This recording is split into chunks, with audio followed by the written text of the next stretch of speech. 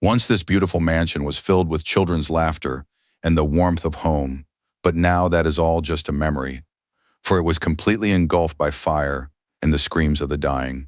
Those who did manage to survive were brutally finished off by the mercenaries. They waited until people began fleeing the fire and then carried out a bloody massacre. The scene was so brutal that a logical question arose. Perhaps these unfortunate souls would have been a little better off if they had died sooner. After all, they were now doomed to such a terrible fate that one would not wish it even upon one's worst enemy. No one deserved such an agonizing death. Among those who survived the fire were brave souls who joined the battle and were ready to fight for their lives to the very last drop of blood. Some warriors did this so successfully that they became a real problem for the mercenaries, who had already thought their mission was practically over. With their rebellious behavior, they so enraged the scoundrels who were hiding their faces that the latter furiously tried to take their lives. With every passing second, this bloody carnage grew ever more brutal, for the men did not want to die, while the mercenaries were determined to do their job to the best of their ability. Despite the pain and exhaustion, compounded by the shock of what he had just experienced, one of the young men fought tenaciously for his life, engaging in a sword fight with the scoundrel. But we'll return to his story a little later, because now we need to explain how the Ragnar clan was involved in all of this. It was a great ducal clan that defended the empire in the northernmost part of the continent, where winter lasted an incredibly long time. The Ragnar clan managed to establish itself on the Great Northern Wall. It kept it under control for 1,000 years, so that no one could lay claim to it. It was rumored that the people of this clan had inherited a special physique, which gave them certain advantages. Legends circulated that this was due to the clan's members having inherited it from dragon blood, which is why their physique was different from everyone else's. That is precisely why all of Ragnar's descendants were considered semi-mythical beings who bridged the gap between legend and the real world. After all, in addition to their incredible physiques, they were also born with certain magical abilities, exceptional endurance, and a talent for fencing. This was true of absolutely all of Ragnar's descendants, all except one, that very young man who, no matter what, had no intention of dying. Blood was flowing from the boy's open wound. Looking at his condition, the mercenary said with a smirk that so much time had already passed, yet the boy still couldn't calm down and accept his fate. The man stepped closer and declared that the boy needed to accept the fact that there were things he was incapable of doing. No matter how hard he tried, people like that were said to lack talent. Removing the blindfold from his face, the hired assassin said with a smile that the young man had failed to inherit the talent, even though he was related to those very descendants of Ragnar. This assassin turned out to be an old man whose eyes glowed red. He declared that if he were in the hero's place, he too would be disheartened by the lack of talent. After these words, terrible things began to happen to the dark-haired boy's body, things too gruesome even to describe, and it literally turned into a bloody mess. The cause of this was a sharp swing of the blade. The mercenary asked irritably why the young gentleman was blaming him for what had happened. Grabbing the dark-haired boy by the head, the old man tried to make him understand that he was merely an executor, but by no means the one who gave the main orders. Lifting the dying boy's head higher and higher, the old man, with a mad smile on his face, declared that the young gentleman, and no one else, was the cause of these terrible events. Roughly holding the poor boy's head, the scoundrel ordered him to look ahead, wanting the young man to witness, as his final sight, the suffering of those who had been loyal to him. The hero was still conscious, so he was fully aware that the palace was burning, consuming those who had once filled it with cheerful voices. The building, like his entire life, was crumbling right before his eyes. Then the old man noticed that one of the mercenaries was dragging a fair-haired lady by her hair. She was the boy's mother, and he told the boy with a smile that his relatives too had died like flies. The killer threw the blood-soaked woman's body right in front of the boy, who had been forced to his knees so he could get a better look at his mother's dead body.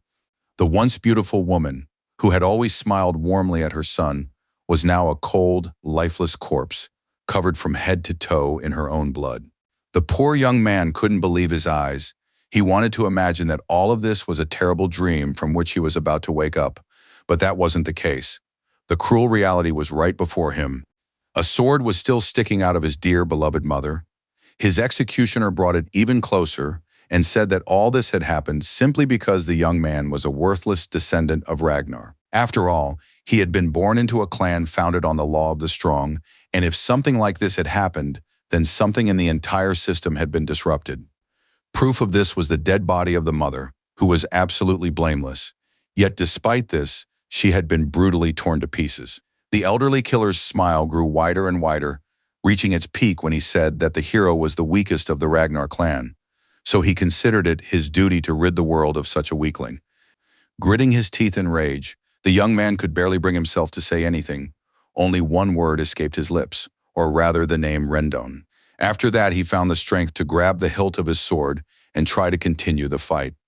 For now he wanted not only to survive but also to take revenge. It seemed that Rendon was the name of that elderly mercenary, since it was precisely him that our hero, who was literally overflowing with rage and a desire for revenge, wanted to kill right now.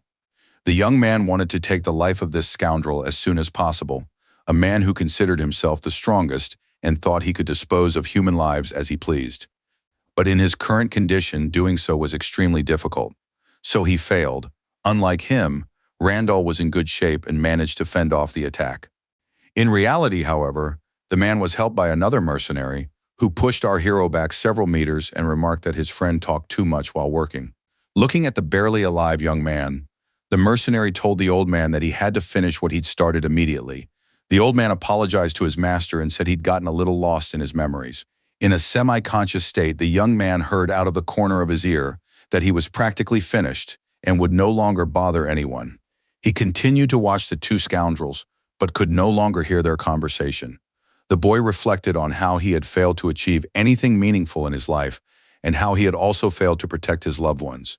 So now everything was burning down before his eyes. Tears began to well up in his eyes, brought on by a sense of helplessness and the realization that this was most likely truly the end, and that his talents had never had a chance to shine.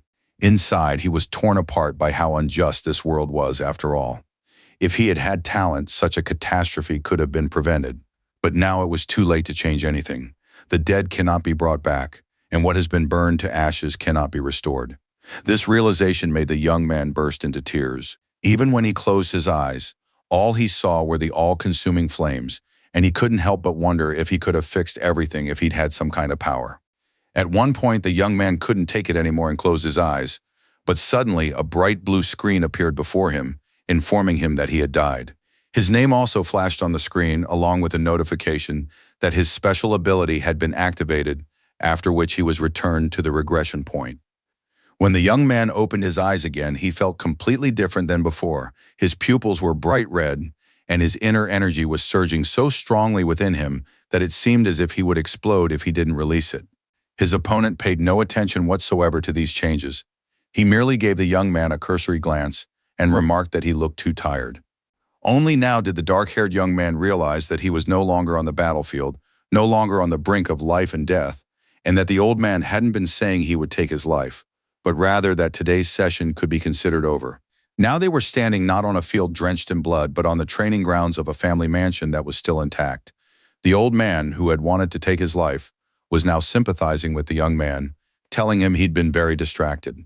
All of this left Theo in a state of genuine shock. He didn't understand what was happening, because just a couple of seconds ago he had been certain he had left the world of the living. Then the young man assumed that he had indeed died, and that now all his memories were flashing before his eyes. He couldn't believe that the first thing he saw was Rendon's repulsive face. Sighing, the young man thought that death was cruel even in his final moments, refusing to let him forget who exactly had betrayed him and doomed him to death. This world was cruel. The young man hadn't forgotten that, but something else caught his attention, something that had never happened to him in his past life. Now a blue screen with tasks popped up in front of him. The first one was to punch Rendon right in the face. Of course, Theo was surprised and, for a moment, thought he had gone mad. He tried to figure out what was going on, why these training tasks were suddenly appearing before him, and what punching Rendon was supposed to teach him. There were far more questions than answers. Theo tried to figure out if this was really how his memories worked. He also noted that the old man most likely couldn't see the blue sign. The training weapon suddenly slipped from his hands, all because the young man was completely at a loss and had absolutely no idea what to do. He didn't understand what was happening. He assumed that perhaps this was a gift from God, one that would allow him to vent his frustration before he left this world. Deciding that it would be simply foolish to let such an opportunity slip away, Our hero resolved to strike this worthless man even if it was just a dream. Noticing his charge's intention, the elderly guard suddenly froze in place. He couldn't believe that the young man had shown such foolishness and recklessness mixed with disrespect toward him. The boy instantly lunged at Rendon and carried out what he had long dreamed of. Swinging his fist, he landed a blow right on the man's face. The blow was weak, so the warrior didn't even know how to react. He simply stared at the boy and waited for some explanation, but none followed. With a broad smile, the young man wondered if this action reflected reality even in a dream. He also really wished his punch hadn't felt so weak. Brendan's irritation had reached its peak, and now he was ready to show the boy what it meant to mess with warriors like himself. Soon, Theo learned his first lesson, which was that if you attack stronger opponents, you can get seriously hurt. Watching the young man fall, the elderly guard stated clearly that today's lesson was over, and he had already mentioned this earlier. As he came to after a hard landing, the boy was suddenly surprised. He realized he could still feel pain in moments like this. He wondered how that was possible, since he was no longer alive. Meanwhile, his worst enemy declared that the blossoming ceremony was just around the corner, and he could understand the disappointment of the young man, who had made no progress despite working so hard. Upon hearing about this very ceremony, the boy froze for a moment, for it was an event he had once looked forward to so much, and now he couldn't believe it was coming up again.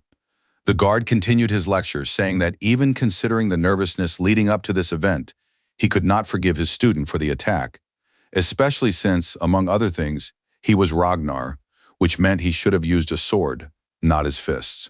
After that, the guard returned and began to walk away, saying as a parting remark that they would see each other at the next training session. Theo was still in shock over what was happening, as he had absolutely no idea whether any of this was actually happening to him. He was jolted back to reality by the whispers of others claiming that he was a worthless warrior who blamed his teacher for being a talentless fool. He was surrounded by other students who laughed as they asked if he was really a descendant of Ragnar, since they considered him too incompetent even for a bastard child. All these words hurt his feelings. As he listened on, he nearly burst into tears when he realized that this seemed to be all he could do after all his efforts and hard work. To somehow control his state of mind and his anger, the young man clenched his hands into the dusty cobblestones.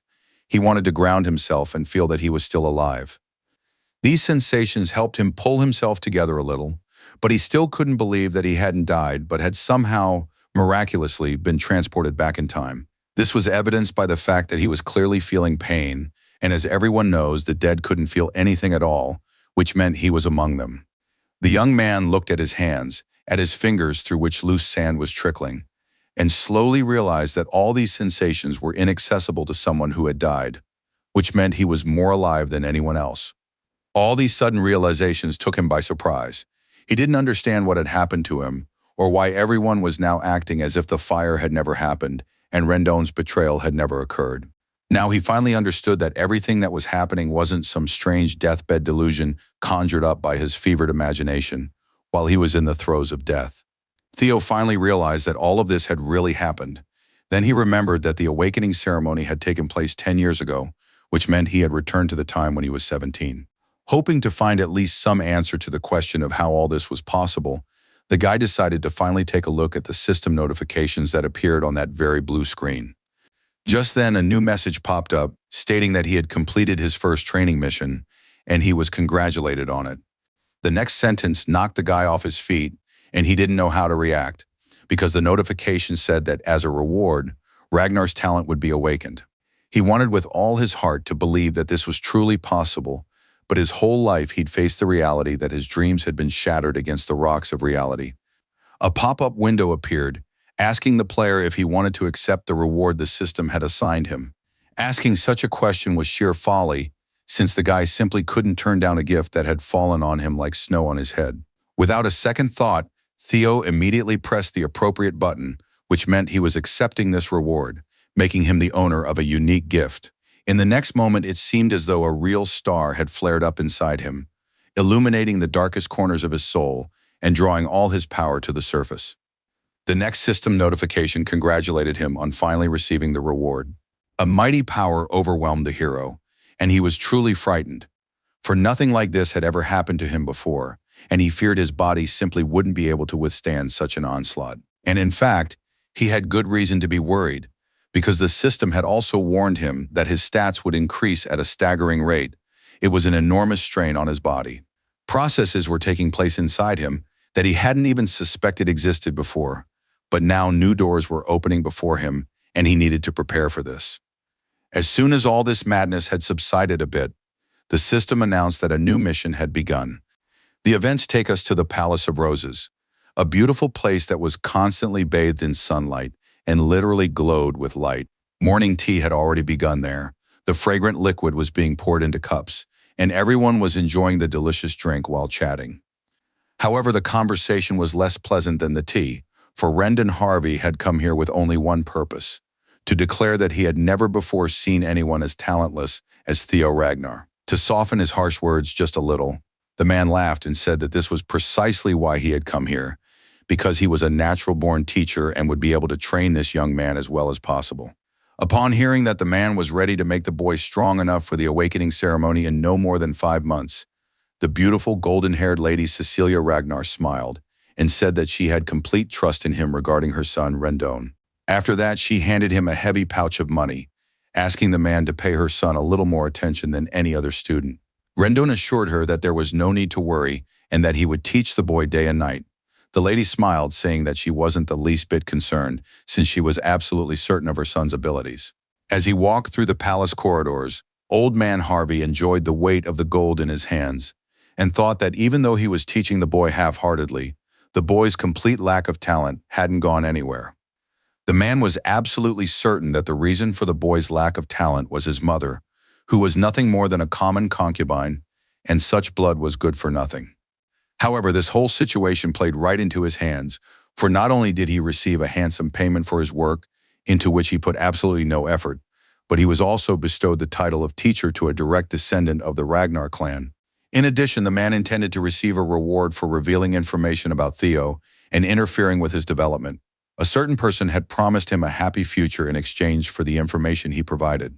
As he pondered the idea that the worthless Ragnar would become his benefactor, the man didn't even notice that he was no longer alone in the hallway. Theo rushed right past him, seemingly oblivious to everything around him. He was consumed by anger at being called a worthless descendant of the great house. Rendon looked closely at the boy running past and thought that it seemed this kid had finally lost his mind. Theo had always struck him as strange, but now that impression was only growing stronger. For some reason, the old man had felt a genuine dislike for the boy from the very beginning. Perhaps to some extent, he envied him, since such a hapless loser had been lucky enough to be born into an incredibly respected family with a long history. Meanwhile, Mrs. Cecilia was talking to one of her servants. She always did this to find out how to improve her staff's work and take all their wishes into account. She was distracted from this conversation by her son's shout calling for her. The woman spun around instantly and looked in the direction of the sound. Upon seeing her son, she froze in place, for his expression deeply troubled her. Theo was the only joy in her life, the one for whom she lived in this world. When the boy rushed toward her and hugged her tightly, Cecilia laughed softly and assumed he must have been too exhausted from today's practice.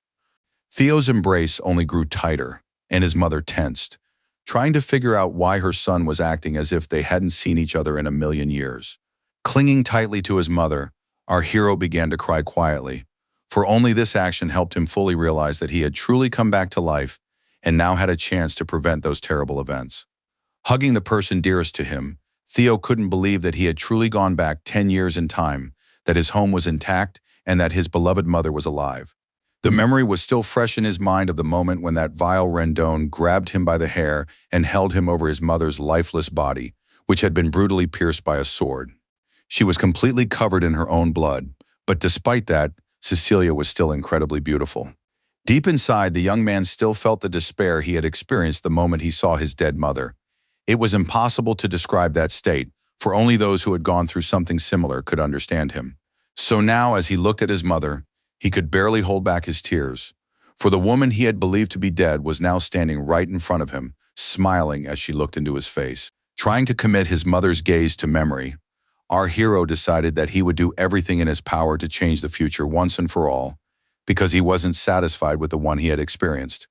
Right now, the young man was weak. He had nothing but his name, But if the system notifications were true, then he had every chance to start all over again. And Ragnar's awakened power could help him with this, making him a true descendant of a powerful lineage. Theo understood that if all of this were true, he would have enough strength to bring to life what he had been unable to do in his past life. He would be able to become strong enough to hold his ground in this damn war for the throne, which was bound to happen. Even though he was making tough decisions about the future in his mind, in his mother's arms, he wanted to be the same little boy she used to kiss goodnight all the time. He didn't want to let Lady Cecilia go, because that meant he would return to the cruel real world, where he would have to fight those he had once considered his friends and mentors. The only thing he knew for certain was that he would do everything in his power to gather enough strength and take revenge on that scoundrel you called Rendon Harvey. Soon he received his next assignment from the system, which was for him to train his body to the limit. It was already night outside, and the training facility looked a little eerie since it was lit only by the moon. But this didn't bother Theo at all. He decided to start carrying out the tasks because he desperately wanted to take revenge on his unfaithful mentor right then and there, and that meant he needed to build up his strength. After all, there was nothing he could do about his weak body. Rendon was an experienced fighter who could knock him off his feet with a single wave of his hand, so first the young man needed to focus on becoming stronger. In his past life, Theo had joined the Black Snow Intelligence Agency, but he was soon demoted to the information team due to a lack of skills. Now, this had its advantages, since he could use the information he received from them. He knew of a potion that significantly enhanced the body's abilities. It was called the Emperor's Blood Sword. Its significance would only be revealed in the future in a secret manual. For now, no one knew about this elixir. But most importantly, the young man knew about the extreme training routines that he had abandoned in his past life due to a lack of talent, but now everything had changed. He could continue doing these exercises and strengthen his body with the help of special training routines known only to a select few. Our hero was so absorbed in self-improvement that he didn't even notice the sun rising and dawn approaching. However, this did not stop Theo from continuing his training. He kept running with such zeal that it seemed the word fatigue was unknown to him. Even though he felt exhausted, the young man realized that these workouts now had meaning, since he finally possessed Ragnar's talent. A system window popped up again, informing him that he had increased his physical stats by 27%. Other warriors were already gathering on the training ground, watching the boy in amazement and asking each other how many laps he had run without stopping. Now Theo didn't care at all what people said about him. He was focused on improving himself, because he understood that with his new abilities, he would be able to run farther than he ever could have before. After that, he began swinging his sword. A new realization awaited him, for these training sessions had now become much more effective than before. The boy smiled at his own thoughts, for now he was reflecting on the fact that, for the first time in a long while, he had a chance to become truly powerful. Soon he was pleased by a system notification. When he looked at it, he saw that his body was now 60% trained. Several days flew by very quickly, for Theo didn't notice time passing at all. The training sessions were simply too intense. A man sitting at a distance, calmly smoking a cigarette, and enjoying the fact that it wasn't he who was working so hard, watched Theo's frantic sword swings intently. It was the manager of training area number 4, whose name was Evelyn Narraville. It seemed the woman had grown bored while watching Theo's efforts. However, she couldn't help but notice that the boy had been training non-stop for several days in a row without sleep. Such efforts deserved praise. Looking closely at the one whom everyone around called a good-for-nothing, Evelyn wondered if that was really the case, since the young man was now showing completely different results. She knew perfectly well what people could be called talentless. They usually kept to themselves and weren't particularly eager to achieve anything. But you couldn't say that about Theo, who was ready to train until he was completely exhausted. Thanks to this frantic pace, the guy soon trained his body to 97%, which meant the second task was practically complete. However, Theo understood that this wasn't enough. After all, if he wanted to finish the task, he'd have to push a little harder and reach 100%. Last night he had practically reached his limit. He was literally collapsing from exhaustion and couldn't even move, let alone continue training. Due to severe exhaustion, his performance metrics began to drop, and this was clearly a warning sign after all. If he didn't pull himself together, he could lose all his progress. But the young man didn't realize that if he took even a short break, his progress toward his goal would drop even further, and he wasn't prepared for that. All of this motivated Theo not to stop and to keep training until the very end, until his main goal was achieved and he had perfected his physique. He gritted his teeth and grimaced, but he pressed on and trained, doing everything he could to achieve the desired results, which were just around the corner. The realization that he was practically finished gave Theo strength, because he understood that only his own efforts would help him in the future, when the battle for the throne finally came. Just a little more effort, and he would be at the top, from where that scoundrel Rendon Harvey would never be able to knock him down. When he saw that he had already reached 99%, everything inside him screamed with joy, and he continued his training with renewed vigor. Theo knew there was very little left to go, but he was also well aware that even if he had to work until his last breath, he would do it. Mrs. Evelyn watched all of this from above. She couldn't understand where the young man found the inner strength to keep doing what he was doing. The sheer tenacity with which he was working deserved the highest praise. Theo ran without stopping, and the woman couldn't fathom what was giving him such powerful motivation. The young man knew he was already close to his own limit, but he was just 1% short of completing the task, so he had to grit his teeth and continue his own battle. When he finally realized that the goal had been achieved, he suddenly froze in place, waiting to see what would happen next, since he had fulfilled the system's requirements. Soon, a system notification graced him with its presence once again, congratulating him on completing the second training mission. A surge of power suddenly washed over him. It felt like an electric shock coursing straight through his veins. Because of this, he could barely make out the next notification, but he understood that it mentioned a new reward that awakened a special power within him. But the boy decided to think about it later, because right now he was lying there completely exhausted. His limbs were so heavy that he couldn't move a single one of them. He felt so terrible that when the system asked if he would accept the reward, Theo simply couldn't lift his hand to select the correct answer. The boy felt like a limp rag, capable of nothing more than lying there motionless, watching the blue screen flash right in front of his nose. Realizing that he still had to make a choice, our hero reached with a trembling hand toward the correct answer, but doing so was even harder than he'd expected. In the end, he managed to press the right button after all, because the time limit was running out, so Theo gathered what little strength he had left and did what needed to be done. Finally, the system announced that the rewards would be distributed right then and there. The hero could no longer muster the strength to rejoice at this event, for his strength was gradually leaving his body, and he couldn't help but close his eyes. Just as his body went limp and he was on the verge of fainting, everything suddenly flared up and glowed with a blue light that seemed to emanate from the unfortunate man's body. Evelyn watched all of this closely. She was truly frightened, for she had never seen anything like this before, and didn't know what kind of calamity was unfolding right before her eyes.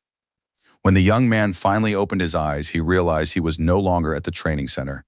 He was lying on something soft, and daylight was streaming in through the window. Jumping up from where he was lying, the young man began looking around and soon realized he was in a small room that was modestly furnished but looked quite cozy. Soon Miss Evelyn came in. She asked the young man not to worry and explained that he was in the restroom of training area number 4, for which she was responsible.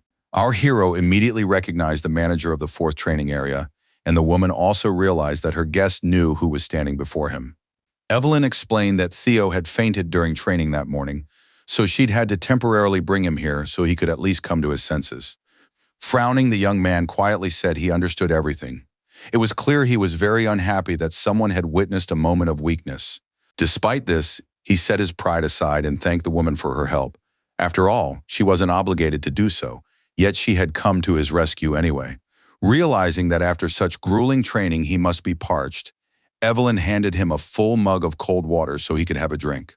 After that, she reminded him that he was in the Ragnar clan, and that opening the hall doors before the awakening ceremony was forbidden. Theo nodded, indicating that he remembered this. While he was drinking, the woman decided to tell him about the consequences of breaking this rule. But the young man interrupted her, asking why she had decided to bring it up. Evelyn's voice turned eerie as she began to recount what had happened right before Theo lost consciousness. It turned out that at that moment, a surge of mana had occurred, similar to the one that arises when a mana chamber is opened, and as mentioned earlier, this was forbidden until the awakening ceremony. So now, with a threatening tone, she asked our hero if he had accidentally opened his mana chamber. Young Theo Ragnar froze in place. He didn't understand what any of this meant, for he was certain that if he had done so, he simply wouldn't have survived something like that. However, he began to doubt this conviction himself, as some ancient power suddenly awoke within him, flooding his entire body and giving him no peace, seeking a way out. The young man suddenly felt the urge to unleash all the power that had been hidden within him for so long, but was now begging to be set free, and he had no reason to hold it back. The system reported that, as a reward, the so-called dragon's heart had been awakened, and for completing the task quickly, he also received the magical power he had accumulated over the past 10 years. There was too much energy, and the young man's body couldn't withstand the onslaught. So within a few seconds, he was lying on the floor, exhausted, trying to cope with the power that had come crashing down on him so suddenly. But despite his inner weakness, he sensed that his life was about to change dramatically. At last, he would be respected, and they would stop whispering behind his back that he was an unworthy descendant of Ragnar. The realization that he now possessed the dragon's heart made him smile broadly. He was no longer just an ordinary boy, but someone to be reckoned with. The dragon's heart was not only a beautiful name, but also an important component of power, for the mana hall could be housed within it. Placing the mana hall in the dragon's heart would make its use much more effective. However, humans are not dragons, and therefore they must locate the mana hall in the lower abdomen. Of course, this wasn't exactly what nature had intended, but the additional powers were there, and that was the most important factor. Placing the mana hall in the heart was impossible for one simple reason. The human organs simply might not be able to withstand it. That is precisely why every warrior like Ragnar craves a dragon's heart so intensely, because it contained incredible power. And this was a relatively easy way to obtain it, but humans could not overcome the limitations of their physical bodies, so there were certain nuances to using this energy. Now the dragon's heart had been bestowed upon our hero, who couldn't believe his luck.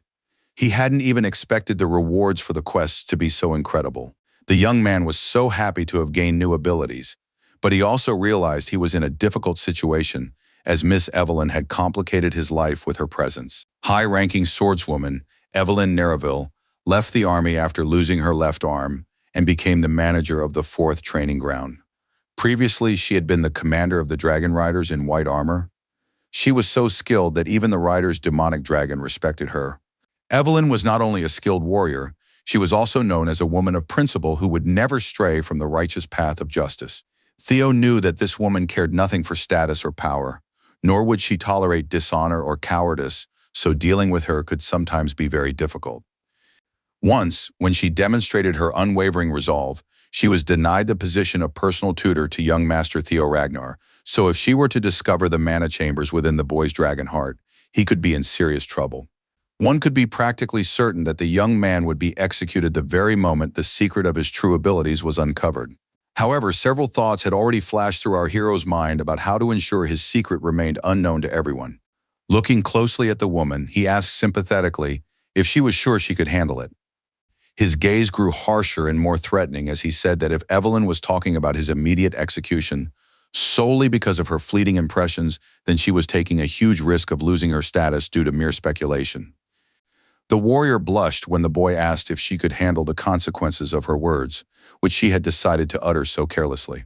The young man quickly realized that he could use her words against her, so he reminded her that he was a descendant of Ragnar, which meant that if her accusation was unfounded, it would be considered an insult to Ragnar's name.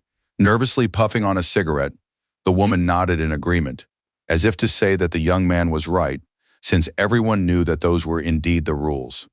Theo's voice took on a truly eerie tone as he asked if Evelyn knew what the punishment was for anyone who dared to humiliate a descendant of the great house. The warrior's gaze grew distant, and she said quietly that those who committed such a crime faced the ultimate punishment, execution. When Theo suggested that Evelyn verify that she was right, she caught herself thinking that he was giving off a strange aura. She had never noticed anything like it before. Her experience told her that it was definitely a wave of mana, so she decided to apologize for attacking the young man with accusations. She did this only to help the boy relax a little. After all, despite everything, she had channeled her energy and decided to make sure she was right, because even if he was a descendant of Ragnar, the rules were the same for everyone. It was no wonder this warrior was called the epitome of justice, for she was convinced that no exceptions could be made for anyone, whether they were of royal blood or an ordinary noble. The woman conducted the inspection but couldn't understand how this was possible, since she hadn't sensed anything suspicious, even though she'd previously been certain of the opposite. Now, however, her power was literally screaming that this young man had no mana veins, which meant there was no reason to punish him and that she had been mistaken. It was hard for her to believe that she was truly wrong, because if she had taken these accusations to her superiors, they would indeed have executed her for slander. Glaring menacingly at the woman, our hero asked how things stood. Had she really not found the mana demons she'd been shouting about so confidently? Kneeling down, Evelyn began to say that she was ready to face the ultimate punishment of execution. She admitted her mistake and was prepared to pay for this sin with her life. Smiling, the young man thought to himself that, of course, she couldn't have found anything, since the dragon's heart was different from ordinary mana cores and could be hidden. Theo knew perfectly well that the existence of mana veins within a dragon's heart could be controlled by the person to whom it belonged. In other words, he could hide his mana through sheer willpower alone, and no one would know he possessed such an ability unless he chose to reveal it. Moreover, it's worth noting one very important fact. Scientists won't discover that a human can possess a dragon's heart for several more years. So Evelyn had no way of guessing that our hero had a dragon's heart. He was now completely safe, and his secret remained undisclosed. The young man had no intention of getting rid of the woman. There was no point in doing so, so he stepped closer to her, patted her on the back reassuringly, and told her there was no need to worry.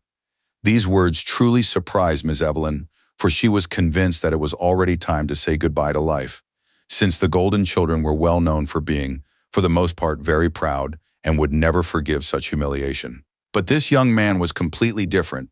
He smiled good-naturedly and said that the warrior had done what she had to do, so he held no grudge against her. There was also a pragmatic reason behind this. The young man understood that Evelyn was one of the strongest, so the fact that she owed him nothing would only work to his advantage. He said he was even glad that the woman had been concerned that he, a descendant of Ragnar, had overfilled his mana hall, because that showed she was faithful to the rules and didn't divide people into classes. Leaving the room, he once again thanked Mrs. Evelyn for being so fair and principled, even though life in the palace could have corrupted those qualities in her.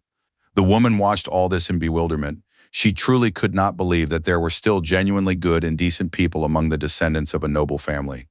Meanwhile, our hero walked through the castle's corridors, thinking that the dragon's heart and the amount of mana it contained were equivalent to 10 years' worth of mana he had generated in his past life.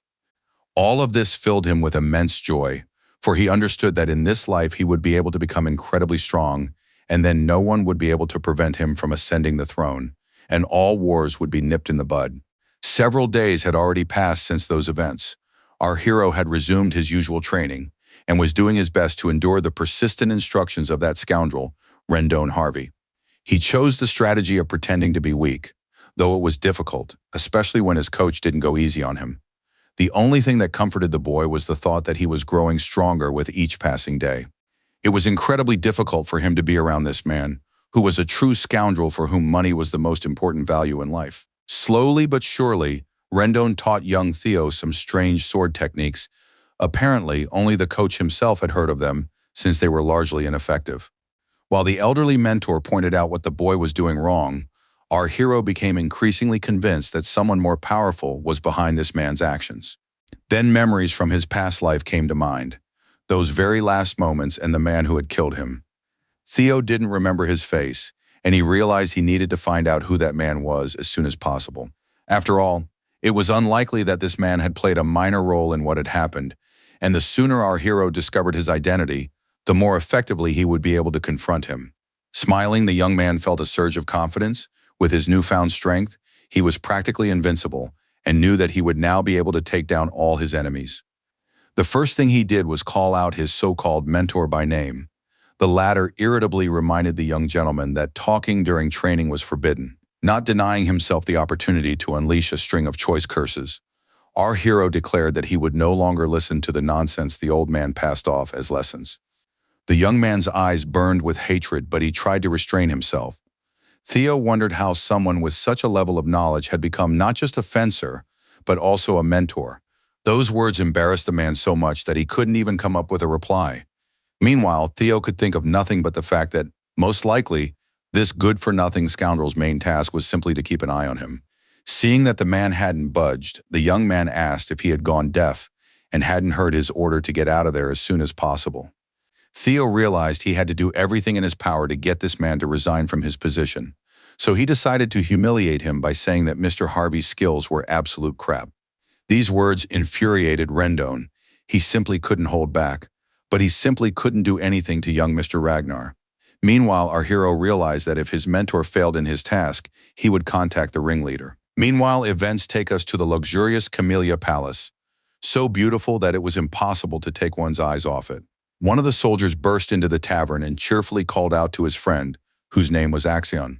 He wanted to tell him that Ragnar's worthless descendant would be fighting a duel next week, and that his teacher would be his opponent.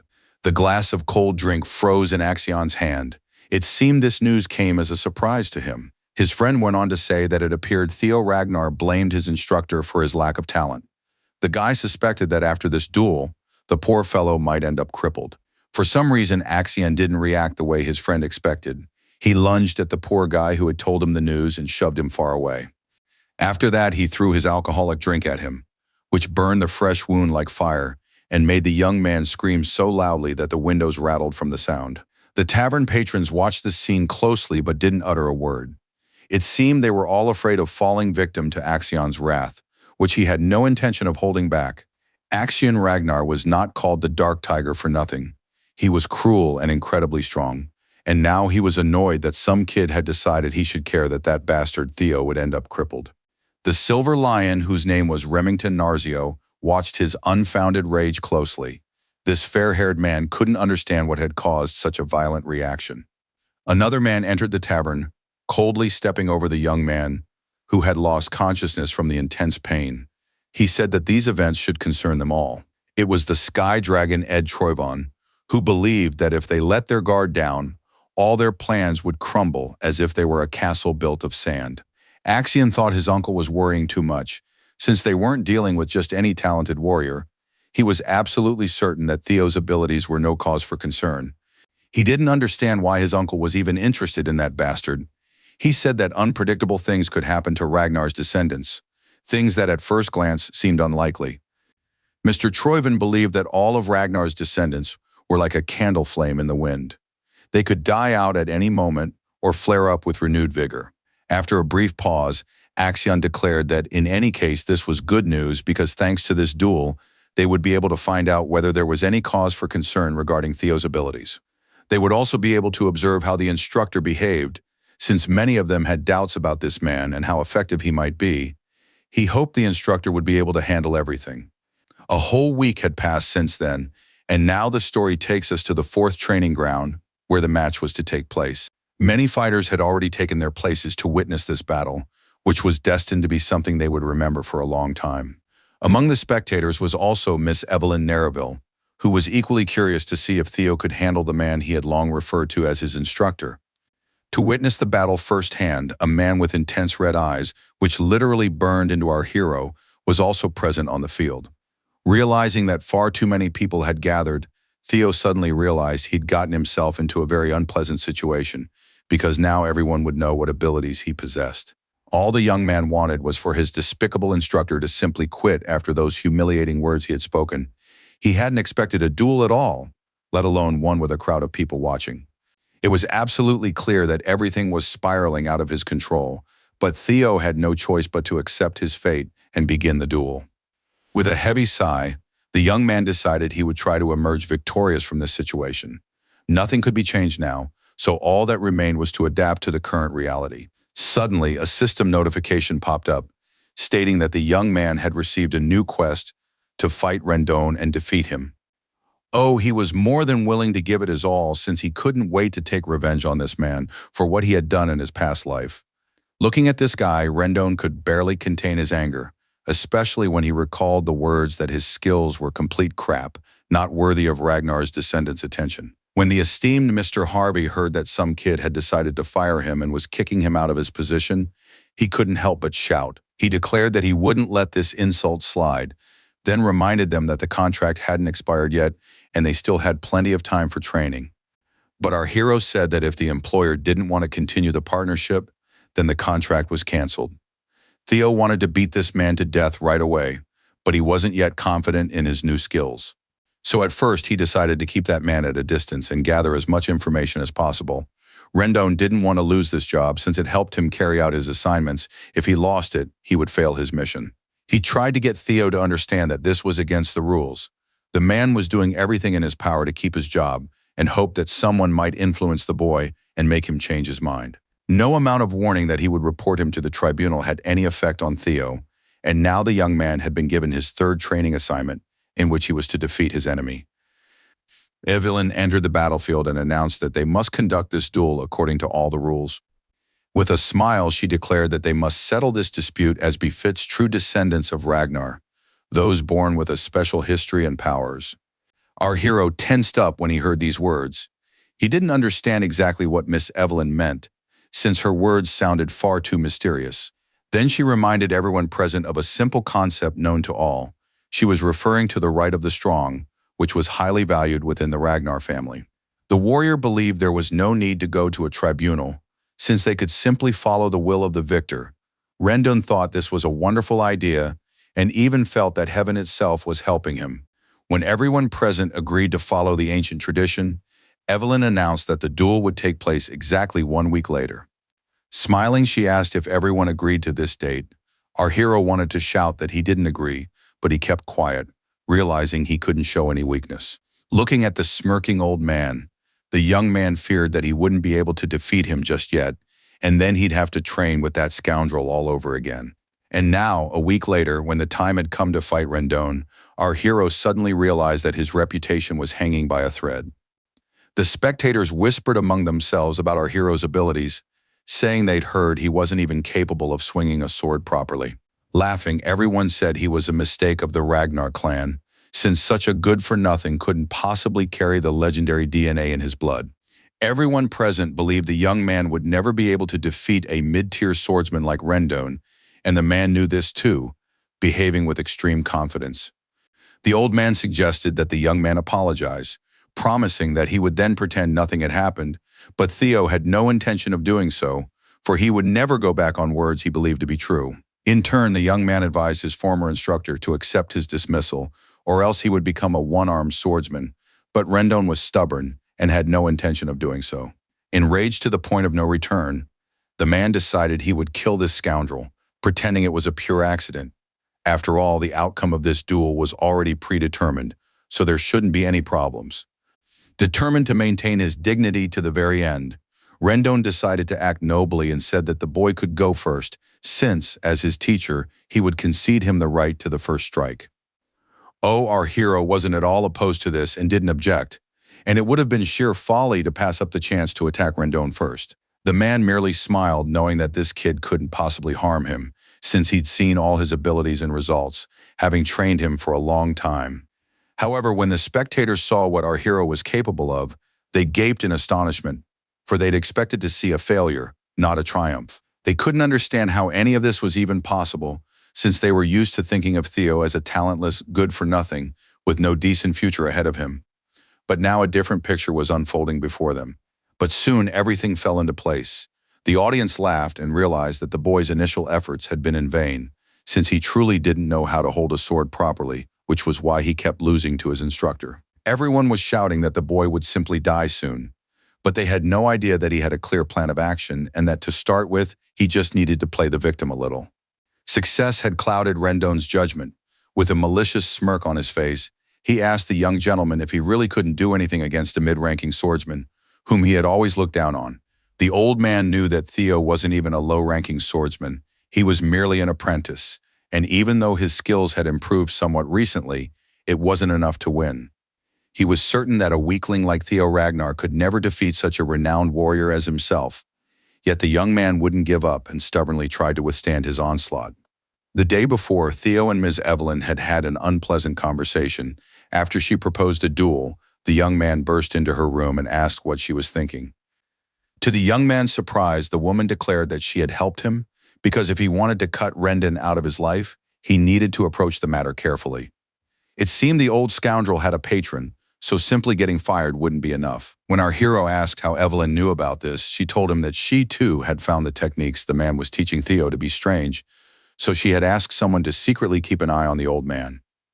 Sometimes Evelyn watched how old man Harvey trained his student, and his methods always seemed extremely questionable to her.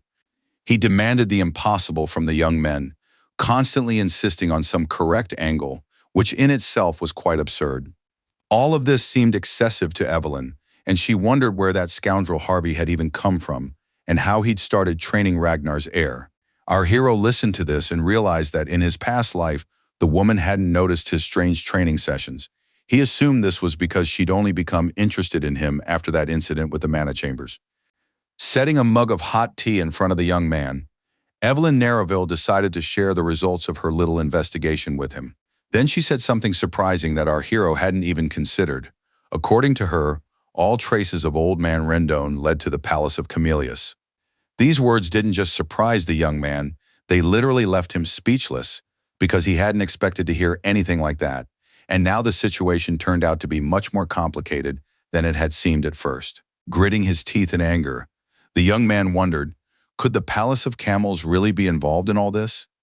Could it be that he had gone so far as to wage a war for the throne? Exhaling, the young man tried to maintain his inner calm. He said it was actually surprising that Evelyn had managed to dig up so much information on this man.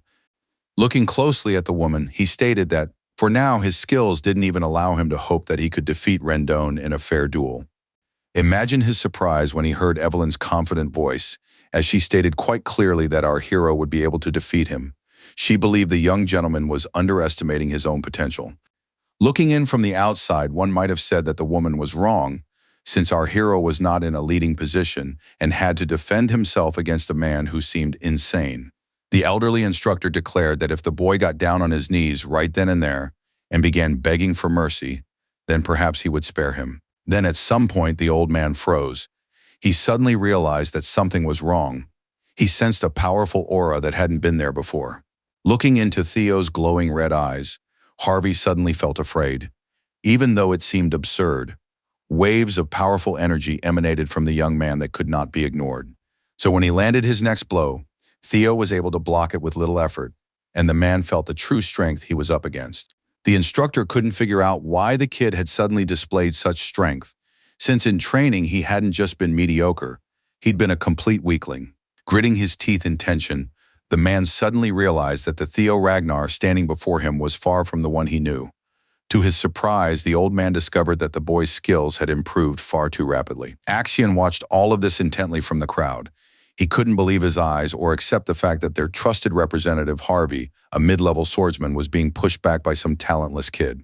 A smiling Evelyn asked the crowd if they didn't think Theo was completely holding his own against that scoundrel Rendon, who just a couple of minutes ago had been completely confident of his victory. A week ago, the woman had declared that she would have enough time before the match to whip the guy into shape and turn him into a worthy fighter. She claimed that if they devoted all that time to training, he would easily be able to defeat someone like Rendon. Ms. Narraville stated that ignoring the teacher in training Theo was against the rules, but Rendon allowed her to make an exception, since he was a scoundrel who had no right to call himself a teacher. Of course, Theo really liked this turn of events, since he could never have dreamed that someone like the legendary warrior Narraville would take charge of his training. Without even trying to hold back a smile, the boy thought to himself that he never would have imagined this whole situation would turn out this way for him. However, there were still moments that continued to trouble him. Our hero didn't understand why Evelyn had suddenly decided to help him. Could it really be because of that incident, when he chose not to execute her for slander? Nodding in agreement, the woman said that situation had also played a role. For the most part, she was doing this because she knew someone who would really like Theo, since he was obsessed with collecting talent. So all these events led to a duel, the outcome of which was now unknown since the scales had tipped and the frontrunner was now someone completely different from the one everyone had bet on. Gritting his teeth in anger, Rendon Harvey suddenly realized that winning would be very difficult, but he couldn't understand how this had happened, since from the very beginning his opponent had shown no talent whatsoever. Then a suspicion crept into his mind that the guy might have been pretending to be an idiot all this time, just to take advantage of a moment of surprise like this. But Rendon didn't understand why the guy would need to do all this, and when the kid suddenly asked who his patron was, Harvey froze in his tracks. Fuming with anger, the old man asked what the boy meant. And then Theo explained that he was well aware the instructor wasn't conducting his lessons the way he should. To finish off the scoundrel, the young man asked if the instructor had been hired by the palace of Camellius, which wanted to start a war for the throne and eliminate all contenders. Harvey couldn't understand how his devious plans had been exposed, since no one knew who he was working for or why, but now his secret was no longer a secret. Laughing, the young man said mockingly that he greatly appreciated the fact that Rendon had been so honest with him and was, through his own behavior, exposing his own betrayal. Our hero pressed forward against the enemy, forcing him to take several steps back each time. The young man asked if Rendon knew what it was like to feel your severed hand fly away. To himself, Theo thought that he had in fact experienced something similar in his past life. Now the old man was truly terrified, for he realized he didn't know the man standing before him at all, so he had no way of guessing what this boy was capable of. And he was capable of exactly what he had said. With a swing of his sword, he severed his former instructor's limb.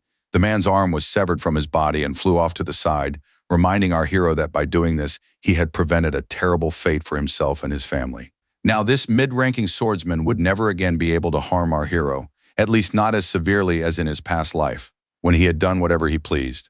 Theo caught himself thinking that he was genuinely enjoying the fact that he had finally gained strength and was able to punish those who had caused him so much harm. Silver Lion Remington Narzio watched the scene unfold with his mouth agape. He couldn't believe that the boy whom everyone had described as a good-for-nothing could have done something like this. Rendon Harvey lost what little dignity he had left the very moment tears welled up in his eyes, tears he couldn't control because the surge of pain was too intense. Now this man was kneeling in the middle of the battlefield, in a pool of his own blood. Bent over, he clutched what remained of his arm and could not even find the strength to lift his head and look his enemy in the eye. He was so overwhelmed by rage that it alone gave him strength. He couldn't believe that some kid had dared to maim him like this. As he drew closer, the young man began to feel absolute certainty about only one thing, and all because he had finally decided to fight this battle. Looking at his defeated enemy, the boy suddenly realized that he had indeed become stronger, which meant he would live this life completely differently from the one that had ended so tragically for him. Stepping right up close to Harvey, our hero asked if he remembered what he had told him last time. The answer was silence, so the boy reminded him that he had said it was his fault that things had come to this. The bloodied man, who could barely muster the strength due to the intense pain, clenched his teeth, raised his head, and asked in confusion what the young man was talking about. But the young man didn't deign to answer him. Raising his sword, Theo Ragnar declared that only his former instructor was to blame for the fact that he would die right there and then. At that moment, he remembered how weak he had been in his past life, how frightened and helpless he had been when his family was killed, and everything dear to him was burned. Now he was a completely different person, one who remembered that the clan into which he was born was ruled by a law based on the right of the strong. Rendon's voice rang in Theo's ears, telling him with a vile smirk that he was the weakest of all the Ragnar clan members. Now this man's tone had changed completely. Not only had he stopped throwing around insults about having a weakling before him, but now it was Harvey himself who was begging for mercy. However, there would be no mercy for this man. A single swing of the sword was enough for Theo to behead the scoundrel, ensuring he could never again act against him or his family. When he did this, he finally felt a sense of relief, realizing that there was one less enemy, which meant the threat was slowly fading away. Soon, the system congratulated him on successfully completing the third training mission. Everyone in the stands couldn't believe their eyes, for they never would have imagined that Theo, a complete failure, would have the strength to kill his instructor, who was a formidable warrior. Only Evelyn was not at all surprised, for she had always known that the boy was capable of more than anyone expected of him, and now he had proven it to everyone present. The man with the face bandage grinned maliciously. It seemed he was pleased with the outcome of the battle, even though it had been extremely unexpected, even for him. The next system notification informed our hero that, as a reward for exceeding the assigned task, he would receive an additional reward. The young man almost smiled, for he considered the greatest reward to be the head of his opponent, who would no longer be plotting behind his back. The system asked our hero if he would accept the reward right now. After carefully examining the enemy lying before him and assessing the situation, the young man realized that accepting the reward right now might seem too suspicious. But despite this, he was too curious to see what the system would offer him this time, since he had already completed his third mission and done so brilliantly. So after thinking it over for a long time, He pressed the necessary buttons and made sure the reward ended up in his hands. But then again, Theo believed that the most valuable reward was that Rendon had gone to the afterlife, and not just any old way, but with a full sense of defeat and public disgrace. Finally, the crowd began to slowly come to their senses and realize that the one they had called a good-for-nothing had defeated a mid-rank swordsman. No one understood how this was possible, or why someone who had seemed so weak had managed to surprise them on the battlefield by destroying the very person who had trained him. Theo couldn't take his eyes off his defeated enemy. In his past life, he had suffered too much at the hands of this man. But from this moment on, everything would change. As a reward for completing the mission, the ability, observation, and a year's worth of magical power awakened within him. While he was pondering just how powerful his new abilities would be, the battlefield was no longer empty, for another person was about to join our hero. When he landed, the ground shook. It seemed as though a huge boulder had fallen somewhere nearby. Then our hero finally broke free from the grip of his own fantasies and returned to the real world, which was becoming more and more dangerous for him with every passing second. A man was approaching him, his footsteps leaving deep indentations in the ground. It was obvious that his strength was beyond comparison. The man shouted so loudly that his voice made the blood run cold in one's veins. He uttered a single name, that of Theo Ragnar. Now our hero was truly terrified, for defeating his former instructor was one thing, but facing such incredible power was quite another. It turned out that the commander of the dragon riders in white armor had honored him with his presence. This man was known as the demonic dragon, and his name was Julius Ragnar. Inside, the young man froze with fear, and no wonder, since the demonic dragon himself was watching him, and he had no idea how long the dragon had been doing so. Everyone present gaped in surprise. They clearly hadn't expected to see one of the 9 dragons here, since such events were usually attended by people of such high standing. Clutching her head, Evelyn muttered quietly that her commander had completely ruined the atmosphere. She couldn't understand why this man couldn't have made his entrance in a less over-the-top way. Looking at this man, Theo caught himself thinking that it was hard to even classify him as human, since he resembled some kind of monster possessing an incredible amount of energy. The young man tried to figure out what he had done to attract the attention of this monster, a person whom no one had ever deigned to notice before. It all seemed so strange that Theo just wanted to run away, but he knew full well that no one would appreciate such a cowardly move. But then Julius Ragnar eased the tension by laughing so loudly that it seemed he could be heard far beyond the training grounds. He patted our hero on the back so hard that the poor guy started coughing. The man laughed as he said the kid had put on a thrilling show that he really enjoyed. Julius remarked with satisfaction that the student had surpassed his teacher, but he couldn't help but note that this was somewhat disrespectful toward Rendon, even though Rendon, by all accounts, deserved such an outcome. Laughing, the man said that none of that mattered anymore, since Theo Ragnar had won, and thus proven his right as the stronger one, and no one would dare say anything against it. He patted the young man on the shoulder once more, but this time the young man withstood the pressure and didn't even slump under the weight of the effort. Looking straight into our hero's eyes, the demonic dragon offered him a place among the dragon riders in white armor, an extraordinary offer since joining the ranks of these warriors was extremely difficult. Evelyn watched this conversation with a smile. She was glad that her boss had made such an offer, since she too wanted to see the young man among their warriors. Everyone present gaped in surprise. They couldn't believe that Theo Ragnar, clueless and devoid of talent, had been accepted into the ranks of the white armor warriors. The surprise on everyone's faces caught Remington Narzio's attention, and he decided to speak with one of the young men sitting next to him. He asked the stranger if he could recall even a single instance in which a student who hadn't even undergone the awakening ceremony had been accepted into the white armor. After thinking for a moment, the stranger said that there had never been such a precedent. Narzio realized that he had witnessed a unique event that had never before occurred in history. Returning to his seat with a sense of tension, Narzio reflected that it was impossible to determine the true potential of someone whose mana reservoir was sealed, for even with excellent fencing skills, one might still lack magical potential. So he decided that it didn't matter how experienced Julius Ragnar was, since no one could be certain of the strength of a person who had not yet revealed their potential. Still, Narzio had certain doubts about whether the demonic dragon could perceive such potential, and whether it might seize any opportunity. While he was pondering this, something else happened in his mind. Theo Ragnar declined Julius's offer, which was very strange since every warrior dreamed of such a career advancement.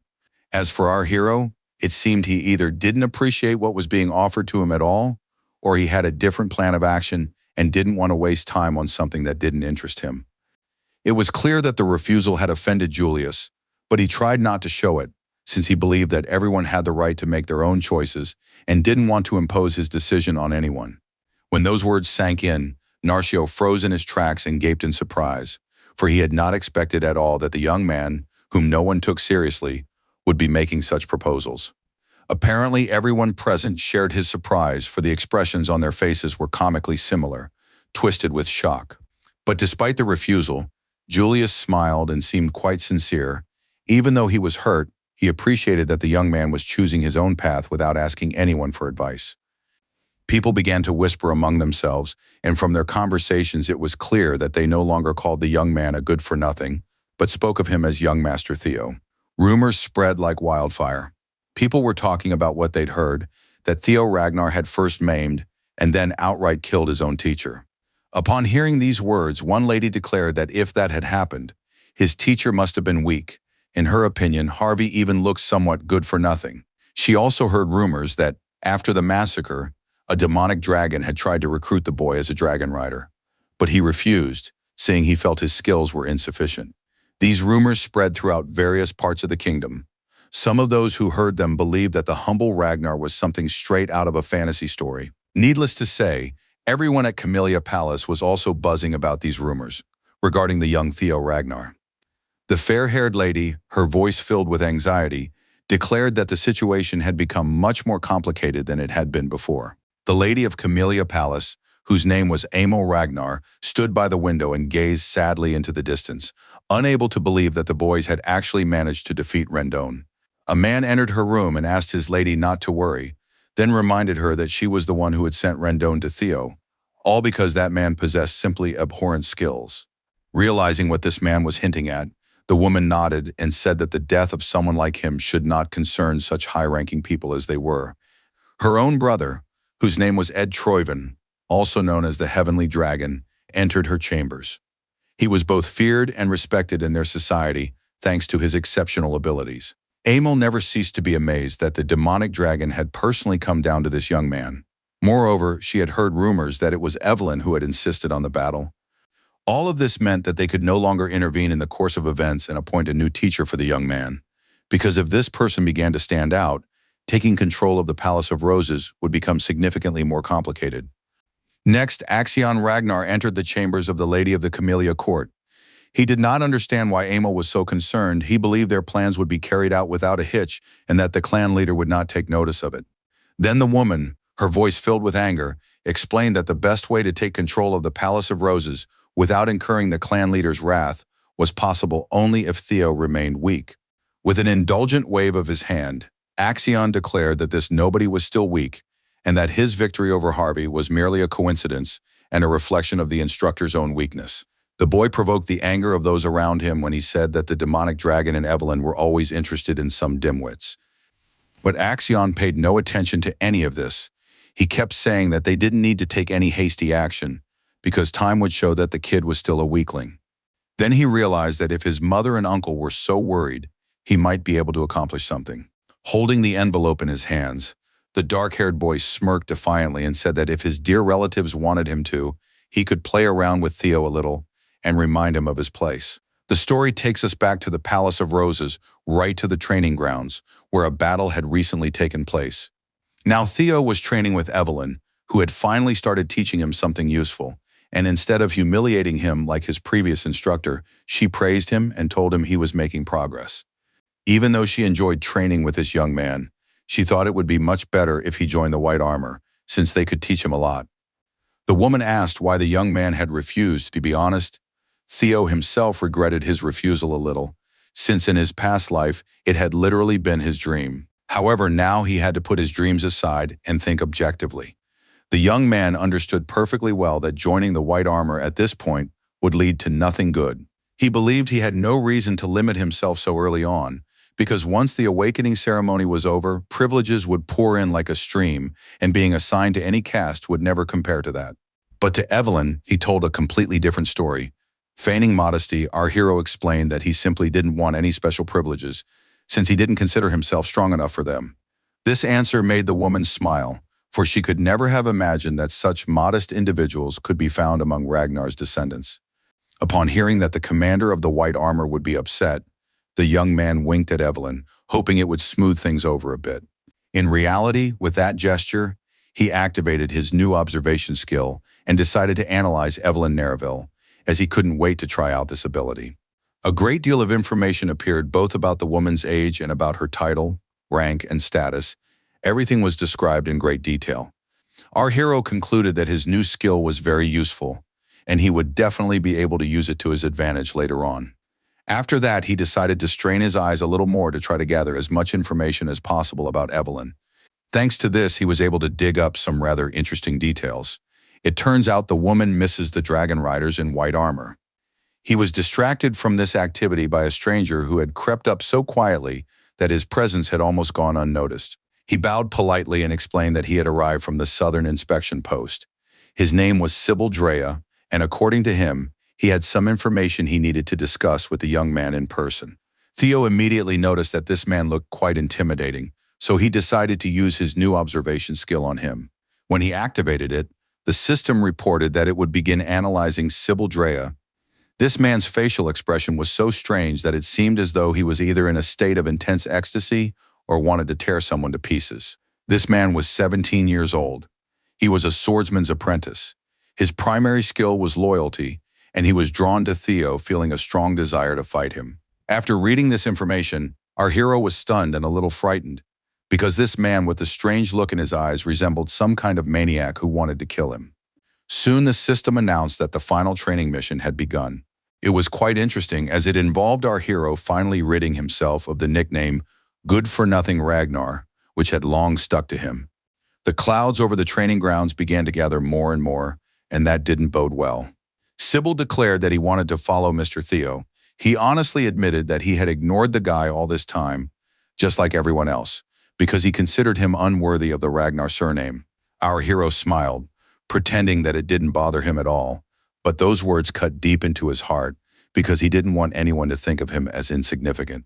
The boy with the scar continued his story, saying that his attitude toward Theo had changed drastically when he saw that Theo went out every morning and trained harder than anyone else.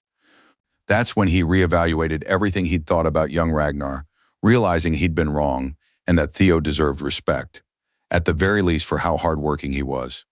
And after Sybil witnessed his stunning victory, there was no doubt that Theo was the kind of person you could rely on, the kind of person worth following.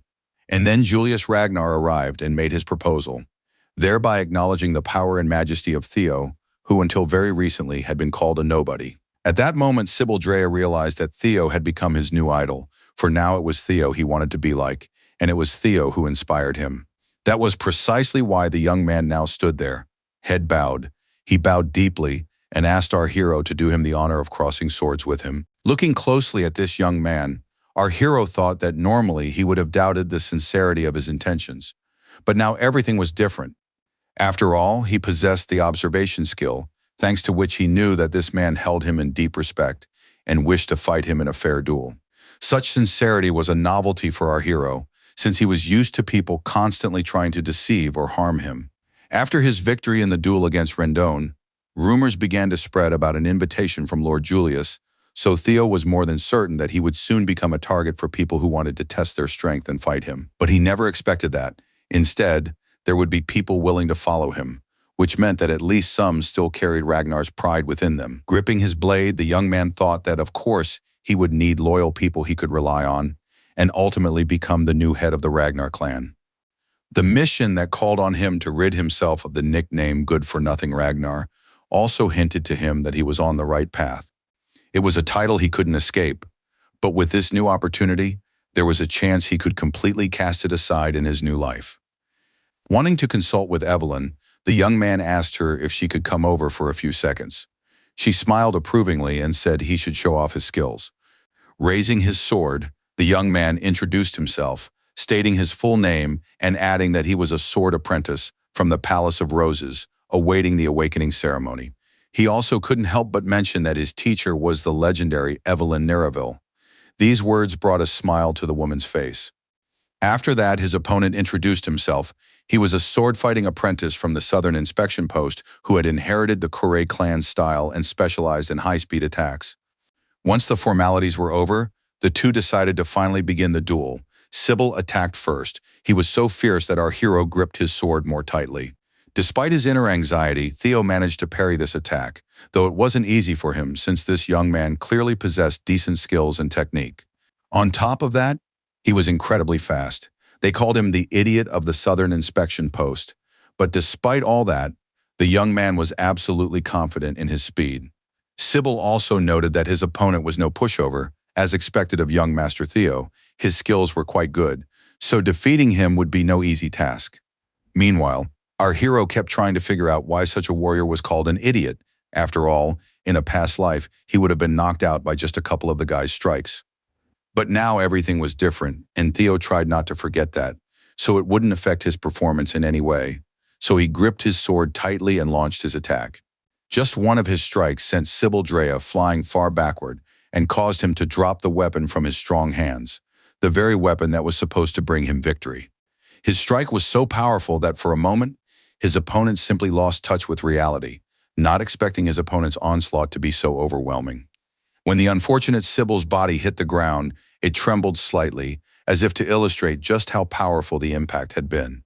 It took Sybil a few minutes to recover and finally lift his head. With a smile, he said that this was exactly what he had expected from young Master Theo, and the boy also conceded defeat. The warrior thanked our hero for the valuable experience, and Theo, in turn, noted that Mr. Drea had held his own very well in battle and fought bravely. Looking at his reflection in the sword, Theo wondered what else he could achieve if he developed his strength and did everything he could to avoid being as weak as he had been in his past life. Then an interesting thought crossed his mind. Could he use the observation skill on himself? His curiosity was immense, so he wasted no time. The feature was available, but the stats he saw didn't exactly thrill him. After all, the title field read, Ragnar the Feeble-Minded. He also had access to information about the stats, which would now be measured numerically. Carefully studying this information, he realized that his abilities were talents, meaning that by completing quests, he would be able to unlock 4 more talents. Curiosity got the better of him, so the young man quickly figured out that he could now find out the values of all his stats and carefully familiarize himself with everything. He realized that his magical power had been boosted thanks to the dragon's heart and rewards from his past life.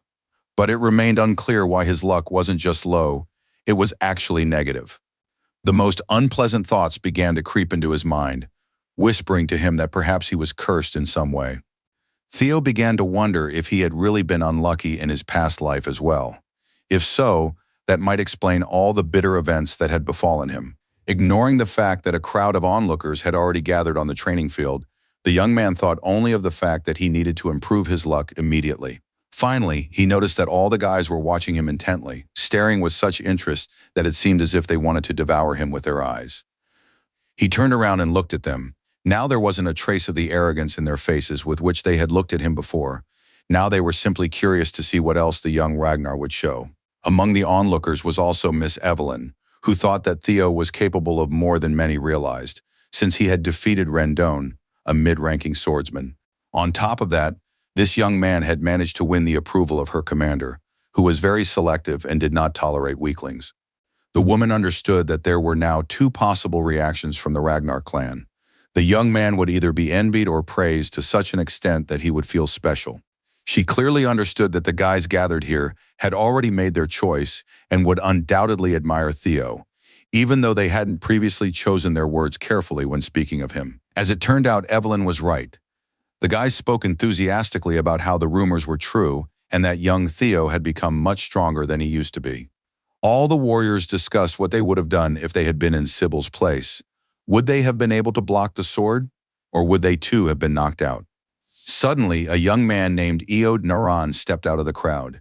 He declared that he too wanted to fight Theo Ragnar and test his abilities. His strengths were passion and perseverance, but for now, he was still only a low-ranking swordsman. Hearing this, our hero smiled. To be honest, he liked the fact that he was starting to attract more and more attention to himself, because then he would be able to gather a group of people who would be loyal to him. When the young man took a few steps forward and called him by name, He was very surprised as he hadn't expected anyone to know who he was. Still smiling, he said the young man should step forward, as he agreed to fight him in a fair duel to determine who was stronger. Standing face to face with his opponent, EOD introduced himself and explained that he was the third son of the Viscount of Naran and had studied a sword technique called double ascension. After Theo said he was looking forward to a good duel, the fight began. Both men fought hard to emerge victorious, but only time would tell who would succeed. Thanks to his efforts, our hero soon received a notification that his basic swordsmanship skill had been upgraded. This made his new opponent a very good target for testing out his new abilities, which still needed to be leveled up. It's worth noting that Eode also fought very well. He used techniques that could have secured him victory if Theo had been even slightly weaker. At times, our hero was in real trouble, as the enemy's sword whizzed past just a few centimeters from his head. Their swords clashed with such force that sparks literally flew off them. It was an impressive sight, but thanks to all of Theo's persistent efforts, he was not only able to fend off the attacks but also improve his sword technique, known as the changing heart. At some point, it became absolutely clear that Theo would emerge victorious from this battle as well, so his opponent had no choice but to surrender. Thanks to this, our hero was able to earn EOD Naran's approval, and his luck finally increased by 1 point. It seemed like a drop in the ocean, but it was a start. All of this led the young man to think that if approval had increased his luck, then perhaps his luck stat depended on his reputation, so he decided to continue the battle. While Eode was trying to fend off another wave of attacks, a system notification popped up, informing him that the young man had received Benat Ramiro's approval. His luck kept rising and rising. The young man's theory had proven correct. As soon as he received someone else's approval, his luck stat increased. Realizing he was on the right track, Theo took heart and began attacking with renewed vigor, not even giving EOD a chance to think he might be able to fend him off. He was good at it. His opponent couldn't even move because of the intense pressure our hero was putting on him. He didn't stop, especially when he saw a new pop-up notification telling him he'd received yet another dose of approval from others. Our hero didn't know all these people, but their approval helped him in battle, and in the end, he won, completely crushing his opponent. Every new message stating that his luck had increased by 1 point made the guy incredibly happy, because he knew that luck would come in very handy in the future. Gathering what little strength he had left, he poured it into one final blow, which was meant to prove to everyone that his victory was flawless. This battle was quite difficult and exhausting, so after it was all over, the young man tried to compose himself and catch his breath. But despite all this, our hero fought everyone who challenged him, and before long he had defeated more than half of the warriors, but he had no intention of stopping and asked who wanted to be next. The hero had fought so much that at some point he became very curious to know if his stats had improved, so he decided to check. But he was very disappointed when he saw that the completion percentage for his next quest had increased by only 1 point. After thinking about it for a moment, the guy began to suspect that all of this had happened for one simple reason. The people standing next to him right now had liked him from the start. So he realized that he needed to either fight stronger opponents or prove himself to those who looked down on him. The guy suggested he take a break, but he said he felt perfectly fine for now. Someone who had just arrived at the training ground decided to take advantage of these words and was now persistently approaching our hero. It was none other than the Silver Lion, Remington Narzio, who declared in a demanding voice that Theo Ragnar must fight him. Needless to say, our hero was extremely surprised by this turn of events, as he hadn't expected to face such a formidable opponent right then and there. Everyone present took a few steps back, not wanting to fall into the clutches of the Silver Lion, who was known as one of the 4 Hounds of the North. The Hounds of the North were incredibly strong warriors. Among them were a muscular man named Hulkus Lenk and a woman with a stern gaze named Ray Ragnar. Their group also included a man standing directly in front of Theo Ragnar. Remington Narzio had already established himself as a virtually invincible warrior. Another hound was Axion Ragnar, from that very same Camellia Palace that had been plotting against the Rose Palace. The title of the Hounds of the North was held by the 4 strongest participants in the awakening ceremony of the current generation of the Ragnar clan.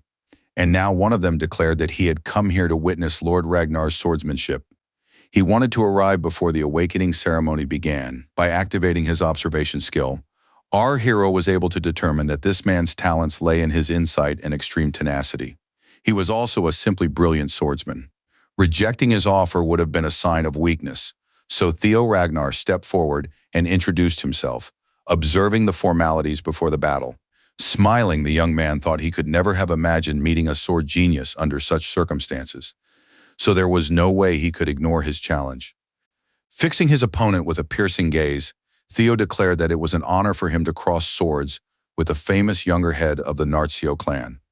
Smiling, Remington said with a hint of malice in his voice that he felt this battle would be simply magnificent, since Theo's abilities were indeed promising.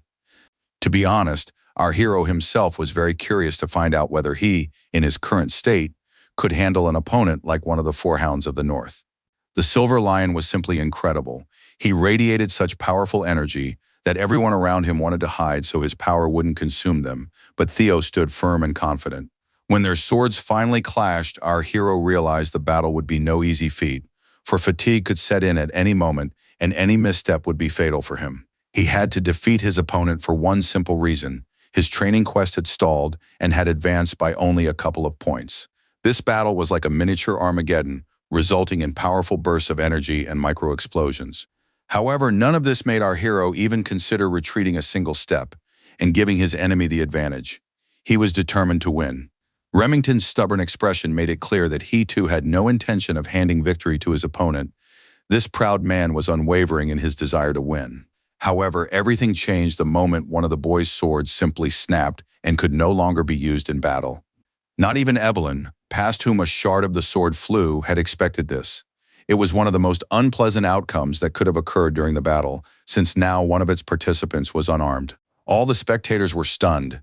They gaped in disbelief, trying to figure out how the fighter whose sword had become a useless prop would proceed. Complete silence reigned on the training ground, so when the shard of the sword hit the ground, the sound was heard by everyone and seemed to signal the end of the battle. Now all Theo Ragnar had left in his hands was a stump of a sword. It was simply impossible to fight with it. He had to immediately figure out what to do next so as not to lose face. People began whispering among themselves. Could it really be that young Lord Theo had lost so quickly? After all, he could no longer fight, since his weapon was hopelessly damaged. Some said they simply couldn't believe it, while others were already nodding their heads and insisting that it was to be expected. After all, no matter how much the young gentleman had grown, he still couldn't compare to the Silver Lion. Some of those present were absolutely certain that the young men could not defeat the four Northern Hounds, the strongest swordsmen of this generation. Of course, Theo's fans argued against this claim, saying that the young gentleman possessed an incredible fighting spirit that could lead him to victory. All the arguments died down the very moment Theo Ragnar himself admitted defeat, for it was an obvious fact, and by not admitting it, he would only have continued to humiliate himself. Bowing to his opponent, Remington Narzio respectfully thanked our hero for the duel and said it had been very interesting. The blond man truly considered this fight excellent, but he understood it needed to end, since his opponent was completely exhausted and his sword was no longer fit for battle. Nodding, Theo agreed with him that he had lost the moment he dropped his sword and now had to accept this setback. The young member of the Narzio family smiled. He liked that the young man calmly admitted his defeat without any arrogance or desire to prove his superiority. This deserved immense respect, so Narzio shook his opponent's hand, wanting him to feel his acknowledgement. Looking the young man in the eyes, Remington said that he very much hoped to meet Theo again in the future and have a more exciting duel. Everyone present was surprised that Narzio had acknowledged the young Lord Theo. The men began whispering among themselves, saying that this heir to Ragnar was quite a formidable opponent. The training quest, which involved getting rid of the nickname Good-for-Nothing Ragnar, finally got off the ground and his stats improved slightly. Watching the two magnificent warriors interact without any hard feelings, Evelyn smiled, for this was exactly how true masters of their craft behaved, those who didn't feel the need to prove their success to everyone and anyone. Smiling, Theo realized that his opponent was incredibly strong, which meant he needed to train harder so he could one day measure up to people like that. Narzio was smiling too. He'd enjoyed fighting this young man, and even though no one recognized Theo yet, he was willing to bet that would change soon. After analyzing the previous battle, Theo concluded that by gaining talents from quests, he had become incomparably stronger than he had been in his past life. However, as soon as his sword clashed with Narzio's, he realized he was still a weakling who needed a lot of training to achieve success. He was sad that the duel had ended so quickly, but he had gained experience that was unlike anything else. He was especially pleased that his luck stat had increased by 10 points and his reputation had risen significantly.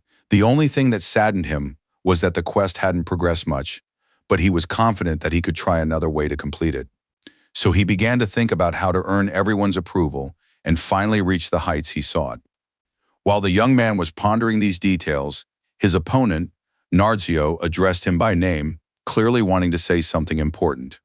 The fair-haired young man admitted that he had come here not only to fight Theo. Holding out an envelope bearing the family seal, he expressed another wish. Our hero began to wonder what kind of envelope it was and why he was being offered it. At this realization, a chill ran down his spine. His suspicions proved correct. Narzio did indeed want to invite him to join the Scaly Dragon Society, a sort of elite warriors club. Upon hearing these words, those present were simply shocked. For gaining admission to this exclusive community was extremely difficult, and Theo had even been personally invited to join. This was high society reserved only for the chosen few, and now our hero was being offered the chance to join this circle and become one of them. His excitement knew no bounds. He couldn't believe that someone like him had been invited, since he had previously faced nothing but widespread disapproval and humiliation due to his undeveloped power. Theo didn't understand whether it was normal for such high-ranking and well-known people to invite someone like him to join them, since his power had only just begun to manifest. Upon hearing these words, Narzio, with genuine surprise, began to insist that Theo Ragnar was more than suitable as a candidate for their community. In addition, the Silver Lion added that they didn't really have a group, but rather just a gathering of peers who were candidates for the awakening ceremony. Pondering this, Theo couldn't understand why he was being invited, but he knew full well that the Dragon Society was centered around Axion Ragnar. He also knew that this exclusive club was teeming with bastards who were just waiting for him to die, so this was the perfect opportunity for him to make progress on his mission. Furthermore, he realized that if he joined, he would be able to find out more about Axion the Dark Tiger and the Camellia Palace itself, which his court had seized in the past. He saw no reason to refuse, so he took the envelope from Remington's hands, signaling his decision to join the group. After looking closely at the Silver Lion, our hero declared that he accepted the invitation and wanted to become part of their community, which consisted only of strong warriors. System notifications hinted to the young man that he had made the right choice, as the quest completion percentage had risen slightly. Smiling, Remington shook the young man's hand and said he was very pleased with this turn of events.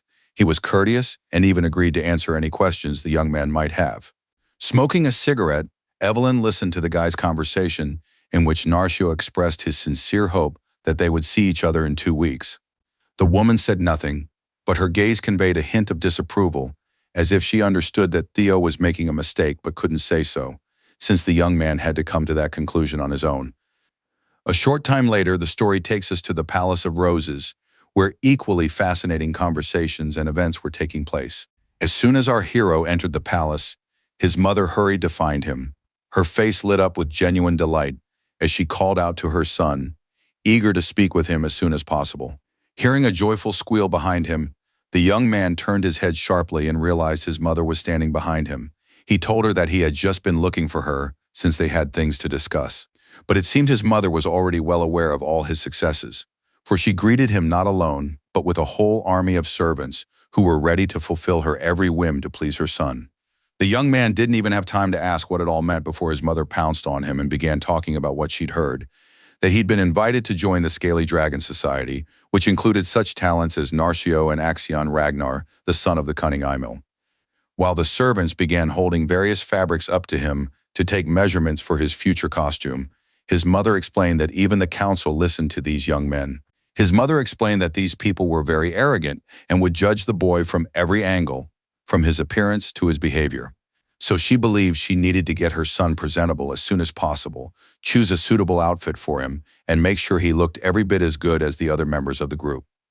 Wielding a measuring tape, the woman remarked that she was certain her son's manners were impeccable, but she felt that his outfit and behavior left much to be desired. The boy didn't argue, especially when he saw that, for the first time in a long while, his mother was genuinely interested in something.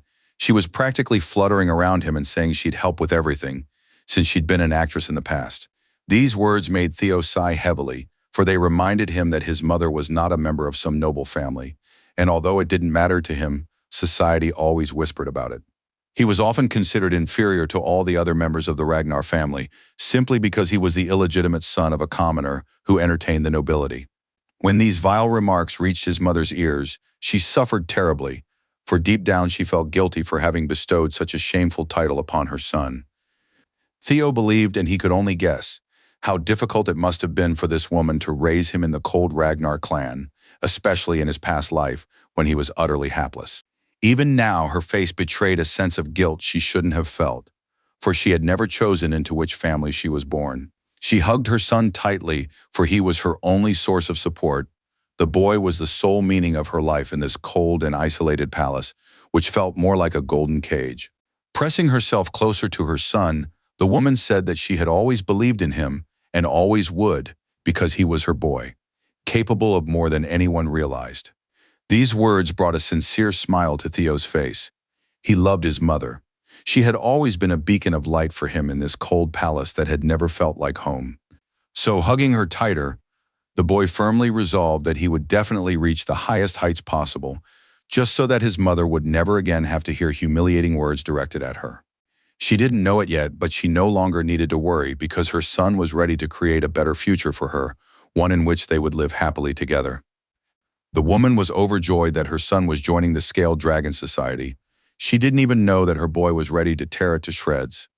2 weeks had passed since then, and finally the day of the Scaly Dragon Society's banquet had arrived.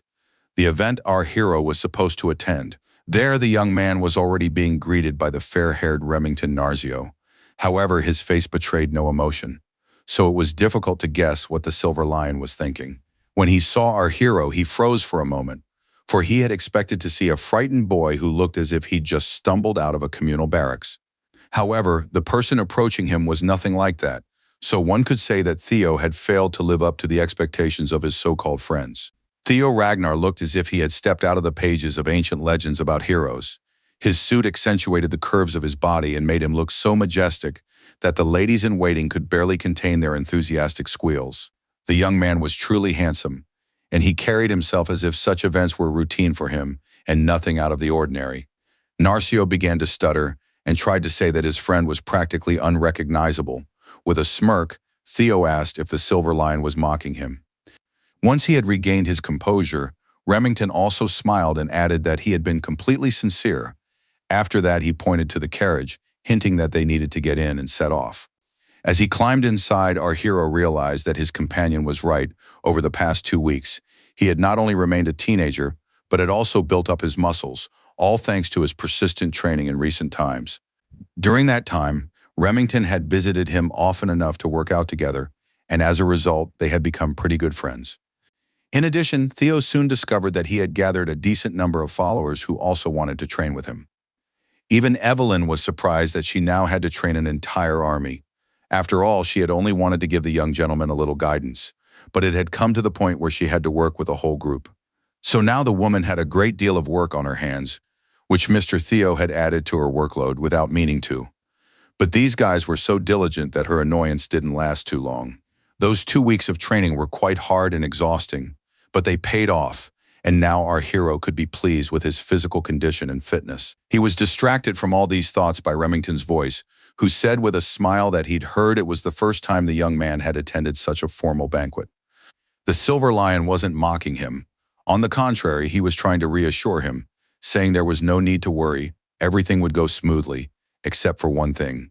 For some reason, these words made the young man very uneasy, and he looked questioningly at his friend sitting across from him, wondering what he meant. Feeling a little embarrassed, Narcio decided to warn the young man that his friend Axion could be very mischievous and capricious, which was why many people didn't like him. The fair-haired guy decided to smooth things over a bit by saying that it was actually Axion who had invited Theo to the banquet he'd organized especially for him. To be honest, these words really surprised Theo since he'd thought it was Remington who'd invited him, and certainly not Axion himself. This news only pleased him, since everything was going too smoothly. Pretending that he would behave sensibly, Theo said he couldn't wait for the moment when he would finally be able to meet Axion and get to know him in person. He suspected he wouldn't be welcomed with open arms, And most likely, he was right, since Axion, sipping a cold drink, was already hatching devious plans. This member of the Ragnar family was so arrogant that he considered absolutely everyone to be worthless, especially Theo, whom he regarded as a new toy that had the misfortune of falling into his hands. After a fairly long journey, our hero finally saw the city's silhouette through the carriage window. The carriage's wheels began to turn faster, since they were no longer traveling on a dirt road, but on beautiful city cobblestones. Only a few minutes had passed when Narcio announced that they had arrived at their destination. As the young man stepped out of the carriage, he was overwhelmed with emotions. He didn't know what to expect from this place, but he was incredibly curious to experience everything it had to offer. He wasn't expecting anything pleasant. He knew he wasn't there for entertainment, but to get as close as possible to his enemy, the one who had caused his death in his past life. The Camellia Palace was a beautiful and majestic building. It was built of light-colored stone and suggested that respectable lords lived there. But that was not the case at all, for it was inhabited by the very people who had sent Rendon to disrupt our hero's training and then killed him and his mother, turning the entire Palace of Roses into a mass grave. But the building looked as if it were inhabited by angels themselves, who ruled their people with mercy and love. Narcio turned his head toward Theo and invited him inside. Theo decided to take advantage of this opportunity, for when else would he find himself in the very lair of the enemy and be able to stroll around it at his leisure? To entertain his guest a little, Remington cheerfully announced that he'd heard Axion himself would come out to greet Theo and would be waiting for him at the palace entrance. But this news didn't impress the young man, because he knew perfectly well why Axion had summoned him to this place. The scoundrel wanted to see the good-for-nothing Ragnar, who had finally revealed himself, and that meant he could ruin his life. But our hero wasn't just some easy prey. Theo smiled and quietly muttered to himself that he would show this scoundrel what he was made of. At one point, our hero froze in place. A strange feeling took hold of him, one he couldn't explain. After that, he noticed a blue glow in one of the windows, emanating such an ominous aura that the young man wanted to stay as far away from that place as possible. Then he suddenly realized that this was most likely the mission that awaited him right inside the Palace of Camellias. He was torn from these thoughts by Narcio, who was running toward him at full speed. The reason for this strange behavior was that Remington had noticed something and wanted to prevent it. But the nightmare had become reality, and the guest was not greeted as he should have been. Something fell from above, a cloud of dust rose, and Narcio's imagination began to conjure up the most terrible outcomes. He didn't want anything to happen to Theo, but it was already too late. However, when he heard a familiar voice assuring him that everything was all right, it was as if a heavy burden had been lifted from Remington's shoulders. As he drew closer, our hero discovered that someone had thrown a sack of flour at him, apparently intending to make him enter the Camellia Palace, looking a terrible mess. And Narciso was furious. Looking around, Theo realized that in his past life he would never have been able to dodge it, and his reputation would have been ruined once and for all. But now, everything was different. At first, he thought Remington was involved in this as well, but judging by his reaction, it was clear that he too was outraged by such an act. The system only confirmed this. Looking up at that very window, which was glowing with a blue light, the young man concluded that he was definitely not welcome at the Palace of Camellias, since the greeting had been accompanied by a sack of flour. Looking more closely, the young man saw who was involved in this. The boys were smiling and acting as if they had pulled off an innocent prank that hadn't harmed anyone. One of the culprits claimed that it was just a joke, that there was nothing wrong with it. It merely expressed their desire to welcome the guest. After hearing this, Narcio boiled over. He shouted angrily, insisting that people of noble birth should at least possess basic manners. At that moment, Axion himself appeared and asked, with a smile, if his friend was really angry. He added that this gesture should be considered a simple brotherly greeting. He was smiling, but that smile was more like the snarl of a predatory beast sizing up its prey and trying to figure out the best way to attack. The system quickly determined that young Axion's talent was madness. The boy turned out to be a true psychopath who was a master with a sword and wanted to have some fun with his new toy, Theo. This assessment didn't exactly please our hero, but he had nowhere to go. He had already arrived at the palace with the Camellia, which meant he would have to face whatever it had in store for him. To be honest, the young man was quite curious to see if he could emerge victorious from the battles that would take place there. Deep down, he was absolutely certain that he would find out the answer very soon. Wanting to tease this annoying guy, Our hero thanked him with a smile, which caused genuine bewilderment in Axion, who was reveling in his own joke. But Theo Ragnar proved completely unshakable. Instead of getting upset or offended, he smiled and thanked him for his hospitality, adding that he was looking forward to tonight's banquet.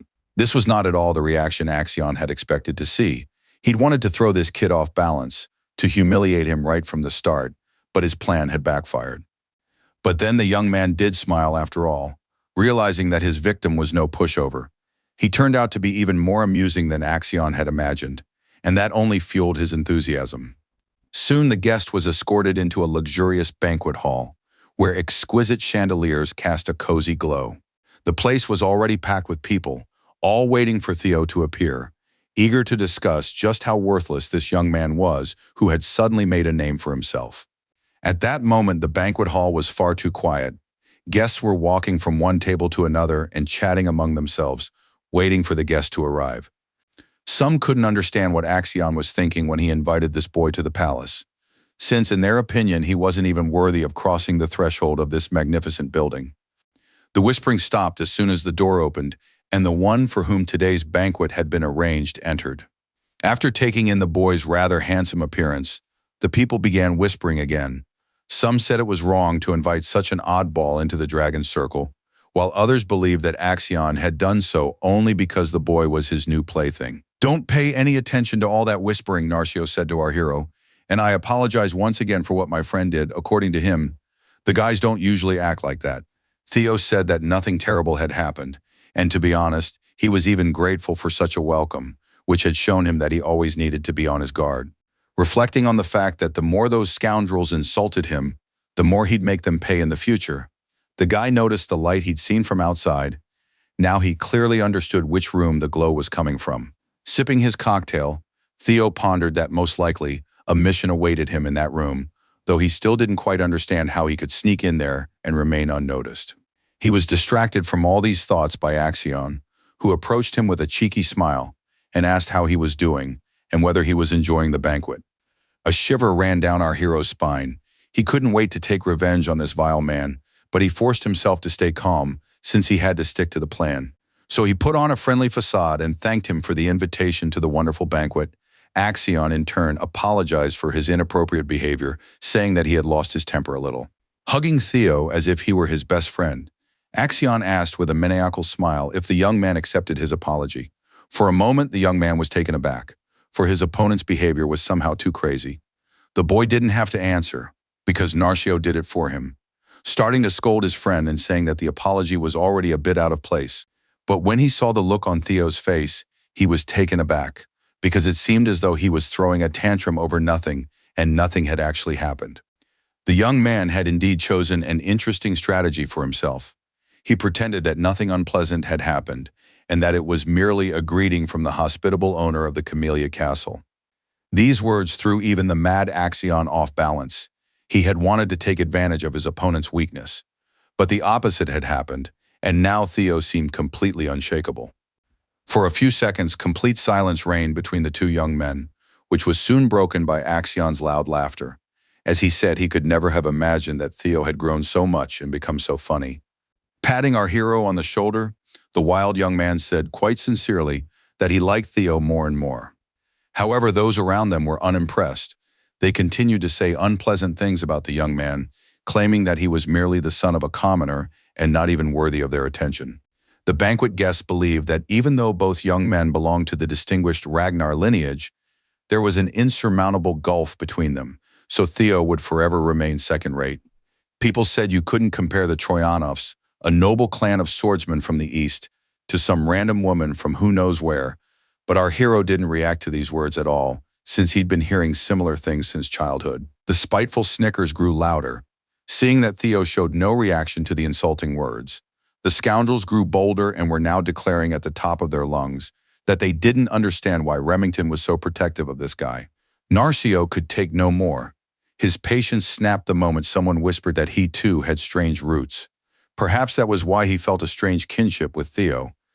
Seeing that Narcio had frozen in place and was barely holding back his anger, the people quieted down a bit, reminding each other that they had brought up a forbidden topic. Seeing how dejected the Silver Lion had become, Our hero concluded that the young man wasn't used to the kind of humiliation he'd endured since childhood, and therefore couldn't cope with it. Theo wanted to watch the inhabitants of this palace for a little while longer, but with every second he spent here, he realized he no longer wanted to do so. He hated feeling Axion's hand on him, as Axion paid no attention whatsoever to how his friend, who was walking behind them with his head bowed, was being humiliated. Gently removing Axion's hand from his shoulder, our hero asked if he too could greet his new friends.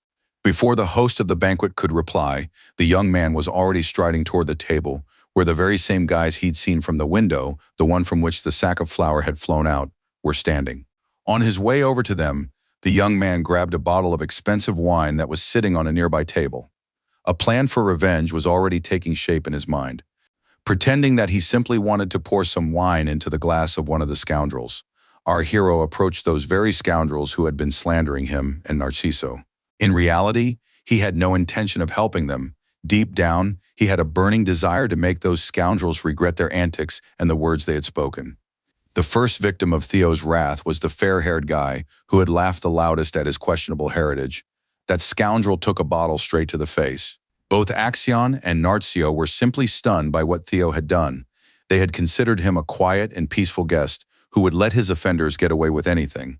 But that was not the case. To be honest, Theo Ragnar himself hadn't expected his blow to be so powerful that it would injure this fair-haired little bastard who was now thrashing convulsively on the floor. The wine mixed with the bloody wound, causing the boy incredible pain. But rage blinded him. He raised his head and said that Theo would die right then and there. It was at that very moment that our hero realized he had to act, not giving his opponent a chance to get close to him. He landed another blow, kicking him squarely in the face. Now Theo was openly showing that he liked the way people were addressing him. He made it clear that no one present would be able to call him a bastard without facing the consequences. Moving closer to his bloodied opponent, our hero said with a smirk that it was merely a greeting. But the hospitable residents of the palace immediately took offense. The guys couldn't believe that the most worthless member of the Ragnar clan had suddenly shown such insolence toward them, while our hero was glad that his training quest had finally gotten off the ground. Narcio was shocked. During the time he'd spent with Theo, he'd realized that the guy wasn't cruel, which meant he'd hardly have acted that way. Only one explanation came to mind: he'd done it because of him. Looking around, our hero shot everyone a fierce glare, then said he really hoped those present had enjoyed his greeting. When no one answered, he decided to demonstrate a little more of his cruelty and stepped on the body of his defeated enemy. Grabbing the already exhausted young man by the arm, Theo said that now he had to say goodbye, since it would be rude to just leave, and he was keen to observe all the rules of propriety. The blond boy screamed. He was in pain and terrified, and seeing that none of his friends were going to help him, despair got the better of him, and he began begging for mercy. But no one was going to grant it. Theo hated all these people so much that, without a twinge of conscience, he broke the scoundrel's arm, relishing the crunch of his bones. Everyone heard the sickening crunch, and now the guys were even more terrified because they didn't know what to expect from this madman. They had at least gotten used to Axion's antics, but Theo was a wild card to them. Everyone froze in place, trying to figure out what the boy's next move would be. Axion knew full well that his supposedly innocent joke had turned into a nightmare. While the fair-haired boy writhed in pain, our hero discovered that his quest completion rate had reached 50%. He couldn't help but be pleased. After he had finally savored his revenge, he decided he could release the scoundrel's hand from his grip and let him suffer in peace. Glancing around, he asked curiously if there were any among those present who wanted to greet him, since he was very fond of such greetings. To avoid provoking the wrath of the young Ragnar, those present knelt before him, expressing their respect and implying that no more offensive remarks would ever be directed at him. However, there were also bolder members of the nobility who viewed the young man as a threat and began drawing their weapons to get rid of him. In the end, Theo found himself surrounded by 4 swords, which were literally just a couple of centimeters from his throat. He could be wounded or killed at any moment. These men began saying that he would pay for this stunt with his life. But the young man wasn't the least bit afraid and looked unshakable. Deep down, he was confident that everything was going according to plan. Those present began whispering about who the injured blond man was. They recognized him. It turned out he was the 3rd young master of the Hanabi clan, whose name was Yan. Our hero also knew that the Hanabi clan was one of the 6 allies of the Ragnar clan, but he didn't understand why these people were treating him like an enemy. It was clear that these guys weren't going to just sit back and watch as Theo acted like he was the one who would rule over them and beat everyone up left and right. They looked at him as an enemy who had come here to sow discord, but no one took into account the fact that it all began not at all because of Theo's actions. Taking a close look at his opponents, our hero asked whether the lackeys of one of Ragnar's famous clans dared to threaten him with death. Piercing them with his fierce gaze, the young man wondered if these people could withstand the consequences of their own words, which would surely catch up with them, for he would not tolerate disrespect. These words made the warriors reflect on what they were doing, for they had indeed threatened a member of the Ragnar family, to whom they had sworn allegiance. Genuine confusion was evident on the faces of some of them. Now they doubted their actions, but there was no turning back, for they had already drawn their weapons. Then they finally felt Theo's pressure and began to ask themselves in horror whether the man standing before them was truly a worthless member of the clan. Thanks to this, they finally remembered that the man before them was not some worthless Ragnar, but the direct heir to the clan and a potential candidate for the throne. They remembered that the current Ragnar was the ruler of the north, as well as the head of the 6 snow clans, so threatening his heir was very foolish. This could lead to fatal consequences that none of them wanted to face, so a decision had to be made quickly. The swords in the warriors' hands trembled when they remembered that for such a transgression, the current ruler could wipe out an entire clan, and no one would say a word against it. Only one factor held the attackers back. Previously, these rules had not applied to Theo Ragnar, since he was considered the weakest link in the family. But it seemed that everything had changed now, and they needed to offer their apologies before their heads were severed from their shoulders. But Theo didn't give them that chance, declaring that they must be killed. A single swing of the blade changed everything, putting an end once and for all to the talk that our hero was the weakest of the clan. A single blow was enough to take the lives of those who threatened the heir to the great clan. Now these men were finished. There was so much blood that at one point the boy felt like stepping aside, but he forced himself to stand his ground and look as if he wasn't the least bit bothered by the corpses falling right next to him. Out of the corner of his eye, he saw the person who had taken his enemies' lives, but our hero didn't immediately realize who the sword belonged to. He heard the light footsteps of the one who had carried out this act of justice. They attested to the judge's incredible agility. At some point, he finally decided to turn his head. The young man was extremely surprised when he saw the sword in the hands of a woman, and that was when Theo realized who had carried out justice. Incidentally, the tutorial quest was already 70% complete, which made these events even more significant and somewhat joyful. It was especially satisfying to see the annoyed expression on Axion's face, who had finally realized that he had now completely lost control of the situation, and this infuriated him immensely. He hadn't expected to see Evelyn Nervuel here at all, as she could complicate his plan to torment Theo Ragnar, who was supposed to become his plaything. Our hero turned to his mentor and said that he needed to get used to seeing Evelyn where he least expected her. He thought to himself that thanks to this woman's appearance, he had been able to calmly play all his trump cards and emerge from this situation as the true victor. This was evident in the banquet hall, which had now turned into a veritable slaughterhouse, where bloodied scraps of corpses lay scattered about. After that, the real banquet began, and the most expensive wines, which had long been sealed in exquisite bottles, were uncorked. Julius Ragnar smiled as he reminded Miss Evelyn that she had said she would no longer take on students, but now she was interested in this young Ragnar named Theo. This conversation took place on the eve of the recent events. Evelyn was extremely annoyed because while she was working, her boss was hanging around on the street doing nothing. Those words made him burst out laughing. He said that the girl should be happy for him instead of grumbling and making him feel guilty. The man didn't even bother to pour that expensive swill into a glass. He just started drinking it straight from the bottle, trying to coax the answer he wanted out of Evelyn. Extremely annoyed, the girl admitted that her new student had exceeded all her expectations, so she didn't mind training him. Julius listened to her with curiosity. He hadn't expected to hear such praise for the younger Ragnar, since, according to Evelyn, he was the best of everyone she had ever trained. She surprised her boss even more when she declared that Theo was even stronger than the young Axion, whom she had also trained. Laughing, the man wiped the drops of foul liquid from his mouth and said that Evelyn had 2 eyes, so she surely saw much better than he did. Then he suddenly became serious and asked if the boy had been hiding his powers all this time, since he was certain that people couldn't change so drastically. Evelyn thought so too, but she also realized that demonstrating power after hiding it so carefully was quite unusual. She had been watching Theo the whole time and couldn't understand why she hadn't noticed before the potential that was now practically bursting out of him. The woman also noticed something strange about his training. He acted as if someone were rushing him, even though everyone knew perfectly well that rushing never leads to anything good.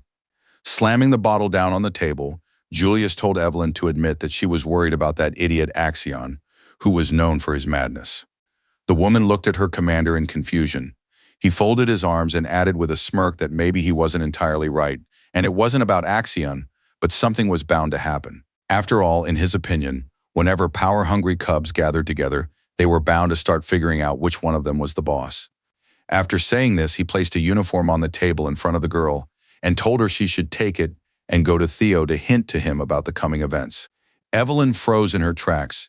She hadn't expected to be sent to the Palace of Camellias at all, and she really didn't want to go there. But it was clear that Theo might need her help. Her boss wanted her to warn the young man about joining the Dragon Riders. He also emphasized that she herself needed to be careful.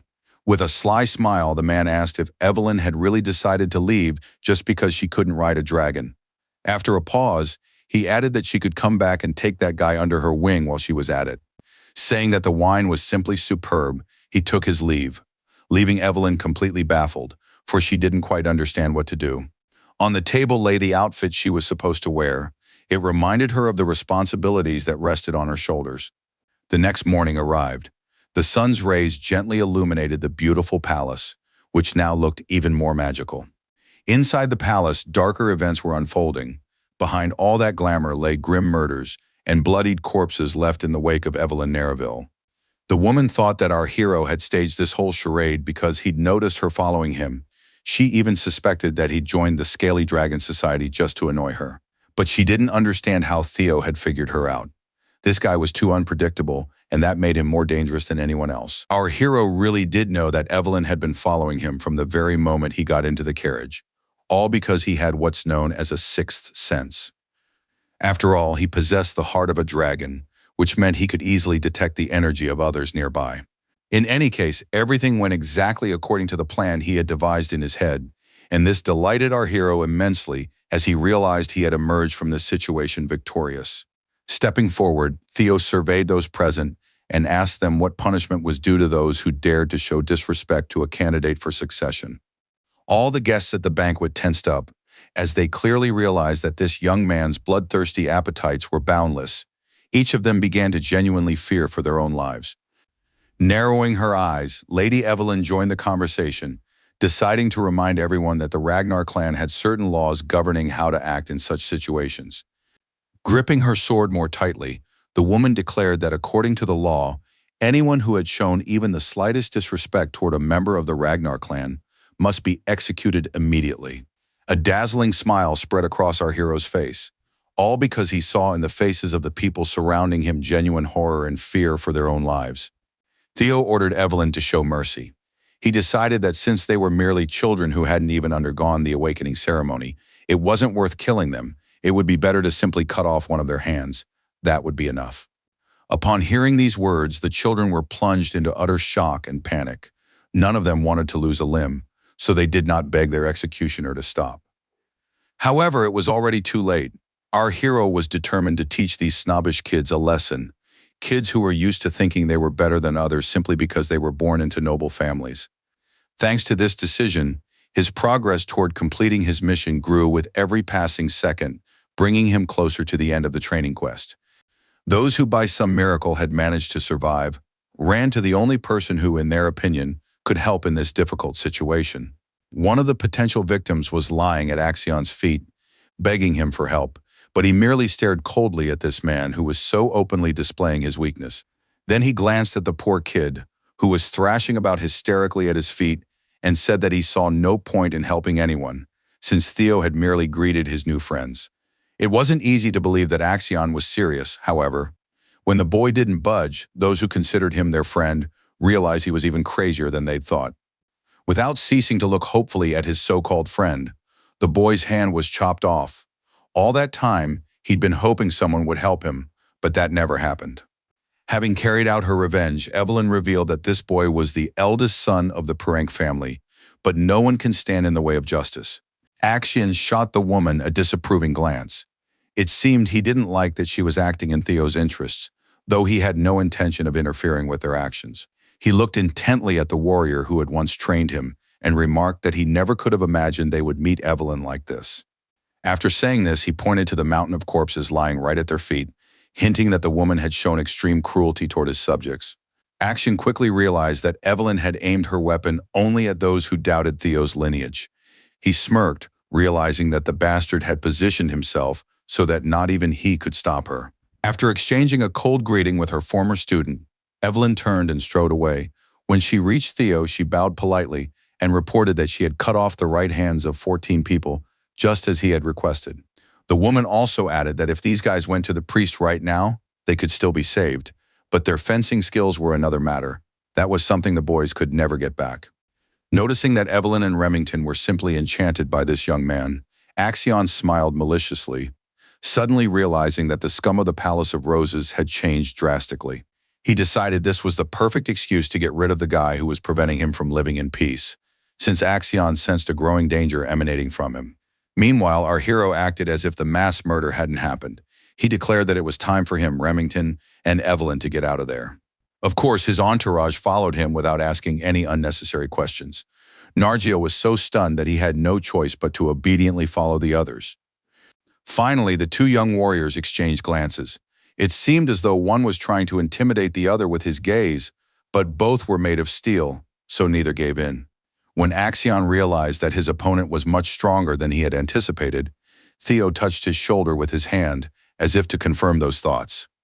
This gesture greatly surprised his opponent. Our hero gripped Axion's clothes so tightly that Axion froze for a moment and couldn't even move, since he hadn't expected anything like this. Of course, he understood him immediately. This kind of confusion was all too familiar to him from his past life. So he recognized it and smiled at the realization, because finally someone else was feeling that way, not him. Letting go of the guy's clothes, Theo said with a smile that he'd had a lot of fun, for which he thanked Axion, the host of the banquet. The guest's arrogant behavior infuriated the young man. He wanted to tear him to pieces, but it was still too early. He understood that to destroy Theo once and for all, he had to wait for the right moment. While Axion was screaming in rage, the system notified our hero that he had completed the quest, together with Evelyn Narraville. Notifications also popped up stating that all training quests had been completed and that from now on no one would call Theo a worthless Ragnar. Of course, this news delighted our hero, who was happy to have finally completed all the tasks and now felt like a true winner. He walked along, smiling, because he knew that in reality, his revenge was only just beginning, and everything that had happened a few minutes earlier was just a warm-up. As a reward for completing the quests, he received an experience elixir, which added 5 points to his level. The day had dragged on, but finally the sun began to set below the horizon, and the sky was painted in beautiful shades of orange. The large windows of the Camellia Palace let in plenty of sunlight, and now the white corridors were bathed in the beautiful golden glow of the setting sun. The lady of the palace had been busy with work and responsibilities all day. Now she was going through important documents and signing them where required. At one point she was distracted when one of the warriors entered. He looked as if he were about to deliver some very unpleasant news to his mistress, so she grew wary. When she heard the news this man delivered, she couldn't believe her ears and asked him to repeat what he had just said. The news concerned the Scaled Dragon Society led by Axion. Its members were currently reveling in a local tavern, hoping to wash away the remnants of a hard day with alcoholic drinks. But some of them were in particularly high spirits. They were celebrating the triumph of young Lord Theo, who had just arrived at the Palace of Camellias and made his debut in high society. Many of them were rejoicing and clinking their glasses in a gesture of respect for the young gentleman, whom until very recently they had considered a complete nobody. Theo and Evelyn were among them as well.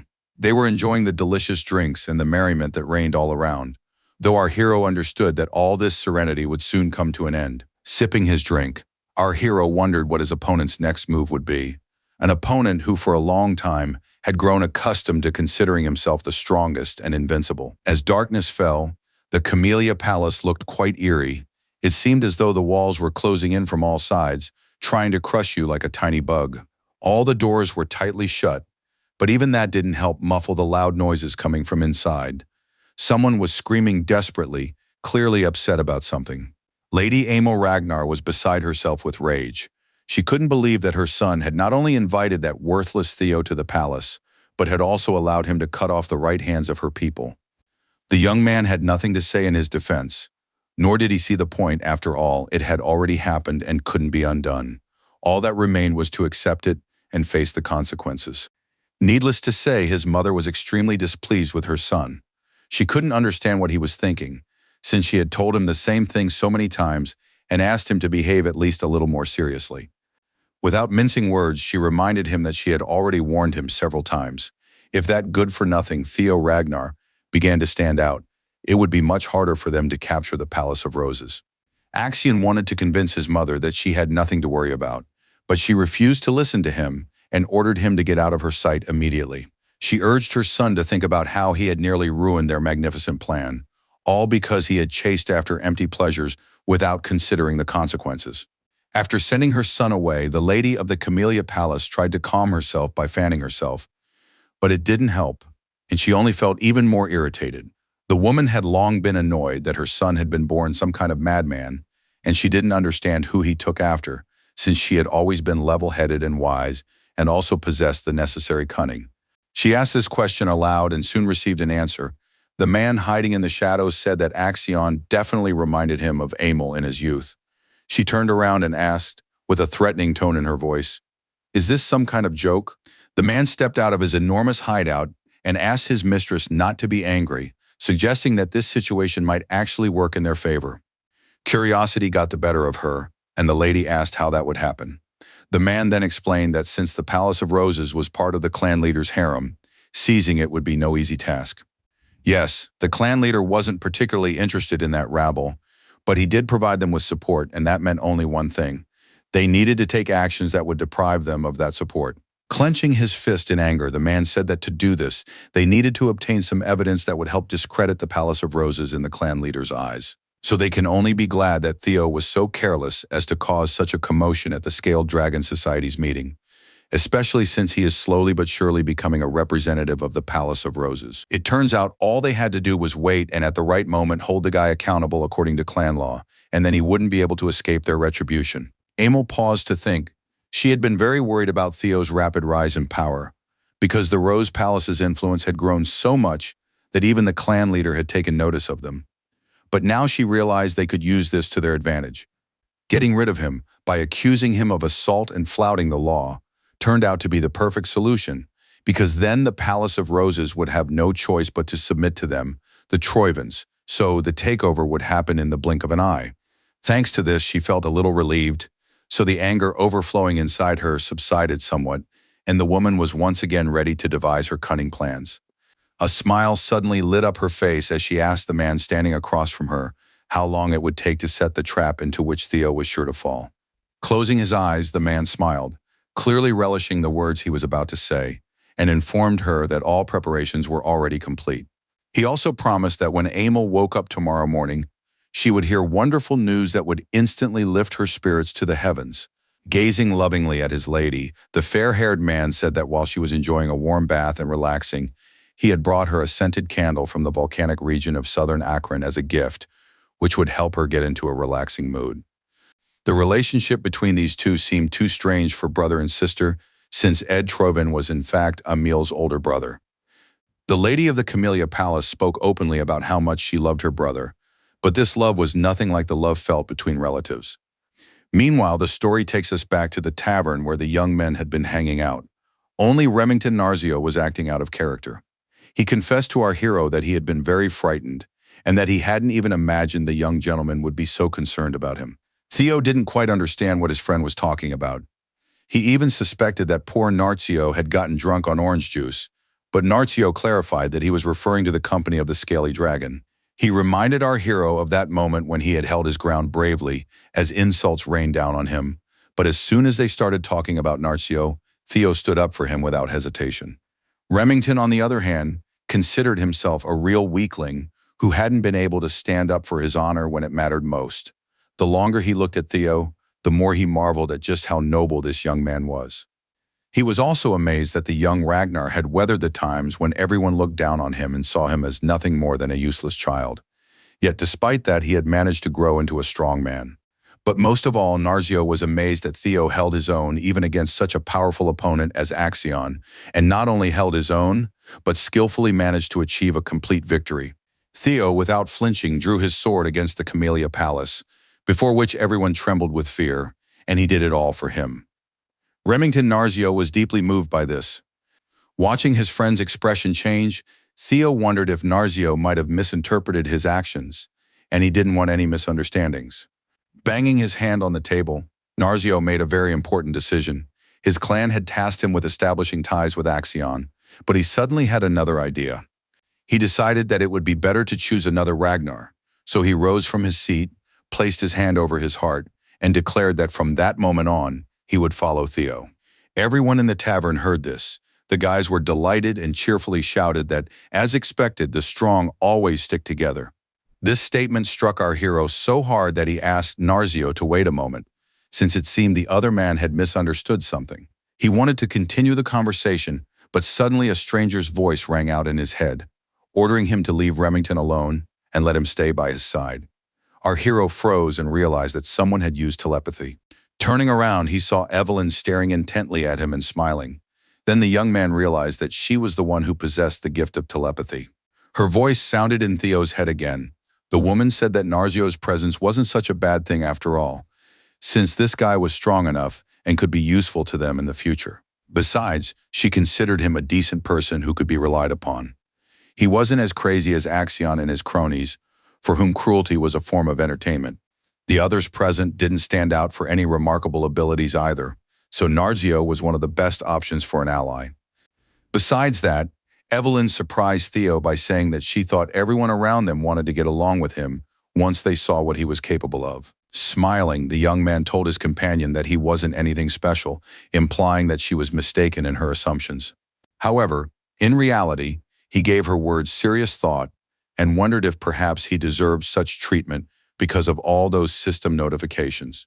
After all, it was this strange system that he associated with his return from the past, the acquisition of Ragnar's talent and his incredible powers. At first, he hadn't taken these system notifications very seriously, but at some point they became so detailed that he reconsidered his attitude toward them. It seemed to him that he had seen similar notifications somewhere before, but he couldn't remember where, so he decided not to waste time on idle speculation. After all, for now, all these messages were working in his favor. The young man also noticed that after that incident among the scaled dragons, the number next to the word level had changed. He surmised that, apparently, whenever he leveled up, he received points to improve his stats so he could allocate them however he wanted. He felt a little scared because at that moment, he sensed a certain burden of responsibility for the outcome of his future actions, even though it made perfect sense. While he was thinking about what a bright future awaited him once he became much stronger than he was now, Evelyn noticed the look on Theo's face. Putting those thoughts aside for later, the boy decided that he needed to come up with a plan right away, since he knew full well that the Palace of Camellias wouldn't leave him alone. Deciding to take Narzio's offer, our hero asked him for help. The fair-haired boy immediately agreed to the request and said he would do anything Theo wanted, since Theo was his good friend. Theo gave the boy the nickname Remy, and he was simply thrilled by this, since it seemed they had now become truly close. Ignoring his friend's excitement, he pulled a small pouch out of his pocket and held it up so that Remy could get a good look at it. After that, he explained that the war for the throne between him and Axion would soon intensify. According to him, hard times were coming, so Theo asked Narzio to help him prepare for them. The blond man froze in place, staring at his friend.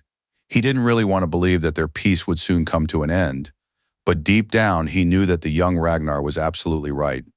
Our hero was well aware that in the future Remington would become the head of the Narzio clan, so if he were on his side it would be a definite advantage.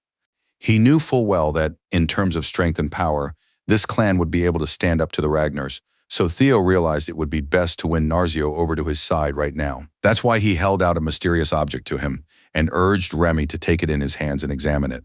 Of course, all this mystery was a bit unnerving for Narzio, who had no idea what to do next, since he was already anticipating the trouble he'd face as soon as Axion found out he'd sided with Theo. But despite all his fears, he took the strange piece of paper from the boy's hands, accepting both it and the offer Theo had made a few seconds earlier. Smiling, the boy reminded him that he had sworn to follow young Master Ragnar, so no matter what happened, he would always be by his side and come to his aid when needed. Looking Remy in the eyes, our hero smiled warmly and sincerely thanked him. For people like that were worth their weight in gold, especially considering that everyone around him might betray him. Narcio said that Theo treated him like a friend, but he wasn't able to continue his speech because someone knocked loudly on the tavern door and began calling our hero by name. The door swung open, and several men in uniform entered the tavern. They appeared to be knights or guards who served at court. Everyone in the room tensed up, as they understood perfectly well that the arrival of these men did not bode well, so they would most likely have to defend themselves. When the people realized that they were facing the swords of justice who had clearly come for Theo Ragnar, 100 questions raced through their minds. The guards announced that the young man had been arrested on charges of intimidation, physical assault, and blackmail. Upon hearing this absurdity, Evelyn opened her mouth but couldn't utter a single word. Not wanting to cause unnecessary panic, our hero asked everyone to calm down and insisted that everything was fine. His confident tone surprised his companions, who didn't understand why the young man was so calm. Before jumping to any conclusions, Theo decided to take a closer look at the medal the guards were holding. He figured this would help him make sense of the situation. The first thing he noticed was that the ink was still wet, which meant the order was genuine and had been written very recently. He also noticed that whoever had written it was in quite a hurry, wanting to get everything sorted out as quickly as possible, so he held out his hands to the guards and said he would go with them.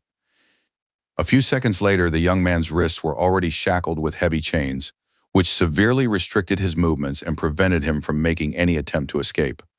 While everyone was trying to stop young Master Theo, he was already walking toward the exit, escorted by the guards. He couldn't calm his friends down no matter what, but deep down he knew his captivity wouldn't last long.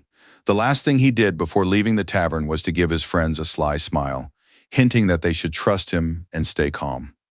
Both Evelyn and Remy immediately recognized that look, which meant that some plan of action had already taken shape in Theo's mind, but for now, he couldn't reveal his hand to them. When the guards finally left and the tavern fell silent again, Narcio raised his hand and began examining the piece of paper Theo had given him. His head was filled with so many questions, but finding answers to them was extremely difficult for the time being. The news of Theo's arrest spread so quickly that within just a few hours, everyone in the Palace of Roses knew about it. When our hero's mother was told about this, she asked in horror if they were sure the information was true, because she didn't understand why Theo had been taken away. The woman fell to her knees right in the middle of the hallway and began acting as if she were about to break down in hysterics. They tried to calm her down, but to no avail. She didn't understand what had happened to cause her son to be taken into custody, until an elderly courtier told her that the whole matter had to do with the Scaly Dragon Society. She was told that Theo was accused of inciting a rebellion. These words brought genuine horror to the woman's face, for she knew her son was incapable of such things. Unable to believe she was asking this, the lady inquired whether the situation was truly so serious that the matter would reach the council. The elderly man nodded affirmatively. All this news made the lady of the Palace of Roses' head spin. She could never have imagined that things would turn out this way. But despite her fear, she believed her son would handle everything. After all, that was the kind of boy he was. She was truly terrified, but she believed that very soon her son would return home and everything would be all right again, even though his return seemed incredibly far off to her. Meanwhile, Theo had already been loaded into a wagon and was being taken to the place where, according to the guards, an act of justice was to take place that would determine whether the young man was guilty or not. Our hero felt extremely tense. He noticed the looks these men were giving him. They were clearly not friendly, since they worked for the crown. Eventually, he grew tired of looking at these men's faces and turned toward the window, wanting to commit the beautiful scenery to memory as best he could, since knowledge of these places might come in handy in the future. After a while, they finally arrived at the council building. Our hero hadn't been in these parts for a very long time, but he quickly recognized the impressive multi-story structure. Theo understood perfectly well that after that incident in the Dragon's Society, he wouldn't get off with a simple prison sentence. He was certain he would be tried to the full extent of the law. When the carriage came to a stop, the young man suddenly realized that very soon he would have to prove whether he was worthy of being the true heir to the Ragnar lineage. The rough guards ordered the young man to get out of the carriage immediately, for the time had come to answer before the law for all the misdeeds he had managed to commit during his brief stay here. Theo wasn't afraid, but he didn't feel any panic or dread of the unknown, even though he understood perfectly well that this time his enemies would go all the way and stop at nothing. Stepping out of the carriage, the young man smiled in defiance of everyone, for his opponents had no idea that everything was actually working in his favor and going according to plan. So he entered the council building not as a cornered prey, but as a predator sizing up just how far his prey was willing to go to gain the upper hand. When the wide doors of the council chamber opened, the guards immediately announced that the prisoner Theo Ragnar had arrived and was now ready to face justice. A gruff voice rang out from the chamber stating that the defendant could enter. Taking a deep breath, Theo decided that a scene like this was tailor-made for his performances, so now he would show everything he was capable of. Once inside the council chamber, our hero could see several huge, majestic thrones occupied by nobles. He was surprised to find that some of the seats were empty. Smiling even more broadly, our hero realized that today he had a simply wonderful audience that would help him achieve all his desired results. Present at the council was a demonic dragon, the captain of the dragon riders in white armor, whose name was Julius Ragnar. Surprisingly, all 4 of the 9 dragons who had defended Ragnar were present here today, as was the Sky Dragon, the head of the intelligence agency, named Ed Trovan. In the past, Theo had been afraid to even think about having to look these people in the eye. He was particularly frightened by the stern lady of the blossoming Plum Palace. Her name was Osa Ragnar, though she was more commonly known as the Graceful Dragon. The head of the council was also present. The wise dragon, Wolfgang Ragnar, fixed our hero with his piercing gaze and prepared to hear the charges they intended to pin on the young man. Narrowing his eyes, he called the defendant by name, as if trying to get a sense of him, to finally understand what kind of person stood before them. While the heavy shackles were being removed from Theo's hands, he calmly greeted the head of the council and said he hadn't expected their first meeting to unfold this way. The boy understood that Wolfgang valued the purity of blood above all else, so a half-blood like him was simply a repulsive creature in his eyes. That arrogance was plain to see in the wise dragon's gaze. The man interrupted our hero, saying it was time to stop the idle chatter, and asked if Theo understood why he had been brought before the council. Our hero remained silent, so the man told him that several clans were unanimously demanding that ties with the Ragnar family be severed, all because of Theo's foolish prank. Wolfgang's patience had run out, especially after he saw the completely indifferent expression on Theo's face, as if he didn't understand what a foolish thing he had done. While the man was shouting that the boy would pay dearly for daring to tarnish the honor of the Ragnar clan with his behavior, our hero stood there and calmly listened to all the insults directed at him. To avoid conflict with such high-ranking people, Theo lowered his head and admitted that they were absolutely right. Now everyone was looking at him with keen interest. The young man admitted that if he had made a mistake, he was ready to pay for it. But first they had to prove that he had indeed done something wrong. Smiling, he declared that he still believed those people should have been deprived not only of their hands, but also of their heads, since they had dared to insult a member of the noble Ragnar family. Such insolence and audacity greatly surprised all the members of the council. They had not expected Theo to behave submissively, yet once again he failed to live up to others' expectations. The young man reminded the council that those people were their subjects, that the Lord grants land and mercy, while his subjects grant loyalty to the clan until the end of their days, and that this was the path of true chivalry. He declared that the victims had cast doubt on these words, thereby discrediting the very concept of chivalry, despite the fact that they were bound to serve the Ragnars faithfully and loyally. Raising his voice to a shout, the hero declared that if he had known their subjects would display such ignorance, he would have immediately cut off all their heads, and he would have been right to do so, for according to the principles of chivalry, they deserved to be punished. He said he couldn't just stand by silently and watch these ignoramuses drag their clan through the mud. In the end, Wolfgang couldn't take it anymore and jumped to his feet. Julius was grinning from ear to ear. He was pleased with Theo's behavior and had no doubt that the young man would be able to wriggle out of this difficult situation. While Wolfgang ordered the boy to shut up and stop talking nonsense, Osa said thoughtfully that she had heard the accused and agreed that, to some extent, he was right. Trying to contain his anger, Wolfgang looked at the sword dragon, clearly hinting that he now wanted to hear her opinion on the matter. Osa went on to say that the greatness of their clan lay not only in retribution. She believed that if they did not listen to their vassals and knights, their lineage would inevitably fall. Listening silently to the woman, our hero agreed that it was impossible to rule the world by force alone. But he could not admit this in public, for that would be tantamount to admitting his own guilt. The young man knew that Dragon's Sword was the clan chief's first wife and the finest swordmaster in the north. Fortunately, she was not hostile toward him. Suddenly, he remembered his past, and then he thought that it was very easy for all these people to rant and rave, but it never went beyond words. After all, when his house was being burned down, no one remembered justice or stopped the nightmare. Osa's voice snapped him out of his thoughts about the past. She was saying that the young man needed to get one thing straight in his mind. He would receive a just punishment. When the young man asked what exactly awaited him, Wolfgang informed him that the defendant would be imprisoned for 3 months. Theo froze in his tracks.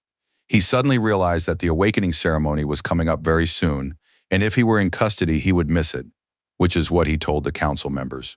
While Wolfgang shouted that the boy had no right to contradict him, Osa calmly stated that she had taken this into account and that the defendant would be allowed to participate in the ceremony next year.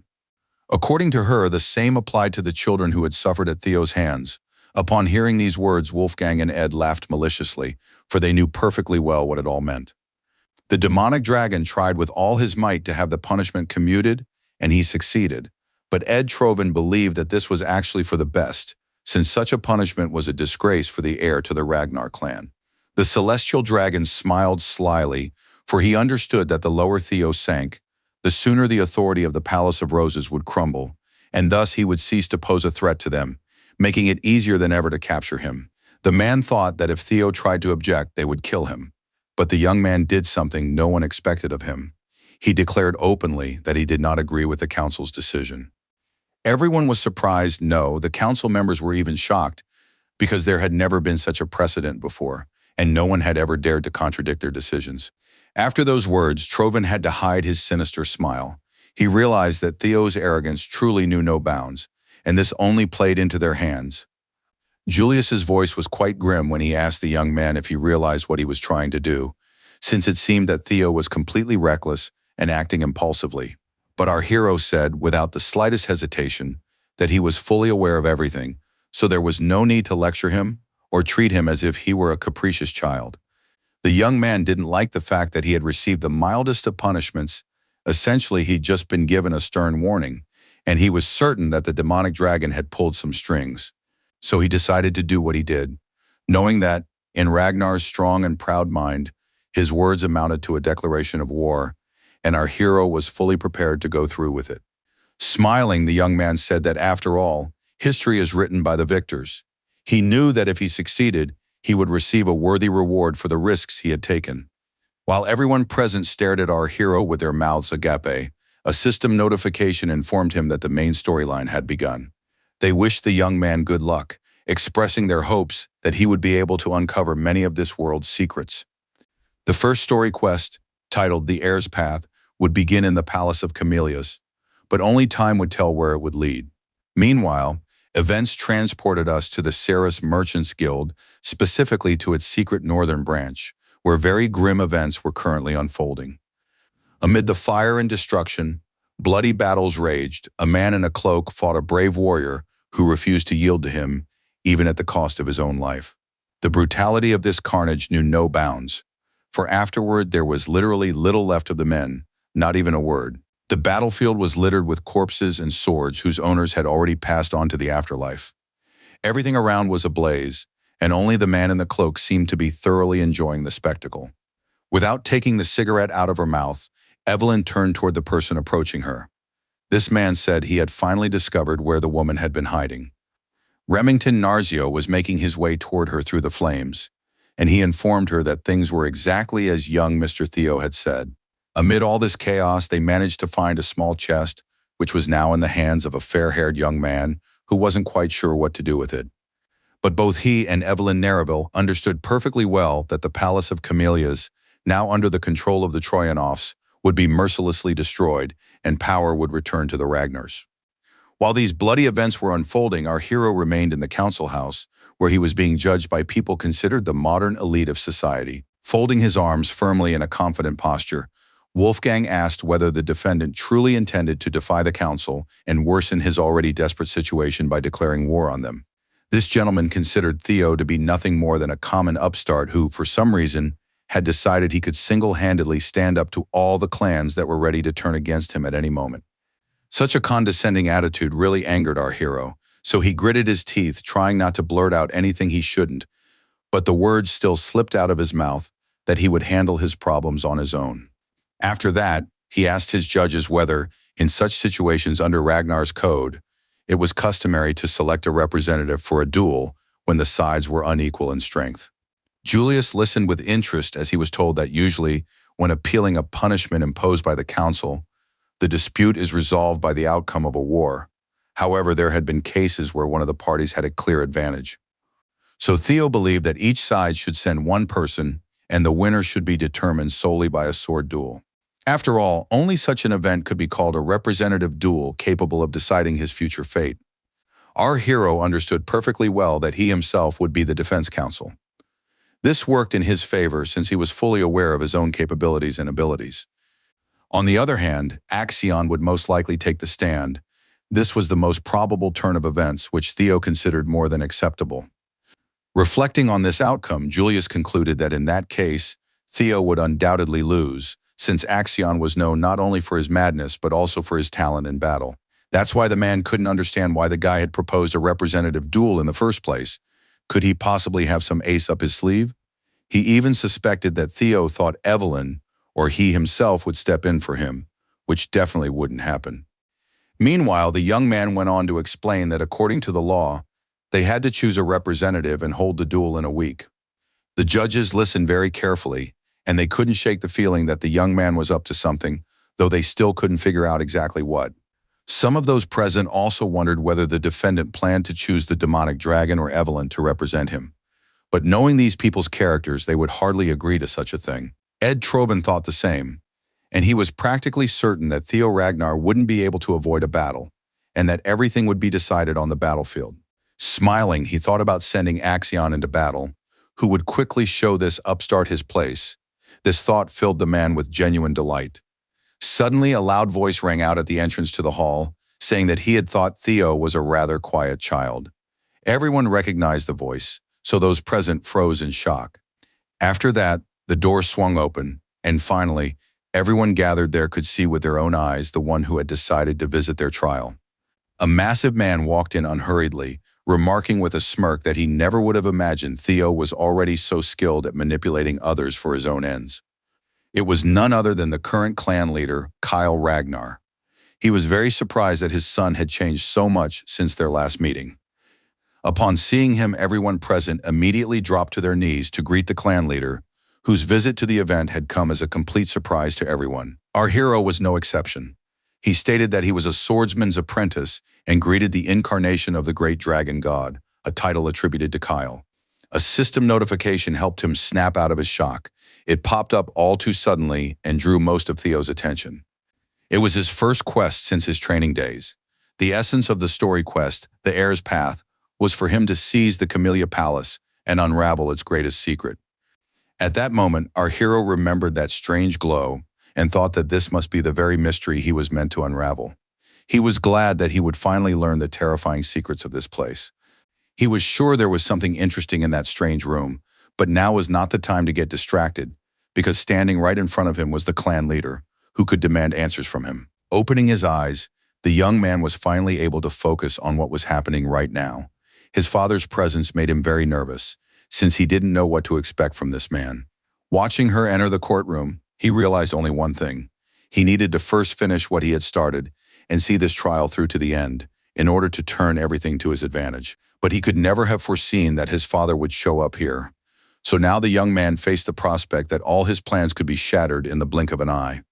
When Kyle ordered his son to stand up, only one question came to his mind. Why had this man decided to come here? The clan leader explained that on his way home, he had heard news about Theo.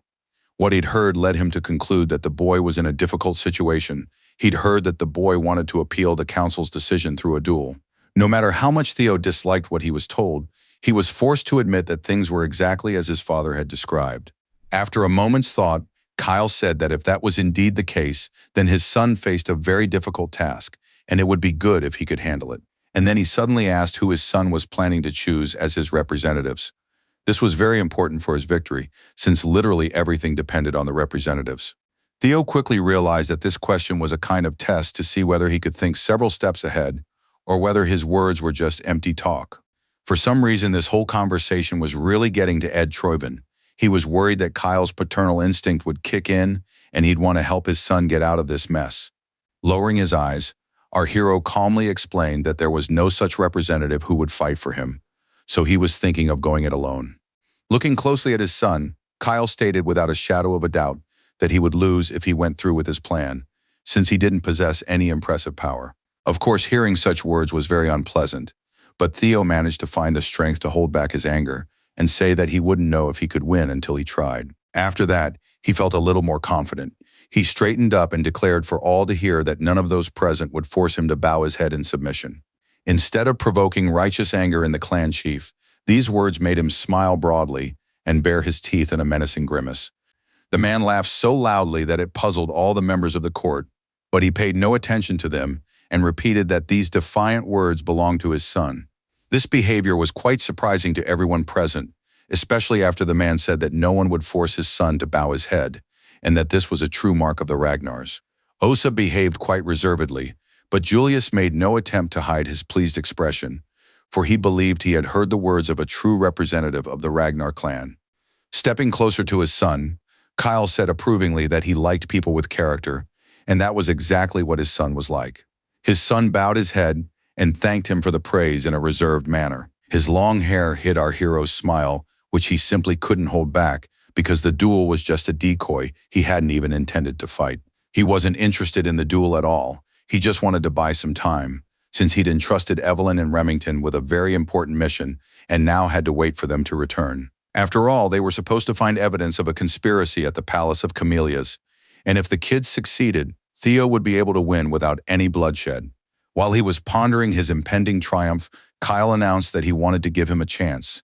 These words brought our hero back to reality.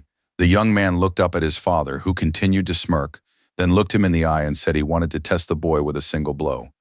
While the clan leader was saying that he might let the punishment slide, our hero was trying to process what he had just heard. Kyle said that if his son could withstand it, he would drop all charges against him. Without waiting for any reaction from the judges, the clan leader turned his back on everyone and ordered his son to follow him immediately. When everyone had recovered a bit, they tried to stop the man, saying that this wasn't allowed and that the rules stated Theo could only be exonerated by a representative duel or a trial, the results of which the young man had refused to accept. Ed Troyven turned out to be the most ardent defender of the law, not because he held the clan's rules in such high regard, but simply because this time they worked in his favor. Everyone knew full well that a single blow test meant acknowledging the opponent's strength. This meant that if Theo survived, he would become the one recognized by the clan leader. But looking at this seemingly frail young man, Ed could have bet that there was no way he could withstand a blow from a warrior as strong as Kyle Ragnar. However, the man's mind was still filled with doubts and fears. He clenched his fists to somehow hold back his emotions, for he was truly afraid that Theo might actually manage to withstand his father's attack. The fair-haired Troyven realized he couldn't let this guy win the chieftain's favor, so he said that vassals and knights don't laugh at Kyle's son, and according to the rules, he must face him in a duel of honor. Glaring sternly at the Sky Dragon, Kyle told him to be quiet, because if a vassal allowed himself such insolence, he could simply be disposed of. Realizing that the clan leader could not be dissuaded, Ed decided not to stick his neck out and to let the inevitable happen, since he had no control over the situation. Of course, clan leader Ragnar fully understood that his action might not sit well with the judges, who were accustomed to acting in accordance with the law they had upheld for many years. Therefore, to avoid any conflicts, he decided to ask the others for their opinion. Looking at the demonic dragon, Kyle asked if he had anything to add, since he'd heard him smirk after Theo spoke. Shaking his head, the man said he had nothing to say. He noted that it had been a long time since they'd been so absorbed in something. After that, Kyle's full attention shifted back to Theo. Glancing at the young man, he said with a smirk that they would end it there and see if his son could take a hit. Yes, our hero hadn't expected such a turn of events at all. He'd wanted to avoid a battle, not take a single blow from the clan leader, which could very well have killed him. His plan had completely fallen apart, but this only made the young man smile, as he believed that such changes could lead to a much better outcome than he'd anticipated. But first he decided to play the victim a little, saying that such trials were too difficult for him, since he couldn't even compare the clan leader's blow to a war against vassals and knights. After these words, dissatisfaction immediately showed on the clan leader's face, and he asked if Theo had really decided to reject his offer. But shying away from a battle was not at all our hero's style. He grinned slyly and said he accepted the offer, though he emphasized that the deal wasn't entirely fair. These words surprised Kyle. So Theo pointed out that since the challenge had become more difficult, his reward should be significantly greater. Kyle liked this kind of audacity and boldness, though he didn't show it, and asked the young man what he wanted as a reward. The young man took his time answering. He turned toward the judges and looked at them with a smile, as if pondering what reward would benefit him the most and infuriate those who wanted to mete out justice to him. This open defiance greatly surprised the men, for they could see that this boy was challenging them, and now it was he, not they, who was dictating the rules of the game, so they had no choice but to go along with it. Theo's eyes sparkled, and his smile grew even more sly. He took his time answering as if he wanted to savor these seconds of his triumph, which was about to happen. And it arrived at the very moment when Ed Troyan's eyes widened so much they threatened to pop out of their sockets, all because our hero had set his sights on the Palace of Camellias, a fact he had just revealed to his father. Wolfgang was no less surprised, but he was more reserved than Ed, who was already calling the young man insolent. The wise dragon considered it madness, but wanted to see how events would unfold. The man believed that this half-breed didn't know his place, for such a deal was only possible if both sides were equal in strength. He was certain that pride would lead this young man to his grave, so he made no comment on the proposal. Everyone was curious to see how Kyle himself would respond to this audacity. The men were surprised that the clan leader was in no hurry to rein in his foolish son, who had gone too far. To everyone's surprise, Kyle smiled approvingly and said that if Theo ever wished to become clan leader, he would need to possess precisely this kind of resourcefulness. Turning his gaze to the celestial dragon, the clan leader asked if it had any objections to his son's proposal. As much as Edu disliked all of this, he couldn't show his displeasure. So after bowing, he said that Ragnar belonged to Kyle, and therefore he could not disagree with the leader's decision. Satisfied with the answer, the chieftain waved his cloak and said that in that case they needed to prepare the arena immediately, since he wanted to test Theo Ragnar right away. This news didn't scare the boy in the least, since he was prepared for such an outcome, so none of this made him give up on this idea, which didn't seem very promising at first glance. A short while later, Theo and his father were already standing in the center of the prepared arena, intending to mete out a form of justice that no one had anticipated.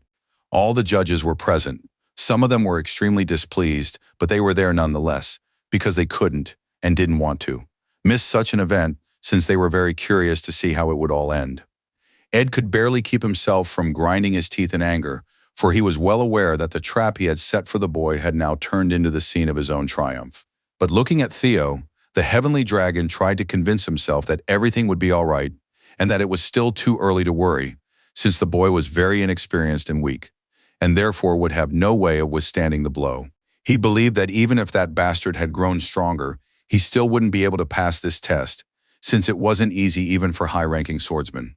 So deep down, Ed was completely certain that Theo would die right there on the battlefield in front of everyone, which would please him greatly, since it would be the arrogant boy's final show. Our Theo was willing to bet that Ed Trovan was already thinking about what color his coffin would be, since the heavenly dragon wouldn't even entertain the thought that his plans might go awry. Looking at his father, the young man thought that he wouldn't have to choose a coffin, because thanks to the reward for his training, he believed he could withstand the blow. Sensing a strange but very powerful energy coming from your son, Kyle wondered if the boy had drunk some kind of potion while he wasn't looking. But even if that were the case, such a rapid change would have been impossible. But in the end, the clan leader decided it didn't matter. After all, standing before him was his own flesh and blood, so it was no surprise that the boy was capable of great things. Stepping closer to the boy, Kyle asked with a smile if he was ready to face his power and prove whether he was worthy of bearing the proud surname of the Ragnar clan.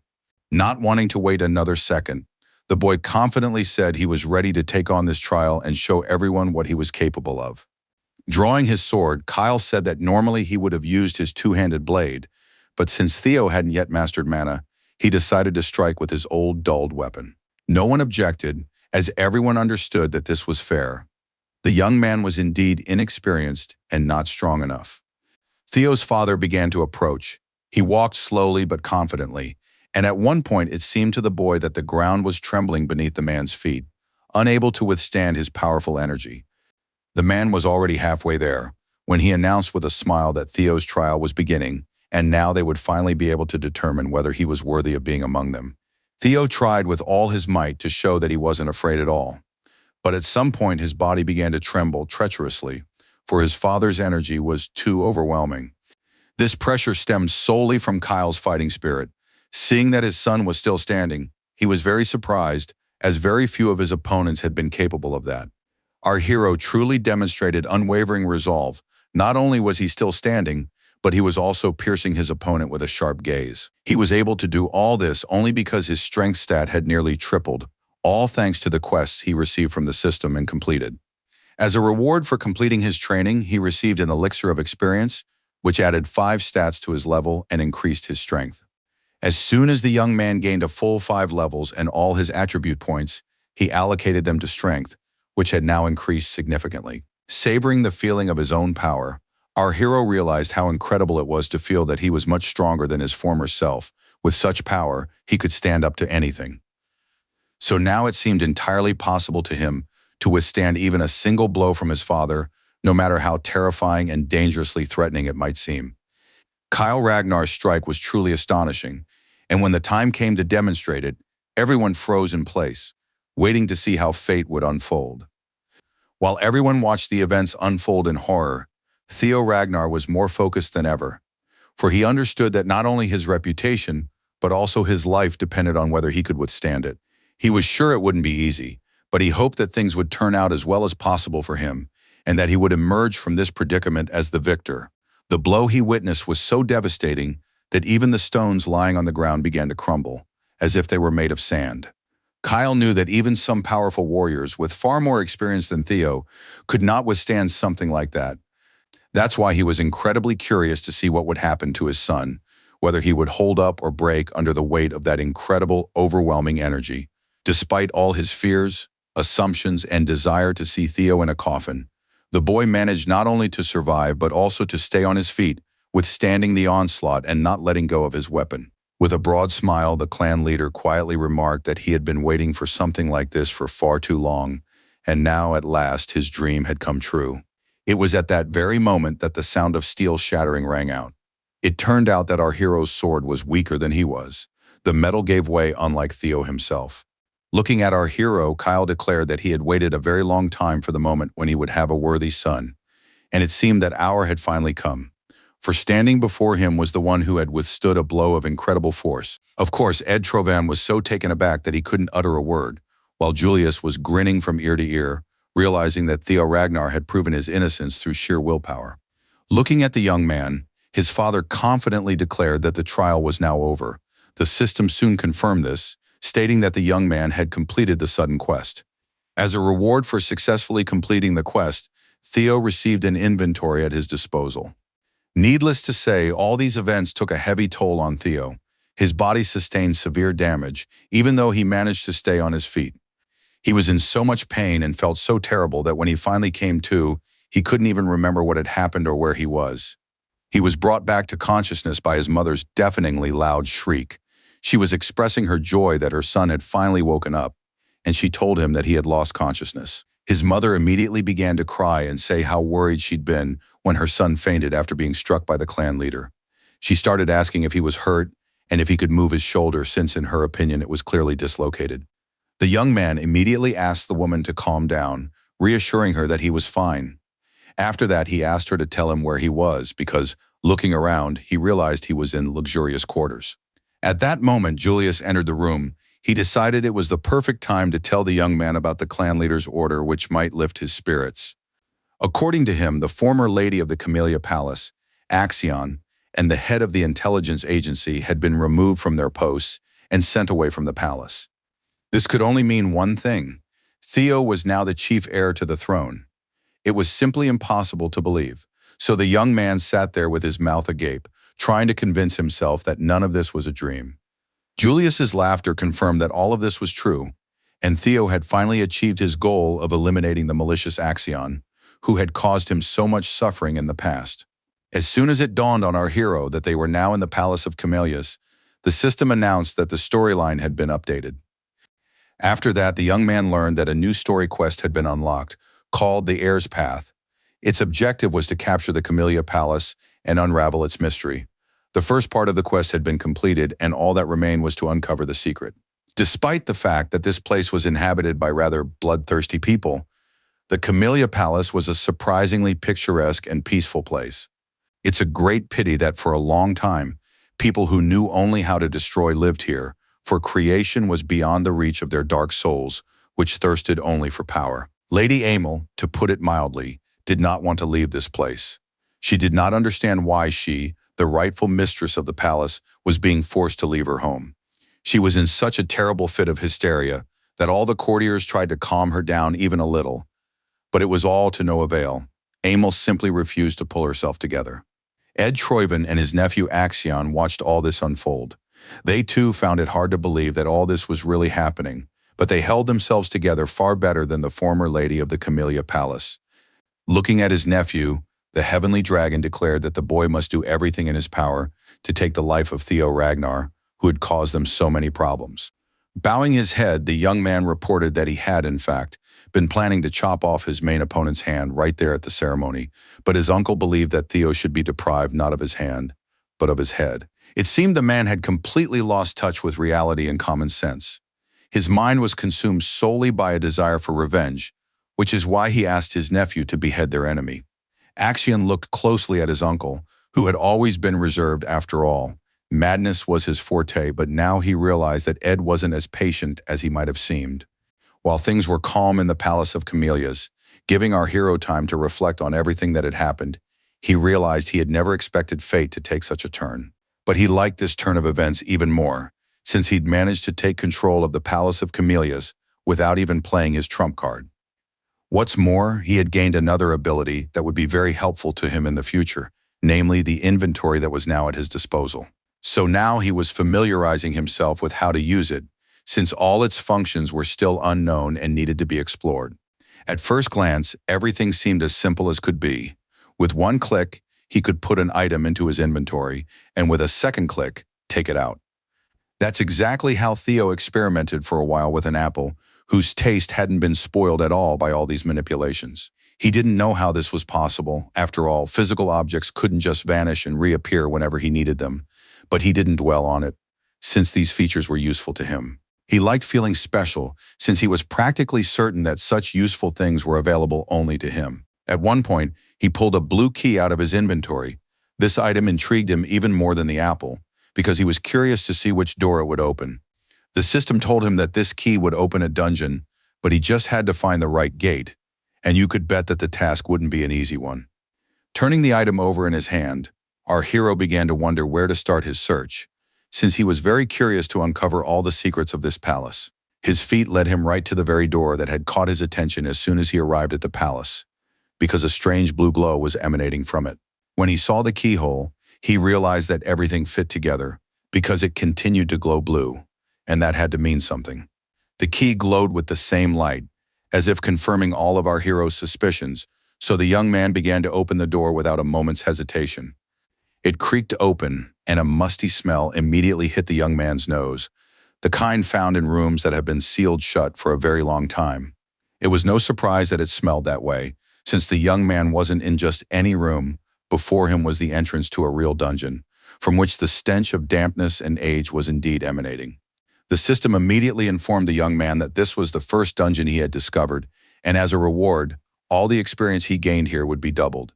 The cave right inside the Palace of Camellias had seemed out of place for a reason, so the boy decided that this was most likely just another quest from the system. Smiling, Theo boldly moved forward, having decided that no matter what was there, he would clear out the dungeon and emerge victorious, just as he had from every other escapade. He also believed that double experience was simply too good to pass up, so he had to take advantage of the opportunity the system had given him. But going into battle empty-handed just didn't feel right, so the young man decided to wander around the palace a bit to find something that would come in handy during his adventures in the dungeon. Soon a sword appeared in his inventory, waiting for the moment when its owner would need it, and it could be retrieved from storage. That moment had finally arrived. Theo took the sword and shield from his inventory and realized it was time to face the danger, which, as it turned out, was closer than he had thought. The dungeon was very gloomy. The space was lit only by faint blue lights that would appear and then disappear, leaving our hero in complete darkness. The young man walked in absolute darkness and at some point began to fear that he would simply get lost, since it was extremely difficult to find one's way in this area. He was snapped out of these thoughts by a strange sound. It seemed as though someone was approaching him, only they were doing so quietly that it was practically impossible to notice. The young man was right. Soon a huge wolf emerged from the darkness, growling so loudly and menacingly that it seemed as though the walls of the dungeon were trembling. It was not a pleasant sight, especially when our hero realized that this creature was much larger than ordinary wolves, which meant it had strength to spare. Realizing he couldn't wait long, the young man decided to attack, for the creature, which looked more like a demonic beast, could strike at any moment. And that's exactly what happened. Theo didn't manage to strike first, because the demonic wolf lunged straight at him, and the young man was simply lucky that he managed to raise his shield in time, preventing the fangs from closing on his throat. The beast's grip was so strong that the young man thought for a moment his shield would simply shatter, as the wolf's jaws were clamping down on it far too tightly. Fortunately, he managed to yank his shield out of the monster's teeth, but this only enraged the wolf even more, and now it was clearly determined to leave not a single scrap of Theo behind. Exerting a colossal amount of effort, the young man finally managed to push the wolf back just a little, giving himself some room to maneuver. The monster didn't keep him waiting long. Its next attack was swift and completely unexpected, so that just a few seconds later, powerful jaws snapped right in front of Theo's face. But the young man didn't lose his composure. Gripping his sword more tightly, he decided he would do whatever it took to clear this dungeon of the wolf and similar demonic creatures. If anyone had witnessed this battle, they would have watched it with bated breath, for it was so impressive that one wanted to catch every one of Theo's movements. The young man quickly realized that his shaggy opponent had quite thick fur, making it difficult to pierce, and that it was also quite fast. So this wolf was clearly no ordinary beast. It was absolutely clear that he would have to give it his all in this battle. Theo also knew that the sea of demons beyond the northern wall was teeming with such monsters, which explained why dealing with this one was so difficult. As if to confirm that it would indeed be no easy task, the wolf swung its mighty paw bearing razor-sharp claws. The young man had to move incredibly fast, but he had strong motivation. He had to survive and make it out of this dungeon safe and sound. Lost in thought, our hero mused that it would be nice to be able to recreate that beam of light. He had seen the moment his father delivered his mighty blow. He too wanted to master such a magnificent and breathtaking power, one that brought enemies to their knees and made them tremble.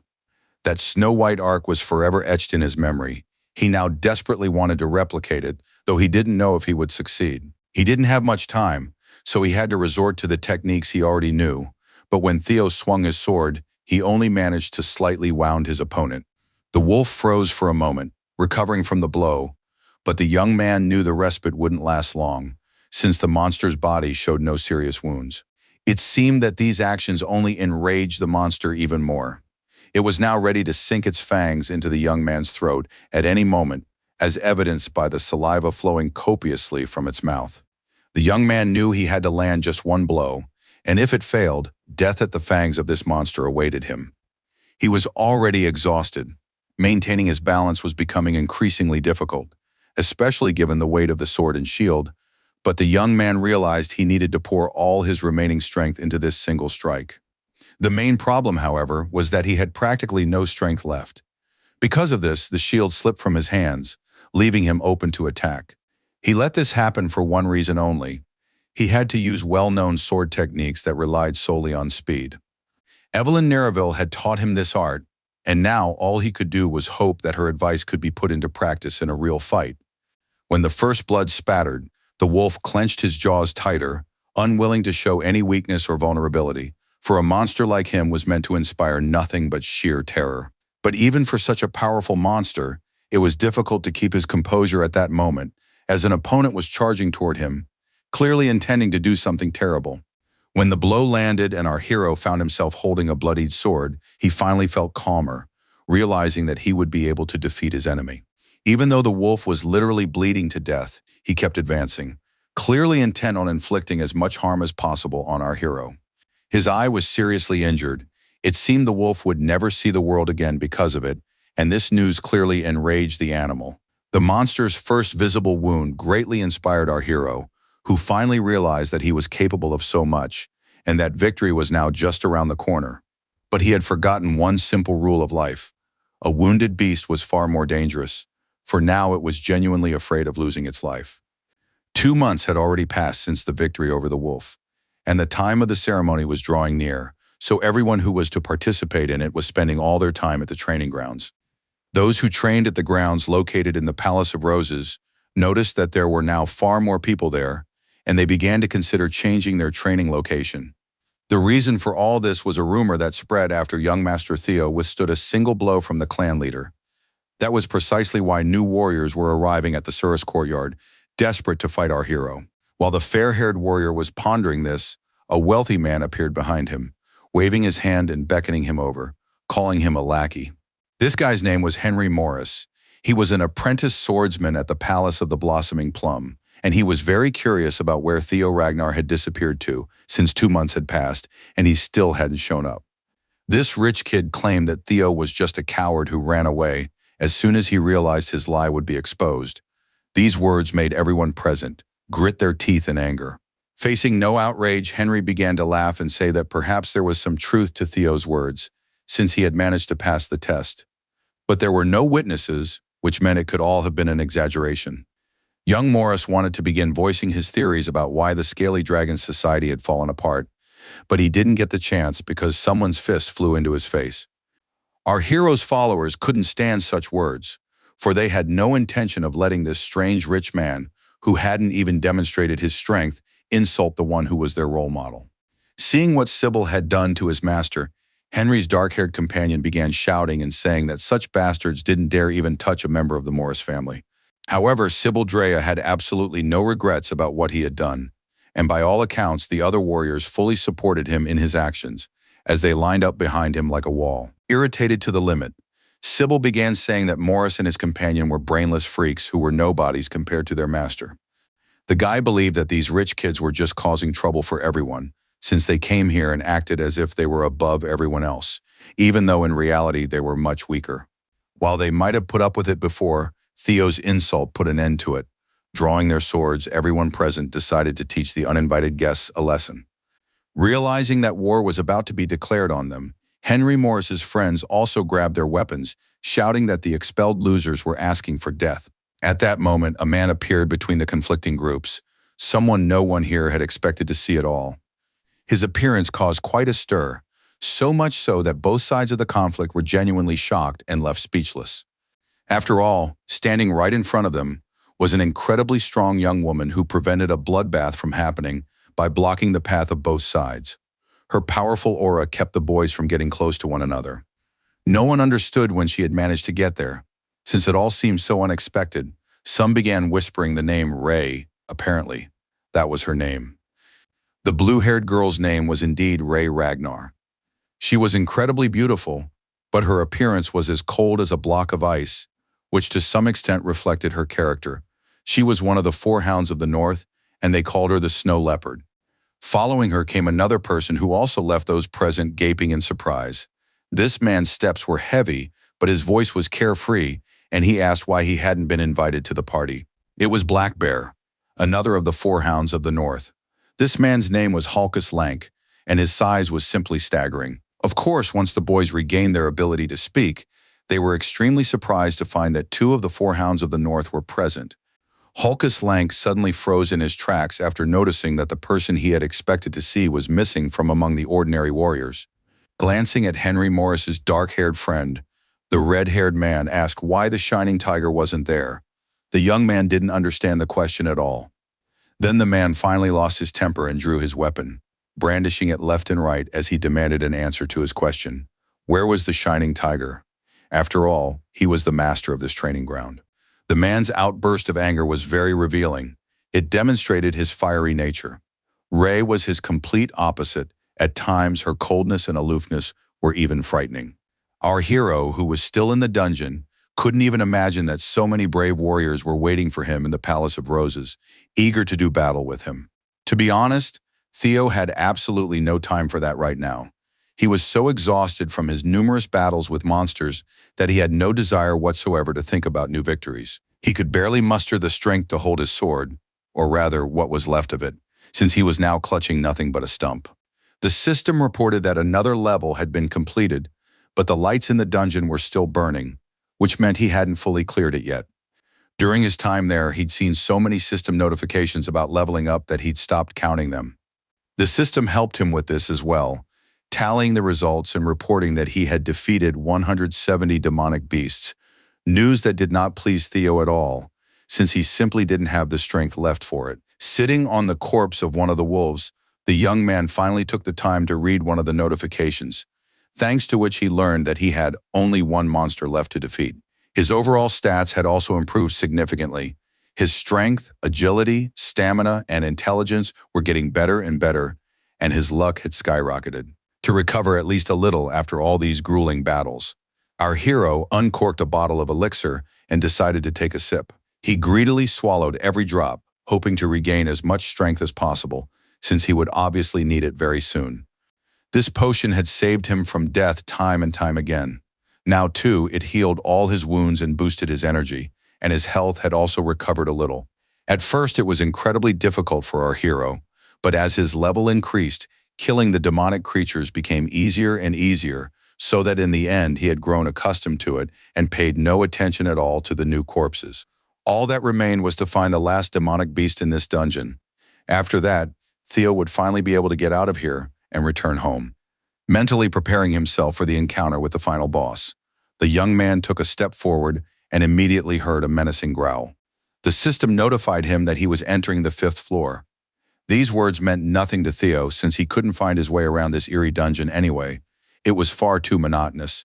As he climbed the steep steps, the boy couldn't take his eyes off his damaged sword, or rather what was left of it. It was now useless in battle. After tossing the broken hilt into the abyss, the boy reached into his inventory to pull out a weapon more suitable for the battle ahead. As he pulled out the ceremonial sword his mother had given him for his birthday, the boy wondered if that was really all he had in his arsenal. He didn't want to use this gift for fear of damaging it. This sword brought back unpleasant memories for him because in his past life, he and his mother had been constantly arguing right up until the awakening ceremony itself, so he had simply left the weapon to gather dust in his room. It was the first time he had looked at this sword so closely, so it came as a surprise to him that the weapon was excellent, forged from snow-white steel. Memories from his past life flashed through his mind. They were unpleasant and quite traumatic for him, since he knew how it all ultimately ended. His memory brought back a recollection of one of his birthdays, when his mother had given him that very sword. She could hardly wait until midnight to congratulate her beloved son. While one might think Theo was overjoyed when he saw his mother's gifts in his past incarnation, things were quite the opposite. He was annoyed that his personal space had been invaded. Ignoring all those boxes of gifts, Theo grumbled that the awakening ceremony was just around the corner and he had no time for any celebrations. He glared at his mother and said rather harsh words to the effect that not even the best sword in the world, the one she had decided to give him as a gift, could purify the blood of a bastard. The lady of the Palace of Roses hadn't expected to hear anything like that. She had tried so hard to support her son and make him happy that these words hurt her deeply, especially after Theo had told her she had to leave. It was unpleasant to recall this, so the current Theo promised himself that he would never behave that way again and would never show disrespect to his mother.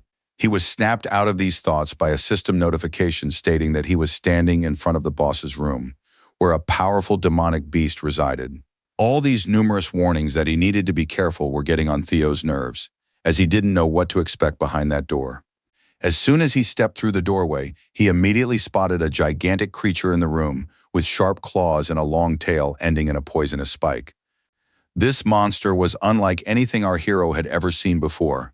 It was unique and incredibly dangerous after all. It wasn't for nothing that it was the boss of this dungeon.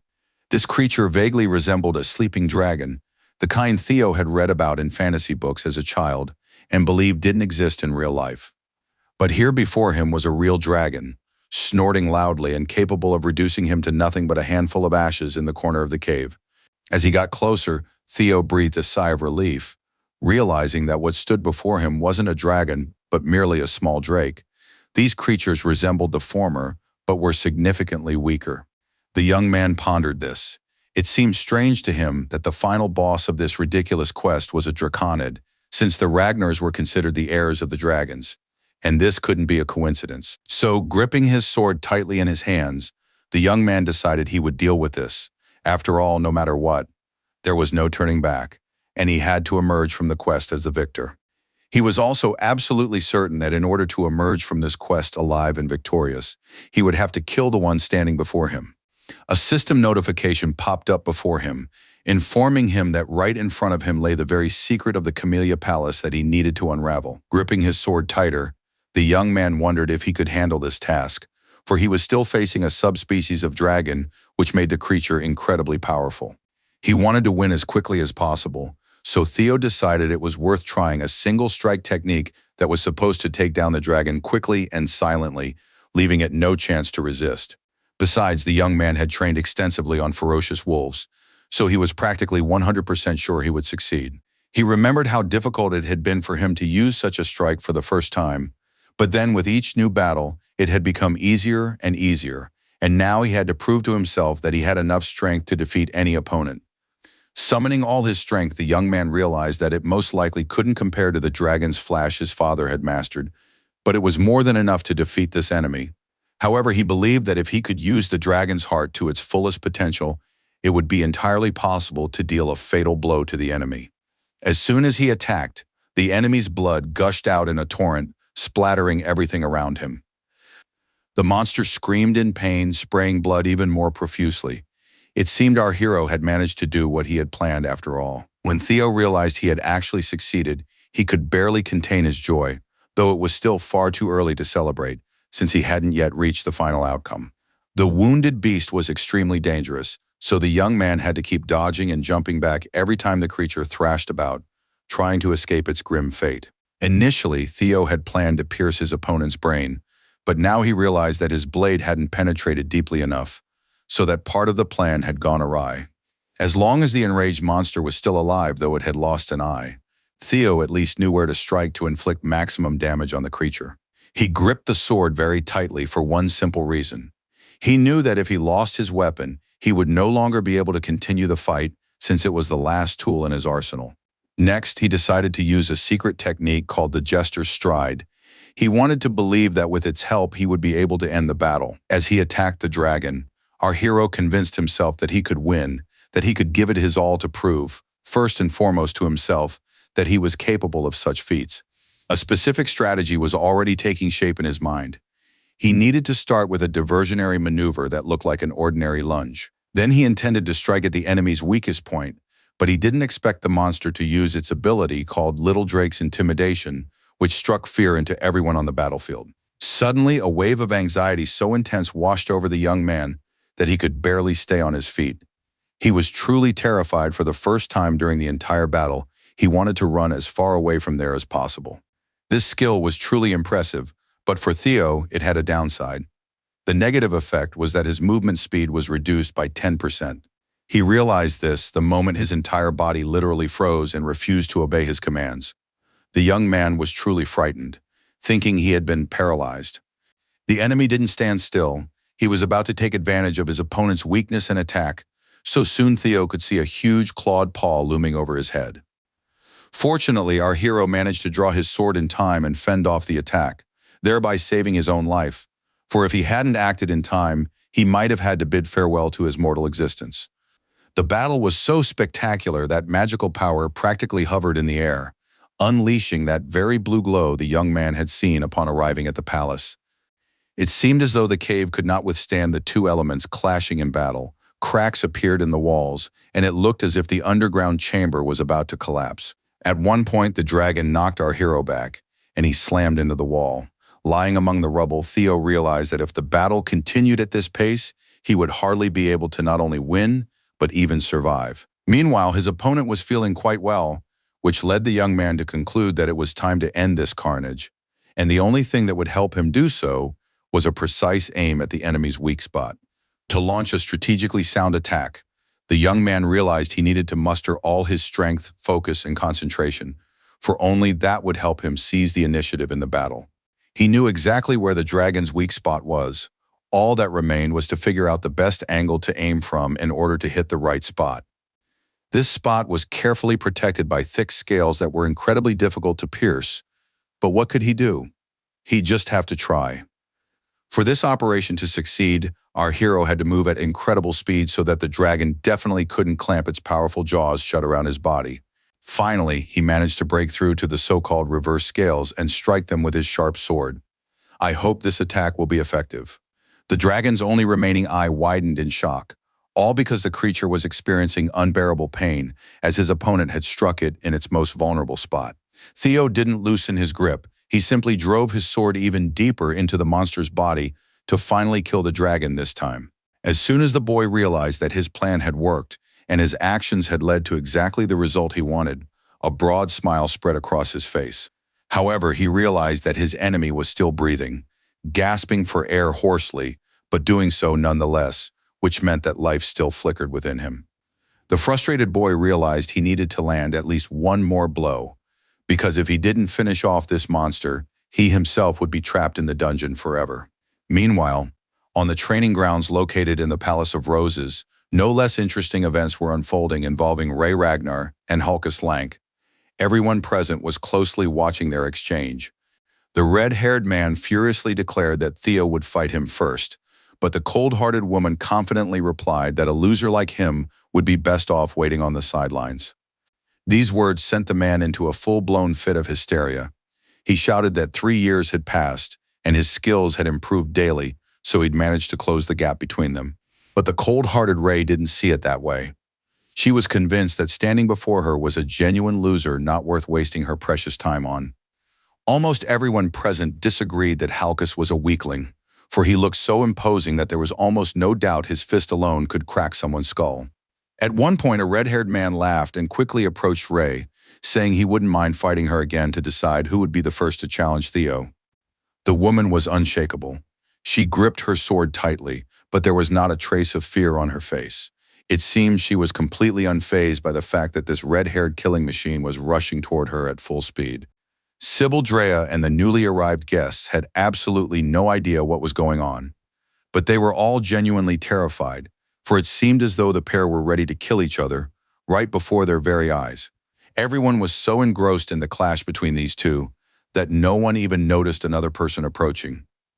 Yet it was he who played a key role in the fight between Ray and Hulkus, since it was Remington Narzio who stepped between them and put a stop to what they were doing right in the middle of the training ground. The guy was really angry that these guys had turned the training ground into a real circus, so he told them that if they wanted to fight, they could do it somewhere else.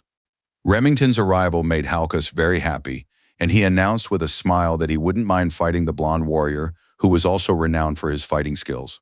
Narcio was also displeased that such a commotion had been caused on Theo's lands, especially while he was away. So now the young man was barely restraining himself from showing that pair their place, since he would have been more than happy to do so. At one point, everyone froze in place, having sensed such a murderous aura that they just wanted to hide and not come out of their hiding spots. Turning to the side, the guys noticed a male figure approaching them, the source of that aura. Of course, it was Theo, who had finally finished his journey through the dungeon. To be honest, even Narzio was surprised, because he hadn't expected to feel such immense pressure from his friend, so he couldn't help but wonder what had happened during his solitary training. Right now, our hero looked as if he could defeat anyone, and that was exactly the case. Within him lay such incredible strength that it was impossible to contain. Hulkus smiled as widely as he could, for he was overjoyed by Theo's arrival. Finally, they would be able to face off and determine which of them was stronger. Our hero was very cunning and decided to immediately impress those who thought they were stronger than him, so he used a skill he had inherited from young Drake, the very skill that allowed him to strike fear into everyone on the battlefield. It turned out that when you kill a dragon, you can acquire some of its abilities. Our hero only learned this after mortally wounding his opponent. As the dragon breathed its last seconds, Theo felt a strange surge of energy within him that seemed to move through him as if it were a living organism. It only grew stronger when the creature took its last breath and let its head fall limply, sinking into a pool of its own blood. Finally pulling his sword from the dragon's body, the young man suddenly froze in place. He simply couldn't move, for a strange otherworldly force was surging inside him. The system congratulated him on defeating the small drake thanks to his efforts. Breathing a sigh of relief, our hero reflected on how the creature had tried to throw him off the moment he struck its reverse scales. At that very moment, he had already thought his end had come. Now he could finally rest a bit. Since he was completely exhausted, the young man was grateful to himself for quickly figuring out where the enemy's weak spot was. System notifications informed him that, as a reward, he was receiving a tooth and a claw from the small drake. Theo had no idea what to do with such rewards, since he'd never heard before about how a tooth and claw from such a monster could be used. The system helped him find out, and informed him that a small drake's tooth was a material that increased the durability of weapons. Little drake's claw was also very useful, as it increased the sharpness of the weapon and made it even more deadly. Looking at the sword his mother had given him, our hero concluded that he should use all these materials to repair such a precious weapon, which had become heavily worn after that battle. But when he saw that his next reward was the skill to intimidate a small drake, he was very surprised, as he hadn't thought such abilities could be passed on. Now he could emit the deadly aura characteristic of small drakes. It overwhelmed everything around it, and if the target was weaker than the one using the skill, it instilled genuine fear in them. The hero was simply overjoyed, for he had thought that only the chosen few could use such skills, which meant that he was one of them. He couldn't wait to try out his new ability, so he quickly stowed his weapon in his inventory and decided it was time to put on a show. He didn't think such a skill would be useful to him in relation to Ragnar, but it would have been a shame not to use it, since such a privilege was unavailable to many. The young man understood perfectly well that he would encounter many people along the way who would be significantly stronger than him, but that didn't mean he would tremble before them. The dungeon of the Camellia Palace had been cleared, so he could return to the place that had become a real test for him. After closing the doors that led to the dungeon, the young man was finally able to breathe a sigh of relief, for he realized that this difficult quest was finally over. He had fulfilled all the conditions, which involved capturing the Camellia Palace and uncovering its main secret, namely that behind this door lay a terrifying dungeon filled with monsters. As his next reward, he received an item called the Compass to the Nest, which immediately materialized before our hero, though it looked completely baffling. This compass resembled the enormous eye of some terrifying beast. It pointed the way to the nest, though it didn't specify which one. Examining the object from all angles, Theo tried to figure out what this compass was even for. He assumed it would come in handy during his next quest. Not wanting to get lost in all these thoughts, the guy without hesitation put the item in his inventory, deciding he'd keep it until he found out what it was for. After that, he decided to go back to his room to rest a bit, since he was so exhausted that he could barely stand, and the room around him was already growing dark. The young man had almost reached his door when suddenly a maid appeared behind him, quickly approaching him and saying, with a hint of panic in her voice, that she had an important matter to discuss with the young master. Seeing Theo's condition, the girl was horrified and asked where he had been. After a weary glance at her, our hero explained that he had simply been out for a run and demanded to know immediately what had happened. Upon hearing that a bloody brawl was taking place right now on the fourth courtyard, Theo was surprised and realized that this situation truly required his intervention. After that, our hero set off for the Palace of Roses, overwhelming everyone around him with his incredibly powerful energy, which he had borrowed from the dragon. He was so exhausted that he wanted to resolve this problem as quickly as possible, so he decided to strike fear into everyone present on the battlefield. After surveying those around him, the young man rudely ordered them to get out of there immediately, since he really wanted to rest and was angry when they wouldn't let him. For some people, his aura was so unbearable that they began foaming at the mouth, as their internal organs simply couldn't withstand such colossal pressure. Watching the reaction of the lower-ranking warriors, Halkus felt a little uneasy, for he hadn't even suspected that Theo could do something like that with just his aura alone. All of this made him smile, for he realized that his opponent was worthy of his presence, possessing such overwhelming lethal power. He decided to act immediately, so he drew his weapon and cheerfully remarked that he'd known all along that one would never get bored with the younger Ragnar. The man wanted to find out just how strong this Theo was. a man about whom legends were already being spun, telling how he'd risen from rags to riches. It took our hero just a single swing of his sword to stop the red-haired warrior's attack. The latter hadn't expected such a turn of events and literally froze in his tracks from the surprise. Seeing just how much Theo's strength had increased, Remington Narzio's jaw dropped after all. The boy had been much weaker the last time they met, so now he was curious to know what had had such a colossal impact on his abilities. The man realized that his punch was simply ineffective against an opponent like Theo. It seemed that all the legends the local warriors had spun about him were true. The look of surprise on his face made it clear to absolutely everyone that he hadn't expected the young man to be able to parry his strike, which was considered incredibly powerful. At that moment, Theo looked so exhausted that those around him couldn't help but wonder how he could even hold a sword, let alone defeat such a powerful opponent as Halkus. To be honest, the young man himself hadn't expected to be able to parry the blow, since he felt so weak from exhaustion that he thought he would collapse right there on the battlefield. But things turned out completely differently. Like everyone else, he was surprised that he'd managed to knock the enemy back so far and parry a blow that could have brought even the strongest warrior to his knees. All of this sent Halkus into a state of sheer rage. He had no intention of losing to some kid who hadn't even undergone the initiation ceremony yet. As humiliating as it was for Halkus Lank, he was deemed the weakest of the 4 northern hounds, since he didn't possess any particular intellectual abilities and wasn't trained in anything new. But since he was from the ancient and highly respected Lank clan, no one could surpass him in strength, which is why he was among the hounds, and no one objected. Right now, Halkus's sword was aimed at our hero, and the red-haired man was absolutely certain that Theo had simply been lucky the first time, and that now he wouldn't be able to parry his attack. But when the two swords clashed, sparks flew from the blades, and it became absolutely clear to everyone that Lank had encountered a formidable opponent and wouldn't be able to defeat him as easily as the others.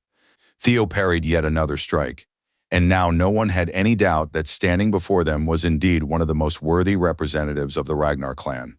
The young man smiled when he realized that he had not only managed to parry Halkus's lunge, but also to counterattack him, which humiliated the more experienced warrior even further. Leveling up was definitely worth the enhanced stats our hero now possessed, for it was precisely these that helped him feel so confident on the battlefield.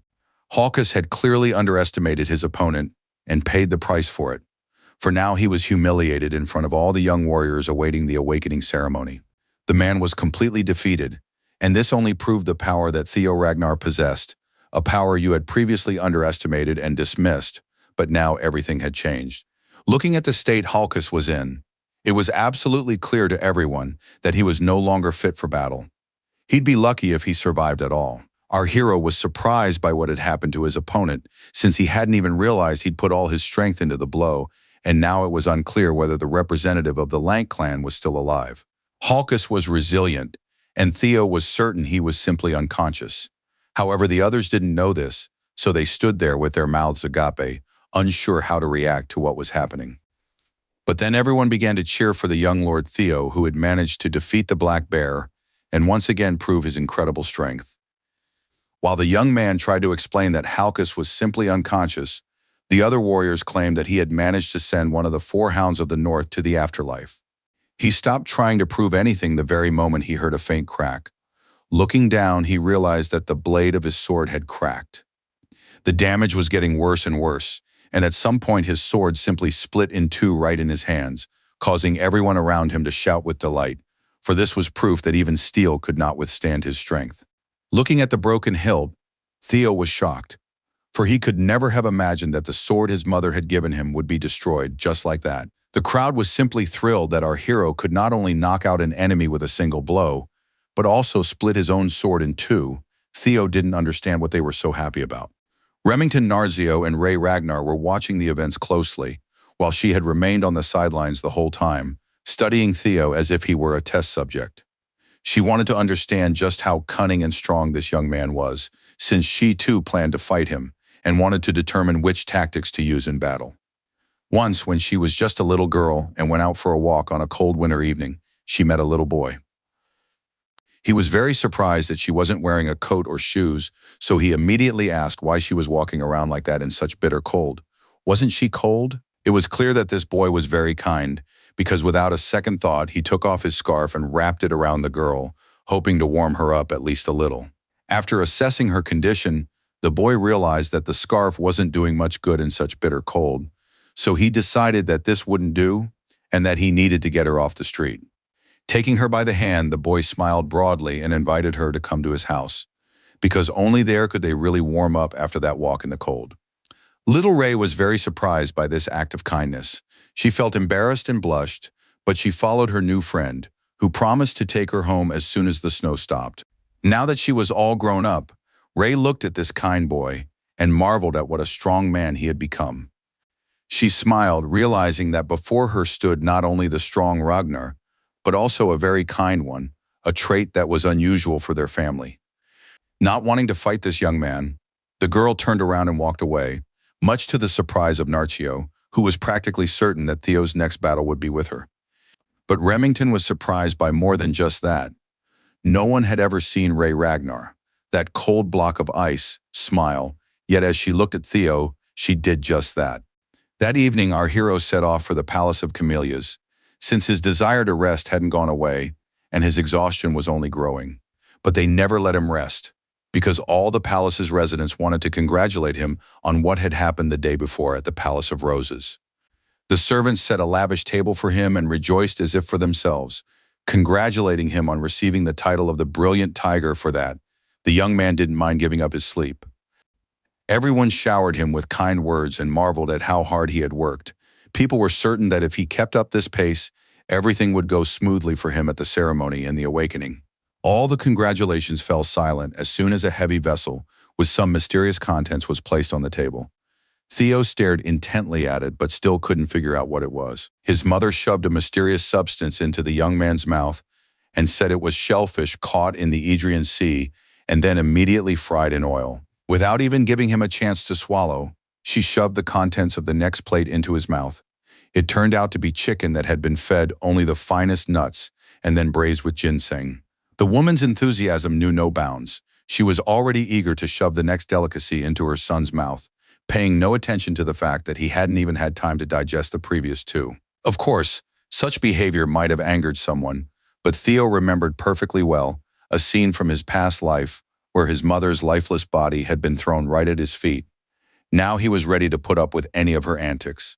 So he tried to chew absolutely everything she brought him, not wanting to offend or upset the woman he loved so deeply and who undoubtedly loved him. When the meal, which felt more like torture, finally ended, our hero leaned back contentedly in his chair and thanked his mother for bringing him such delicious dishes. The woman's attention shifted to the sword she had given him several years earlier. The lady of the Palace of Roses gasped when she saw that it was hopelessly damaged. Covering her mouth with her hands, she tried to find out from her son what kind of trouble he had gotten himself into that such an incredibly sturdy weapon had been broken as if it were a child's toy.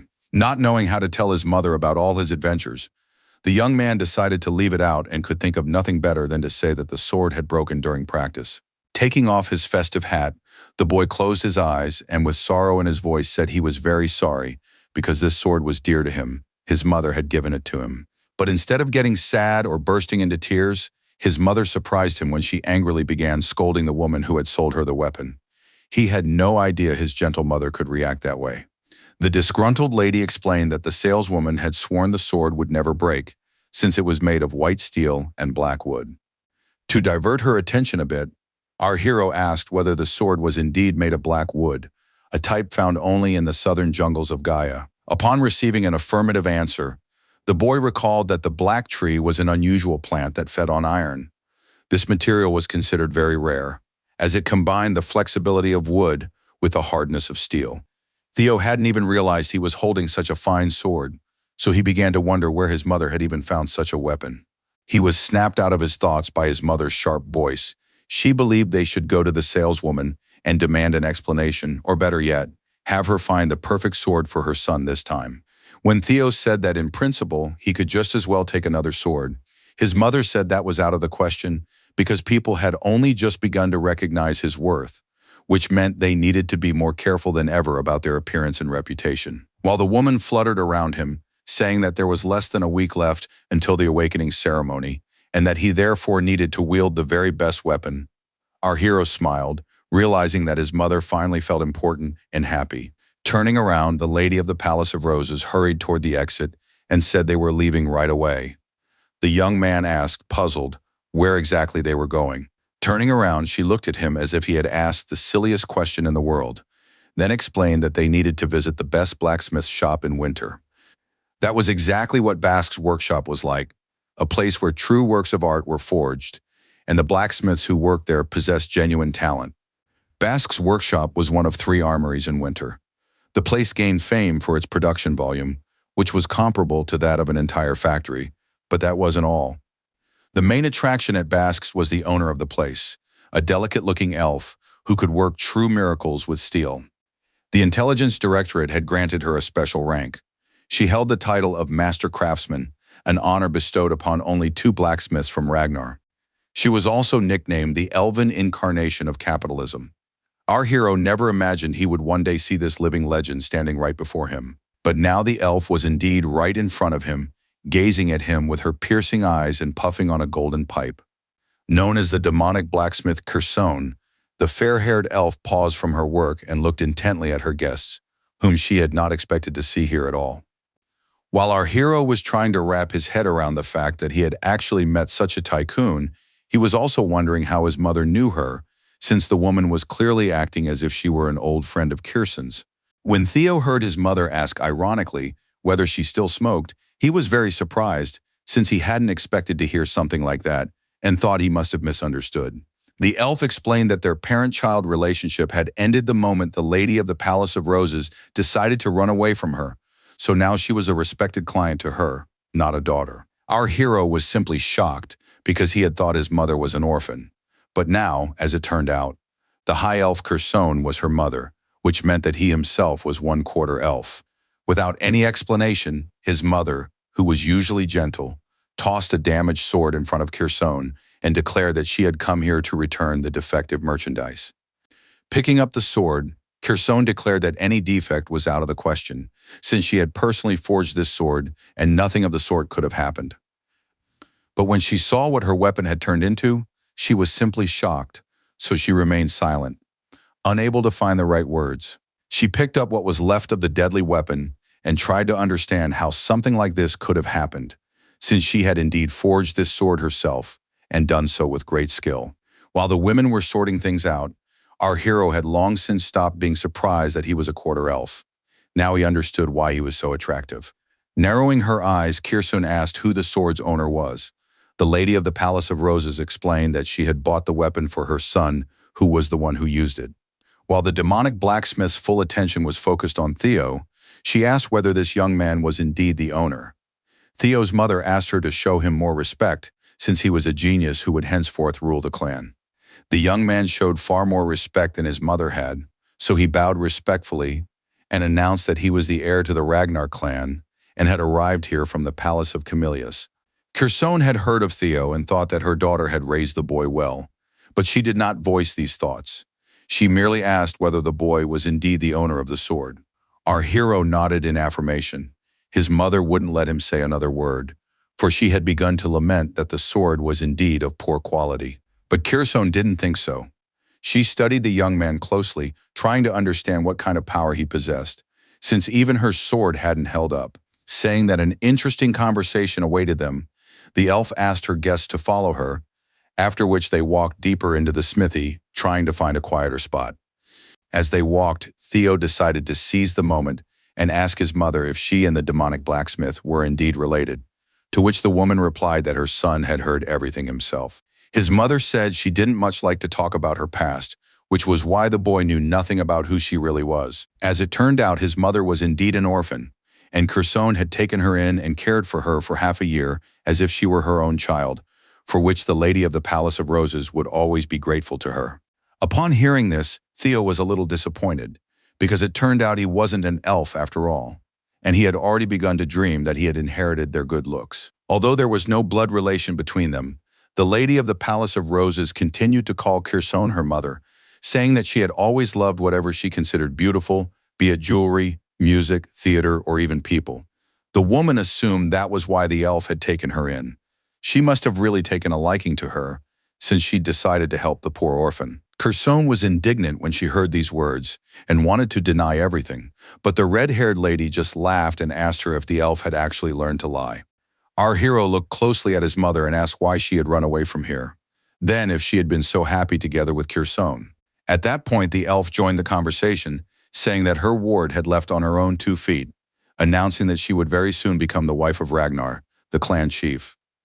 Without mincing words, Kerson said that her ward was a real fool for allowing herself to go to that wretched place, but she couldn't help but praise her for managing to survive there for so long. Straightening her luxurious red hair, Theo's mother said that the clan chief was a very charming and handsome man who, moreover, truly loved her.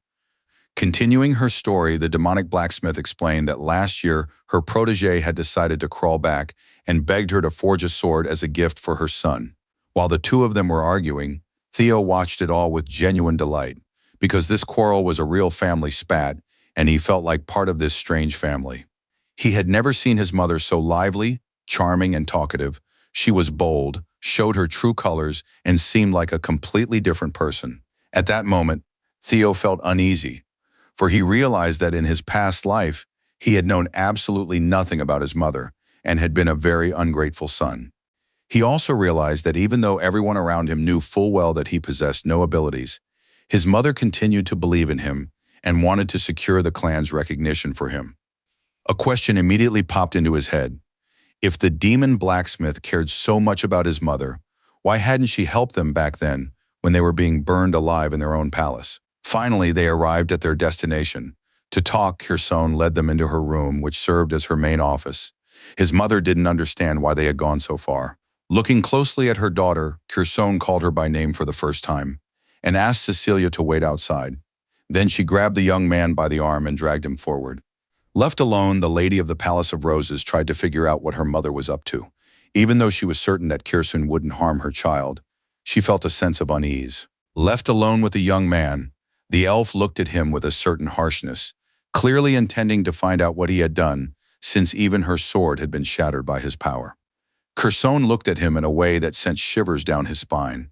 She said she would ask just one question, and he had to answer with absolute honesty. Without taking her eyes off him, she asked if the young man really possessed the relic of the first dragon. She spoke with such confidence that she clearly wasn't going to accept any objections. This question left our hero completely stumped. He didn't know how to answer. He didn't want to reveal his secret, but he clearly couldn't lie to this woman either. So he decided to play dumb, asking if she was referring to the guardian dragon ancestor who protected the clan. He told her about the legends he'd heard, which claimed that the forefather had distributed treasures among his heirs. For some reason, the mention of treasures angered Kerson so much that she began to draw her weapon, wanting to find out whether the young man possessed an ancient relic. To be honest, the young man didn't know what to do, because he realized that if he got into a fight with this elf, he would have to demonstrate his strength, and then she would understand everything without needing any further explanation. The demonic blacksmith tried to understand how something like this could have happened to her sword, since she had poured her whole heart and soul into it, so nothing but a relic could have destroyed it. Seeing how Kerson treated his sword like a child, almost crying at the sight of what was left of it, Theo began to apologize, since he didn't know what else to say in such a situation. Our hero didn't understand a thing, since his sword had broken during the battle with the Drake, so the relic had absolutely nothing to do with it, and he didn't need to mention it. Saying that she needed to show the young man something, Kerson pulled something out of her storeroom that was wrapped in a huge number of chains. When she brought the enormous object into the light, the young man saw that it was a coffin, which was indeed wrapped in chains, as if out of fear that what everyone wanted to bury would crawl out of it. The boy's eyes lit up. He couldn't believe that this was really the coffin he was looking at, because he had his suspicions about what might be inside it. This coffin glowed with the same blue light as the quest that had been behind the door in the Camellia Palace. That was exactly where he had found that strange dungeon. Turning to the young man, the elf told him that she didn't see anything strange about this coffin and hadn't sensed anything out of the ordinary, but Theo, judging by his reaction, seemed to think otherwise. She explained that she had tried to open the coffin again and again, as she desperately wanted to get her hands on the object inside it, but to no avail. These words clearly hinted that she needed our hero's help, as he felt a special pull toward this coffin. And all because, according to Kerson, a relic of the firstborn dragon was inside, and only the true heir to the Ragnar clan could retrieve it from there. The woman told him an ancient legend, which stated that long ago in the age of myths, the firstborn dragon had torn out one of his fangs and forged it into a sword called the Blade of Moonlight. This blade was the most amazing weapon in the world, capable of striking down any target, but there was just one condition. The true Ragnar must be able to withstand its power. To our hero's surprise, the elf said that if he managed to break the seal and retrieve the sword, she would give it to Theo without a second thought. Smiling, she added that the young man should think carefully before agreeing, because in the process of breaking the seal, he might very well lose his life. The young man froze in his tracks. Of course, he was eager to get his hands on such a relic, but he understood that he might never make it out of this place alive. Despite all this, he agreed and declared that the sword would now be his, since only he could pull it out of that coffin. A system notification appeared before him, informing him that a new story quest had become available, during which he would be chosen by the relic of the primordial dragon. The Blade of Moonlight was a weapon that had belonged to the leader of the Black Snow, one of the 9 dragons. The owner of this sword was called the Black Dragon, according to legend. This warrior was simply incredible, and no living person could defeat him. Only a few knew what his sword looked like, because almost everyone who had seen it or even spoken of it met a very unpleasant fate. These unfortunate souls either died or disappeared without a trace, but in any case, they were unable to tell anyone anything about the sword. Someone cared so deeply about their own secrecy that they weren't afraid to shed blood. This spoke to the incredible cruelty of the sword's owner. By pure chance, Theo was able to glimpse the true form of the Moonlight Blade in his vision and still remain alive. But he didn't understand why the Black Dragon had spared his life, since all his predecessors had died so brutally. The young man couldn't believe his own luck, for the Moonlight Blade was now right in front of him, a relic of the first dragon. He knew he was supposed to meet the Black Dragon in 4 years, which meant the sword had been with Curson all this time. She looked at the young man with interest and asked with a smirk whether he would risk his own life to try to obtain what would grant him incredible power. The young man took his time answering, but he understood perfectly well that he simply had to get his hands on this weapon. There was no other way. So for the second time, he declared that from now on, this sword would belong to him forever, and he would do everything in his power to make that happen. The young man also believed that this couldn't all be a coincidence, because he had seen the same blue glow in the Palace of Camellias, and everything had turned out well then, so everything should be fine now as well. Now I finally understood what that blue key, which he'd received as a reward, was for. I'd been wondering all along what its value and purpose were. Seeing Theo take out the key, the elf froze in her tracks. She couldn't even imagine that this guy would actually be able to open the coffin and retrieve what lay inside. But now it looked as if the young man really knew what he was doing, even though Theo had no idea he'd be so lucky, and that this chance stroll would lead him to the solution to the mystery.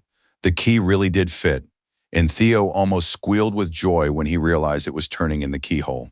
The coffin lid swung open, and the young man froze, for the force emanating from within was so immense that he could easily have believed it would take his life. Curson watched spellbound as history unfolded literally before her eyes, for she had thought she wouldn't live to see the moment when someone actually opened the coffin. But now this great power was bursting forth, and the elf didn't even know how to react, for it seemed to her that they had done something that could change the course of history. Looking at the young man, she didn't understand what was happening, or why it all looked as if this 1,000-year-old weapon had been waiting all this time specifically for his arrival. At some point, our hero lost his bearings. He didn't understand where he was, or why he suddenly felt so much pain. His consciousness transported him to the Palace of Roses, just as his family home was being burned to the ground, and everyone around him was being killed in the most brutal ways.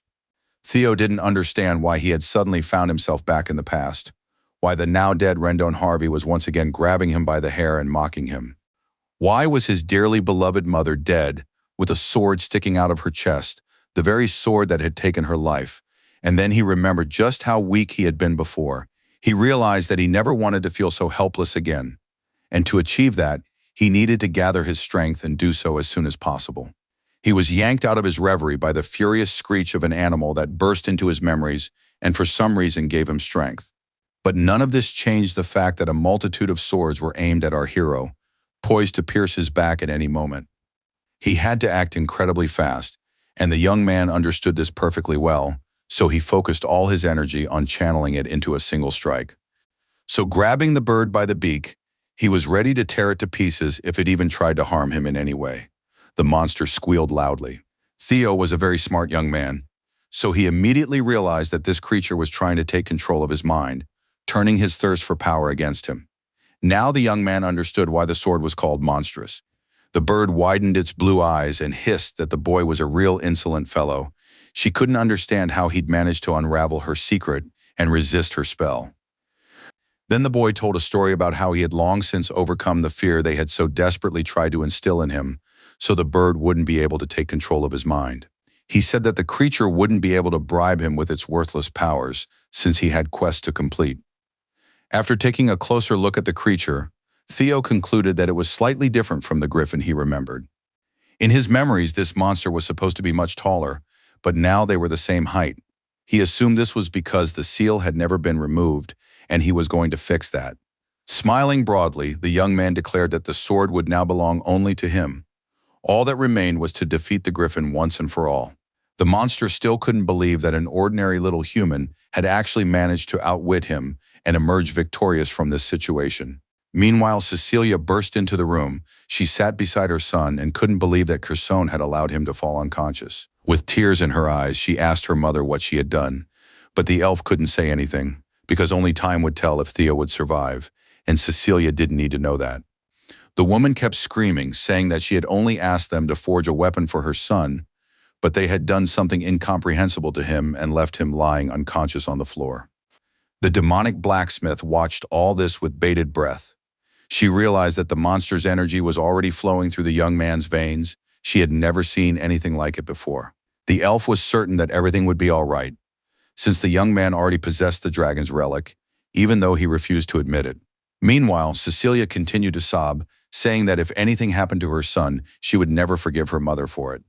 Of course, hearing this was extremely unpleasant, but Kerson realized that if everything worked out, Theo would acquire an extraordinary sword, a legend brought to life. Soon, everyone noticed that the boy's hand had clenched tightly, and a few minutes later, a sword appeared in it, a weapon so extraordinary it was hard to even imagine. Cecilia recoiled when she saw black veins spreading across her son's body, and in his hands, a weapon that seemed to be woven from shadows. A power raged inside the boy, one powerful enough to bring anyone to their knees, and it seemed as though it was either trying to break free from him or to fill him to the brim. Black veins were already spreading across his face, but Theo still hadn't come to. It turned out that some kind of battle was raging inside him, and he could only win it on his own. Still crying, Cecilia leaned over her son and tried to rouse him by calling his name, but it was all in vain. But that was only at first glance. In reality, it was his mother's voice that pulled our hero from the clutches of the sinister bird, which he was finally able to defeat by remembering who was waiting for him in the real world. Seeing that Theo was all right, Mrs. Cecilia began to hug him as tightly as she could, for she wanted to fully feel that her precious son was alive after all. She sobbed, resting her head on his shoulder. She had been so terrified for him that it seemed her life would end the very moment his breath stopped. Wanting to comfort his dear mother, the young man assured her that he was all right. Only now did he realize how much he had made her worry. At that moment, the system notified him that he had defeated the griffin and successfully completed story quest number 2. The elf watched all this in amazement, for she still couldn't get over the realization that the young man had truly succeeded and pulled the sword from the coffin. As a reward for completing the quest, the young man received the moonlight blade, which he now held in his hands, a reminder of the journey he had undertaken to obtain it. Reflecting on it all, Theo realized how truly lucky he was, since he had defeated the griffin with ease only because it was severely weakened. And to be honest, that creature's hypnosis didn't work on him at all, which is exactly why our hero remained in his right mind and was able to take the right actions to get out of that mess alive and well. The next system notification surprised him greatly, because thanks to it, he learned that by absorbing the energy of the Moonlight Blade monster, he had significantly increased his magical power. Next, he learned that 30 points had been added to his magical power, bringing his total to over 200 units. Looking at his hands, the boy saw a fairly strong blue glow, similar to what he had seen in the Camellia Palace or near the coffin where the sword lay. But what surprised him most was the announcement that his magical power was attaining true divinity, even though the boy didn't understand what all this meant. Realizing that his power was now on par with that of a high-ranking swordsman, the boy smiled, for he knew just how much easier it would be for him to live and fight with his power. His divinity also provided many positive effects, such as physical enhancement and the restoration of magical power. Theo was very sorry that he couldn't use this power right now. He really didn't want to hold himself back until the awakening ceremony, but it was a necessity, not a whim. Now all of our hero's stats had increased significantly, and under skills, it was noted that he possessed the ability Intimidate a Small Drake. After a while, Kherson approached them and congratulated the boy on truly surprising the elf. The young man asked if she would keep her word, and she reminded him that elves don't know how to lie. These were all direct hints that the weapon the boy held in his hands would remain there forever, for he was the new owner of this legendary blade. The only thing was, this weapon had a mind and personality of its own, so the wayward blade didn't immediately recognize Theo as its new master. But the young man didn't lose hope, because he figured the sword was simply eager to prove itself after hundreds of years of confinement. So it was no surprise that, having broken free, it wanted to vent all the pent-up frustration. Wanting to see what the sword was capable of, Kherson advised the young man to try striking that wall with all his might, and Theo was more than willing to do so. Without taking the pipe out of her mouth, the elf smiled and said that the boy needn't worry, because even the moonlight blade wouldn't shatter that stone block. She was absolutely certain that a blow from a boy who hadn't even undergone the awakening ceremony yet would never damage her workshop. The boy wondered why he shouldn't take this chance to test the moonlight blade, especially since he could still hide it in the dragon's heart at will. As he moved closer to the wall, he thought about how much he'd like to test his magical power as well. So, gripping his blade as tightly as possible, Theo braced himself for the blow, expecting to face his sword's stubborn resistance. He was annoyed by the suggestion that he wasn't strong enough to destroy the workshop, so he mentally apologized to the elf, but decided to prove her wrong. The system reminded him once again that the young man held the Blade of Moonlight, a monstrous sword possessed by a griffin, which was a relic of the first dragon. The women stepped back to avoid any potential recoil, for the young man's energy was unbridled and quite dangerous. At first, Miss Kherson was quite relaxed, as she was certain that no sword could damage her wall. However, that sense of ease quickly faded. When she sensed a powerful energy building up, one capable of sweeping away everything around it, she asked the young man to wait, as she began to fear that her workshop might suffer damage after all. But there was no stopping the guy now. He used a skill called Single Flash and struck as hard as he could. The blow was so devastating that the women thought a powerful small explosion had gone off nearby, causing the walls and floor to shake. While Miss Cecilia was simply shocked, her mother was in a state of utter despair for the second time that day, since first the sword she had crafted had been destroyed, and now her workshop, her favorite place on earth, had been damaged. Even outside the building, you could hear the cries of the distraught elf, wailing that something like this simply couldn't have happened to her workshop. Clutching her head, she screamed and wept, saying that a whole pile of her money, the money she'd used to build this workshop, had just gone up in flames. Looking at his weapon, Theo could draw one simple conclusion. He couldn't just swing it around like that, because aside from the obvious damage, the sword had also drained all his magical power. Before he could even blink, Kherson appeared beside him and pressed her hand directly against his solar plexus. Our hero hadn't even noticed the elf approaching him. He was amazed at just how fast she could be when she wanted to. A few seconds later, Kherson smiled for some reason and said that the boy was no stranger to magic, since it was practically surging inside him. She found it hard to believe that someone could have done such a thing with just the sharpness of a blade, but the destroyed workshop proved otherwise. She had to accept the fact that the boy was truly powerful, and not just powerful, but that an incredible might lived within him, struggling to break free. Judging by Theo's expression, this young genius was himself a little shocked by the chaos he had caused, but the fact remained. His strength was simply incredible. Kherson smiled even wider when she realized that this young genius was her grandson, which meant she could reap the benefits of this. But more on that later. For now, she patted the boy on the shoulder as if that gesture alone expressed all her admiration and respect for Theo Ragnar. After that, the elf announced that she intended to become his patron, and all that was left for him to do was spread his wings and showcase his talent to the world. She could barely contain her excitement, for she understood perfectly well that Theo could become a walking advertisement for her Basque workshop, and that would undoubtedly bring her a whole bunch of new clients. Our hero liked this offer, but he quickly realized that the elf wasn't making it out of the goodness of her heart, but only because she saw a personal benefit in it. Cecilia was also very surprised when she heard her mother's proposal, because usually the elf wasn't that generous, and she certainly didn't want to become a patron to anyone.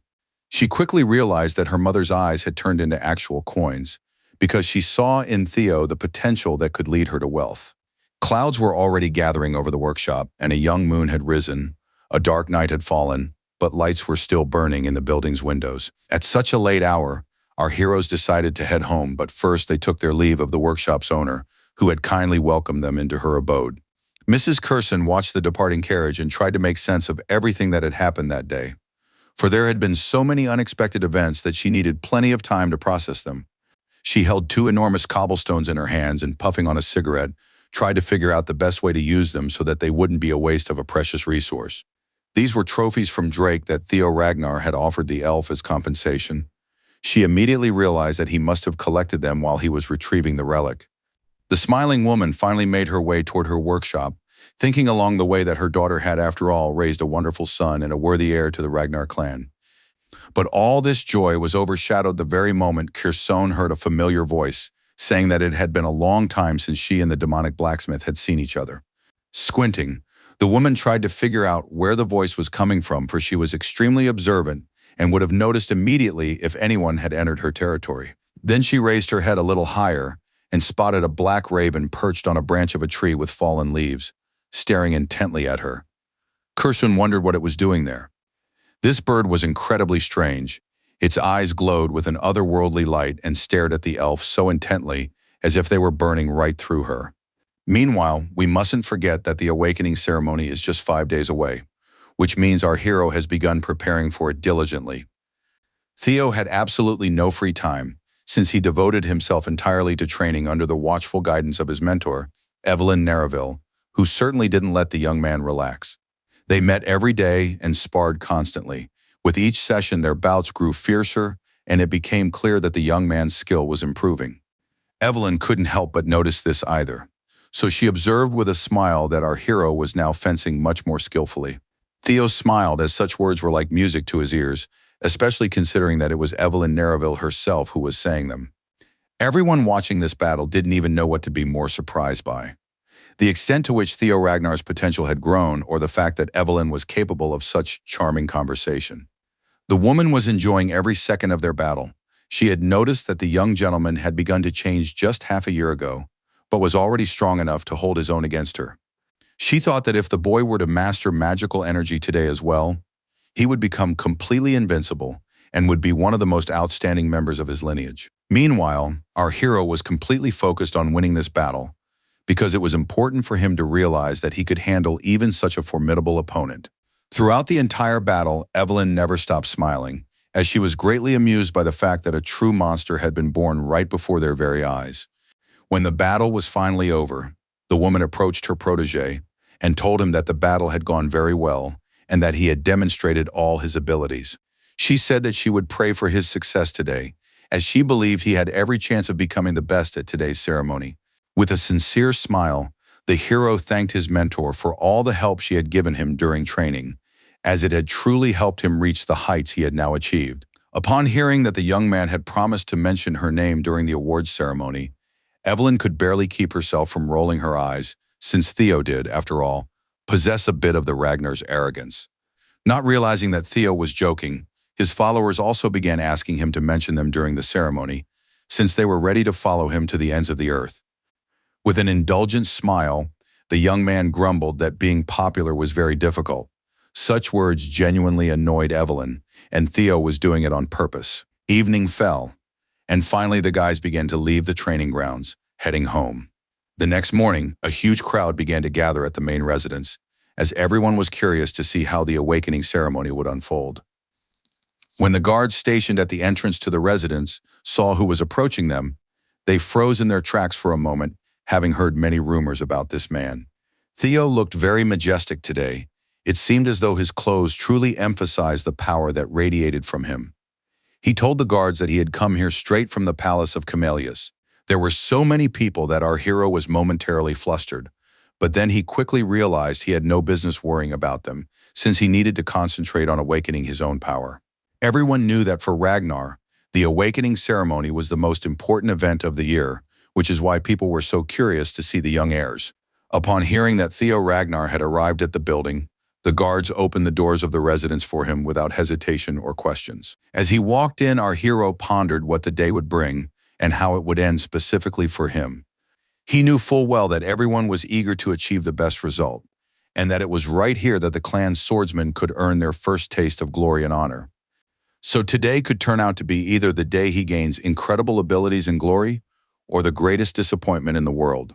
All eyes were on those undergoing the ceremony, of course. The clan leader, Kyle Ragnar, could not miss such an event, and he, along with the others, fixed his gaze on the heirs. All 9 dragons were also present, and they too were curiously wondering what abilities the young warriors would display. Also present today was Hilda Ragnar, who had been the clan leader 2 generations ago. She couldn't wait to see the new warriors who would become the future of their clan. Our hero looked at her long and intently, unable to believe that this beautiful woman was over 150 years old, but in any case he was pleasantly surprised by her presence. Soon after, a loud strike on the gong rang out, signaling that the ceremony was beginning and that everyone must be extremely attentive. Following that sound, the judge, a swordsman of the Dragon Gates named Vanna Ragnar, stepped forward and announced that they were about to begin the first trial. The main goal of the first task was to pull out one of the swords, of which there were hundreds on the grounds, each firmly stuck in the ground, and to leave a mark on the wall as proof that the sword belonged to them. When the ceremony attendees heard that the wall had been cast from snow-white steel, they gasped in surprise, realizing that it would be incredibly difficult to damage such a material. Vanna also explained that the swords were forged from ordinary steel and that without applying sufficient force, they simply couldn't leave a mark on this wall. According to him, the only way to leave a mark was to infuse the strike with magical power. The man also produced a strange orb and said that each participant would be given some of it. It turned out to be a special pill that grants whoever takes it 10 years worth of magical energy. It was meant to help the contestants unlock the chambers of their mana. He urged the contestants to swallow the soma and awaken the mana chamber in their dantian. Only then would they be able to leave a mark on the wall of snow-white steel with a simple sword, and the depth of the cut would determine the outcome of the trial. Next, the man surveyed all the participants in the ceremony and said that whoever he was about to name must step forward, approach him, take the soma, and begin the trials. Needless to say, the first one to be so incredibly lucky was Theo Ragnar. The others parted to make way for him, and the young man realized he had to act. Eager to complete this task as soon as possible, our hero began striding forward without a moment's hesitation, knowing that doing so was absolutely necessary. As he took the sword from the guard's hands, the young man suddenly recalled details of his past life. Back then, Axion had been the best at this trial, but now he would compete for the top spot. The first thing he had to do was pull the sword out of the ground. For Theo, this was a piece of cake, so he didn't even bother thinking about which blade to choose. As soon as he did that, without spending more than a couple of seconds on it, the guy headed straight for the wall he needed to damage. He moved with such confidence that everyone became curious to see if he could actually do it. At that very moment, the system sent him a notification that a new story quest, number 3, was available. The young man had to prevail at the awakening ceremony and become the best among all participants. Hilda immediately asked Kyle if the young man standing before them was indeed the one who had managed to catch his attention. The clan leader gave the woman a sly look and said with a smile that it seemed this young man had managed to charm her as well, with his strength and potential. The woman chuckled and said that was exactly the case. It couldn't be any other way, given that Kyle would be keeping an eye on him, which meant the young man was truly special. Now, the former clan leader also wanted to see what Theo was capable of. He had managed to capture everyone's attention and finally brought some variety to their boring lives. She was very curious to see if Kyle's son had grown up to be worthy. Unaware that the leaders were now discussing him so heatedly, our hero calmly went about his trial, striving to pass it as well as possible. As he approached the wall, our hero found himself growing increasingly nervous. He knew he could handle the task at hand, but memories from the past stirred up unpleasant emotions within him.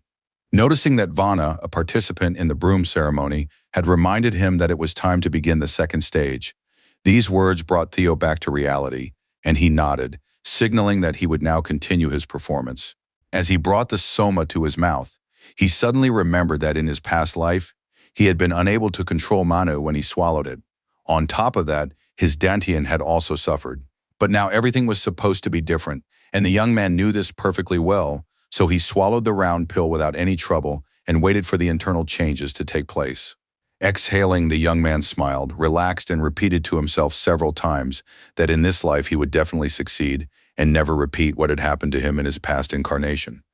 So focusing on his inner strength, our hero stepped forward and decided to finally show what he was capable of, pointedly leaving a deep gash on the wall.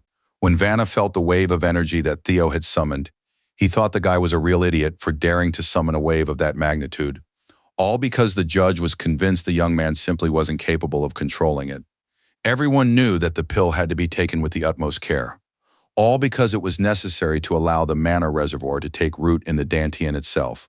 Talented members of the Ragnar clan usually had an abundance of mana, so their performances turned into a real spectacle. However, there was so much magical power that if they used it carelessly, they risked losing it.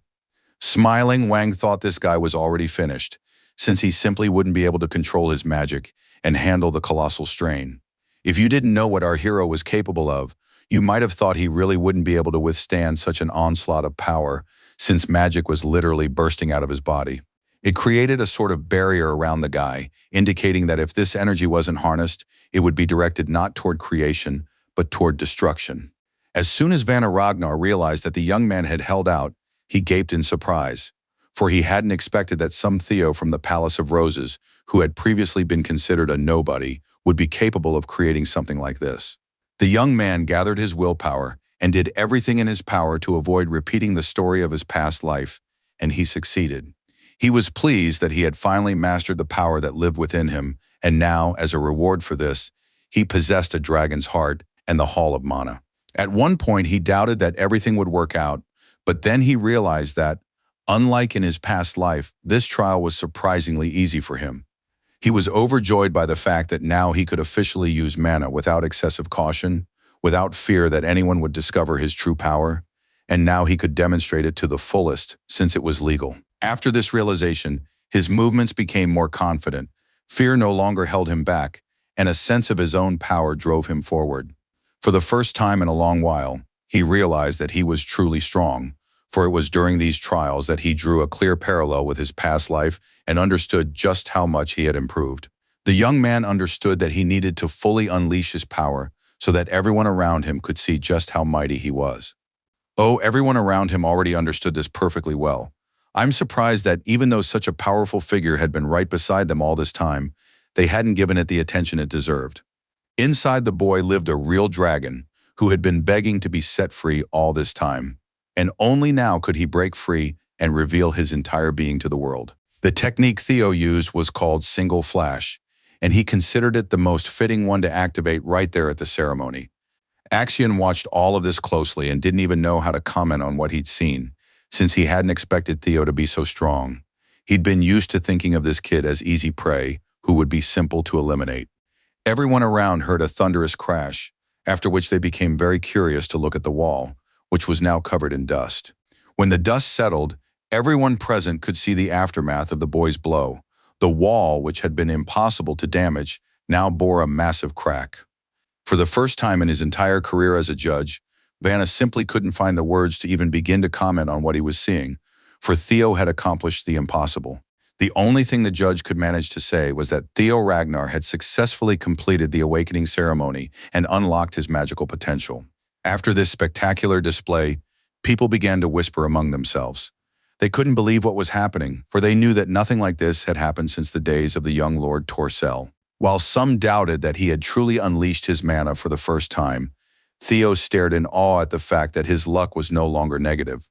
The system congratulated him on the end of the curse of bad luck, noting that his fame would now slowly begin to spread throughout the world.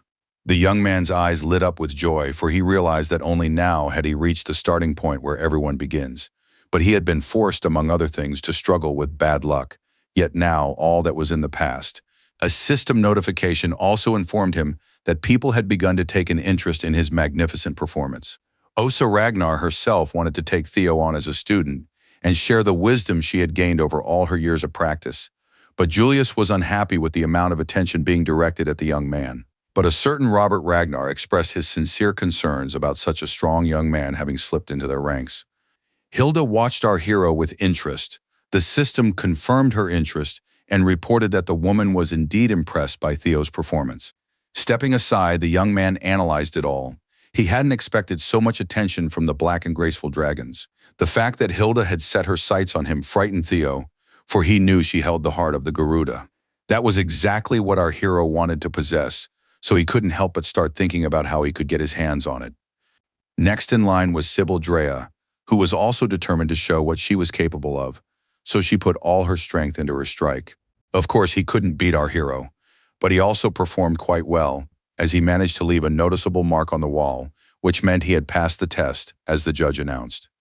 Upon hearing those long-awaited words, the boy almost burst into tears of joy, but then he mustered all his willpower and managed to turn to Theo, telling the young gentleman that he had succeeded. Next up was Ray Ragnar, who possessed simply colossal strength, so no one even doubted that she would successfully complete the task. After her came Halkus Lank, who also managed to pass the test, despite all the arguments and talk that he was weaker than some of the other contestants. Remington Narzio also delighted the audience, as he demonstrated a high level of skill and professionalism, completing the task with flying colors. All of them left deep gashes on the wall, but none of these warriors could surpass Theo, whose blow left the deepest and largest mark. The rest of the group, who had been watching closely as the four northern hounds tackled the task, believed that these contestants were simply monsters, impossible to surpass. But Theo's followers gleefully noted that none of these renowned warriors had been able to leave a mark as large as that of their young master. The first trial was drawing to a close, but one more contestant had yet to take the stage, one who was now approaching the center of the arena. It was Axion Ragnar, whose appearance was anticipated no less than Theo's, since at that moment, these two were the clan's most talked about members. The young man looked extremely sullen. Though he tried to move as confidently as possible, his tension was betrayed by his twitching fingers, a sign of extreme nervousness. At that moment, everyone began whispering, saying that this performance would be a duel between a brilliant tiger and a dark leopard. Many were convinced that he wouldn't be able to match Theo. Of course, Axion heard all this talk, and he sincerely wanted to kill everyone who thought he was weaker than some boy from the Palace of Roses, a boy who had only recently become the talk of the town, even though Axion had long been the leading candidate for the throne. He believed the time had come to show all these people that he was much stronger than the one they had suddenly begun to revere so much. He wanted to smash that wall to smithereens. Without even glancing at Van, the boy swallowed the pill and prepared to summon as much power as possible, wanting to exceed everyone's expectations and rub the arrogant Theo's nose in it. The boy didn't care in the least about his own well-being or whether his body could withstand the onslaught of power. He summoned so much magical energy that his entire body literally trembled with it. Vanna was horrified. He tried to stop Axion and ask him to be more cautious and careful, but it was too late. The power surged around the young man, threatening to consume him at any moment, literally burning him from the inside out, but the contestant paid it no mind at all. The dragon living inside him was struggling to break free, and he simply couldn't hold it back, so he set it loose and let it do whatever it pleased. Such a surge of energy stunned everyone. All the spectators watched with bated breath to see if the young man could harness this power and if he could do so at all.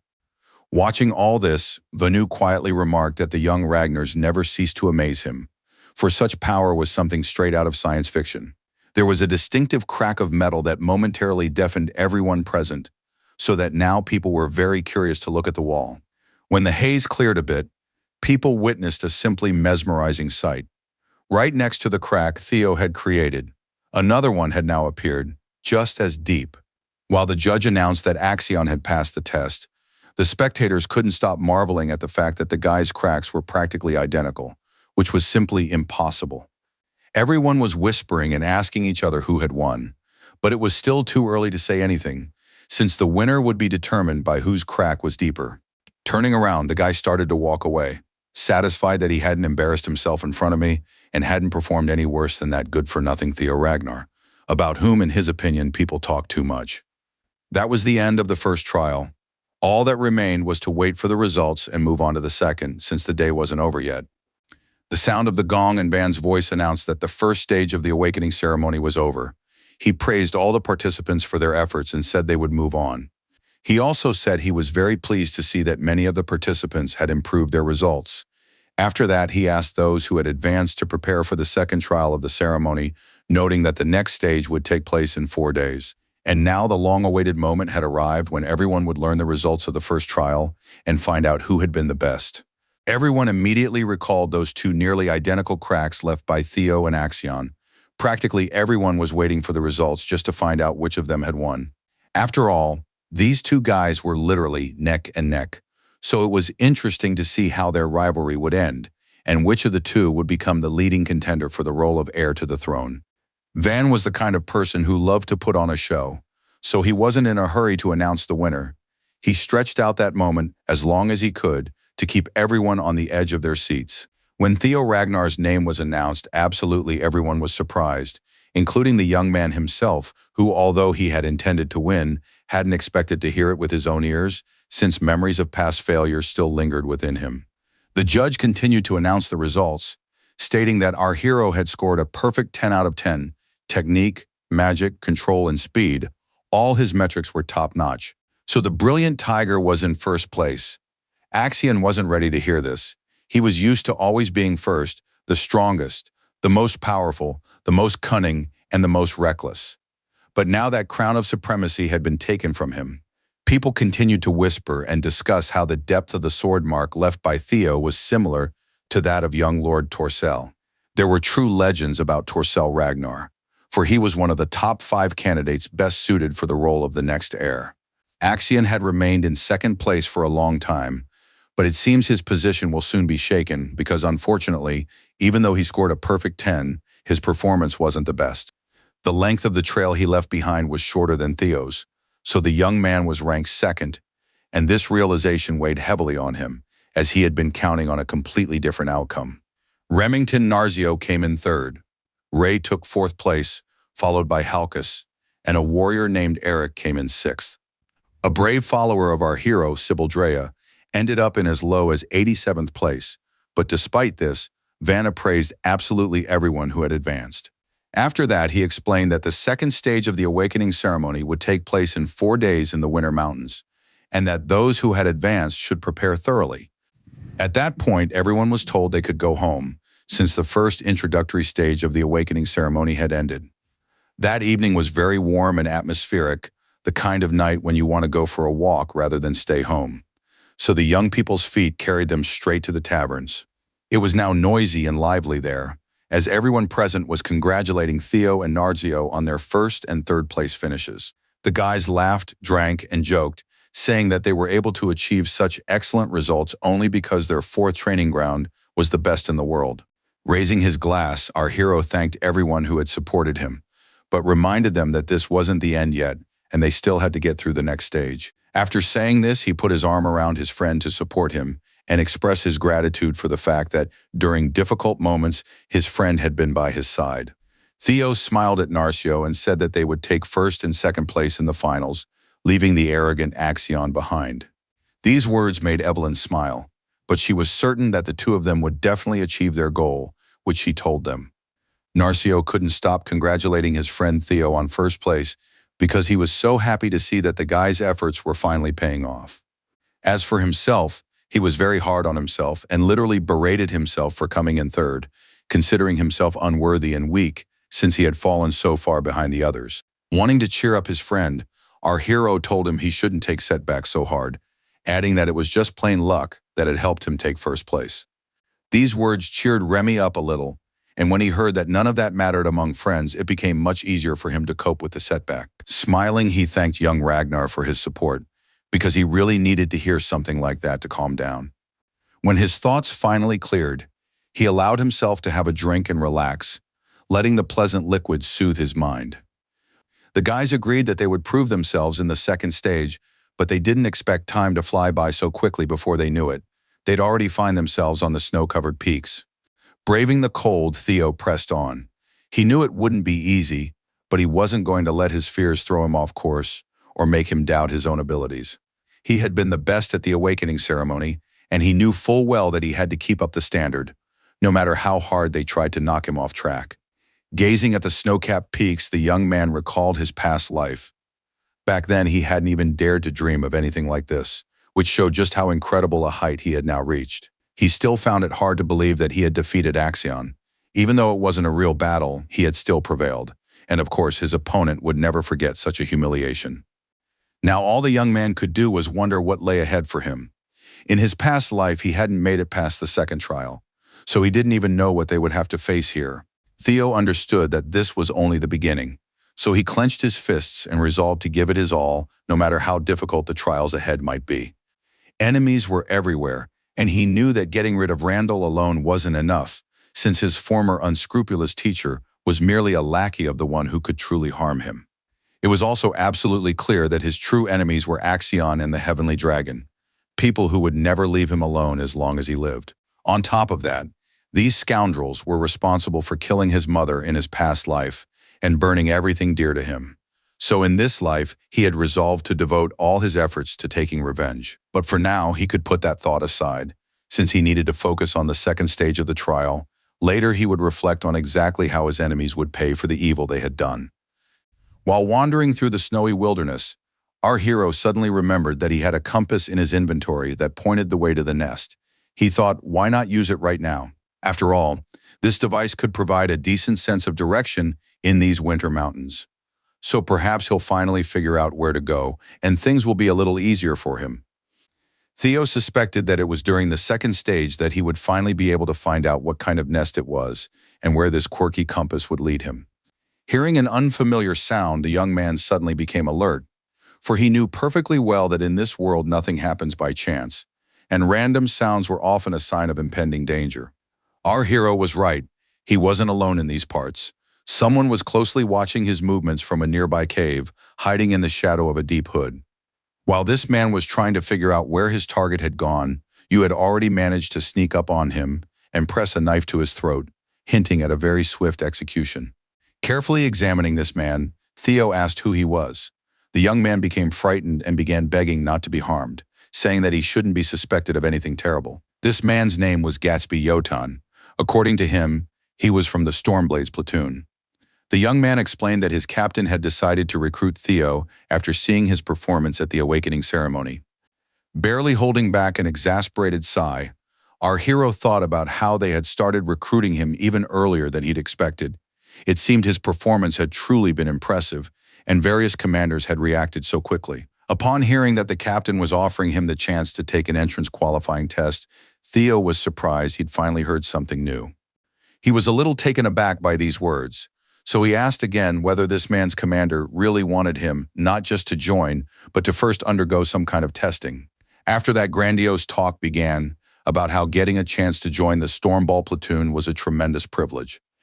The conversation was interrupted as soon as another stranger appeared on the horizon. His arrival seriously alarmed our hero since there were becoming too many outsiders here. The warrior approaching them, playing with fire, declared that she was different from the other idiots trying to recruit Theo.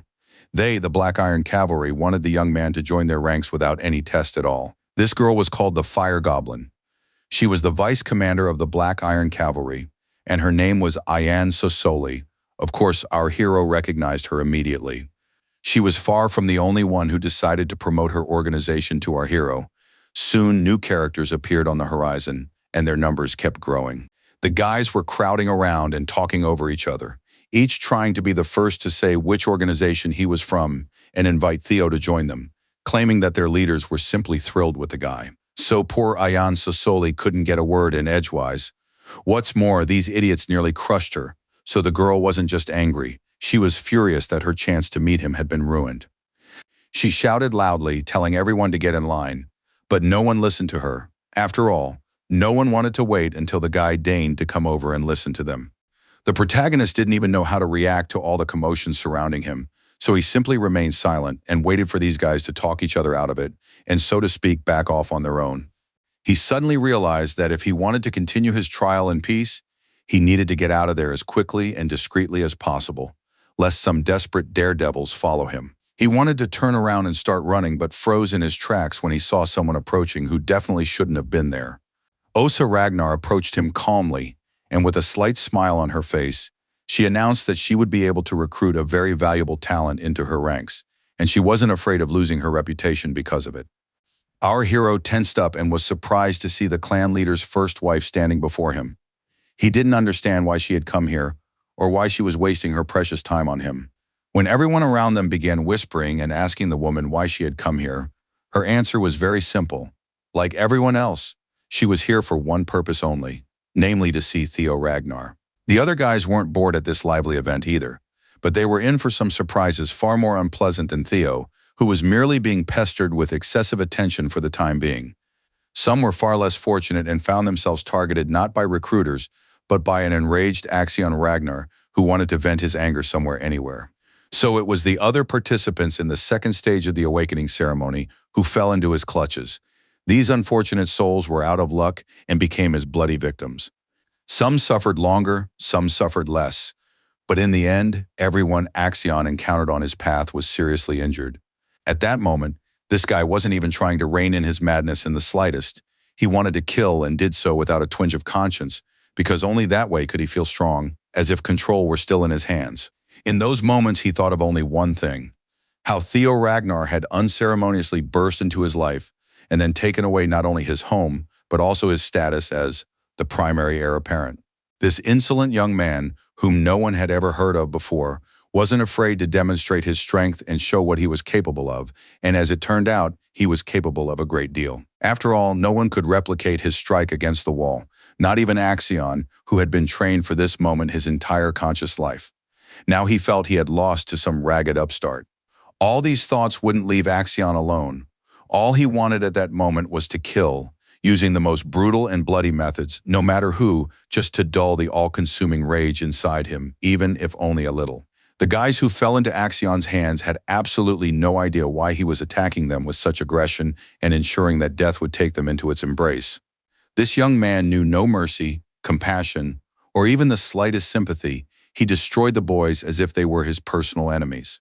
Their blood dripped from his hands, but he merely relished the sensation, for it seemed to him that it was gradually restoring his control over the situation. The number of dead people kept growing, but at some point, it stopped bringing him any comfort.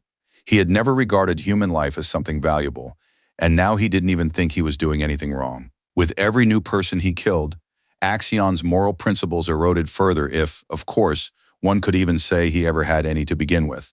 He had been raised to be a warrior who knew no mercy, a man who did not shy away from stepping over bodies or wading through pools of others' blood. He was vigilant and initially saw an enemy in everyone until they proved him wrong. If that didn't happen, then most likely that unfortunate soul would meet his end. Only occasionally did the boy encounter someone his equal in strength, someone who could not only fend him off, but also attack him, reminding him that Axion was not omnipotent. That very moment had now arrived. The boy was attacked and forced to retreat. He clearly hadn't expected such a turn of events, so he was thrown off balance, and his madness dissipated slightly, restoring his common sense. A man approached him at a dangerously close distance, a man who wasn't afraid to grab a weapon with his bare hands. He too was a perfect warrior, except that his mind was clear, not clouded by vengeance.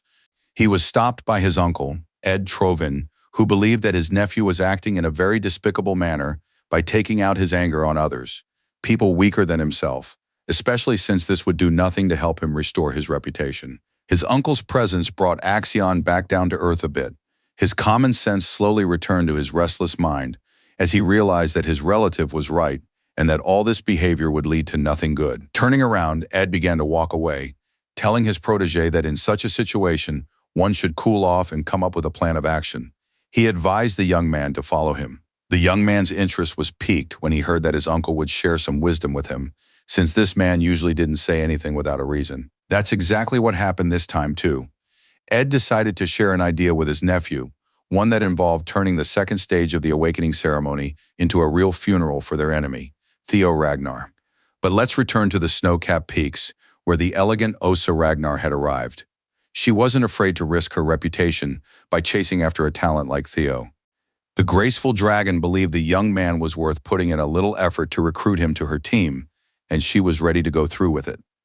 She knew that nothing worthwhile comes easily, and she was even curious to see how quickly Theo would agree to work with her so she could begin developing his talents. It was very hard for our hero to believe that such legendary figures were truly willing to fight just so he could join the ranks of their protégés. And there she stood before him, the lady of the blossoming plum, who hadn't sent any of her minions but had graced him with her personal presence, thereby showing incredible respect. Everyone understood this and was well aware that after such a display, any offer they made was now worthless, and Theo would clearly not even consider joining their team. After finishing her explanation of the purpose of this visit, a kind of magical energy suddenly began to build up around the woman, literally enveloping her. When Ayan realized what was happening, she couldn't believe her own eyes, for it was hard to accept the fact that an isolation field had been activated right in front of them. The group realized that Theo had also been drawn into this dome, and that could only mean one thing. The woman wanted to share the secrets of her techniques with him, and she wanted it all to remain confidential. Her magical power made the outside world cease to exist for them. There were only Osa and Theo and the secrets she was about to reveal to him. While our hero was coming to his senses and trying to figure out what Osa had in mind, the woman slowly but surely drew closer to the young man, as if she saw him as prey or a coveted trophy. Theo knew that this lady possessed a famous ability. She could create a space completely isolated from the outside world, which is exactly what she did right then. He was amazed to witness something so grand in person. As he pondered this, Osa stepped closer and said that the demonic dragon would be furious if it found out, but no one would stop her from giving the young man a gift. Our hero's eyes widened when he realized she was mentioning him and gifts in the same breath, so he decided to ask her to clarify what she meant. As she drew the blade, she explained that the clan leader's fencing skills were unmatched. They were like a dragon's flame descending from the heavens. The sword was so beautiful that our hero couldn't help but stare at how the light refracted as it hit the metal. Suddenly, the heroes were transported to a different place, not into a dark void, but into a magical forest filled with incredibly beautiful trees. Paying no heed to the change in location, Osa explained that she was nothing like the clan leader. According to her, she possessed an infinite variety of swords. Theo couldn't help but admire the sight of this beautiful woman who was doing her utmost to show him the power she possessed and to tell him what kind of dragon she aspired to become. She was so refined and graceful that watching her was a pure pleasure. He could understand why his father had once chosen this woman to be his wife. Her stories were about the many forms the art of the sword could take, forms she could teach Theo if he came to her as a student. It was absolutely clear that this driver knew perfectly well which techniques could be useful in battle and which were more like a dance. She really could teach our hero a great deal. She demonstrated all her sword-fighting skills to the young man, and he watched with such delight that he began to seriously consider learning to wield a weapon himself. Oza was incredible for a moment. He even thought that dying by her hand wouldn't be so bad after all, since he'd get to witness such an incredible performance first. When she stopped, it seemed as if the whole world had frozen along with her. She was so at one with the sword in her hands that it seemed as if the blade were an extension of her arm. Needless to say, Theo was simply mesmerized by the beauty and fluidity of the woman's movements. There was so much strength and precision in them that he thought it was simply impossible to learn such skills. One had to be born with such talent. It seemed to him that Osa did all this in a single breath, as if she were exerting absolutely no effort to execute perfect lunges. Finally, the woman spoke up and said that she called the technique behind such movements rain of heavenly flowers. It was the first technique of the vigorously blooming plum tree. She spoke about it with such enthusiasm, as if she herself couldn't quite believe she'd managed to achieve such mastery after all. No one could argue with just how impressive it looked. So when Osa looked at our hero expecting to hear at least some reaction from him or his agreement to her proposal, he couldn't even string a couple of words together, for he was deeply impressed. He was literally trembling as he watched the graceful dragon, for in a single continuous movement, she had combined 120 variations. It seemed that in terms of pure fencing, she truly surpassed even the clan leader. The young man's eyes lit up as he thought that if he could apply what he'd seen in his flash of insight, he would be simply unbeatable. Finally, Theo spoke up and said he wasn't worthy of such a gift. With a restrained laugh, the woman said that she was simply glad he'd been able to enjoy such a spectacle, since very few had been privileged enough to witness something like that in person.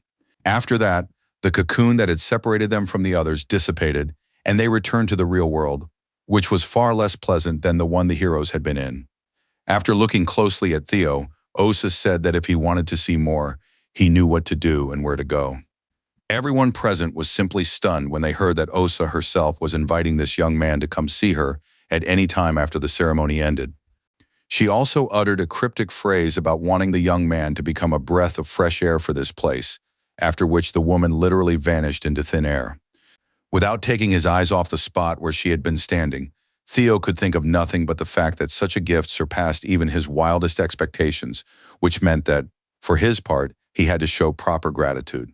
But as he began to think about all the offers he'd received recently, he realized it probably wasn't as simple as simultaneously becoming a disciple of the Lady of the Blossoming Plum and joining the ranks of the Dragon Riders in white armor. 3 days had already passed since the young man decided to mull over all these questions after the end of the second stage. A fierce blizzard had begun, and our hero was walking literally blind. This stage of the ceremony took place in the Winter Mountains, an area not far from the Great Northern Wall. The Winter Mountains stretched for an immense distance. This was the largest location familiar to Theo Winter. The Ragnars had settled in this region for over 1,000 years, so they felt like true masters here. The clan to which our hero belonged defended humanity from the cursed land that lay beyond the wall, from the demonic sea teeming with monsters that ravaged everything in their path. Therefore, it was commonly believed that if it weren't for the Ragnars, utter chaos would reign and everything around them would turn into a bloody massacre. The observer for the second stage, a high-ranking swordsman named Jackie Ragnar, reminded all the participants of this, saying that this was precisely why they found themselves in the Winter Mountains, because one day they would all have to inherit this duty and protect the people. He also mentioned that the apprentice fencers were not allowed to enter the demonic sea, so the area accessible to the participants was limited to the inner part of the wall. The students had to be extremely careful and not go where they shouldn't. After that, he paused briefly, preparing to explain the essence of the task itself, but first noting that it was fairly simple. Holding up a red bell, he said that the participants had 15 days to defeat the monsters roaming the Winter Mountains and retrieve the bells hanging around the necks of these creatures. They were colored in 7 hues: red, orange, green, light blue, blue, and purple, with all these colors arranged in ascending order of points earned. Naturally, the more points, the stronger the demon. The strongest were the demons with purple bells. The judge of this trial believed the kids weren't yet capable of defeating such demons. Smiling, the man added that such creatures yield incomparably more points than other, lower-ranked opponents. Everyone listened intently as they were told that the choice of hunting method was entirely up to the students themselves. After all, no matter what they did, the only requirement was to return with the bells before the end of the exam. At that moment, our hero realized that if there were no restrictions on hunting methods, that meant it was possible to kill someone else's prey or steal a bell. It seemed the creators of this trial were deliberately sowing discord among the contestants. However, it was important to understand that such was the law of the Ragnars. The strongest survived, and they were guided only by strength and respected only strength. The last thing Jackie mentioned was that they had set up totems to ward off demons along the entire length of the mountains, and that supplies were hidden in the designated safe zones, which the contestants could use as they saw fit. After finishing his explanation of the rules for this challenge, the man announced that they could finally begin the second stage, and then wished everyone good luck. As soon as he said they were free to go, the participants scattered incredibly quickly, eager to find the monsters before their opponents and claim the most prestigious bells. Sybil Drea decided to adopt a sound strategy. She knew full well that since they'd been given 15 days to complete this task, supplies played a crucial role, so it would be a good idea to get them and go help Theo. Hawkus Lank thought this challenge was a lot of fun, which he mentioned to his companion, who looked far too much like him. During this challenge, Axion was completely focused because he understood just how important it was for him to outdo Theo. It meant the world to him and his family. His uncle Ed Troyvan told his nephew one last time that he had to follow his plan, because only then would this area become a true grave for the hated Theo. The young man had no intention of arguing, so he was determined to carry out his uncle's plan and ensure that Theo Ragnar would remain nothing more than a bad memory. He was so absorbed in his own thoughts that he didn't even notice he had become the subject of surveillance by a lovely lady who was going through this ordeal alongside him. Ray Ragnar watched him closely from her hiding place. It was unclear what she intended to do, perhaps set him up, or maybe simply take the monsters he found from him and steal the bells. The weather was only getting worse, which made traveling through the mountainous terrain much more difficult. The cold was growing more severe, and visibility was practically zero. Our hero headed toward the forest and declared that it was time for him to begin his task, but the man standing behind him remained motionless. When he called out to Theo, Theo turned his head and looked with interest at the person who dared to distract him from carrying out the tasks of the second stage of the ceremony. Upon seeing Remy, he stopped. He was slightly taken aback by the confused look on the young man's face as he asked if he remembered the words about them now being friends. The young man's expression turned serious, and he explained that he had spent the last 3 days reflecting and had realized that to Theo, he was both a friend and a rival, which only strengthened his resolve. The hero hadn't expected to hear from Narzio that the latter had developed a desire to truly surpass him and prove to himself that he could be the best. This candid admission made Theo smile. He didn't consider such a desire to be a bad thing. On the contrary, it was great that Remy had honestly admitted it. After all, the young man was familiar with that feeling when you want to achieve something great just to measure up to someone who fills you with genuine awe. After all, at the very beginning of his journey, he had felt exactly the same way about Remington Narzio, who had defeated him in a duel at the Palace of Roses. Then our hero decided to admit that he too saw Narzio as both a friend and a rival. But for some reason, this made the blond man laugh heartily. It turns out that upon hearing this, Remy felt relieved, since he wasn't the only one who had such thoughts. Looking at his friend with a mix of humor and seriousness, Narzio declared that he would outperform Theo in the second stage. That was exactly what he wanted to convey to him. Smiling in response, our hero wished his friend good luck in this difficult endeavor. He wasn't offended by him, but rather proud that Remy didn't want to be just his shadow. After that, the participants in the awakening ceremony went their separate ways, as rivals who want to outpace everyone else and claim victory should do. Remington had set his sights on Theo, which meant that our hero had to push forward even harder than before, since the blonde was strong, and that meant he was a serious competitor. Putting sentimentality aside for the time being, Theo decided he needed to start searching for the dragon's nest. And to do so, he decided to use the very compass he'd received as a reward for completing his latest system quest.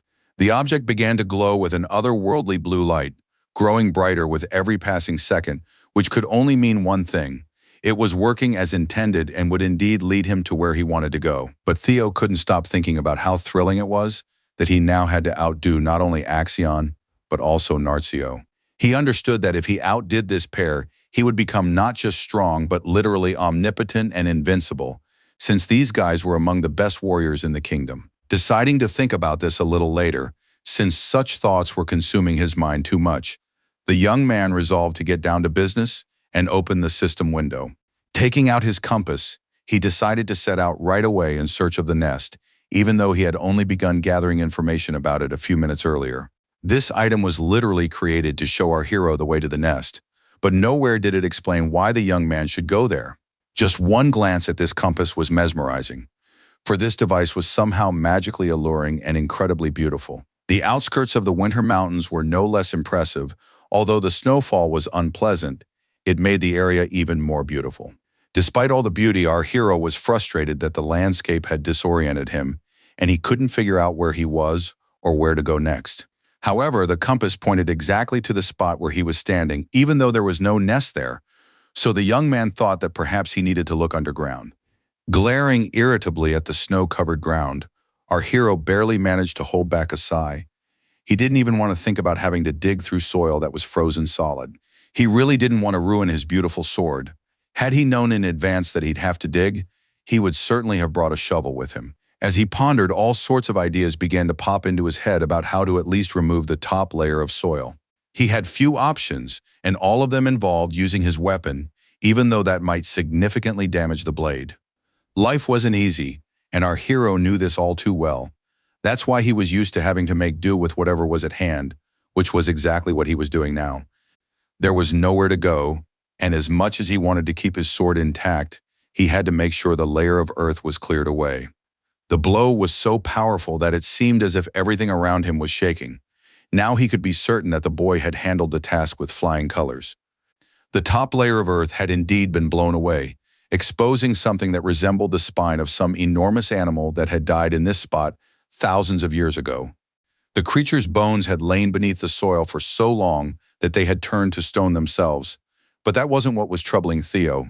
He sensed enemies nearby and ordered them to stop playing hide-and-seek immediately. A smiling face appeared from behind the trees. This man, with a laugh in his voice, said that our hero never ceases to amaze and reveal new facets of his personality. Staring at his opponents, Theo wondered why he hadn't noticed them approaching sooner, since they clearly hadn't been moving completely silently. They wouldn't have had the strength or skill for that. The bold man's companions were extremely disappointed that Theo had spotted them, since they were certain they had now become targets for him, but their leader merely smiled defiantly. The young man knew these guys very well, after all. They were known as the Three Bastards from Mount Vuk. Their names were Hyde, Sao, and Loon, and they were a vivid example of what Ragnar's endless pursuit of power could lead to. This trio was driven by a thirst for blood. They killed everyone around them just for fun. Once they even carried out a massacre in the village of Vuk, and it was Theo who had to deal with the aftermath of their atrocities, since he was working for Black Snow at the time. So he more than anyone else understood the true nature of these people. After all, more than 700 people died then, and another 220 went missing. But the worst part was that not a single body could be identified, because those scoundrels had crushed the skulls of all their victims. Theo's plans included getting rid of these vile people, but he never imagined he'd have to do it so soon. The young man didn't mind ridding the land of these creatures. After taking a close look at the men, our hero asked if they had really been following him on Axion's orders. They smirked and said that the Dark Tiger wasn't yet mature enough to give them orders. Instead of launching an attack, they claimed they'd been sent by a bigger fish, the kind Theo Ragnar could only dream of. Thoughts immediately flashed through his mind that the head of the council, who hated him with all his heart and made no secret of it, might be involved. Needless to say, the men were very surprised that our hero had figured out who was behind their attacks on him. Now they were terrified that their end had truly come. Enjoying the sight of his bewildered enemies, Theo advised them to watch their tongues more carefully, since they had also put words in the observer's mouth.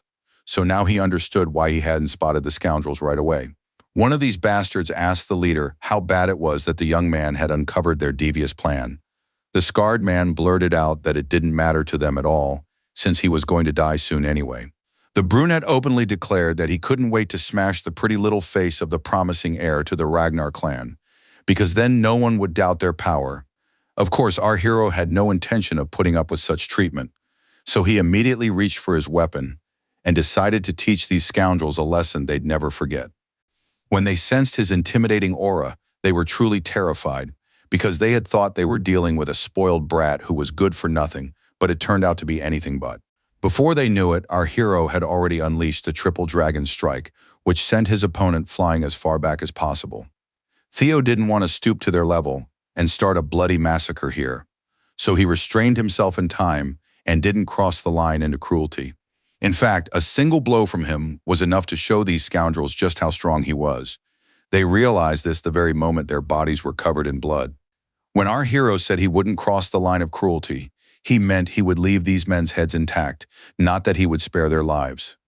Theo didn't want people like that walking the earth at all, for they were capable of unspeakable cruelty. Witnessing it with his own eyes was incredibly terrifying.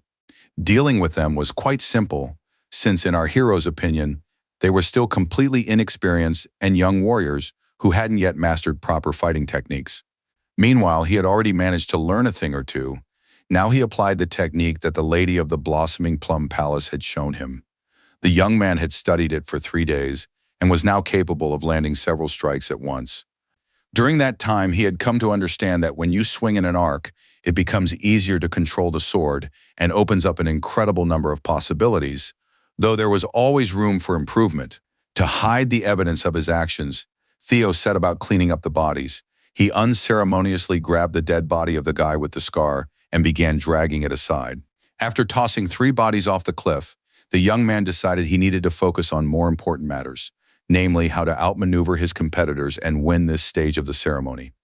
Hearing a strange sound, our hero began to fear that more opponents were closing in on him, opponents he clearly did not want to see. But the sound was coming from the abyss, so he walked up to the cliff's edge and looked down, barely managing to stifle a gasp of surprise when he discovered a hidden staircase leading down. At that moment, a system notification immediately appeared, stating that a hidden quest was available. one that involved finding the invisible staircase and exploring the blue cave. Jumping down, the boy cheerfully muttered to himself that at least now he knew where he needed to go. He had no idea that all this time, the Black Raven had been watching him closely. Meanwhile, members of the Ragnar family were reviewing the interim results of the second stage. Axion was currently in first place with 41 bells, and he had also assembled a group of 21 people. As he reviewed the documents, another warrior stated that Ray Ragnar was currently in second place, not far behind Axion. Everyone was curious about how Theo was doing, but only Julius voiced the question. He was simply dying to find out. Everyone was surprised to learn that their top favorite had collected 0 bells during that time and had been hunting alone. It was hard to believe, so some speculated that he was setting up an ambush. Osa asked why no one had any accurate information, since there were people who were supposed to be monitoring the progress of the challenge, which meant they should have had reliable details. Wolfgang joined the conversation, smiling as he said that while he might have passed the first stage, that didn't mean he would pass the second after all. It wasn't enough to just swing a sword anymore. Laughing, the man declared that such a trial was simply beyond the capabilities of an ordinary scoundrel.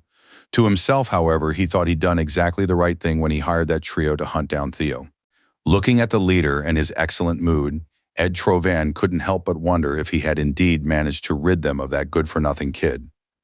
Using telepathy, the council leader spoke directly into Ed's mind, explaining that he hadn't had time to tell him he had a specific plan that had successfully come to fruition.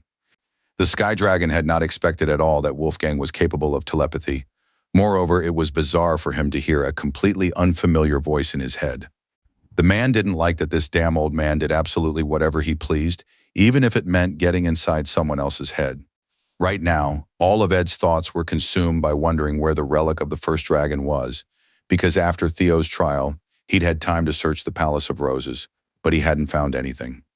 So the blonde immediately realized that this brat, whom he despised so much, was the only person who could tell him where this relic was. So he came to one simple conclusion. He couldn't kill the guy until he'd told him everything he knew and led him to what he'd been searching for so long. It turned out that Ed also possessed the ability to communicate telepathically, for he had entered the mind of one of his servants and told him to relay to Axion that he should hurry up. Osa was very observant, so she immediately noticed that the head of the council and the celestial dragon were up to something and communicating mentally, so she decided she needed to play it safe. But Julius told her a firm no, because this was a test, and if anyone realized that Theo hadn't passed it on his own, there would be serious doubts about his strength. Moreover, the man knew perfectly well that the boy wasn't the type to give up easily. He was certain that Theo had some kind of plan that he would reveal at the right moment. Julius believed they shouldn't interfere with the awakening ceremony, so he was very angry at Osa for not warning him about the meeting with Theo. While these absurd conversations were taking place in the palaces, our hero found himself in a place that sent chills down his spine, for there was something there that could easily have been someone's worst nightmare. The Blue Cave was an incredibly gloomy place where half-rotted skeletons roamed everywhere, just waiting to pounce on you and turn you into one of them. Theo immediately realized that he had fallen into a magical trap, and if an ordinary person had happened to end up here, they would have gone mad in an instant. Fortunately, after the opening of the Hall of Mana, such things no longer affected our hero. Running his hands along the walls, the young man sensed magical energy and realized that this was exactly where his compass had been pointing, the one that was supposed to lead him to the dragon's lair. To better understand what was actually going on here, he activated an ability that amplified and sharpened all his senses. He had another useful skill in his arsenal called divinity, which strengthened his body and restored his magical power. Thanks to all of this, our hero was able to find the place he needed to reach. It literally glowed with an incredibly beautiful radiance, lighting his way. Smiling, the young man realized that he had finally arrived at that very dragon's lair, a legendary place whose existence some didn't even believe in. But he knew perfectly well that it existed, for it was here in 3 years' time that the captain of Black Snow would slay the dragon and obtain the legendary artifact. After mentally apologizing to that man, the young man strode forward toward the beautiful golden door. He was the first to arrive here, which meant he would take everything inside. He was interested in Amon's grimoire, but the young man had no idea what kind of creature he would have to face to get his hands on this magical item. The young man expected to see something impressive behind the golden doors, But he could never have imagined seeing something like this. He didn't think such a thing was even possible. Behind that door lay countless treasures. Theo had never seen so much gold in his life. In addition to jewels and coins, there were also exquisite weapons, clearly forged by ancient masters. Now our hero understood perfectly well that he hadn't stumbled into some den of young dragons, but into a place that was far more dangerous than where he had originally intended to go. A real ancient dragon lived in this place, and as everyone knows, these creatures were famous for their love of gold and jewels. Such monsters love to be buried in gold, to smell it and feel its texture, and right now one of these creatures was sleeping here. His snoring could be heard throughout the entire cave. Needless to say, Theo was truly terrified. Now he didn't dare dream of some grimoire or other, for he knew full well that fighting a dragon meant certain death. The boy didn't understand where this colossus had come from. He could only assume that the black snow was hiding what had happened here, or maybe it had simply arrived 3 years early. Be that as it may, the boy understood quite clearly that an opponent like this dragon was too much for him to handle, which meant he'd better leave the cave as soon as possible. He decided he'd have to come back later, before Black Snow discovered the nest. But the young man didn't even know that the dragon had already woken up and spotted the uninvited guest and had no intention of letting him leave. Oh, when the boy felt the monster's piercing gaze upon him, he felt, to put it mildly, uneasy. He felt like a real target. And in fact, that's exactly what he was. The attention of this terrifying dragon was fixed on the young man, who stood motionless, trying to make himself as inconspicuous as possible, for deep down he still harbored the hope that the dragon wouldn't notice him and would simply fall asleep, surrounded by its riches. Theo even stopped breathing, trying to make the monster understand that he had no intention of touching its treasures and simply wanted to get out of there as soon as possible. Unexpectedly, the ancient dragon Lodbrok spoke in a rough human voice, saying that it had been a long time since the last chosen one had come here. Looking at the stunned young man, the dragon lay back relaxed on his treasures and introduced himself. It seemed he had no intention of biting our hero's head off. Trying to keep a calm expression on his face, the young man did his best. But looking into the eyes of such an ancient and powerful creature was very frightening. It turned out that Lodbrok was a female, for she called herself the Mistress of the Winter Mountains, and one of those whom they, the Ragnars, called a guardian dragon. Finally realizing who stood before him, Theo fell to his knees and said, with reverence in his voice, that it was a great honor for him to meet his great ancestor. The dragoness's eyes narrowed when she heard some young boy calling himself her descendant. She was so surprised that she didn't even immediately understand what he was talking about. Noticing the creature's surprise, our hero looked up at her and asked if she wasn't the companion of their forefather Sigurd, as well as the mother of the clan's second leader, Friedrich. Snorting in irritation, the dragoness said that Friedrich was a lousy villager who had gone around spreading utter nonsense to everyone. She confirmed that she and Sigurd did indeed call each other companions. It was a sign of respect between partners bound by a soul contract, but there were no romantic feelings between them. And anyway, Lodbrok didn't understand how a human and a dragon could be bound by a union. Theo, stunned by what he'd heard, asked if all the stories about dragon blood in their family tree were just a pretense. Shaking her head, the dragon woman said that he wasn't entirely right, because through the contract she'd made with Sigurd, she'd shared her dragon blood with him. Now the young man understood that the Ragnars weren't dragons, but dragon blood truly flowed through their veins, blood that Lodbrok had given of her own free will. But that was the end of the pleasantries, and Lodbrok reminded him that she was the guardian of the Ragnar clan, which meant it was her responsibility to fulfill her duty. Lodbrok explained that according to the Primal Covenant, she must give the chosen one who had passed the trial the opportunity to ask 3 questions.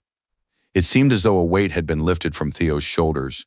He thanked the gods that he would be asking questions instead of fighting. The young man reminded himself that his main goal was to rise to the top of the Ragnar clan, which meant he had to find out as much as possible. Meanwhile, another Ragnar, namely Axion, used an incredibly powerful skill called the Heavenly Dragon's Roar to take down yet another monster. And of course, he succeeded. The creature with long, sharp fangs, which resembled a huge white tiger, was now wallowing in its own blood and growling loudly in pain. When it was over, the killer approached the motionless body and picked up the green bell lying on the frozen ground. As he picked it up, the hero thought that this was already the 57th bell. He doubted that anyone could surpass him, but only time would tell. Turning his head toward the other members of the assembled team, the young man asked if any of them had heard even the slightest bit of news about Theo Ragnar. Axion's servant, a young man named Orient Gardner, suggested with a smirk that our hero had simply been scared of having to fight for real and didn't want to do it. This guy was incredibly pleased that Axion had taken him onto his team. He was in awe of how easily the young master had been able to defeat a high-ranking demon, so they decided to stay on his side. For some reason, because of those words, Orion was roughly grabbed by the head. He squinted in fear and began to say that Theo Ragnar had become stronger, but used to be a nobody, which was why he wasn't respected. As soon as he realized that the grip on his face was only getting tighter, he became truly terrified, because he really didn't understand what he had said wrong. Now Axion was squeezing his throat, implying that he could take the boy's life at any moment, and said that a weakling like Orient was incapable of understanding their rivalry with Theo. Squeezing his throat even tighter, he told the gasping servant that their opponent was most likely plotting something, after which he reminded him that he had never been afraid of anything, because as long as he had strength, there was no room for fear in his heart. He was distracted from his punishment of the poor fellow by a young man who approached and asked permission to deliver a message from the head of the intelligence service. This warrior relayed word for word to the young master the words of his uncle. The day before, Ed Troyven had asked that a message be conveyed to Axion, instructing him to immediately begin carrying out the plan. Indifferently letting go of Orion's hand, as Orion frantically tried to catch his breath, the young gentleman rudely told the warrior to tell his uncle that there was no need to rush him. After all, his uncle knows better than anyone how much Axion wants to settle the score with that bastard Theo, who suddenly decided he was worth something. While our hero was in Lodbrok's cave, his enemies were making plans on how best to deal with him, since they wanted to do so as soon as he showed up. After looking closely at the dragoness, the young man announced that he was ready to ask his first question since he'd had enough time to think it through carefully. Sighing in exasperation, Lodbrok said that the boy had taken too long to think, since she had already managed to get a good night's sleep in the meantime. After she asked what the boy wanted to know, Theo said he was very curious to know if there was any reason why the dragoness was here. Narrowing her eyes at him, the guardian of this cave gave an approving chuckle, noticing that the young man was cunning, since he wanted to find out as many details as possible. She thought it was a really good question, so her eyes lit up with interest and she decided to tell him the reason she was here. When the young man realized he would actually get an answer to his question, everything inside him froze in anticipation, for he knew he was about to receive information that practically no one else in the world possessed. According to the dragoness, she was here because of a monster that dwelled beyond the sea of demons at the very edge of the world and posed a serious threat. It was called the Nameless Lord. Lodbrok explained that for the past 1,000 years, she had been bound by a duty to protect the world from its interference and had faithfully fulfilled that duty until that very moment. As he listened to all these stories, Theo caught himself thinking that he could never have imagined the Winter Mountains were merely an outpost shielding people from grave danger. But now it became clear to him why, at some point, he had noticed that an ancient fear lived in the eyes of the ancient dragoness. She was afraid of this monster. The young man began to wonder what this nameless lord was all about. He couldn't understand. Could there really be something capable of instilling fear in an ancient dragon who had ruled these lands for thousands of years? He desperately wanted to find out as much as possible about this creature, but he realized there were far more important things. So he clenched his fists and decided to think more carefully about his next question. The hero's next question prompted Lodbrok to share what she knew about the relics of the firstborn dragon. He possessed several of them and was incredibly eager to know what they were capable of. The dragoness smirked, saying that the guy was asking about items when he already owned a whole 3 of them. She considered this a real stroke of luck. The guy was surprised by these words and asked if he really did have relics. Then Lodbrok told him that he had obtained the first relic from the dungeon of the Palace of Camellias, and the second was the Blade of Moonlight. Burning with impatience, the young man asked which artifact was the last one. But the ancient dragon was in no hurry to reveal this secret. She began to explain that the relics of the firstborn dragon were created to defeat that very nameless lord. So whoever possesses them takes on the obligation to protect people from the ancient evil that dwelled beyond the Winter Mountains. According to Lodbrok, these relics were created by the firstborn dragon Fafnir, who gave them to humans so they could defend themselves. Fafnir divided his soul into 31 fragments, all to give people a means of protection. It turns out the relics could take any form. They could be objects, various kinds of experiences, or even strange phenomena. Hearing this came as a surprise to the young man, since he was used to thinking that relics were always something tangible, something you could touch or use practically like a sword, but it was all much more complicated than that. At some point, the realization struck the young man like a bolt of lightning. He understood exactly what kind of relic he possessed. It was that very phenomenon that had allowed him to travel back 10 years in time. It was this regression that helped him not only avoid death but also rewrite his own story, having managed to save his own life and those of his loved ones. Moreover, he had become so powerful that he defeated his greatest adversary and rival for the role of heir apparent. The young man was stunned, for all of this pointed to the fact that he himself was the ancient relic, just like the firstborn dragon Fafnir, and now everything was falling into place. There was just one oddity that kept troubling the young man. He knew that every relic was guarded by a dragon, yet what had happened to him defied any explanation. He tried to understand how all of this affected him and how it came to be that this relic had found him on its own, since he hadn't even known of its existence. There were too many questions, but he had only one chance to ask Lodbrok, and he had to phrase it just right. After carefully observing the ancient creature, which had not stopped scrutinizing him with a curious gaze, our hero announced that he was ready to ask one final question. He decided to ask about what had been bothering him the most, so he inquired why Lodbrok had called him the Chosen One. Theo didn't understand whether he would really have to fight the Nameless Lord. He couldn't wrap his head around the idea that someone like him would be sent on such an important mission after all. In his past life, he had been a complete failure. Approaching the boy menacingly, the ancient dragon growled that if she asked the next question, he would understand everything on his own. Her eyes widened as she once again revealed the ancient fear that lived within her and asked if Theo really thought he was the only one who had been chosen. The boy was so stunned by what he heard that he involuntarily opened his mouth in surprise and simply couldn't comprehend that there were other people who had followed a similar path. He wanted to gather as much information as possible, so he asked if there were really other people who had been chosen by the relics. Then a certain picture began to take shape in the guy's mind. Ed, Curson, the Black Dragon, all these people knew perfectly well about the existence of the relics and were trying to collect them all, covering his mouth to stifle the scream that was about to escape. The young man suddenly realized that these people must have been planning something, and perhaps something not very good. Otherwise, why would they need such immense power? It terrified him to realize that if those people were just like him, it meant that those strange system notifications appeared to them as well, or that they too might be regressors. Our hero realized he was one step closer to the truth of the universe, but now everything was becoming even more confusing, because he had learned about the nameless ruler, a being even the ancient dragon feared. The dragon interrupted his thoughts by saying that he had asked his 3 questions and would now receive a reward. Only then did Theo remember that he had actually come here for the grimoire. But now he had changed his mind about asking for it, because he realized he wanted something more valuable than just some book. At that moment, the system informed him that he had successfully completed a secret quest, and as a reward, he was given the opportunity to claim the treasures of the primordial dragon. Lodbrok pointed her clawed finger toward the countless treasures and said that her nest was brimming with jewels from all over the world. There were gems, grimoires, elixirs, secret scrolls, and intricately forged weapons. Even the wealthiest kings had dreamed of such riches. The ancient dragoness explained that no matter what the young man chose, he would never find a second copy of that item, for everything here was unique. She sat down respectfully in front of Theo and gently said that she would give him the opportunity to choose any item in this cave. A sly smile spread across the young man's face, for a plan had already taken shape in his mind regarding exactly what he wanted to receive from the dragoness.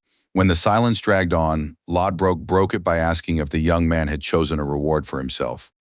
Theo's eyes lit up mischievously as he finally began to voice what he wanted in return for his efforts. He didn't even fully believe what he was saying himself, but he announced that he wanted Lodbrok herself. The dragoness was so stunned by what she heard that she couldn't even respond. She just stared at the boy, unable to believe what was happening. After regaining her composure a bit, Lodbrok laughed loudly and heartily, saying that it seemed her fame was immortal. She assumed the young man was just joking, and now demanded that he reveal his true wish, but Theo's gaze made it clear he wasn't joking at all. Looking intently into Lodbrok's eyes, our hero informed her that he had already revealed his wish, and now the dragoness had to fulfill it, since that was exactly what she had promised. The ancient creature's eyes widened as she finally realized that the young man wasn't joking and was completely serious about his intention to claim her. He confirmed her suspicions, saying she was on the right track. It was an unheard of audacity that no one had ever dared to display before.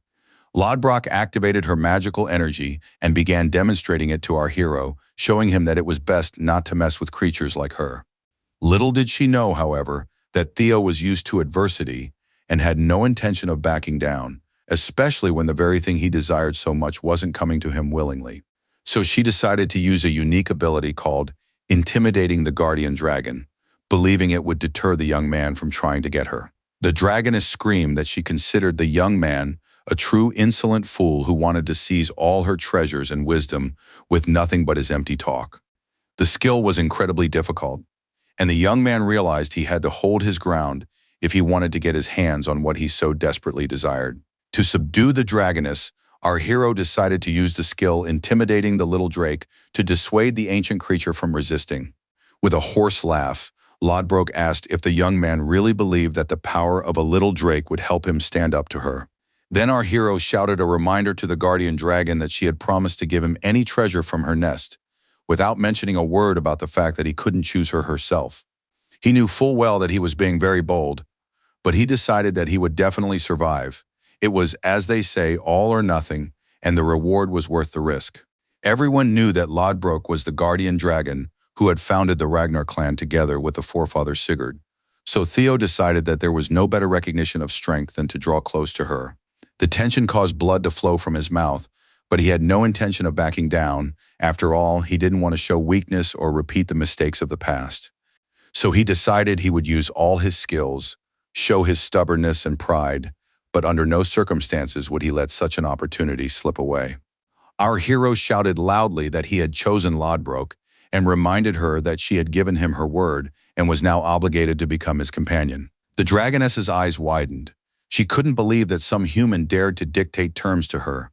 But deep down she knew the boy was right and that she was obligated to keep her promise. At one point she saw in this boy his ancestor Sigurd, for he too had been so stubborn and strong, and he too would not take no for an answer. So Lodbrok decided to submit and see how things would turn out. She bowed her head and quietly said that she agreed to the boy's terms. He was extremely surprised, since he had thought it would be much more difficult, and that he might even have to fight an ancient dragon to take it by force. But it all turned out to be much simpler. Lodbrok decided to play along and test his strength, convincing herself that the descendant was indeed worthy of her recognition. The cave filled with an astonishing magical power, so potent that at one point Theo thought he wouldn't be able to withstand it and would faint. When the magical mist cleared, a woman began to emerge from it. Judging by all appearances, Lodbrok had decided to transform into a human so she could be a true companion, without frightening people with her ancient dragon form. Lodbrok was truly beautiful.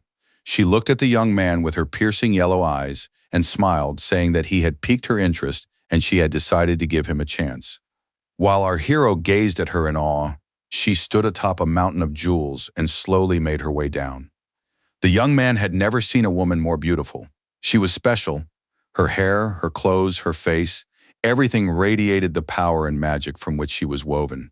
Theo's world was turned upside down as he looked at his companion, who by all appearances was quite willing to go with him. Laughing, the woman said she could clearly see how enchanted the young man was by her beauty, but she reminded him that she was already over 2,000 years old, so Theo was far too young for her. The young man couldn't believe that standing before him was truly the great guardian dragon, whom he had previously only heard about in ancient legends. It was impossible not to notice the black hole located just above Lodbrok's chest. This indicated that her heart was missing. Casting a sad glance at the hole, the dragoness explained that, to be honest, she had lost her heart 50 years ago. Since then, all she could do was wait for her death. By the most optimistic estimates, she had about 3 years left to live. It was precisely because of this that she couldn't even leave her nest, so she explained that she wouldn't be able to help the young man directly. So she decided to ask the question again. Reaching out her hand to him, Lodbrok asked whether he truly intended to choose her out of all the treasures that had been offered. Theo gazed at her without looking away. He saw only a majestic being possessed of incredible wisdom, and against this backdrop all the downsides paled in comparison. So he smiled, For the answer was obvious, and he didn't have to think about it for long. Our hero declared that his answer remained unchanged.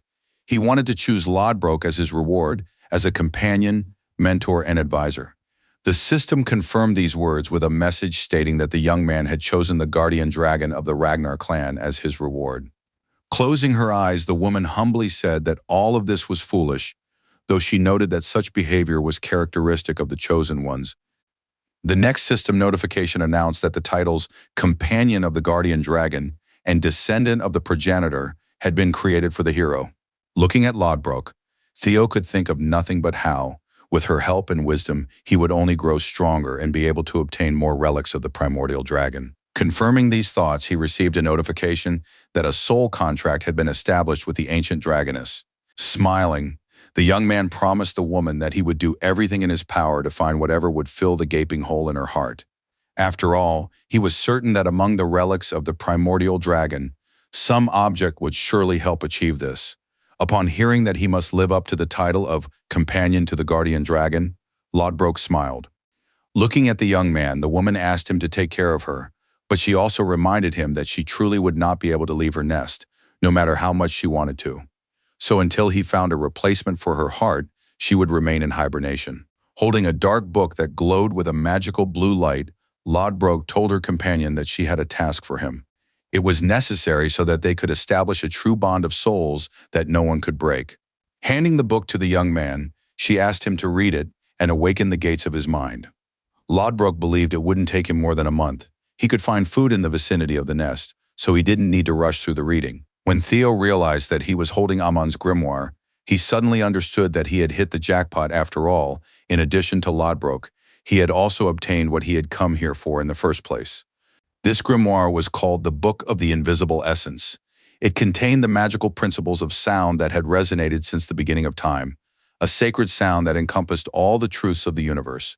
He was, of course, delighted that the grimoire was in his hands, but he asked his companion to clarify which month she was referring to. The woman told him that usually that was exactly how long it took to awaken the gates of the mind. Stunned, the young man reported that the second stage of the awakening ceremony was currently underway, a process that lasted only 15 days, and asked if he could return here once it was complete. Of course, Lodbrok wasn't very pleased that her companion had other priorities besides strengthening their bond. Sitting down on the mountain of treasure, she said that, of course, it was possible, but she wouldn't want to wait that long. So she gave Theo a stern look and declared that she wouldn't let him be away for such a long time. Her voice took on a steely edge. The woman said that if he were away for so long, all interest would fade, so she wanted him to open the gates of his mind before the end of the second stage of the trial. Upon hearing that he would not be allowed to leave the nest until he had completed the assigned task, Theo was shocked. He mentally calculated how much time remained until the end of the second stage and was surprised to discover that 2 days had already passed, meaning he had only 13 days left. 3 days before the start of the second stage of the awakening ceremony, interesting events were unfolding at the Intelligence Directorate building. Ed Trovan explained to his nephew that the totems had the ability to ward off demons. This effect was possible because of the summoning pearls inside them. The monsters imprisoned within them emitted a powerful energy, preventing their kind from getting even a centimeter closer. So if you break a pearl, as Ed did, you can achieve the desired effect and protect yourself and the people the young man chooses for his team. His nephew listened intently and didn't take his eyes off his uncle, wondering how this man knew so many secrets of the universe. Soon a monster appeared behind Ed. The man smirked and declared that with the help of this pearl, he would also be able to summon monsters on his own and kill them, earning points. However, he had to act very carefully so that none of the other participants in the trial would notice any signs that he was cheating. So many monsters appeared in the building that it would have terrified anyone, but Ed Trovan didn't even bat an eye, because he knew these creatures wouldn't harm him in the slightest. The man knew exactly what to do with such creatures and how to ensure they wouldn't dare come within a centimeter of him. After this brief demonstration, he told his nephew that the main goal of this stage was to score as many points as possible. So if Theo wanted to win, he'd have to go hunting. After looking closely at his relative, Axion finally understood what he was getting at, so he asked if his uncle really wanted him to use the pearls as bait. Nodding in agreement, Ed Trovan told his nephew that he had understood correctly, but clarified that Axion couldn't harm Theo, since they still needed to find the relic of the Palace of Roses. The young man couldn't wait to kill that scumbag, so he asked Ed if it wouldn't be better to simply extract the information from him and then send him to the afterlife right there in the snow-covered mountains. But the man thought that this plan wasn't the best one, because something could go wrong at the Palace of Roses. And by the time Theo was already dead, they would risk losing the relic once and for all. Besides, Ed reminded his nephew of an unpleasant truth. Theo was his equal in every way, which meant there was a chance that Axion simply wouldn't be able to kill him. Everything pointed to the fact that they needed to act more cunningly and figure out Theo's weaknesses, and his greatest weakness was his attachment to others. That was exactly what they could exploit. So they needed to capture the bunch of scum who were always hanging around the guy. They would make excellent bait, because in order to save them, Theo would tell them anything. But no one expected that 15 days would pass without anyone ever encountering Theo Ragnar. Axion didn't know what to do, since there were only 12 hours left until the end of the second stage of the trial. No sooner had he thought that things were too boring around him and that he'd wasted his time preparing than, suddenly, several blinding flashes began to appear behind him. The other team members saw them as well and assumed that the trio sent by Wolfgang had a hand in these flashes. Otherwise, it was completely unclear where Theo Ragnar could have disappeared to, as he would clearly have done everything in his power to score as many points as possible and take first place, beating Axion. After listening to the theory put forward by Felix Ragnar, the candidate from the Palace of the Blooming Plum, Axion didn't know how to respond, since he too believed that Theo couldn't have just vanished into thin air.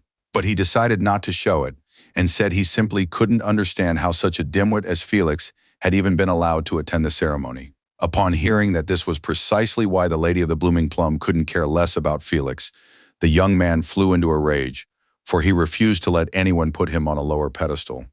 Gritting his teeth in anger, he wondered why he was being treated this way. After all, he decided to help Axion, but Axion had chosen to mock him instead. Clenching his fists, Felix trembled with rage when he once again heard the humiliating remarks that no one was counting on him anyway. Axion didn't even pause for a second to consider the words coming out of his mouth, since all his thoughts were consumed by Theo Ragnar, who had decided to play hide-and-seek with him. Rising from his seat, the young man declared loudly that he would force that good-for-nothing boy out of his hiding place, and then they would all deal with him together. Axion gathered a fairly large group of people around him, consisting of members of the Scaled Dragon Society. In addition, people from the Palace of the Blooming Plum were also present, though it remained to be seen how long they would stay, since their leader had just been seriously humiliated. But for now, they were all in a fighting mood, realizing that hunting season had begun, which meant they would kill Theo's minions one by one until he appeared. The action takes us to the other end of the forest, where Ray Ragnar was hiding behind the trees. She had refused to form an alliance with anyone and was acting on her own. The Cold Beauty was currently in third place and had killed enough monsters to give Axion some serious competition.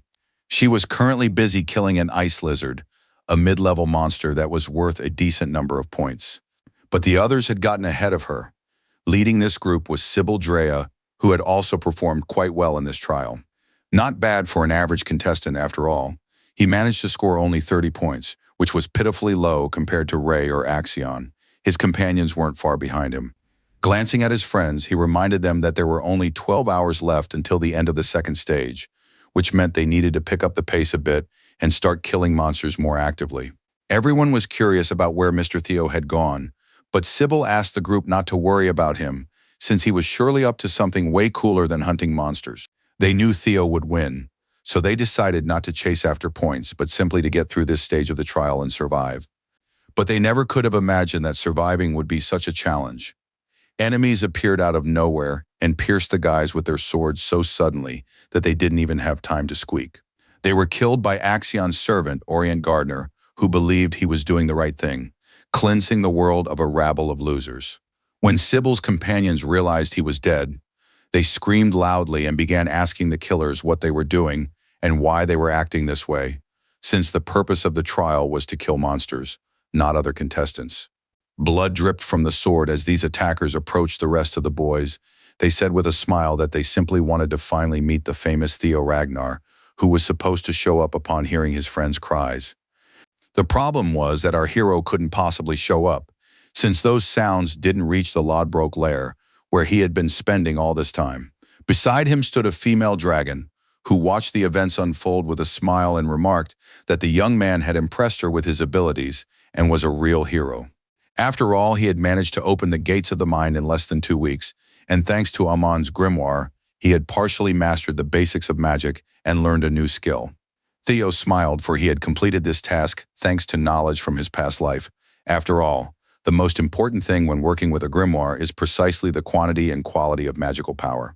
So it was no surprise that with a dragon's heart and a mana reservoir, he mastered the material much faster, allowing him to complete the task in record time. However, he received a message stating that his stats had not reached the required level, and the available skill was of a low rank. As a reward for his efforts, he received the Dragon Symphony, which allowed him to see the essence of things and read residual memories.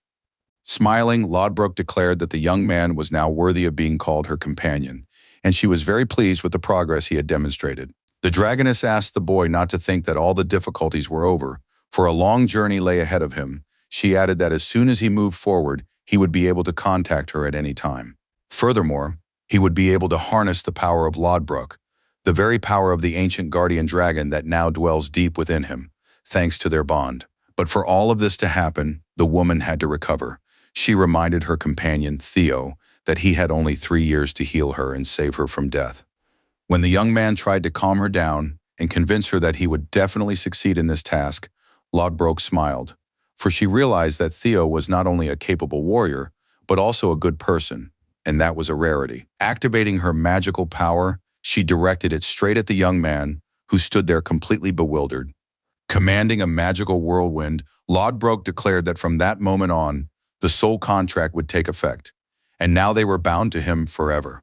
She also said she would eagerly await their next meeting, since it had been a long time since she'd seen such amazing people.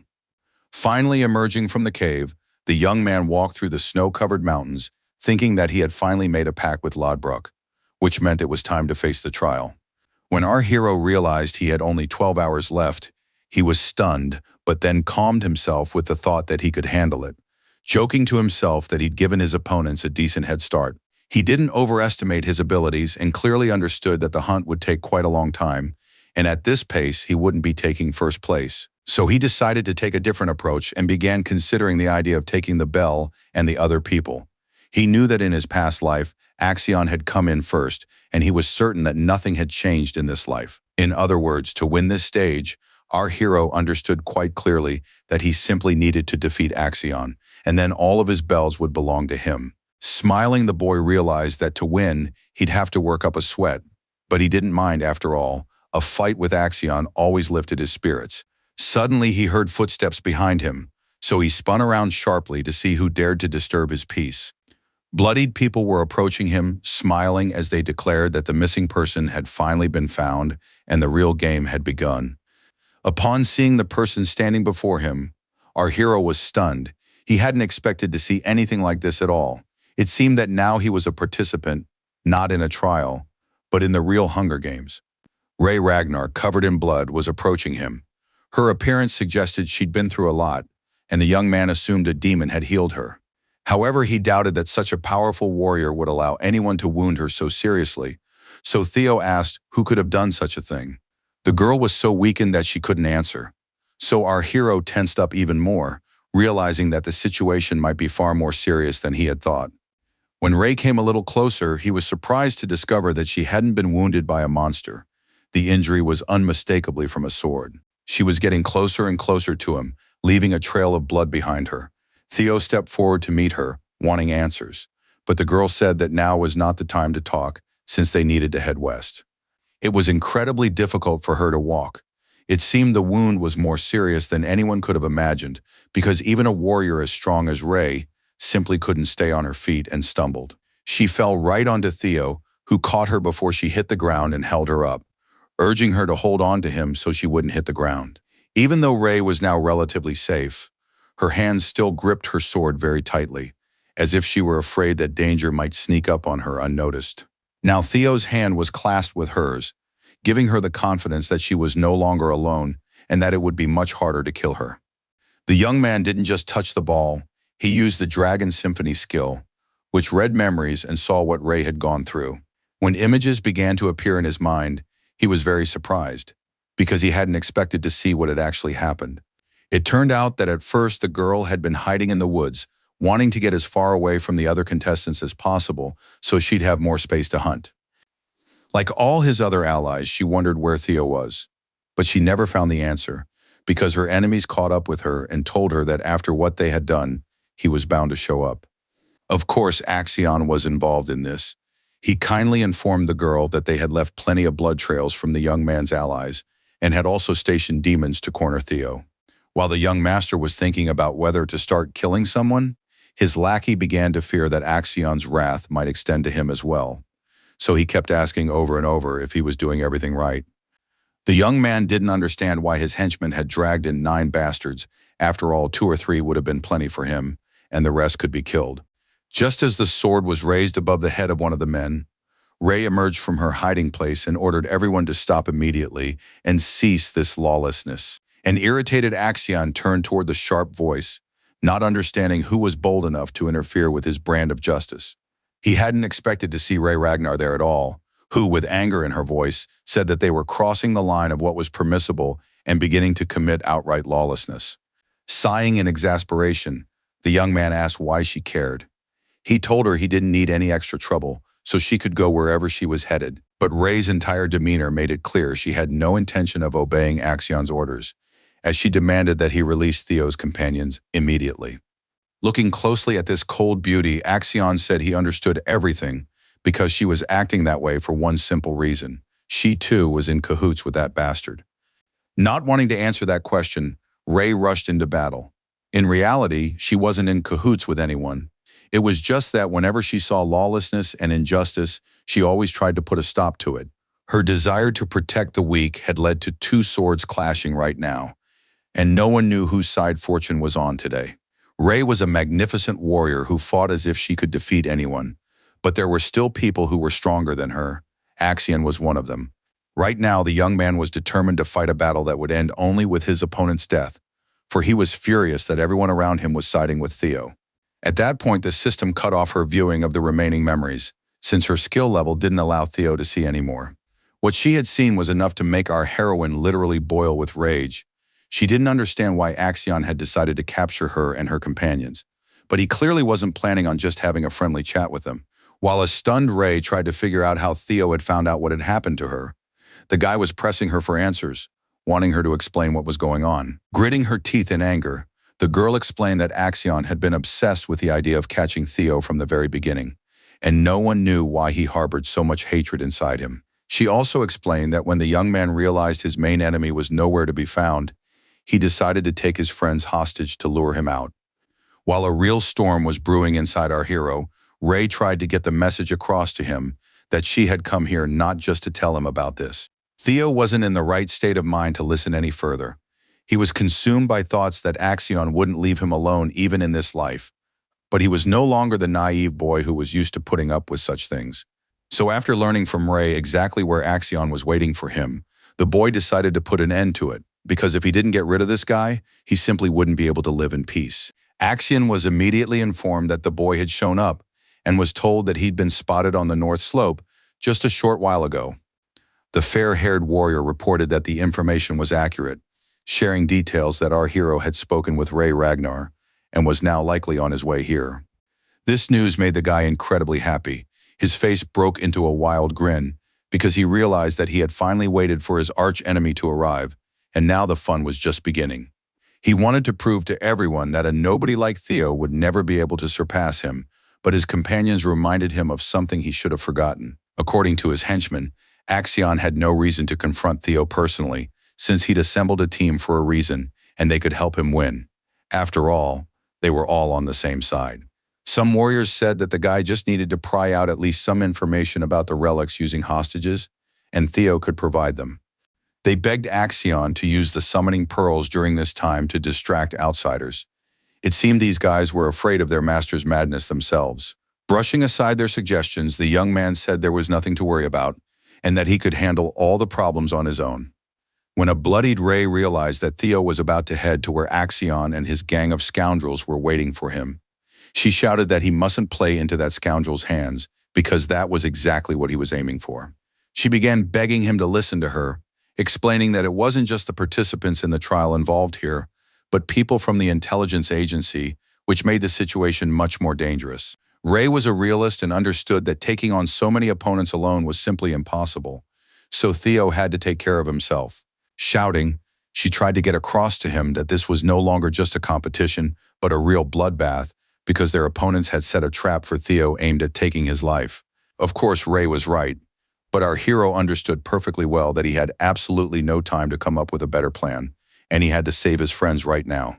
So he thanked the girl for her help and said he would have to face Axion head-on, since every second counted and no one knew what he might do to the guys. He had to go right away, so he demanded that Ray tell him the exact location of Axion and his friends. Stubborn Ray clenched her teeth in anger and frustration. She didn't understand why Theo was being so stubborn and refused to see the obvious. After all, he was literally walking into certain death. She told him once again that if he went there, he would surely die. She couldn't understand why the guy was willing to risk his life. The answer was simple. Theo simply didn't want to lose his people, who had been loyal to him until the very last second, and in no way deserved such a cruel fate. He recalled those wonderful moments of peace and joy he'd spent with his friends as they discussed their goal to get through the second stage together. Back then, Ray rudely reminded him that he was a member of the Ragnar clan, and that meant only one thing. He couldn't get attached to anyone because sacrifices were inevitable. In reality, this was a harsh truth, but our hero had no intention of accepting it, for he had promised his people that they would gather again at the pub and celebrate their victory together. So now it was his turn to remind Ray that she herself had chosen to ally with him, and therefore had no right to boss him around or tell him to abandon the rest of his comrades, who were currently being brutally tormented. Seeing the determination with which Theo was prepared to go and defend his comrades, Ray saw in him for the first time not a warrior, but a truly good person who knows what loyalty means. Our hero urged the girl to join him as well, for he could see that she was incapable of simply standing by and watching innocent people die. Now he had the strength to protect his comrades, but he remembered the times when he was forced to simply watch as the Palace of Roses burned. He knew that his family members had died for one simple reason. Back then, he was a worthless Ragnar who couldn't change anything, but now everything had changed. Back then, he was the weakest in a clan that valued strength above all else, so he paid the price for his weakness and was doomed to terrible torment.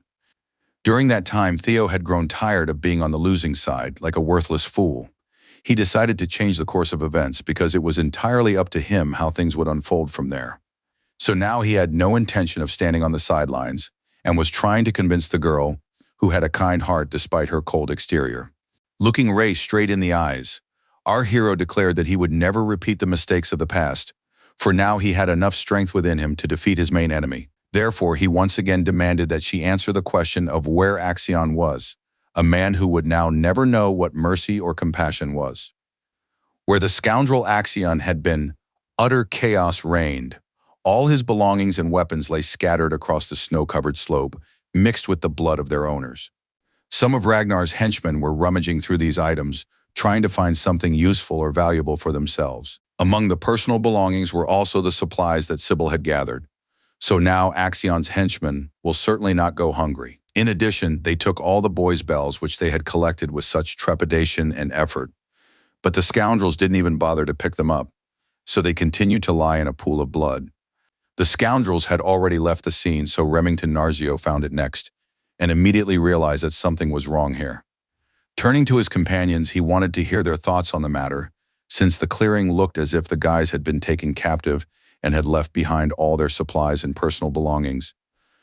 After carefully examining the crime scene, Halkus Lank silently analyzed what he had seen. He had scored a fairly large number of points and was in 5th place. His sister, whose name was Erica, managed to surpass him. She had scored 30 more points and was in 4th place.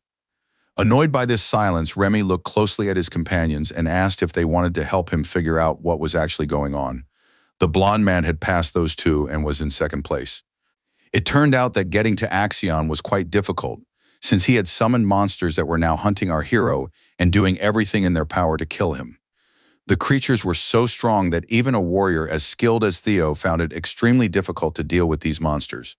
Each time the young man dodged their attacks, trying to get around the beasts so as not to waste time killing them, but they had no intention of letting him pass. So he had to fight them even though Theo didn't particularly want to, since he knew full well that he needed to reach his comrades as soon as possible. He used only his most powerful skills, which were meant to help him deal with the monsters as quickly and efficiently as possible. So as soon as the enormous white monster was defeated, our hero continued on his way and ran toward the enemy camp. More than anything in the world, he wanted to believe that Sybil and the other hostages were completely safe, although knowing Axion, one couldn't say anything for certain. While he was pondering the fact that Axion was merely a puppet in Ed Troyvon's hands, and that everything had been staged to get rid of him while arousing as little suspicion as possible, new monsters were already blocking the young man's path. As he prepared for another battle, the young man reflected that the fact the observers from the Security Bureau were on the same side as one of his enemies already spoke volumes. He dealt with all those creatures with a single triple dragon strike, but his thoughts revolved solely around the fact that the observers had been sent to kill him and were supposed to be holding Axion in check. After all, it seemed that even that scoundrel's uncle feared his nephew's madness, which was becoming more and more sophisticated with each passing year.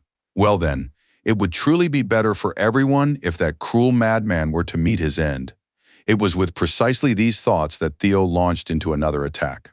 After dispatching yet another monster, the young man leaped forward, realizing he had to hurry anyway, since Axion was an extremely unpredictable character. Reflecting on his main enemy, our hero came up with an interesting idea.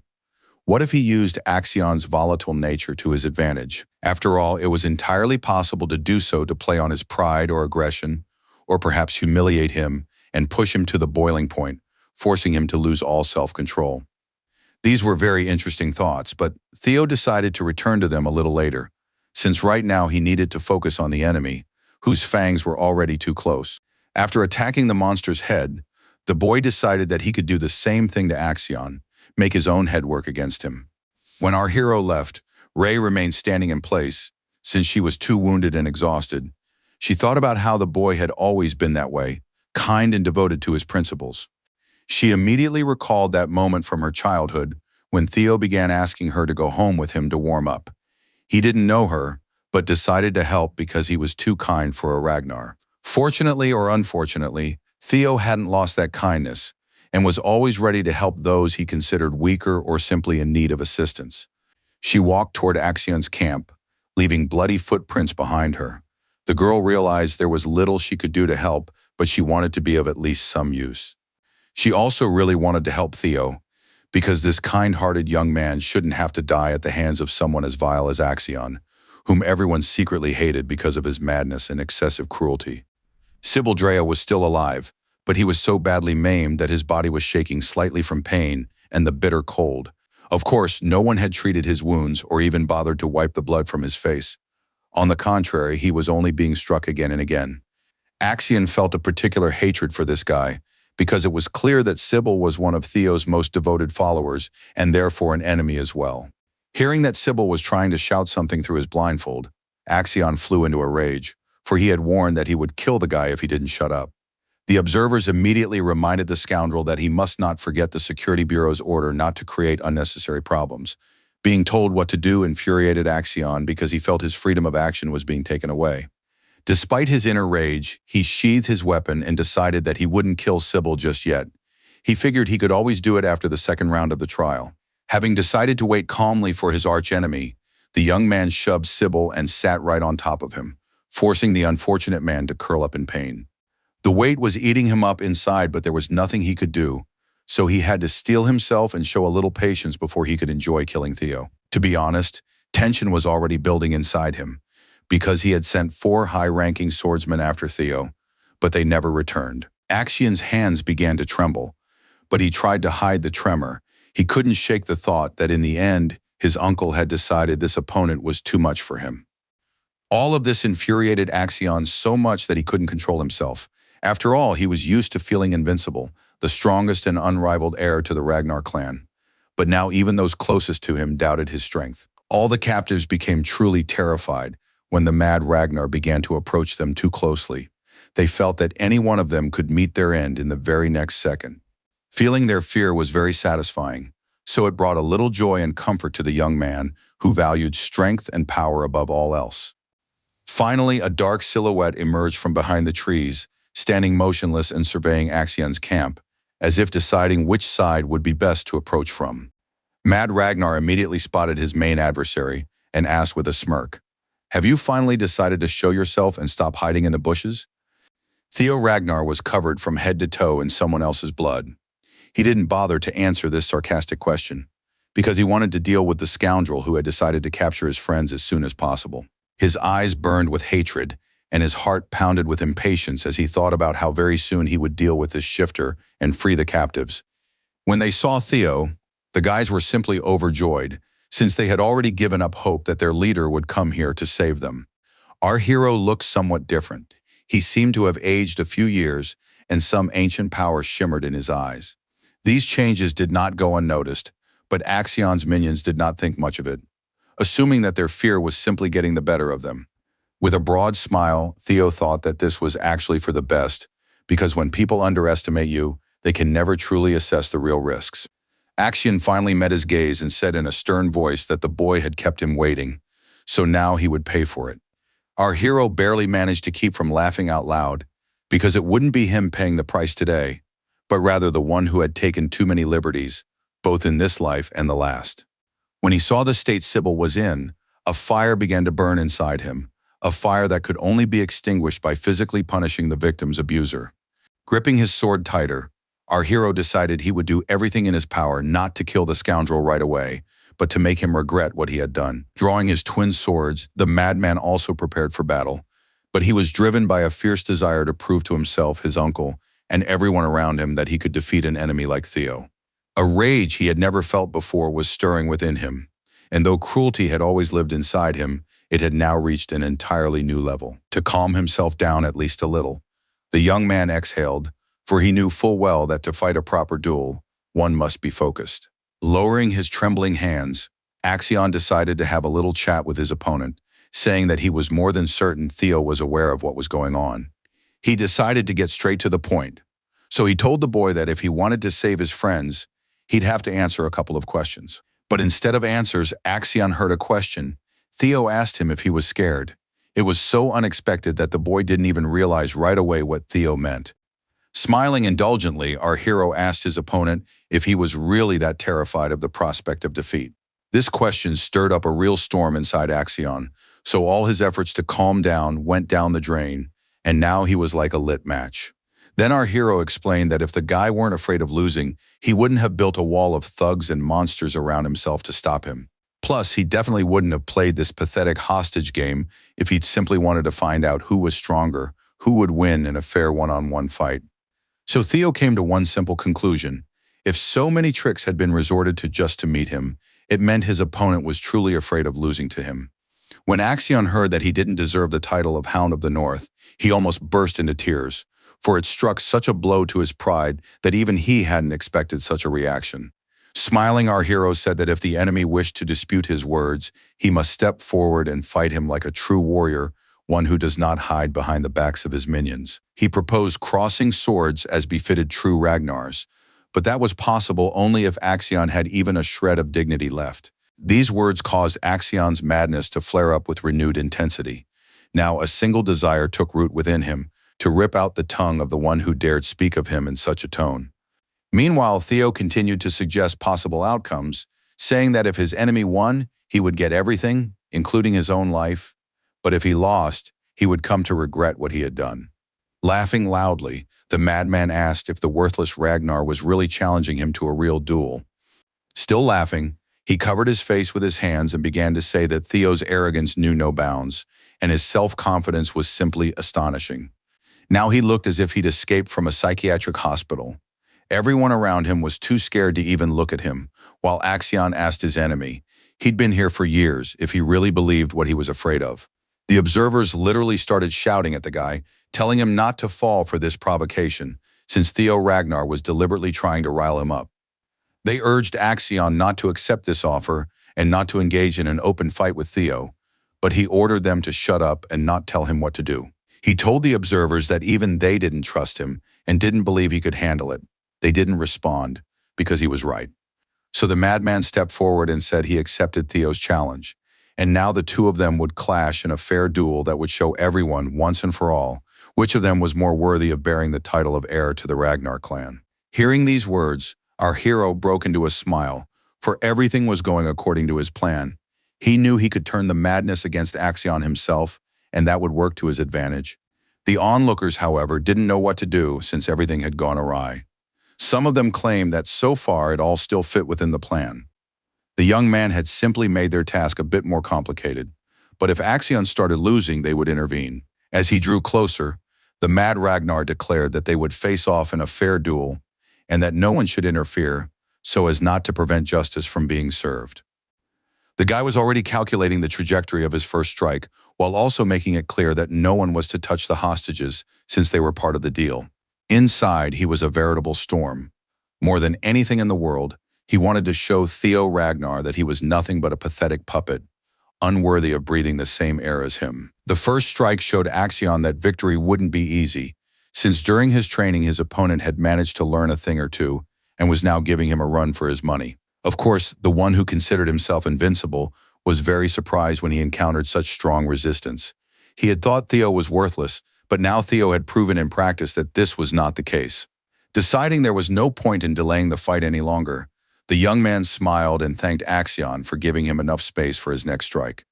He seized this opportunity and swung his sword with such force that he was ready to decapitate his enemy with a single blow, but then stopped just in time, realizing that he wanted to prolong the young man's suffering.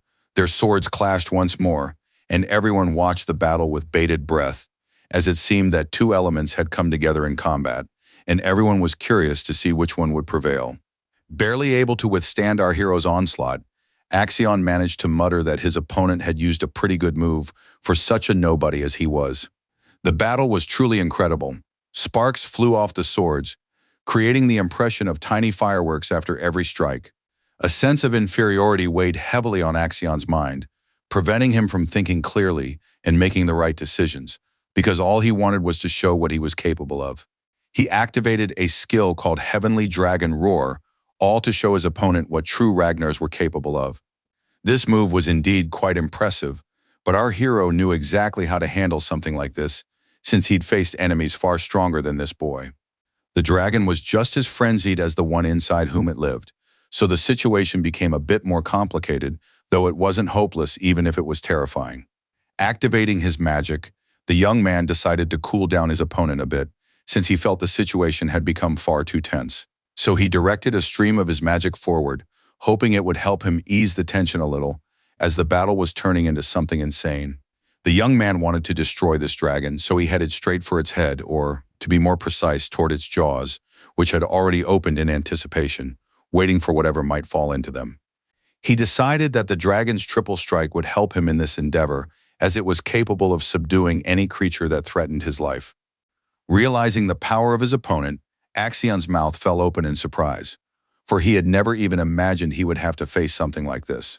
Smiling slyly, Theo suddenly realized that he had truly managed to impress his enemy, who had been convinced all this time that he was facing nothing more than a worthless, spoiled little boy. But now he knew that everyone around them had seen that the scales had tipped in his favor, and now it was not he who seemed worthless at all. He asked if Axion really thought he was good enough to teach him. Axion Orion's servant, Gardner, from the Scaled Dragon Society, was simply shocked by what was happening. He knew the young master's abilities well and realized that he was now at risk of losing. All this time, he had been more than certain that Theo's victory in the first trial was merely a fluke, but now it was becoming clear that the boy really was that strong. So now it was becoming obvious that, at this rate, Axion might lose. Surprisingly, however, Orient felt no pity, for his master had always been quite the bastard, and he even considered whether he should switch sides to the enemy. These thoughts wouldn't leave him alone, but the young man decided to wait it out, since he didn't know how events would unfold and didn't want to be on the losing side. Then he reminded himself that their men were stationed all around the perimeter, which meant that Theo Ragnar wouldn't survive. But he himself had a decent chance of escaping.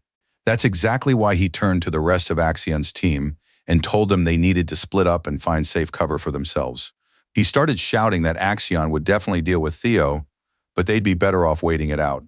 and it would also be good if they could avoid being spotted by the observers.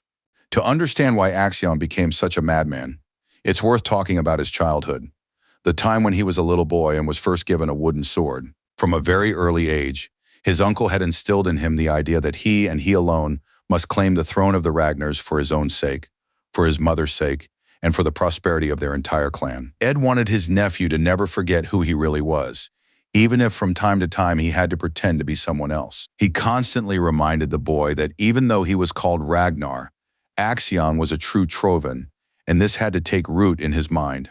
Now he recalled those words and wanted to do as his uncle had said, take the throne, but to do so he needed to eliminate all his competitors and potential rivals. And to do that, he had to move incredibly fast and act in such a way that the enemy wouldn't have time to figure out his strategy. The situation was further complicated by the fact that Theo was also incredibly fast, so he reacted in time and didn't let Axion get close enough to attack him at close range. However, this didn't stop the madman. Inside him, the desire to kill whoever stood in his way only burned even more intensely. Common sense was gradually slipping from Axion's mind.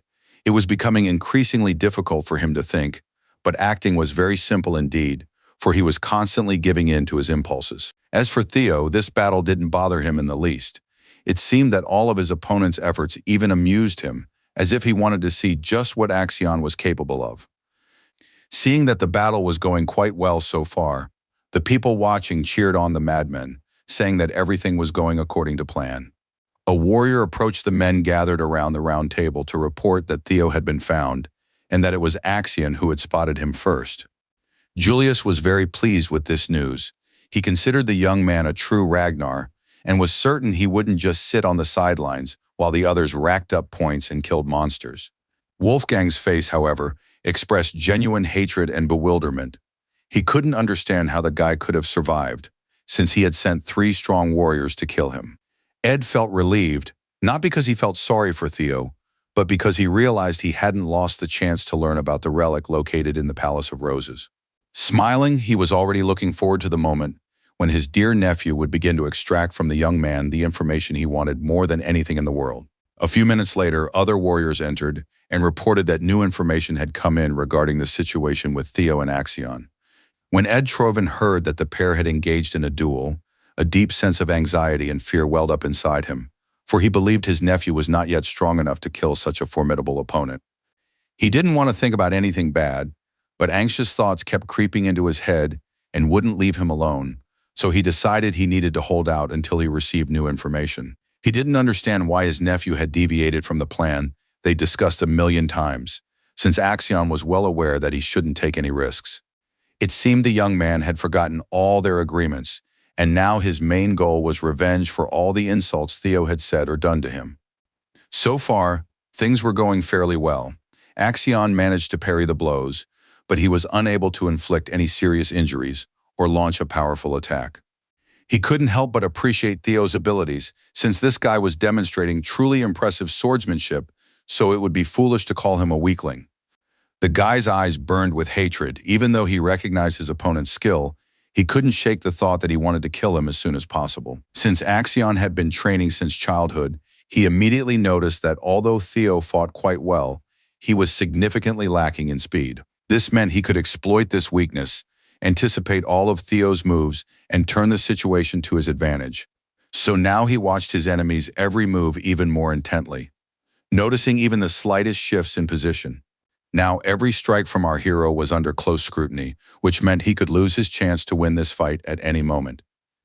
Theo was extremely surprised when his opponent finally made a move and used the flying sword technique, which was now aimed directly at his head.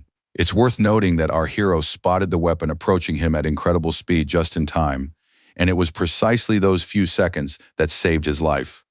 However, his henchmen were unaware that he had spotted the sword, and they now watched in horror as their master risked dying right before their eyes. The bound boys were so terrified that they screamed. Even though their mouths were tightly bound, they didn't want to watch Theo die, and they certainly didn't want him to die at all. An image from the past flashed through our hero's mind, for it was exactly this kind of blow that had pierced him on that terrible, death-defying day when everything dear to him had been killed.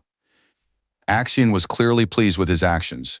He looked at his enemy and in a lecturing tone remarked that he had been poorly trained, since he was using a technique with such obvious movements. After all, everyone knew perfectly well that using such techniques was tantamount to surrender, so it was strange that Theo had faltered so badly. Mad Ragnar gazed contentedly at his blade, from which his opponent's blood was dripping. He savored every moment of this spectacle, which was so pleasing to him. The blood dripped onto the snow as if hinting that an innocent life, pure and white, just like the snow, had been wounded right then and there. But this time, Theo managed to fend off his opponent's attack by clamping his weapon firmly in his own hands. Now the young man understood perfectly who was behind all the terrible events of his past. He remembered that mysterious man in the hood who had wanted to conceal his identity until the very end, and had succeeded in doing so, all while killing the one who had been his primary target. An identical blow from a blade had fatally wounded Theo in his past life, so he hadn't even had time to get a good look at the one who had dealt him the final blow. Now he understood perfectly well who was hiding his face behind a deep hood, who had committed an unforgivable crime against him and his loved ones. It was that scoundrel Axion who wanted to get his hands on everything: the Palace of Roses, the ancient dragon's relic, and most precious of all, our hero's life. Smiling wildly at all these realizations, Theo suddenly realized that life had given him an amazing opportunity to take revenge for the terrible things Axion had done to him. He still remembered the day of his death perfectly. Back then he had been weak and helpless, and hadn't even had time to figure out who was behind all those terrible events. Back then he had fought desperately alongside all the other warriors, but the odds were clearly stacked against him, for the minions of doom were falling one by one, and it was clear that the same fate awaited him, and all because he was a worthless Ragnar, the weakest of his kind, the one people were used to wiping their feet on. The only thing Theo was lucky about in his past life was that Rendell had revealed himself, and thanks to that, Evelyn learned that he worked for the Palace of Camellias. It was only because of this that in this life, he was able to find his way to where his tormentors were supposed to be living, even though he certainly didn't know which of them had harmed him. He knew only one thing: his killer was one of the Troyanovs. Yet for some reason he had never considered Axion, believing that the heir to the Ragnars would not want to stain his hands with the blood of one of his own clan. But now the young man was convinced that he had thought too highly of this vile man, who would stop at nothing for his own gain. It was obvious that he was the one behind it all, for this man was one of the few who mastered the rare technique of the flying sword, the very one he had used against Theo then and right now. Axion Ragnar, it was now possible to say with absolute certainty that he was the most unworthy heir of his clan, one who had never been able to act justly and mercifully. Now gripping his sword, Theo thought only that one would have to be either insane or incredibly arrogant to let go of the weapon. He hadn't been so sure before that he could defeat this scoundrel, but now he was becoming increasingly convinced that he was capable of doing so, especially as rage surged through him. Despite the pain and the blood running down his hands, Theo had no intention of letting go of the sword. He wanted to kill his enemy with his own weapon. Because of how tightly he was gripping the blade, it began to crack, with the cracks spreading and growing larger and larger with every passing second. Clenching his fist, Theo couldn't hold back any longer, and caused the sword to simply shatter into pieces, for such fury was raging inside him that it was impossible to contain. Now Axion was truly frightened. He realized that if this man had managed to break the sword with his bare hands, then perhaps his uncle had been right about him being no match for him. Looking at his shattered sword was physically painful, for Axion could not even imagine that anyone was capable of such a thing. It turned out that Theo Ragnar's rage was far stronger than all of his opponent's abilities and skills. The young man's desire for revenge for his past life was so intense that it went beyond all bounds of reason. He had made it absolutely clear to himself that in this life, he would not allow anyone to hurt him or his friends, and that vile madman had crossed that line. Axion had no idea just how serious our hero was, for he could not have known what the young man had gone through in his past life, or where all that rage within him came from. So the very next second, the young man rushed into battle, determined to punish the one who dared to place himself above others and pretend that his life was the most valuable. To be honest, the madman couldn't believe that anyone was capable of defeating him. Moreover, he didn't even want to think about what a man who had been called good-for-nothing Ragnar in the past might do. He also didn't understand what Theo was even aiming at, so he joked that maybe he should step aside so the guy could hit something. Oh, those words were the last straw for Theo. He already hated Axion, but now they'd crossed the line for good, and there was no turning back. All-consuming rage burst forth, and everyone around could feel our hero's power. It was like an unbridled force of nature that could erupt at any second. Feeling all this energy, Axion thought that a real monster had taken possession of his opponent. He didn't know how to stand up to something like that. Our hero's flow of mana was so powerful that it literally knocked people off their feet. This proved enough to make his enemy begin to regret ever messing with him. Fears began to take root within the madman, for he suddenly realized that most likely his main enemy had been hiding his true power all this time without revealing its full extent. Now, however, he had revealed it, though it remained unclear why he had pretended to be weak and allowed others to insult him.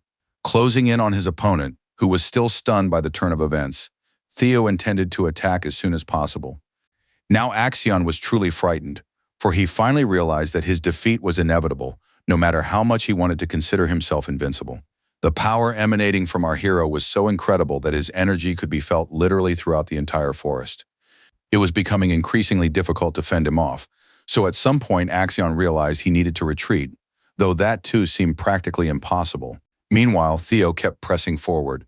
With every step, he moved with greater confidence, and his blows grew stronger, which completely threw his enemy off balance. But the young man didn't care. Such rage burned in his eyes that it was absolutely clear he wasn't going to spare anyone who had harmed him. With every passing second of the fight, Axion understood this more and more clearly, and could no longer see a way to end this bloodbath, for it seemed there was only victory or death. Noticing his opponent dismount, our hero smiled predatorily and asked why the man didn't want to show him his vaunted strength and fight him like a true Ragnar. Gritting his teeth in anger and tension, Axion couldn't admit that he was already fighting at full strength, for that would only humiliate him even further.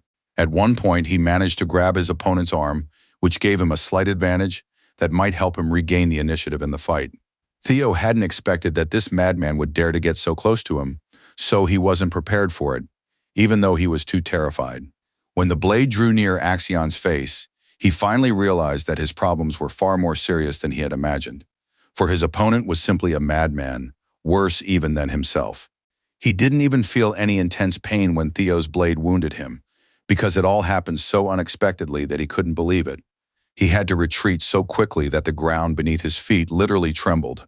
He wanted to get as far away from this madman as possible. But it seemed there was nowhere to hide from Theo, because as soon as Axion retreated, his enemy immediately caught up with him and dragged him into another battle. And so it went, time and time again. With every passing minute of the battle, Axion's strength dwindled, his hands trembled, and his coordination faltered, giving his opponent a significant advantage. Moreover, the young man began to notice more and more often that his connection to his weapon had been severed. Now the sword no longer felt like an extension of his arm, but rather an unbearable burden. Our hero noticed this. He didn't want to rush. His goal was to wear down his opponent so that he would gradually, slowly but surely come to realize his own worthlessness. And when that happened, he began to act more decisively. Theo appeared before Axion so suddenly that the latter shuddered inwardly. This merely amused our hero, for that was precisely the effect he had intended to achieve. So when panic seized his opponent, he began to press the attack even more aggressively, leaving no room for maneuver or any chance to parry his strikes. He wanted Axion to be in his shoes, to understand all the despair he had felt inside as his past life went up in flames. So when the mad Ragnar retreated, Teolish was furious, because in his past life he hadn't had the slightest chance to retreat, since he had literally been held down and forced to watch the entire nightmare unfold. So now our hero decided to make his enemy fully experience everything he had put him through back when he decided to seize his home. He looked at his desperate opponent and with a menacing smile asked if the man had ever once wondered what it felt like to have a sword between his ribs. He didn't just want to kill this guy, he wanted revenge. The question about the sword between the ribs wasn't asked for no reason, because that was exactly how his mother had been killed. Now the same fate awaited the young man who had considered himself untouchable and invincible his entire life. His uncle had always been there for him, but now he was completely alone, with no help in sight. Blood spattered onto the snow. Only now it was no longer a symbol of innocence and purity. Only now did Remington Narzio and his companions realize what Axion had done, though Halkus didn't understand why the young man would go to such lengths to get his hands dirty when he was in first place anyway. After thinking for a moment, the blond man voiced his suspicion that the scoundrel had wanted to lure young Master Theo out this way to fight him one-on-one. He surmised that the madman had intended to kill his opponent during the second stage. Upon hearing these words, Halkus was beside himself with rage, for everyone knew perfectly well that the trials were supposed to be conducted honestly and fairly, but this treacherous bastard didn't give a damn about any rules or traditions. His sister Erica, however, wasn't the least bit fazed. She reminded her brother that they were talking about the Ragnar clan, which meant that bloodshed during the ceremony was commonplace. Realizing and admitting this was unpleasant, so Narzio kept quiet, knowing full well that the girl was right and that denying the obvious would be foolish. That's exactly why he decided to admit that this was why he didn't like the Ragnars. Even if they believe in the right of the strong, this goes way too far. Such rebellious words seriously alarmed Erica, whose eyes now looked at Narcio in a completely different way. She asked the boy to be careful what he said, since someone might overhear them. Smiling, Remy reminded the boys that they now had to defend their comrades, for that was exactly what the young Lord Theo, to whom they were loyal despite his belonging to a cruel ancient lineage, would have done. That is why he urged his companions to help him, for this was a just cause that would only prove that they were not merely warriors, but also good people who were no strangers to nobility. Halkus didn't mind joining Remington Narcio, but his sister lowered her gaze and indifferently stated that such pastimes didn't interest her at all. She stepped away from Narcio and told him that she had followed him for one simple reason. She wanted to meet Theo Ragnar, but since the guy was nowhere to be seen, there was no point in continuing on this path. After that, she added spitefully that she already despised weak men, so she had no desire to help the guys. Her brother had called her stupid and completely indifferent. For some reason, these words made Remy smile. He said he knew perfectly well why the girl had been looking for young Master Theo. Erica's golden eyes now looked at Narzio with interest. She was curious to hear what theory he would put forward on the matter. But instead of offering any explanations, Narzio promised that if she helped him, he would definitely introduce her to his friend, whom she so desperately wanted to meet. So just a few seconds later, the heroes were running down the slope so fast that it was hard to even notice their movement. The three heroes were rushing to the aid of their friend and his followers, whom the evil heir to the Ragnar clan had taken hostage. Inside, Narcio was consumed by a burning desire to teach Axion a lesson. Axion, who had decided he could toy with other people's fates and do whatever he pleased. Gripping his sword tightly in his hands, he silently urged his friends to hold on just a little longer, for he was already on his way and would soon do everything in his power to free them. But standing in their way was a warrior who blocked their path and declared that the boys could not go any further, only over his dead body. Following this man were other Axion warriors who, despite having fled, had no intention of letting their enemies get near their commander. Seeing that all members of the Scale Dragon Society were present, Narzio was genuinely surprised, as he hadn't expected them to want to take part in this lawlessness either. Orion Gardner stepped forward, smiled as he greeted his old friend, and said he had been very disappointed to learn that Remy had traded them in for that good-for-nothing Theo. When Halkus heard that this scoundrel had called them pumped-up idiots, he wanted to beat him up as soon as possible. Gardner nearly rolled his eyes when he realized that his joking insult hadn't even been fully understood. Not wanting to shed any more blood, Narcio asked his old comrade to step aside, as he preferred not to fight someone he had once considered a friend. However, this man had no intention of obeying. He wanted to teach Narcio a lesson for daring to betray them and Lord Axion. To be honest, right at that moment, Remy was trying to figure out how to get past these people. Not because he was afraid of them, but because he didn't want to shed innocent blood.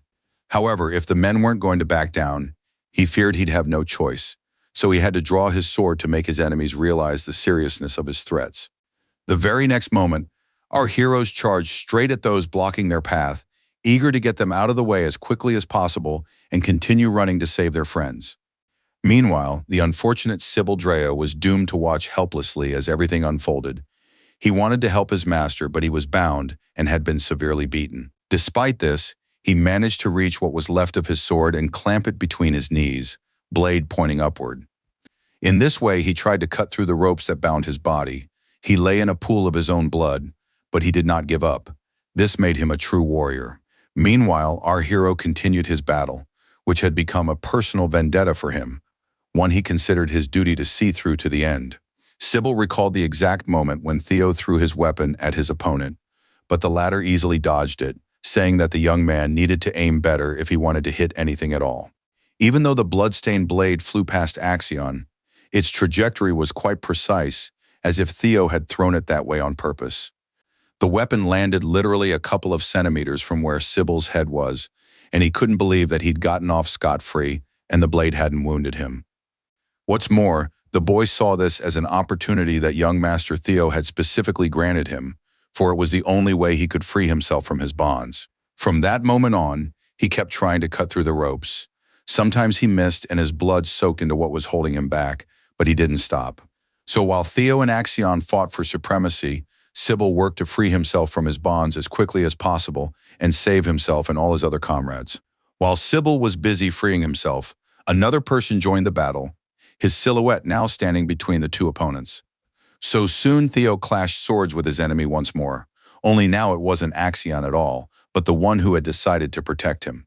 It seemed that even the mad Ragnar was surprised by this turn of events. He didn't know who was hiding under the hood, so he was very curious to find out whose protection he had ended up under. Gritting his teeth in anger, our hero realized that observers had intervened and they had no intention of letting him kill their main contender for the throne. The hooded man turned his head toward Axion and apologized for not intervening sooner, explaining that he hadn't had the chance. Casting predatory glances at our hero, this man hinted at an imminent punishment for the young man and said he would gladly accept punishment for his delay after the second round of the trial was over. When this man rushed toward Theo, the young man immediately recognized the observer as a high-ranking swordsman named Liam Troyvon. The remaining observers began emerging from various parts of the forest, and this man ordered them to protect the young Lord Axion, even if it meant risking their own lives. So before long, the battle began to take on simply incredible proportions, for now these men had no intention of letting our hero even get close to the young master. The problem was that they had all miscalculated, thinking that Theo would retreat when he saw that there were far too many enemies. But the boy was used to challenges, so he accepted this fight with honor. One of the onlookers handed Axion his sword and told him he'd fought brilliantly, but now he needed to step back and leave the rest of the work to them. Holding his weapon in his hands, the young man didn't even know what emotions to feel, for it seemed he wasn't worthy of wielding this blade, since he hadn't been able to defeat his main enemy. He frowned and tried to convince himself that there was nothing terrible about this defeat, but everything inside him screamed that he was absolutely wrong. But now he was forced to simply watch, as the very people who had called on him to defend them were now fighting the man who, in such a short time, had proven that Axion was in fact nothing more than a weak boy. The attack was so intense that for the time being, Theo could only dodge and make sure the enemy's sword didn't pierce him through. He desperately wanted to counterattack, but for now that was impossible, since the attacks were too strong and concentrated. But then the young man finally found an opening and was able to swing his sword, determined to deal with these enemies and return to Axion, who was now hiding behind their backs. He tried to make his attacks as powerful as possible, because he knew that if he missed, he would never be able to shake off these pesky guards and return to his main objective. Unfortunately, his efforts were in vain, as the overseers turned out to be very strong warriors and had no intention of backing down either. But despite this, the boy didn't give up trying to do something. He understood that if he didn't get rid of the overseers, access to Axion would be blocked, and then his revenge would be impossible. Liam couldn't help but acknowledge that Theo was truly skilled, and not just in the battle against Axion. He was willing to bet that the boy wouldn't be outmatched by the new high-ranking swordsman who had been brought in just recently. But that meant nothing to him. He'd been given a mission to neutralize the kid, so it didn't matter how good a warrior he was. This man was repeating Axion's mistake, believing that Theo was no match for them. Liam knew this was their only chance to take the guy out without witnesses, even though he felt sorry for killing such a genius. Be that as it may, he was acting in the interests of the Troyanov family. And if Ed said that, as long as this guy walked the earth, they would have no peace, then that was how it was. While he was mentally saying goodbye to Theo Ragnar, the latter in turn was already calculating the trajectory of his next strike, wanting to land it as effectively as possible. Even though Theo fully understood that his opponents outnumbered him by far and overall could easily defeat him, he had no intention of backing down. His eyes were bloodshot and now resembled a dragon's even more. They burned with hatred and a desire to deal with these scoundrels as soon as possible. This sight didn't scare Liam in the least. He had already launched into another attack, eager to carry out Ed Troyan's orders as quickly as possible. but he was never able to do so because he had been seriously wounded so badly, in fact, that he began coughing up blood, a sign of internal injuries. Surprisingly, it wasn't Theo who wounded Liam at all, and when he realized this himself, he was simply in shock, because the one who had struck him in the back was the very person he had been protecting at the cost of his own life. The young man committed such a despicable act for one reason. He had previously told everyone not to interfere because he didn't want anyone but himself to take Theo's life. Witnessing this bloody massacre, our hero didn't even know how to react. On the one hand, his enemies had begun to eliminate themselves. On the other hand, he realized he was dealing with a true psychopath. Not just any psychopath, but one capable of killing even his closest allies, those who shared the same last name as his dearly beloved Uncle Ed. For Axion, there were no moral principles or boundaries. It was clear that he did only what he wanted, and that made him a terrifying man. The other observers tried to understand what this madman was doing, a man they had considered the ideal heir and had done everything to ensure he ascended the throne. Turning to these people, the deranged Axion said that such a fate awaited anyone who dared to humiliate the clan's heir with their assumptions that he would lose. It became clear to everyone that this guy had completely lost his mind, and now he had to be killed as soon as possible, for he resembled a rabid dog in which irreversible processes had begun. Paying no attention to the looks directed at him, Axion turned toward his opponent and said that he dared to acknowledge his strength. This came easily to him, for ever since childhood, he had heard Ed's words that everyone around him was useless and that only Axion had been endowed by the gods with incredible abilities. He had believed this since childhood, and furthermore, he believed he had to step over others' heads, for only then could he claim the Ragnar's throne and rise to the top. That is why he was now also certain that Theo was destined to be weaker than him, simply because he had been made to feel special and exceptional. Axion confidently declared that he was destined to become the strongest and lead the Ragnar clan, since he was the ideal heir who would carry on the legacy of the great clan. Now his hand did not tremble, apparently because he firmly believed his own words that anyone who dared to stand in his way would be punished by the heavens themselves. Shouting that any enemy would fall by his hand, he charged into the attack, convinced that after this battle, odes would be sung about how fearless and strong he was. Theo was prepared for such a turn of events, so he made no move to dodge or retreat. He wanted to direct his attack against his own opponent. He wanted to make Axion start destroying himself, so he wouldn't have to exert any effort to destroy this madman. It seemed the opponent had begun to suspect our hero's plan, for he paused for a moment and seriously reflected on what he was doing. This happened after he realized that his strike hadn't been aimed at the enemy at all, but at the rocky ground directly in front of him, which was now damaged. This is precisely what gave Theo more room to maneuver. He now had time to jump back and attack his opponent from above. Such an attack allowed our hero to do what he had previously failed to do, namely deliver a deadly blow to his opponent who clearly hadn't expected it. Meanwhile, the observers were rushing towards Sir Liam, who was still alive and even trying to get back on his feet to continue fulfilling his duties. Watching him suffer, the hooded figures began to say angrily that they were well aware of young Axion's madness, but they could never have imagined that things were this bad. When Liam realized that the observers had rushed to his aid, he shouted aggressively that he didn't need help, reminding them that they should focus all their efforts on killing Theo. These words outraged everyone.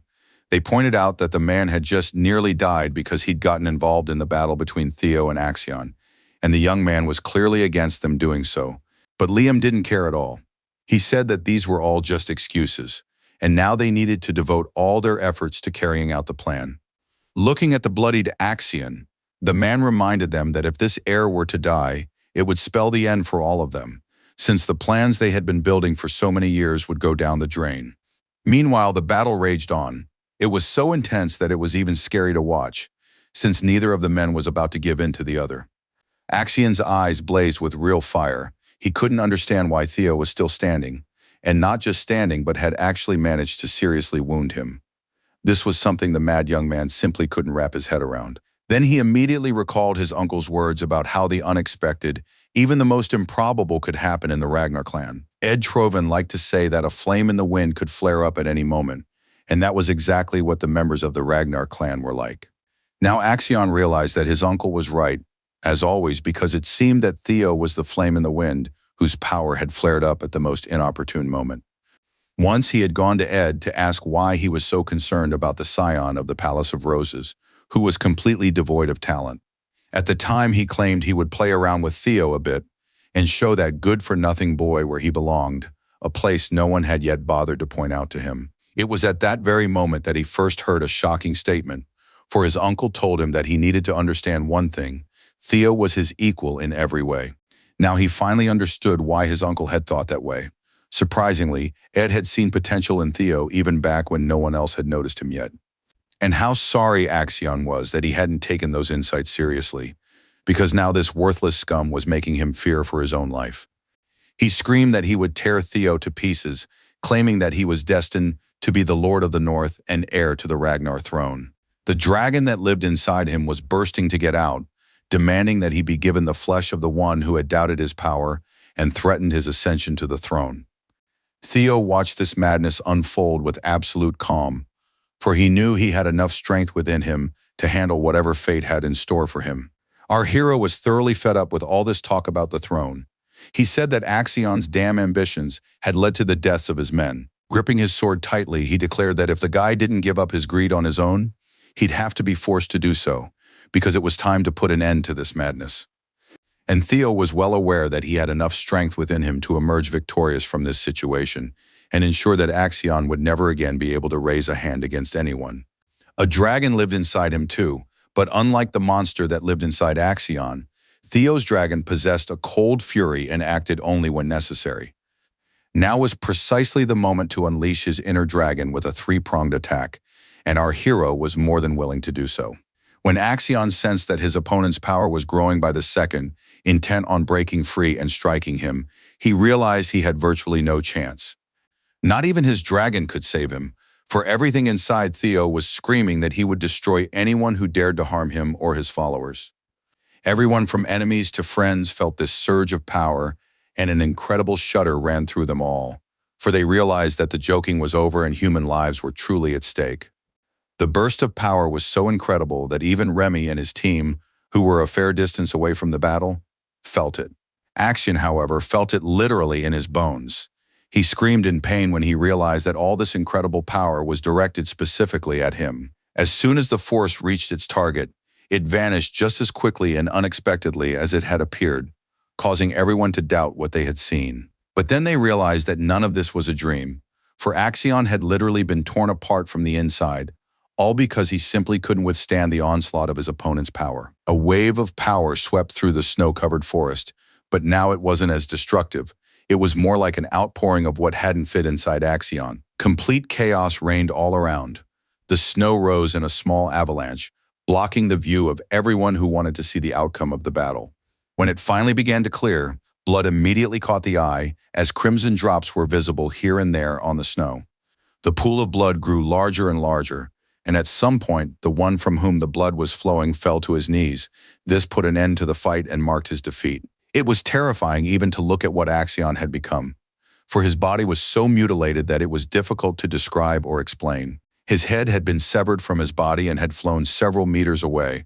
It seemed as though some kind of explosion had occurred inside him, literally forcing his limbs outward. So now everyone was staring at what was left of him. The sight was horrifying, especially considering how hard they had tried to keep this madman under control. There was so much blood that the snow was crimson almost everywhere.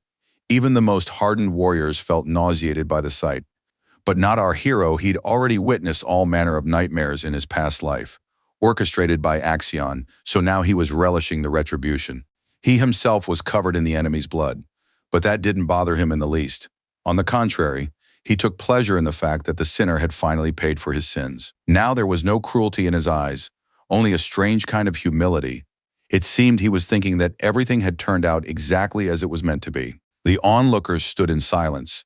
They were so shocked that they couldn't string together even a few words, all because they themselves had believed that Axiom was somehow untouchable and immortal. But now they saw only a lifeless and completely mutilated corpse, one that could hardly be placed on the throne and forced to rule the empire. The warriors could not take their eyes off the sword from which the blood of the young Lord Axion, now a dead man, was literally dripping. Crimson drops fell directly onto his lifeless head, which now served only as a reminder that this man had once been alive. The sight was so horrifying that even the onlookers, who were seasoned warriors, began to back away in terror, unable to believe their own eyes. Their faces reflected genuine horror. They truly could not believe what they were seeing before them, for they had not expected anything like this to happen. When Liam finally realized that all of this was not a figment of his imagination but reality, he shouted loudly, ordering his followers to seize Theo and not let him live. As they ran toward our hero, he didn't budge a single centimeter, merely shifting his gaze from his opponent's severed head to his new enemies.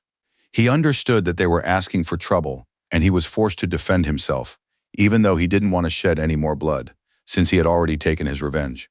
With a weary smile, our hero suddenly realized that he had finally avenged what had been done to him in his past life, for it was revenge that had consumed him from the very moment he awoke after death.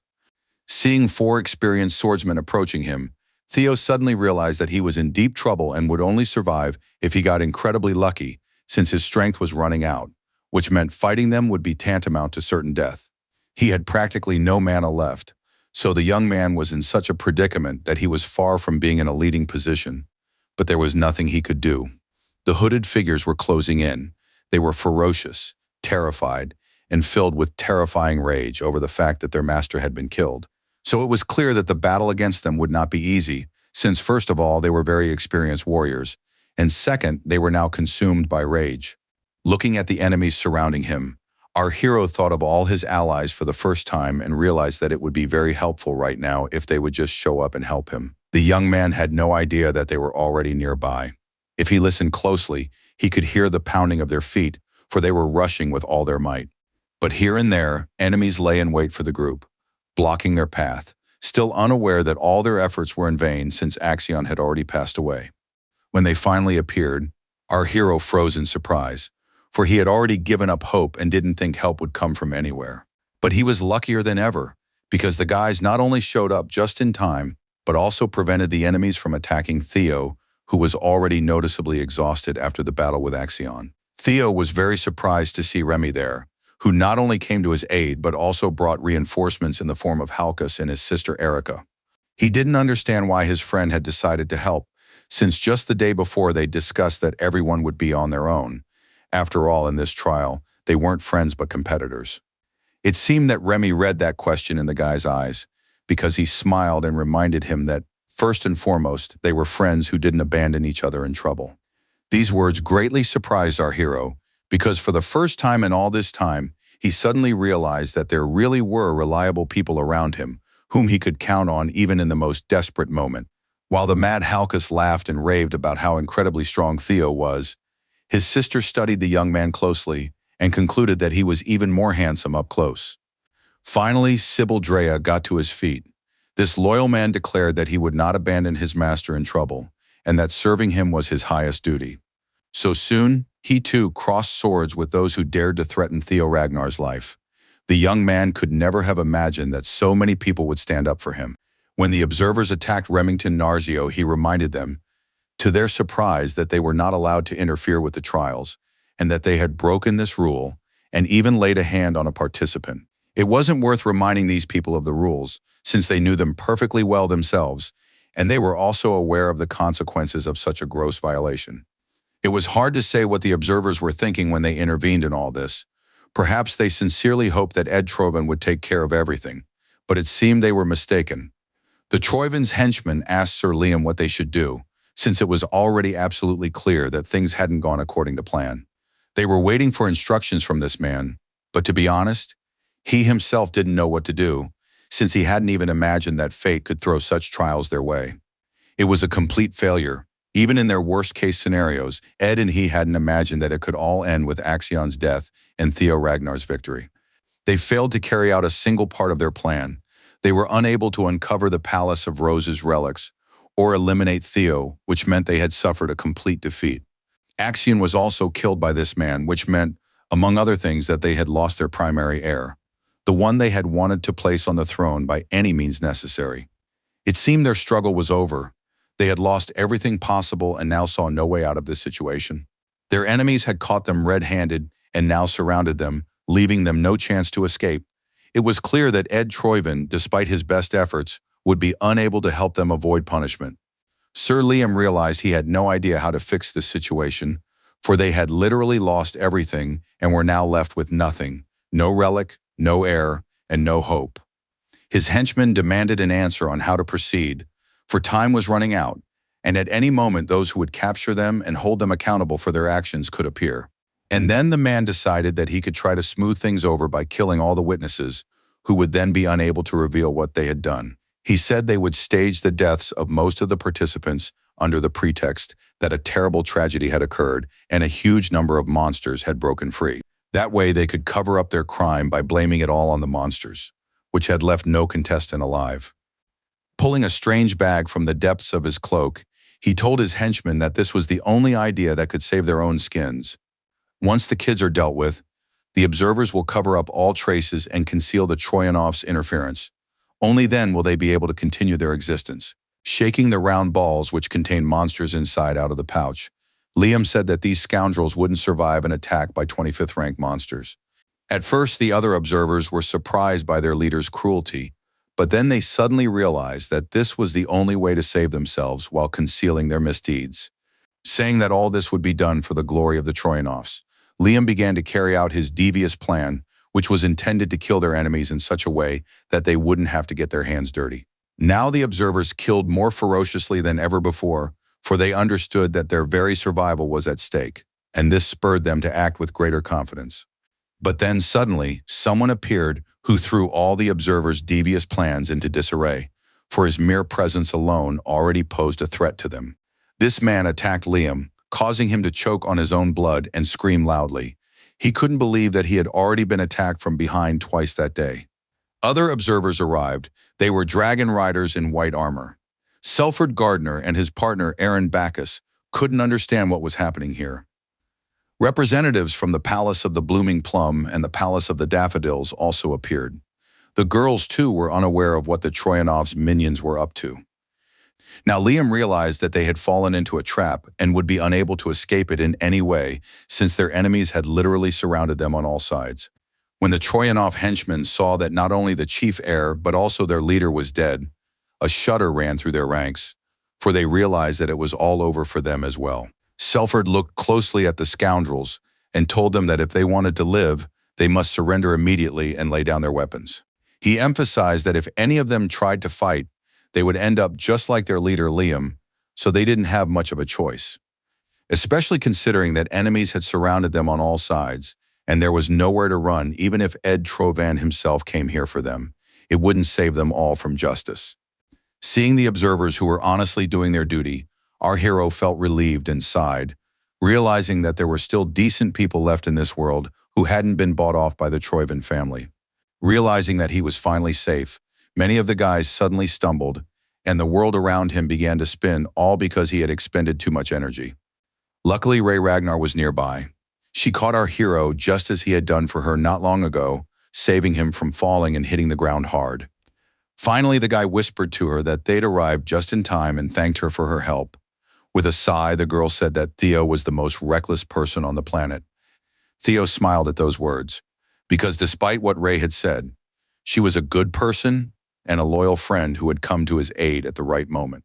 Stepping over Axion's lifeless body, the observers led their traitorous colleagues toward the exit of the forest to hand them over to the authorities. Finally, everyone realized how much danger Theo was in. Remy was one of the first to rush to the boy's side, saying that he could have died. He asked why his friend hadn't called for help.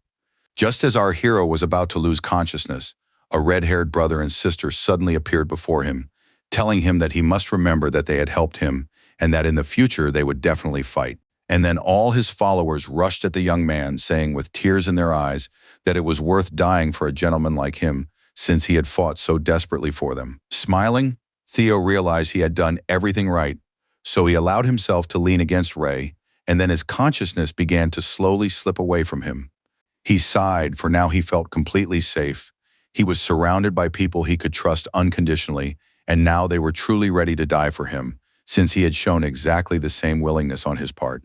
Ray suddenly realized that Theo possessed exactly the kind of strength she had always strived for. Now he had become a role model for her, and she understood why he had so many followers. The people around him didn't just respect him unconditionally, they truly loved him for who he was as a person, not for how many people he had defeated.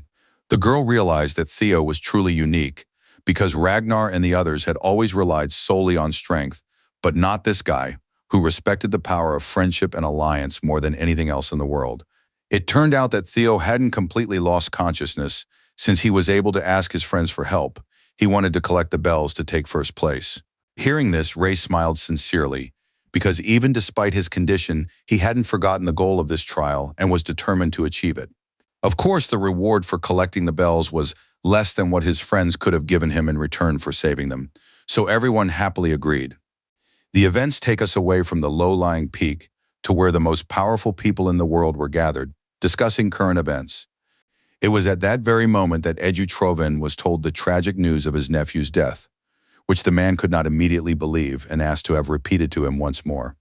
The people gathered around the round table could not wrap their heads around the fact that one of the strongest heirs to the throne was dead. So the warrior had to report once more that Axion Ragnar had fallen in battle. The man's voice trembled as he spoke, for it had happened that messengers bearing bad news were killed. Upon hearing this, the Ragnars couldn't believe their own ears, for it had long been believed that Axion was literally a golden boy whom no one dared to harm.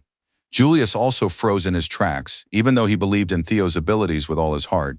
It was hard to believe that the boy could have done something like that. As for Ed Troiven's state of mind, there's no need to even mention it.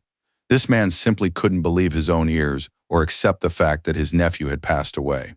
When it was time to announce the results of the second trial, the participants hadn't yet left the summit, so they stopped on the snow-covered slope and listened intently to the person who stood before them. Those who weren't aware of what had happened to Axion didn't understand why everyone was so alarmed, and why some of the participants looked so battered. Soon a man appeared before them, the one entrusted with announcing the results.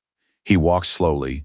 It seemed as though each of his steps embodied ancient wisdom. Taking his place on the hill, the man praised the participants for their good work and explained that they were about to find out just how effective their actions had been. The old man officially declared the second stage of the awakening ceremony over when he revealed his face, and those around him recognized him as Feral Ragnar, known as the Rising Dragon. This man rarely appeared in public, so the young people were extremely surprised to see him. After all, a living legend was literally standing before them. The man explained that out of 87 participants, 45 had passed. He believed the young people had done quite well and that their generation was truly full of talent.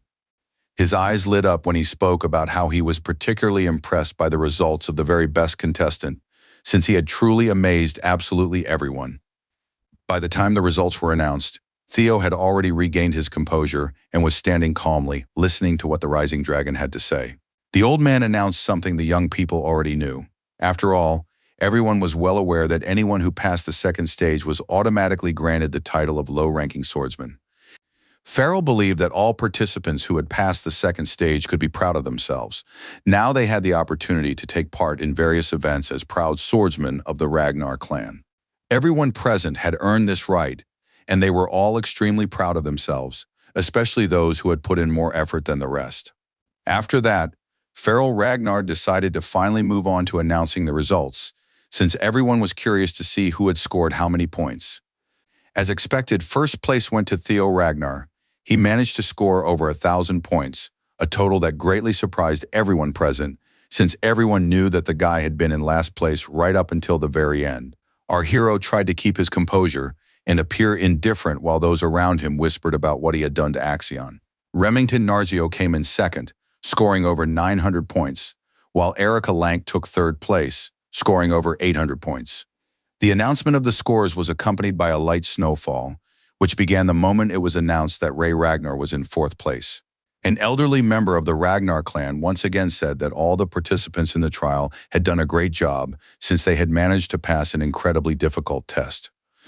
But then he suddenly added that the awakening ceremony wasn't over yet, since there was still one final, third stage remaining, so the contestants needed to stay focused. Everyone who had earned the right to participate in the third stage was asked to raise their hands. Those who hadn't made it stood quietly to the side, explaining that they hadn't collected enough bells. Among those who raised their hands first was Remington, who was smiling and couldn't hide his delight at now being a low-ranking swordsman.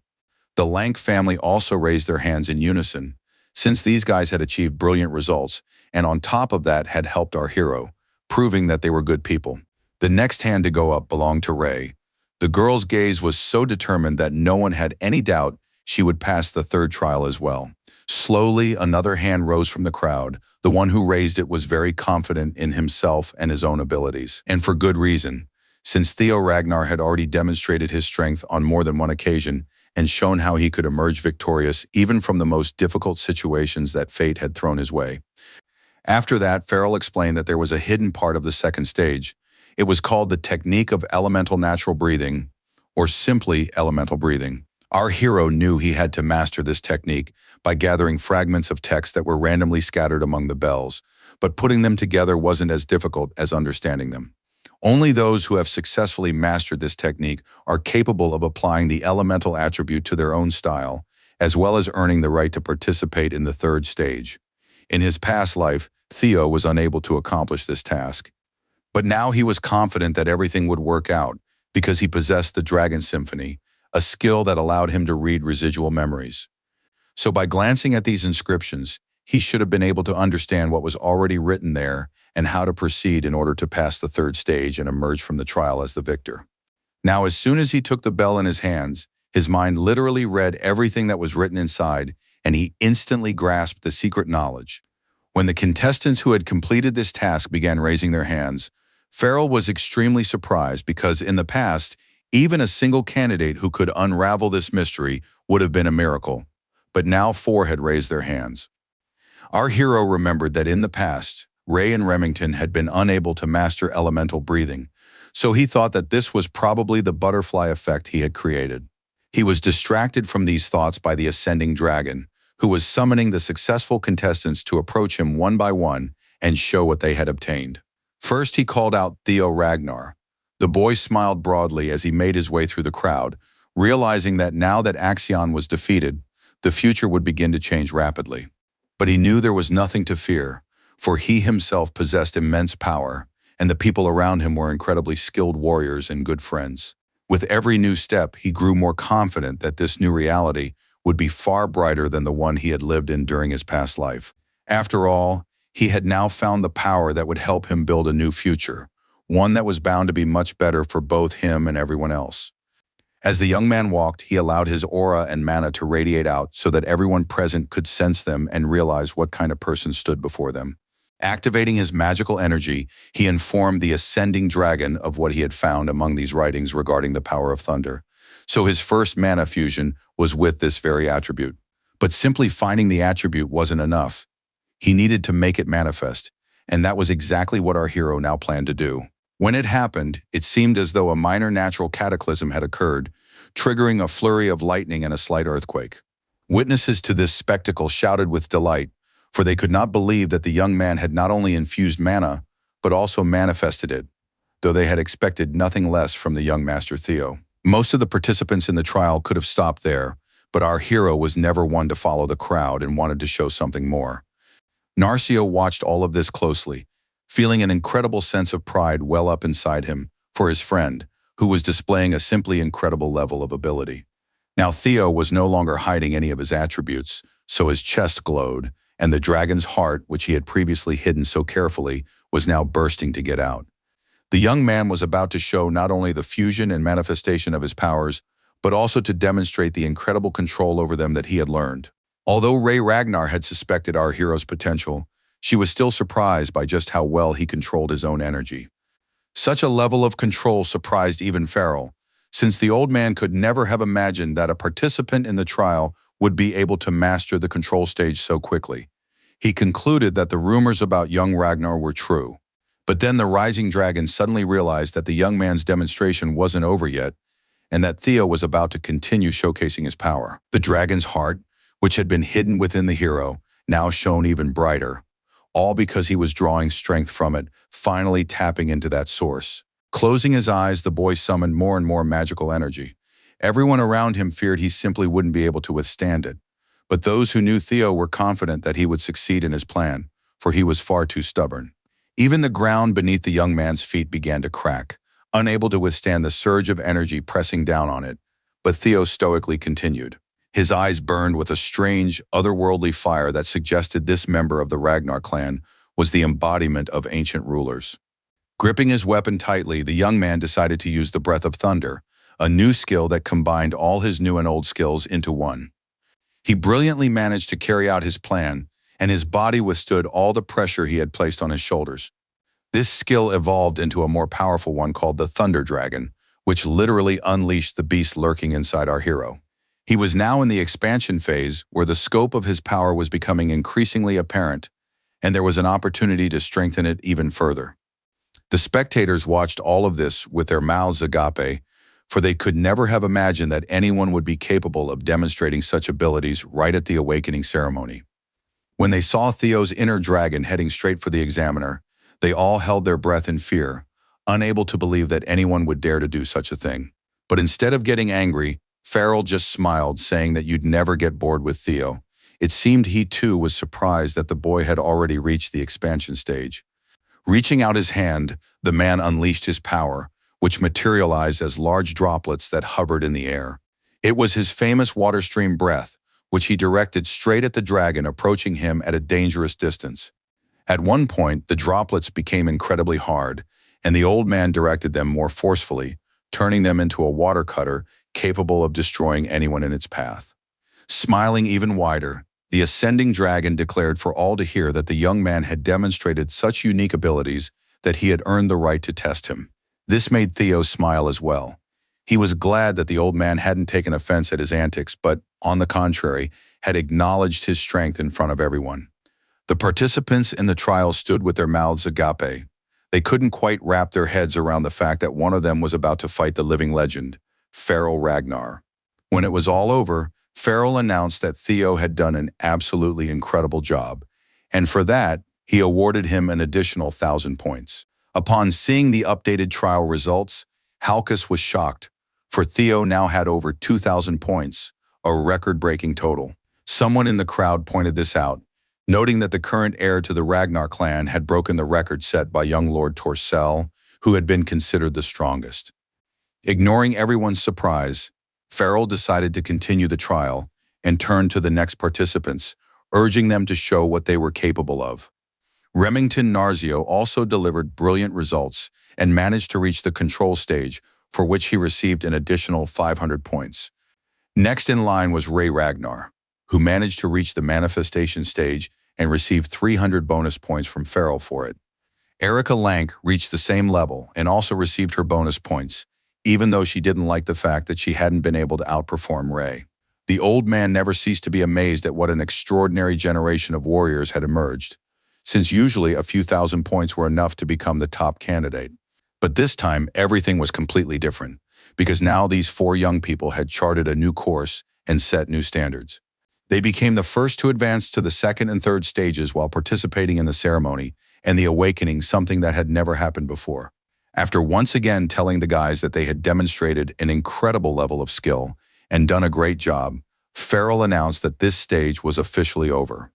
He reminded them that everyone except those admitted to the third stage could return home. They could already begin preparing for the awards ceremony, which would take place in just a week. When everyone had dispersed, the four best warriors remained standing before Farrell. They themselves could not explain why they had not left with everyone else. The rising dragon looked closely at each of them, sensing that these young men had the potential to become extraordinary individuals who would shape their future. Suddenly, their peace was shattered by a wild roar coming from the nearest mountain, which grew louder with every passing second. The kids were seriously scared because they thought all the trials were already over and the monsters had been neutralized, but now something unknown was approaching them. Only Farrell remained calm, stating that this was precisely the moment when the third stage of the awakening ceremony was beginning. At first, our hero thought this was another trap, and that the ascending dragon was actually working for the enemies, since no one had warned them that the third stage would begin right then. But then he calmed down a bit, because he sensed Lodbrok's energy, which meant the Trojans were definitely not involved in any of this, though that didn't make things any easier just yet. As it turned out, the third stage involved facing the clan leader, so Kyle Ragnar would soon appear before the group. This trial was extremely unpredictable, since its outcome depended entirely on Ragnar the Elder, and it was precisely this meeting that would determine who would go to the clan leader's estate. Each of the 5 main contenders had passed the final stage, so an invitation to the mansion was tantamount to recognition as a strong candidate for succession. It all made sense, except that our hero couldn't understand why, if they were about to meet the clan leader, he was sensing Lodbrok's energy.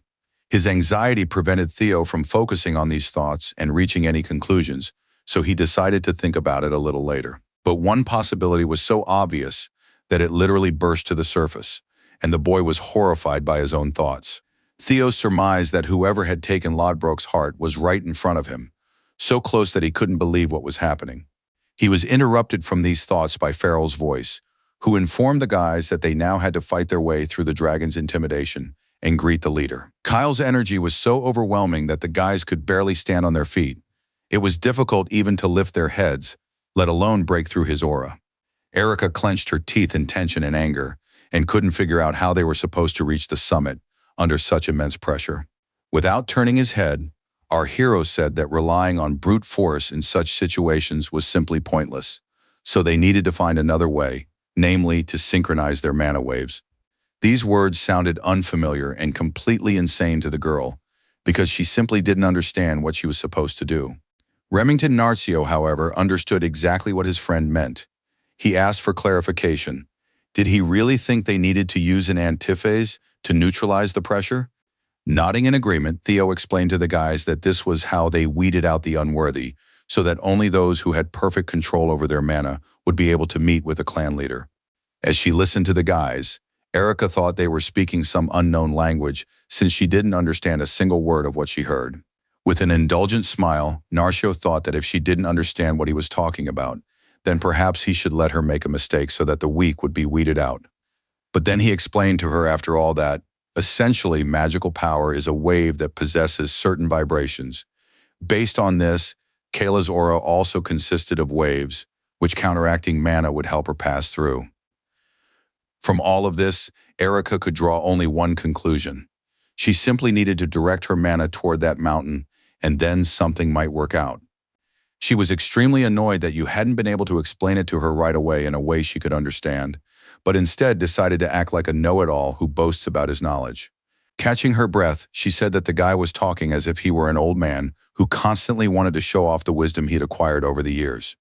But then everyone fell silent, because in order to concentrate on their own inner energy, they had to at least stop talking. When the heroes sensed Theo's inner energy, they froze in place, realizing that it was even stronger than they had imagined. He completed the task so quickly that the others didn't even know how to react, since for them, this task had been impossible. Looking closely at their surprised faces, our hero asked with a smirk, "Did you really expect anything else from the clan's heir?" Although these words were rather arrogant, no one dared to contradict him, for Theo had indeed demonstrated an incredible level of ability and could confidently call himself the leading contender for the throne. When he broke through his father's defenses, he told the others that he was moving forward. Farrell watched this in amazement, for he had never before seen anyone complete the 3rd stage so quickly. Noticing that the others were clearly hesitating due to their own insecurity, the rising dragon told them not to stand there idly, but to try to break through the defenses as well. The participants were surprised when the old man told them that the number of points they earned depended on the order in which they arrived. These words finally spurred the participants into action, as they realized that if they didn't seize their chance, they would miss the opportunity to compete for a place in the clan leader's palace. Smiling, Farrell told himself that he never would have imagined wanting to take on an apprentice in his old age. Yet that was precisely the desire that had arisen in him as he watched what these contestants were doing. Meanwhile, as our heroes vied for the championship, the action shifted to Camellia Palace, where an overly doting mother wanted to see her little daughter. Kirson ran cheerfully through the palace, knocking on every door and saying she was dying to see her precious little talisman, that is, Lady Cecilia. Upon seeing the demonic blacksmith in the palace, the maids could only whisper among themselves about how much harm she would cause, since they couldn't voice their discontent aloud. But everyone was pleased with how the palace had come to life ever since Theo Ragnar became a rising star. His mother was the happiest of all, as she finally felt needed. She was in the middle of some important conversations when suddenly Kirson burst into her chambers and announced that she had finally found her beloved Cecilia. Sighing, Theo's mother asked Kerson to observe the rules of propriety, since they were in the palace and she should pay attention to such things. Upon hearing that her mother didn't care about propriety since she was on her way to untold riches, Cecilia pondered this, for this woman was already incredibly wealthy. Kerson was the embodiment of elven capitalism, so when it came to money, she believed that there was never enough and that one should always strive for more. She told her daughter that ever since Theo had become a star, orders had been pouring in, and she couldn't keep up with collecting payment for the weapons. Hearing that the forge had finally gained the fame it deserved, Cecilia smiled, for her mother was right. Her work deserved much more attention. And the woman also felt a quiet joy that her son had finally found his rightful place in society, for she had always believed in her boy, even when no one else did. But whenever she watched him, she was overcome by a sudden fear for his future, for his power was so great that he had clearly made serious enemies among those vying for the throne. She was terribly afraid that he might come to harm or be unable to withstand the fame or the pressure, but all she could do was wait patiently and stand firmly by his side. With each passing day, it became harder and harder for her to contain her despair, so she turned to the only thing she could do to help her son, making his outfits, but she wished she could do more for him. While Cecilia scrutinized the finished outfit, her mother ran around her, exclaiming that the days when they focused solely on weapons were long gone. The Lady of Camellia Palace was very surprised when she heard her mother say that it was time to start making jewelry, since she knew just how expensive that would be. She was particularly alarmed by the enthusiasm with which Kerson approached the task, as she spoke with a touch of madness in her voice about how they could increase their income tenfold. Cecilia had a very interesting idea. She wanted to combine helping her son with channeling her mother's enthusiasm in the right direction. And then she thought of Miss Evelyn Nereville, and asked Kerson if she had ever made a prosthetic arm. She believed her son would greatly appreciate her contribution to the common cause, because if she helped Evelyn, she would also be helping Theo. After all, the warrior was his coach, friend, and ally.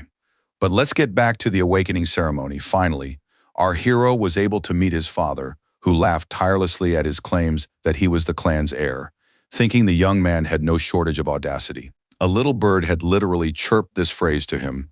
He understood his feathered friend's concern, but he believed that not even a parent had the right to stand in the way of their child's dreams.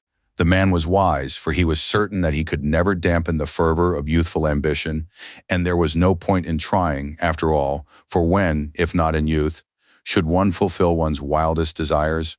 Sitting in the graveyard of swords, Kyle spoke of how they had all once been young and ambitious, and that this place was direct proof of that. The raven listened intently to these words and cawed only occasionally, as if confirming the validity of his master's thoughts. Trying to calm his feathered friend's anxiety, Kyle refrained from saying that there was no need to worry about anything, since all he wanted was for the clan to prosper. Looking at these swords, the man bluntly but confidently declared that he would reduce to dust any obstacle for the Ragnars that he deemed excessive. For some reason, the raven became extremely upset when he heard that nothing had been decided yet, and that all they could do was watch the events unfold. Kyle assured his feathered companion that he was ready to eliminate the danger, even if it came from his own child. Soon a noise was heard, accompanied by a slight tremor of the ground, indicating that someone was intruding into Kyle's energy field.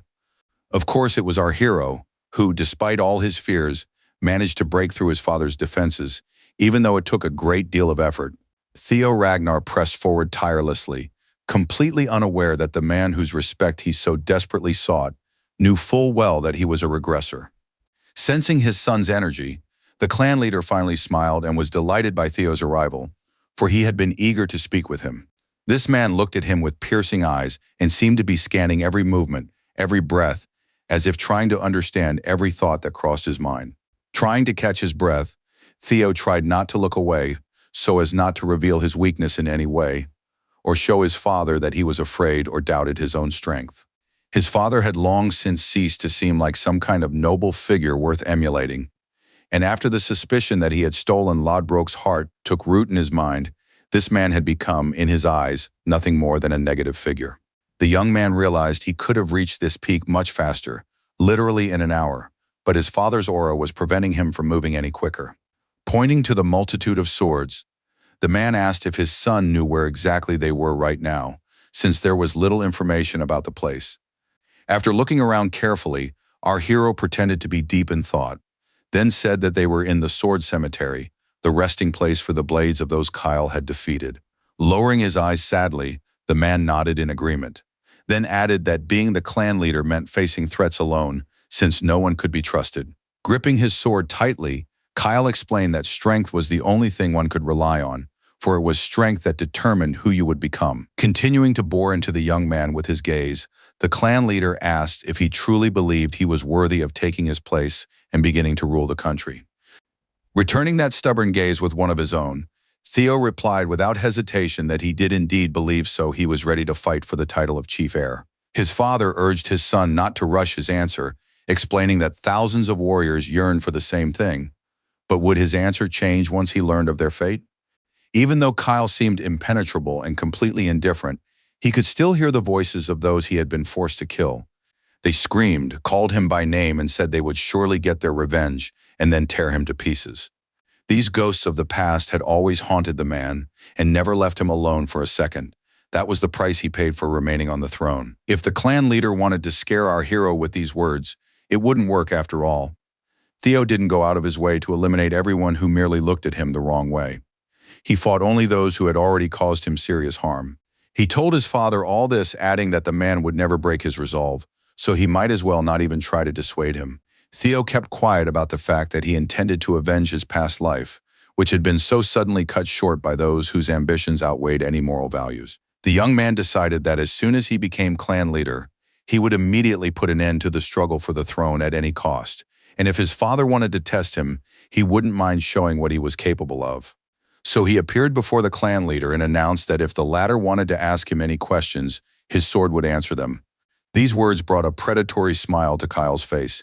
It seemed he enjoyed the realization that among his children, there was now someone with a truly sharp tongue. Rising to his feet, the clan leader said that the battlefield was no place for sentimentality.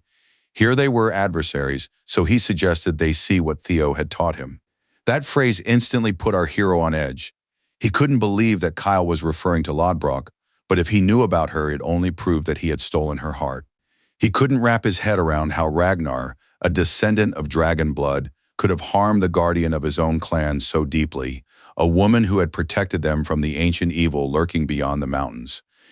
Our hero's eyes widened when he realized that his father was not the kind of man who looked out for the clan's interests. It seemed Kyle was acting solely for his own gain. A single swing of the current clan leader's sword was enough to knock our hero out cold, so there was no point in continuing the fight. It was astonishing how much strength this man possessed. A single movement was enough to take a person's life in the most sophisticated way possible. At some point, Theo suddenly realized that his limbs had become detached from his body and that he now had absolutely no control over them. A question arose in his mind. Could he really have died again? It seemed that dying a second time wouldn't be so scary, but that was just wishful thinking. Theo understood that life was leaving him and his body, and he feared he wouldn't have a second chance to come back to life. The world grew blurry, and it seemed as though everything around the boy had suddenly ceased to exist. There was only him, the all-consuming pain, and the man who had inflicted irreparable harm upon him. The man had used a technique called the Sword of the Heart. It seemed that this was precisely how he took the lives of everyone who dared to stand against him on this battlefield. Smiling, Kyle looked at his feathered friend and asked if he was worried that the boy wouldn't be able to hold on and would die. The raven began to caw frantically, as if trying to convey some information to the man. Kyle listened so intently that it seemed he understood the bird. Nodding, he said that his feathered companion was absolutely right, and that only those with enough determination would pass the sword's trial. He didn't dispute that such a trial was extremely cruel, even for such a gifted young man who, despite his abilities, was still just a child. At that moment, our hero's mind was consumed by his father's sword, so the fact that he saw his own death was merely an illusion. For Kyle believed that their clan had no need for a regressor who would bring nothing but discord. Meanwhile, Theo genuinely believed that he had died again, that he had once more found himself in that terrible situation where eternity was trying to take his soul into its embrace. The young man felt a little sorry that this time he had fallen at the hands of his own father. However, he had nothing to regret, for he had done everything he could and had even managed to take revenge on his tormentors. He seized the palace of Camellias, killed Rendol and Axion, and perhaps once he had accomplished these tasks, His mission on this planet was complete, and the system decided to send him into oblivion. As the hands of death gradually carried him back to where we all came from, he reflected that everything had turned out quite well since he had managed to leave no loose ends behind. Smiling at his own thoughts, the young man reflected that this life had been far happier than his last, for he had not only become strong but had also found true friends. So now, as the time came to leave, he had no regrets, for he had done everything possible to ensure that his current existence was different from his previous one. So he allowed himself to close his eyes and think about how rest finally awaited him, rather than this endless race for titles, status, and someone else's approval. Fortunately or unfortunately, no one let our hero rest. He was awakened by the very same monster he had once defeated. The Griffin ordered him to stop loafing around and finally wake up, for great deeds and achievements lay ahead of him, ones that no one but him could accomplish. Before the young man had completely turned to dust, the Griffin said discontentedly that if he planned to die so ingloriously, he might as well have surrendered to him. These outrageous words forced Theo to open his eyes, or rather what was left of them, since the young man was gradually dissolving into boundless emptiness. Slowly, his consciousness began to return to him, for which he thanked the Griffin, who had indeed brought him to his senses and literally saved his life. Now that all the fragments of the young man had come back together, he suddenly remembered that he had a goal, and that he shouldn't have given up like that. Taking a step, he felt solid ground beneath him, even though he was still flying through some kind of spatial void that was gradually pulling him in. His memory was slowly returning, and our hero remembered that he had made a promise, one that would be, at the very least, indecent to break. That promise was a vow he had made to himself, that no one in this life would be able to break him, and if he gave up the fight now, that was exactly what Kyle would do. So now the next stage of Theo's battle for survival had begun. The boy now understood that this had all been a test of his resilience, one he absolutely had to pass. A weapon materialized in his hands and all his limbs returned to their proper places, making it clear that his previous visions had been mere illusions and that he was not dead. All that remained was to figure out how to escape this spatial pocket and return to the real world, where his father was waiting for him, a father who was likely already celebrating his death. Our hero resembled a bright star that had suddenly decided it would not give up of its own free will, and if anyone tried to force him to do so, they would be in for a disappointment, for Theo Ragnar could not be broken. It seemed that it was precisely these aspirations that had pulled him back into the real world, for as soon as he made the firm decision to survive, the magical glow around him grew stronger and stronger. It seemed as though this light was destroying the magical influence of Kyle, who had been holding the young man captive within that space. So when our hero opened his eyes, he suddenly felt as though he had broken free from some kind of cage that had been squeezing his mind and forcing him to believe things that weren't actually happening. It felt incredibly good to feel his own body again and realize that all his limbs were intact after everything he'd been through. That was exactly what he'd been missing. As soon as he finally came to his senses, he saw that Kyle was watching his every breath. It seemed the clan leader was surprised that he had survived at all. But despite this, his father allowed himself to smile, though this smile resembled the snarl of a predator after Theo learned that he had passed the third trial. He tried to return the same smile to his father so that his father wouldn't think he was scaring him with his crazy behavior. After all, Theo could be crazy too. A whole week had passed since those events, and it was time for the awards ceremony which took place in the council building where all the trial participants had gathered. Although Halkus Lank always pretended to be self-assured and unshakable, it turned out that he was starting to get nervous in the presence of such a huge crowd. When his sister teased him about being too shy, the boy took offense and said that with squad commanders, 9 dragons, and the clan's former and current leaders all present, only a fool wouldn't be nervous. Rolling her eyes, Erica said her brother had better calm down, because no one would be interested in a little boy who hadn't even fully learned the alphabet yet. Oh, those words finally sent Halkus over the edge. His hands trembled as he raised them toward his sister and hinted that if she didn't shut up, she'd face punishment. Then he exhaled and said they'd talk about her behavior later, after which he asked what the clan leader had told Erica during the third stage. The girl calmly said she wouldn't reveal the secret, at which point her brother flew into a rage again and called her greedy. He was certain that if he'd asked Theo for something like that, Theo would definitely have told him. Erica didn't like those words, since her brother was trying to claim something about which he had absolutely no idea. But then Halkus reminded her that the Lanky had long been the swords of the Ragnars, which meant he could very well call Theo his friend, whom he was ready to serve faithfully. The young man also added that he would prefer to serve someone strong, a person who surpassed everyone else, for that was the way of nature. Moreover, he became convinced of the truth of his own words whenever he looked at Theo, for this young man was not only strong but also incredibly noble and loyal.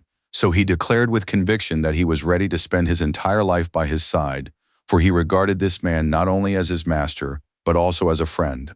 After looking closely at her brother, Erica asked if Theo himself knew about his plans. Halkus paused for a second, then said that he would join the same squad as the guy and figure out the rest once he got there. The young man also told his sister that for some reason the clan leader didn't want to hire Theo to work at the mansion. He didn't know the details. With a laugh, the red-haired boy concluded that, since fate had turned out this way, it meant he and Theo were truly meant to be together, as true allies and friends.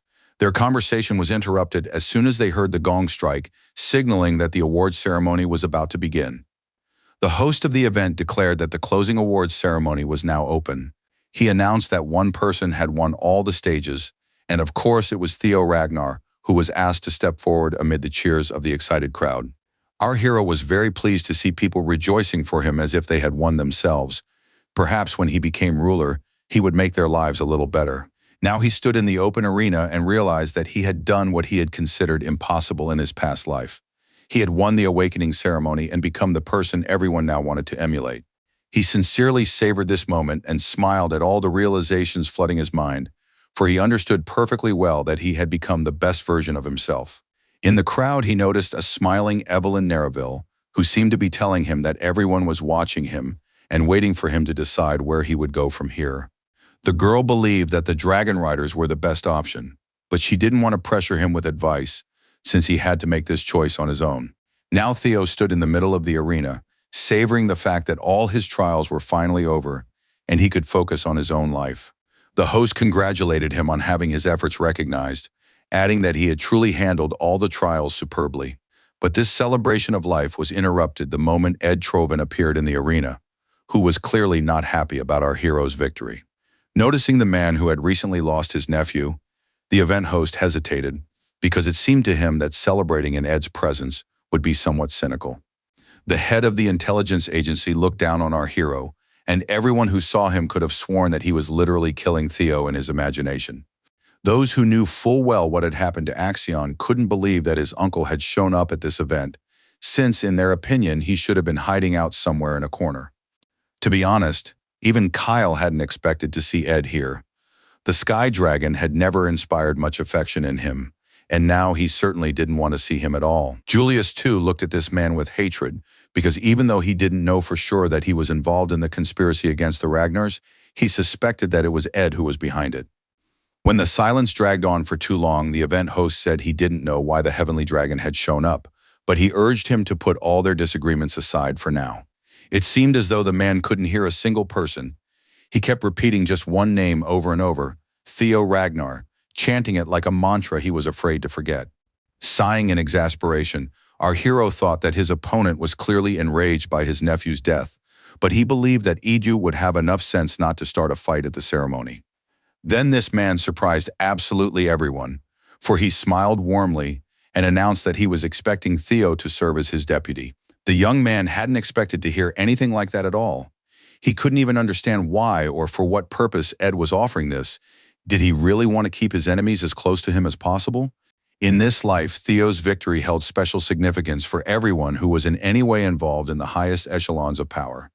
After all, back when he was Ragnar, he had been at rock bottom, which meant no one believed in his strength, and no one took the young man himself seriously. But now that the dragon inside him had managed to awaken, and his power had emerged, all eyes were on him, and he couldn't back down. At that moment, he had only one course of action. He had to soar upward and fly like a true dragon, even if they kept trying to knock him off course. While Theo stood in the middle of the arena, the other participants were talking about how he had not only managed to defeat Axion, but had also nearly killed the examiner. The story of our hero who rose from the very bottom to the top resonated with many aspiring swordmasters who now wanted to follow in his footsteps. Eventually, more and more people began to look up to him.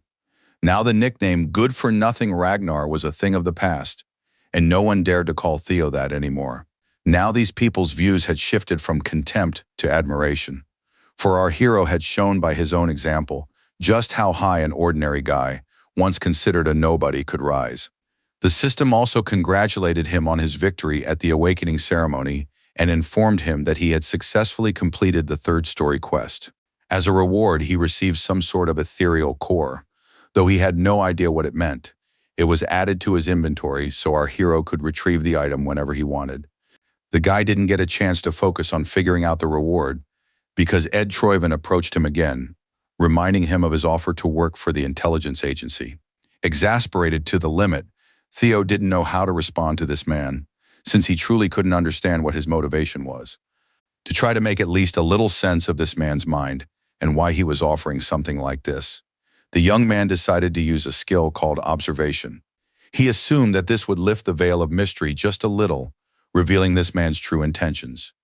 It's no secret that Ed's talent was cunning. After all, he intended to take our hero under his wing and use him to uncover the secrets of the first dragon's relic.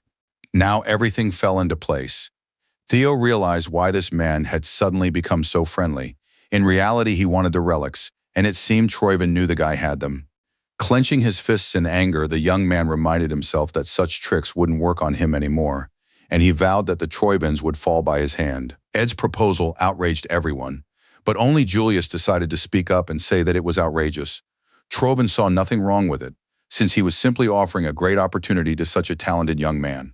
The demonic dragon couldn't understand it. Did this man really think they were all fools and that he was the smartest of them all? After all, it was clear to everyone that he was trying to avenge his nephew. Smiling, the celestial dragon began to insist that this was not the case at all, and although he harbored a grudge against Theo as the head of the intelligence agency, he wished to support the best of the best. Upon hearing these words, Julius could barely contain his anger, for he realized that he was facing a treacherous serpent who was preoccupied with his own goals, and not even his nephew's death had changed that. The irritated host stated that he understood the desire to secure such talent, but he reminded them that they hadn't even started the awards ceremony yet, so they would have to wait to make their offers. Turning his head toward our hero, the man asked if the young man had decided where he wanted to go. Theo honestly admitted that he couldn't make up his mind yet. He stated that this was precisely why he wanted to take some time to think things over and hear other proposals, after which he would carefully consider everything. Theo was also quite shrewd, which was why he took this pause. He wanted to figure out who else was trying to lure him into their web. He looked at all these high-ranking people, wondering which of them wanted to harm him, and which truly sought to give him the opportunity to develop his abilities. As expected, new offers didn't take long to arrive. A graceful hand with a neat manicure rose up. Osa Ragnar expressed her desire to offer something even better than a position in the intelligence service. She proposed that the young man not only become her apprentice, but also take on the role of the young lord of the Blossoming Plum Palace. Everyone present gaped in surprise. They hadn't expected to hear anything like this. Everyone knew that the Lady of the Blossoming Plum had no children of her own, and she was literally making Theo her heir. The graceful dragon was fully aware of what she was offering and didn't mind literally adopting this young man, who had amazed everyone with his abilities. Our hero smiled. One offer was better than the next, and now he truly had a good choice of where to go next. Remy smiled contentedly, for young Master Theo was indeed remarkable, since 2 of the 9 dragons had already spoken up. Everyone was eagerly awaiting the winner's decision.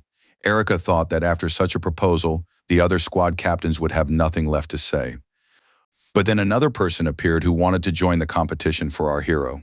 His appearance was so spectacular that the young man even had to close his eyes to avoid being blinded by the flash that accompanied the new guest's arrival. At first, no one could tell who had appeared, since the magical light hadn't fully dissipated yet and was hiding this person's features. But then, when the haze cleared, everyone realized that standing before them was a black dragon, the captain of the Black Snow, whose name was Robert Ragnar. This fair-haired man, who had been hiding his face, declared that he had been watching Theo closely throughout the entire awakening ceremony, and now he wanted to make him an offer. Looking closely at the young man, He noted that Kyle had been absolutely right when he said that his son was quite an interesting person. So now he was offering him a spot in the Black Snow group, and not just as a regular member. Our hero was being offered a rank called Snow White. Everyone who joined Black Snow operated in secret, but the Snow White rank was the highest rank in the group, allowing one to reveal their identity and gain fame and honor. In his past life, our hero was also a member of Black Snow, though only as an ordinary member. Back then, there were only 8 Snow Whites. In his past life, he dreamed of becoming one of them. But that was an unattainable goal for him. But those weren't all the offers our hero had received that day. Clearing his throat, the rising dragon Farrell spoke up. The old man explained that Theo Ragnar had made an indelible impression during the 3rd stage, and he hoped the boy would want to attend his Academy of the Rising. People were no longer surprised. Offers had already come in from 4 of the 9 dragons. This had never happened before, and now there was a real battle going on for Theo. Everyone was eagerly waiting to hear from the demonic dragon, who was the captain of the dragon riders in white armor. Julius looked seriously at our hero and announced that the dragon riders would not offer Theo Ragnar any special privileges. While some were indignant about this, Evelyn merely smiled, for she knew this was Julius through and through. Fair to the very core, a man who didn't like to turn warriors into hothouse plants. This man believed that honor came from personal merit. That was precisely why he said he would like to recruit the young man, but would not treat him any differently, as that would be unfair to the others. But there was one thing he could guarantee: full support for his development and the pride that came with the title of White Armor Rider. Our hero listened carefully to this proposal, treating it with the utmost respect.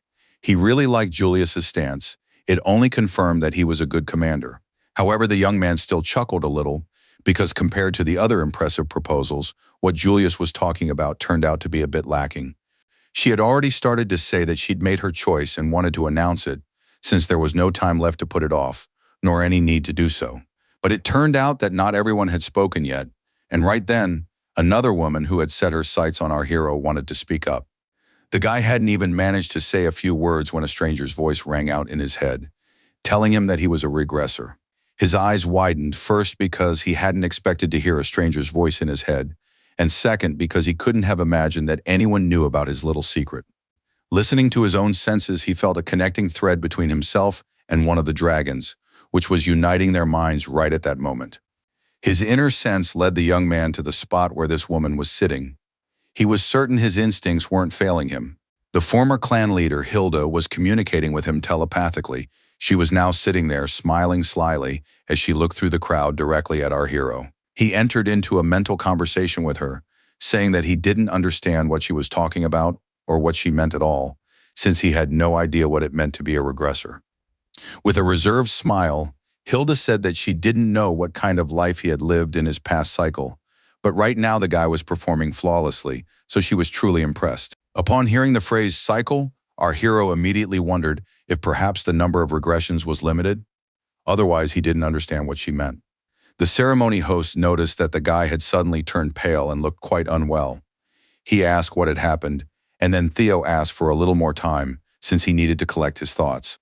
Hilda looked at our hero and told him that he shouldn't hide his true nature, since she too was a regressor, even though all her cycles had come to an end. Hearing the phrase cycles again, Theo became absolutely certain that they were connected to regression. He wanted to learn more about it and ask the woman about it. He wanted to know how all of this was even possible, whether there were other regressors, and if so, how many there were, and how those who were brought back to life were chosen. So he decided to take a chance and ask Hilda directly. The young man asked if it was really possible to regress multiple times. The former clan leader was surprised, realizing that Kyle hadn't told his son anything. Then she mentioned that, all things considered, it wasn't surprising after all. The current clan leader hated regressors, and she was surprised that Theo was still alive at all. Little by little, everything was falling into place, and now it was clear why Kyle had given his son such a difficult trial. With a sly smile, the woman said that the young man must have had a lot of questions, but unfortunately there was no time at all, so she told him that if he wanted to learn about the secrets of this world and their clan, he should come to her. After that, Theo realized that the conversation was over, and now he needed to rethink his choice and decide what he wanted more. During the 3rd stage of the awakening ceremony, his father didn't give him any answers at all. On the contrary, he made sure that Theo only had even more questions. The only thing she showed him was the sword of the heart, a blow that made him believe she had died and been sent to some otherworldly realm. It was now clear that the clan leader hated regressors. All that remained was to figure out why he had sensed Lodbrok's energy when Kyle appeared. Most likely the man had indeed stolen her heart, but he couldn't be accused of such a crime without any evidence. A suspicion began to form in the young man's mind that perhaps Kyle had taken Lodbrok's heart simply because she was an ancient dragon who had encountered the regressors. The young man realized that there were far more secrets in this world than one could even imagine, and it seemed that in this incarnation, he would have to unravel them all. He understood that his father could very well have taken the dragoness's heart, since he was called a demigod and was believed to be capable of handling anything. So it was entirely plausible that this man, who was clearly obsessed with his own power, could have done something like that. So our hero had no choice. He needed to uncover the clan's secrets related to regression if he wanted to understand how to move forward. He was distracted from these thoughts by the event host, who asked the young man if he had chosen his path forward, since everyone was curious to know where his heart was leading him. Realizing that only another regressor could help him make sense of all this, the young man decided he would need to find Hilda, after which he announced that he had made his decision. He didn't rush to announce it, as he looked closely at all those who had made him offers. He wondered whether his choice meant anything to them at all. Well, let's keep the suspense going, so let's move on to Remington Narzio's choice, who selected the Academy of the Rising Sun and became a student of Pharaoh Ragnar. The Rising Dragon was delighted that such a talented young man, who had taken second place in the awakening ceremony, had now joined the ranks of his students. This choice was likely made because both warriors possessed the water stream breath. Our hero was very happy for his friend because he understood that he was in good hands and that the Rising Dragon himself would now oversee his development. In his past life, Remington returned home to the Narzio family to become stronger, and after that he rebelled against the Ragnars because he could no longer tolerate Axion's oppression. He became an incredibly powerful opponent who had to be reckoned with. In his past life, he posed a serious threat to the entire clan. Now Theo Ragnar was 100% certain that his fair-haired friend would not leave the clan, for no one would oppress his family anymore. These changes were thanks to him. He was glad that such a friend had come into his life, even though they would have to part ways temporarily for now. As he said goodbye to Remy, our hero wished him success and the strength to give it his all. He knew perfectly well that by the time they met again, they would be on an entirely different level. His friend smiled sincerely at these words, for he understood that standing before him was a man who truly wanted the best for him. And so it was.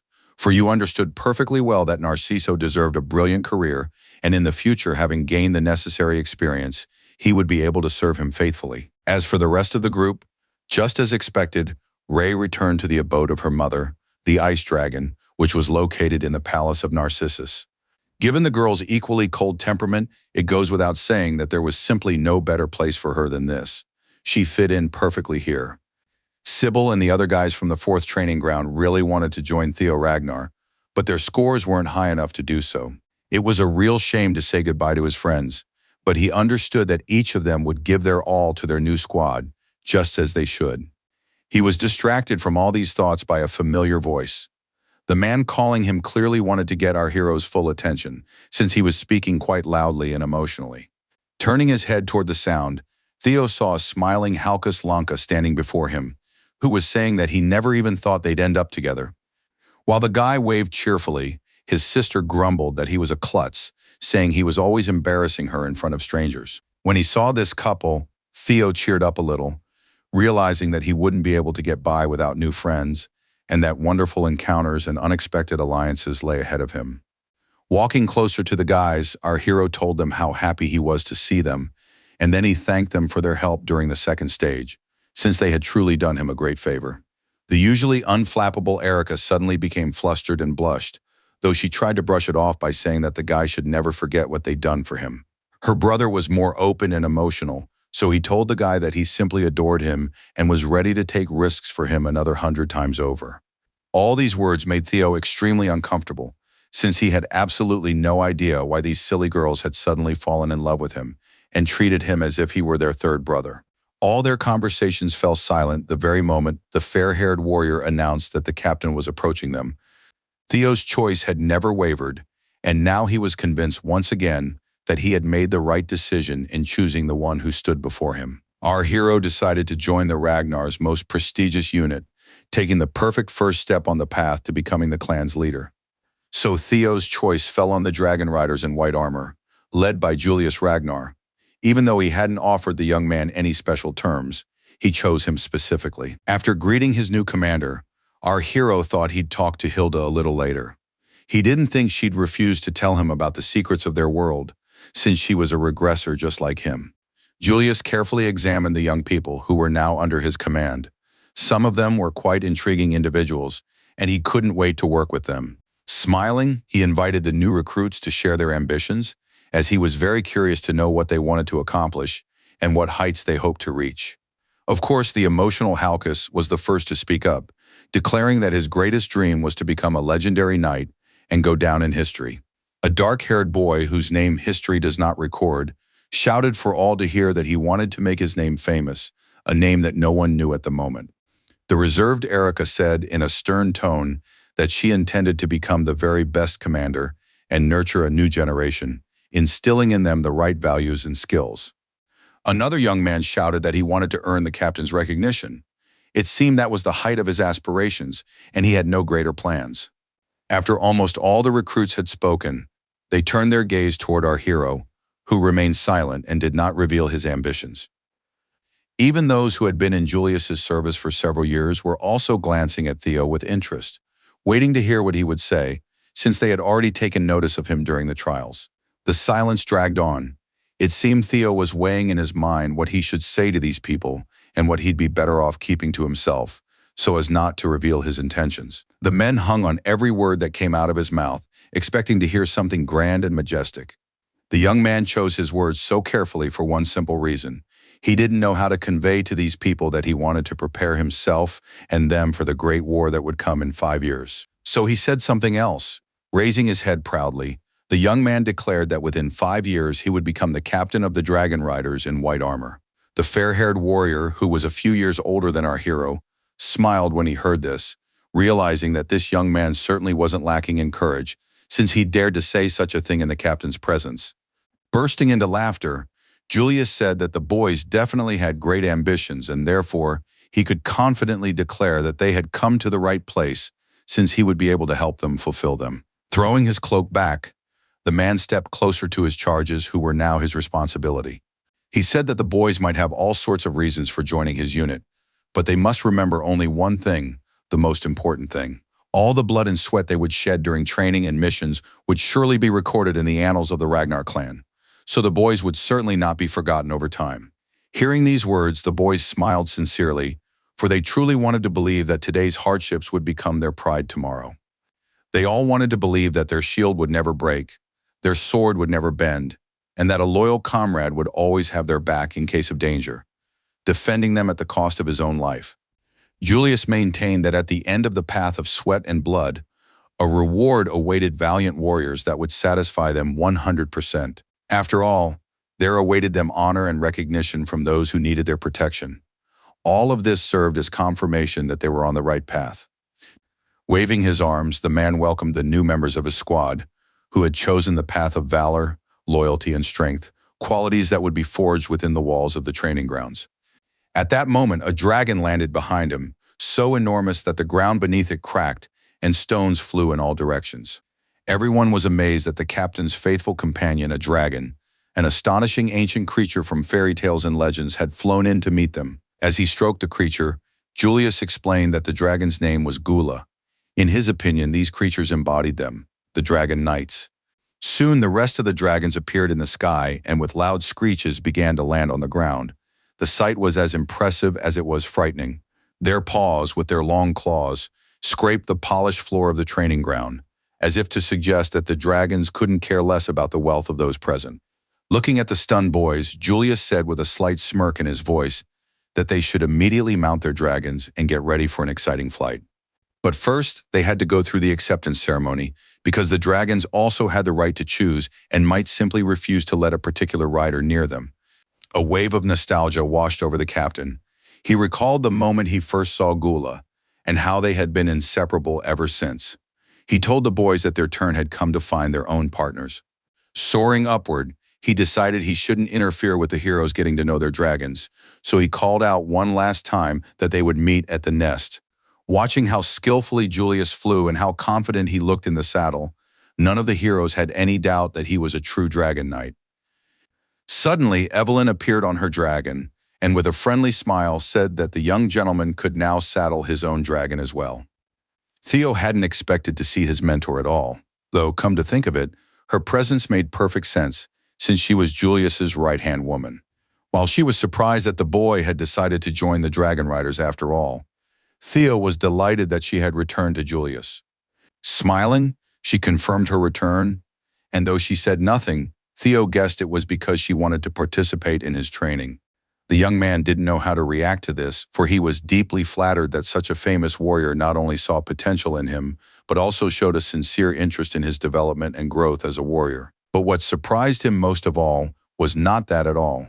Usually the woman would hide and cover up the spot where her arm should have been. But now, in place of the empty space, there was an amazing prosthesis, crafted with incredible skill. Noticing Theo's gaze on her, she simply smiled even wider. Evelyn wasn't quite used to the prosthesis yet, but she absolutely loved it. Every detail looked as if it were a work of art, and indeed it was, for only a true talent could create something like this. The day before, a simply brilliant idea had come to Miss Cecilia's mind, one she wanted to bring to life with the help of her talented mother. So she decided to find Evelyn. The warrior had not expected at all that Madame Kierson and Lady Camellia of the palace herself would distract her from her training, since such people usually didn't show up in the places she frequented. When Cecilia began to thank Evelyn for helping Theo, the girl said that the boy would have managed without her help, so there was no need for all these honors. But our hero's mother didn't see it that way. She said that the recognition and support of someone so reliable was a great blessing that should be cherished. Mrs. Cecilia also shared what she knew about how Evelyn had become a true shield and source of support for her son, and that people like that deserved to be valued and respected. The warrior's first impulse was to deny all these words, for Cecilia was portraying her as some kind of heroine who had protected her helpless little son, even though that was not the case at all. Then Kirsun joined the conversation. She loved to speak in riddles, so even now she remarked that the light that dispels the darkness does not always realize how important its work is. The women believed that Evelyn was that very light, so they wanted to convince her to let them help her shine even brighter. She agreed, and she truly did shine brighter. The prosthesis gave her new possibilities, and now she felt more confident and whole. Evelyn told the young man that the prosthetic leg had been his mother's idea. She added enthusiastically that thanks to it, she could hold the reins again, could soar through the skies once more, all thanks to Theo and his wonderful mom. A genuine sense of joy welled up inside the young man. He had always known that his mother was a wonderful person, so these actions reminded him of that once again. As she recalled the face of this beautiful and incredibly kind woman, Theo thought that all of this was just like her. She was glad that Theo had finally been able to realize her potential and put her talents to good use. This act was not only a gesture of kindness, but an expression of gratitude to an ally who now vowed to serve Theo's family faithfully until the end of her days. Our hero made a mental note to thank his mother for not only doing the right thing, but also for strengthening the bond with Evelyn. Now he could confidently say that he trusted this woman completely, even in those moments when they were flying past sharp cliffs that could have been fatal to him if he fell. But Evelyn would never have let him fall. After clearing the cliffs, they flew up to a strange clearing that was strewn with sharp cobblestones and rocks. It turned out to be a nest of white dragons. Smiling, the dragon rider explained that this was where their wyverns lived, and that this was where the initiation ceremony would take place, the ceremony in which every warrior in the squad would be assigned a winged partner. The young man realized that if he didn't find his dragon, he wouldn't be able to join the squad. Nodding in agreement, Evelyn said he was a quick learner, but she asked him not to worry, since that was unlikely to happen. For a second, our hero wondered how things were going with the Lankovs. He could only hope they wouldn't start a fight over some poor dragon. Pointing ahead, the woman urged him to walk around and look around, adding that he would immediately sense his partner on an instinctive level. Finally, the first dragon appeared. Its powerful paw struck the ground, causing it to tremble. Such was the sheer strength of this creature. It was an Opterex, known as a monstrous dragon. It was one of the largest of its kind, a dangerous predator with sturdy brown scales. The next dragon that caught the boy's attention was named Avira. It was a serpent-like creature with a stinger on its tail that emitted a poisonous mist thanks to special glands located on its body. Then came Sigia, the steel dragon. She was a species of herbivorous wyvern that nested underground. These animals were peaceful and preferred to defend themselves and attack from ambush in case of danger. At one point, Theo's attention was drawn to Swords, the lightning dragon. He belonged to a species of small wyverns that possessed high intelligence. No matter how impressive these creatures were, Theo realized he felt no connection to them, which meant they weren't his partners. As they flew a little farther with Evelyn, she explained that, roughly speaking, their dragons fell into 4 types. She was curious to know if the young man had taken a liking to any of them. The young man's expression suggested that, so far, he hadn't met anyone who had stirred even the slightest emotion in him. This upset the woman a little, since she had thought things would move a bit faster. In fact, our hero already had his eye on one wyvern, but for some reason, Evelyn hadn't even mentioned it. Something horrific had happened in a past life. 6 years after the start of the Great War, a gigantic creature invaded the white dragon's nest and destroyed it. At that time, all the wyverns living in the nest were brutally slaughtered, a fate no living creature could be wished upon. This creature was known as the Phantom Dragon.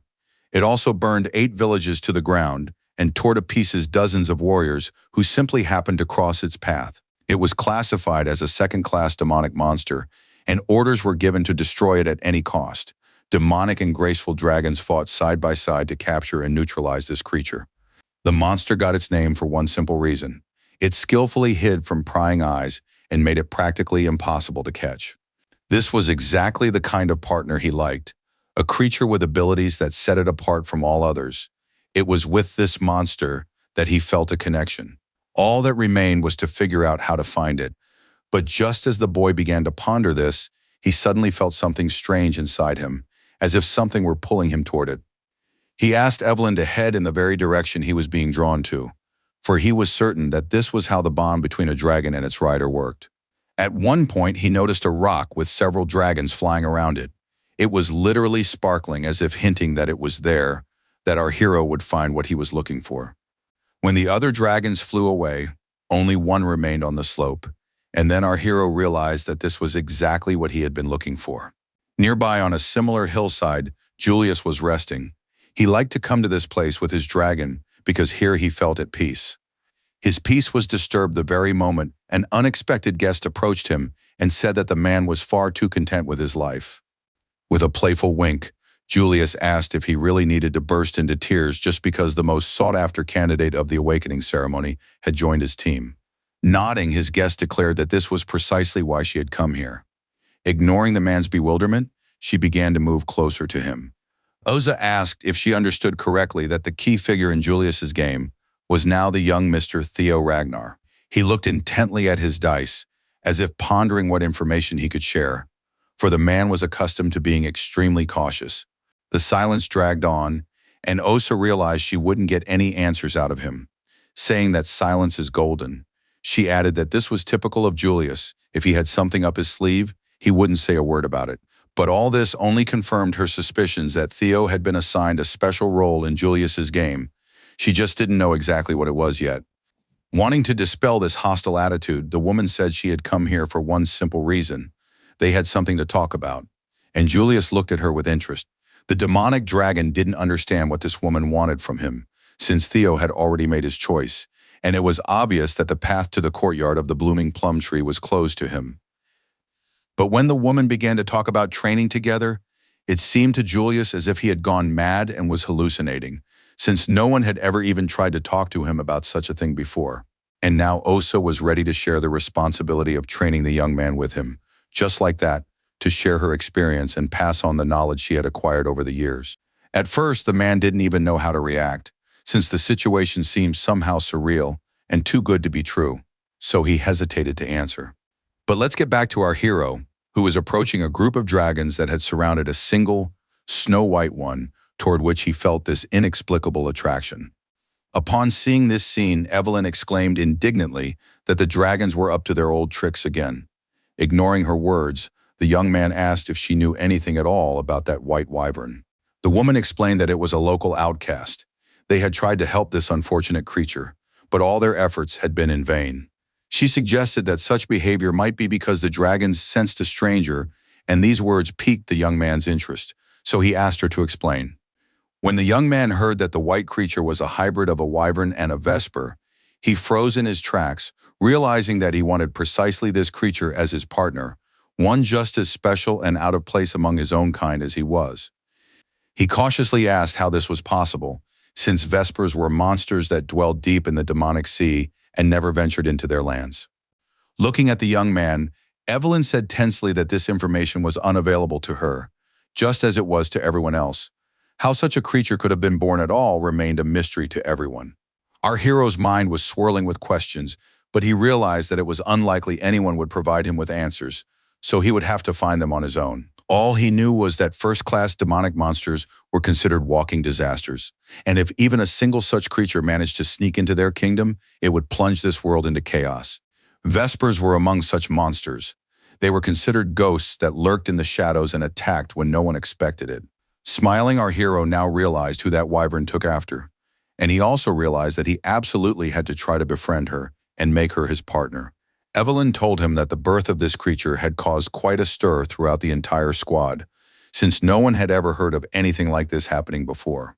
Of course, they decided to take this little one in, but they never could have imagined that the local wyverns would reject her and make her life a constant struggle. Theo realized that this creature had been an outcast from birth, just like himself. He already felt a kinship with this wyvern, for he knew perfectly well the path she had traveled from birth up to that moment. Watching as the other wyverns bullied her, our hero asked what this little one was called. Evelyn explained that her name was Umbra. In the ancient language, that word meant shadow. Upon hearing that name, the young man realized this was yet another reason to choose her. Now he was absolutely certain that he already knew who his partner would be. When the young man began to dismount the dragon, Evelyn asked in surprise what he was doing, without turning her head. He told her that it seemed he had chosen his partner.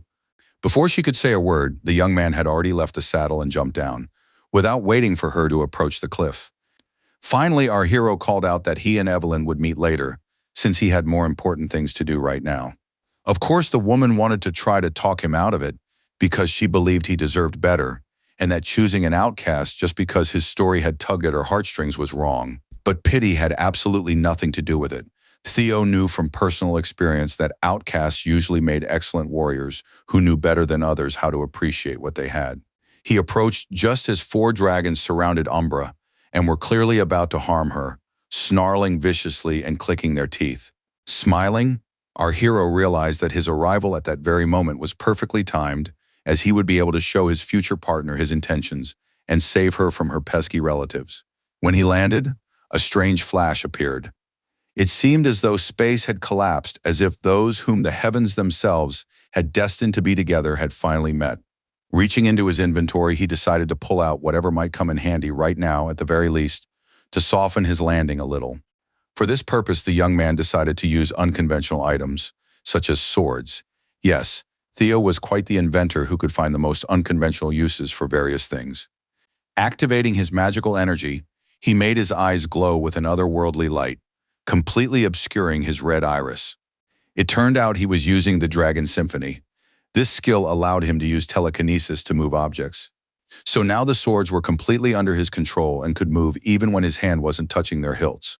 Who would have thought that he would use the weapons as makeshift steps to step on as he descended? This made it much easier, faster, and safer for him to move. He wasn't afraid of losing his footing and falling into the abyss without ever getting to meet his dragon.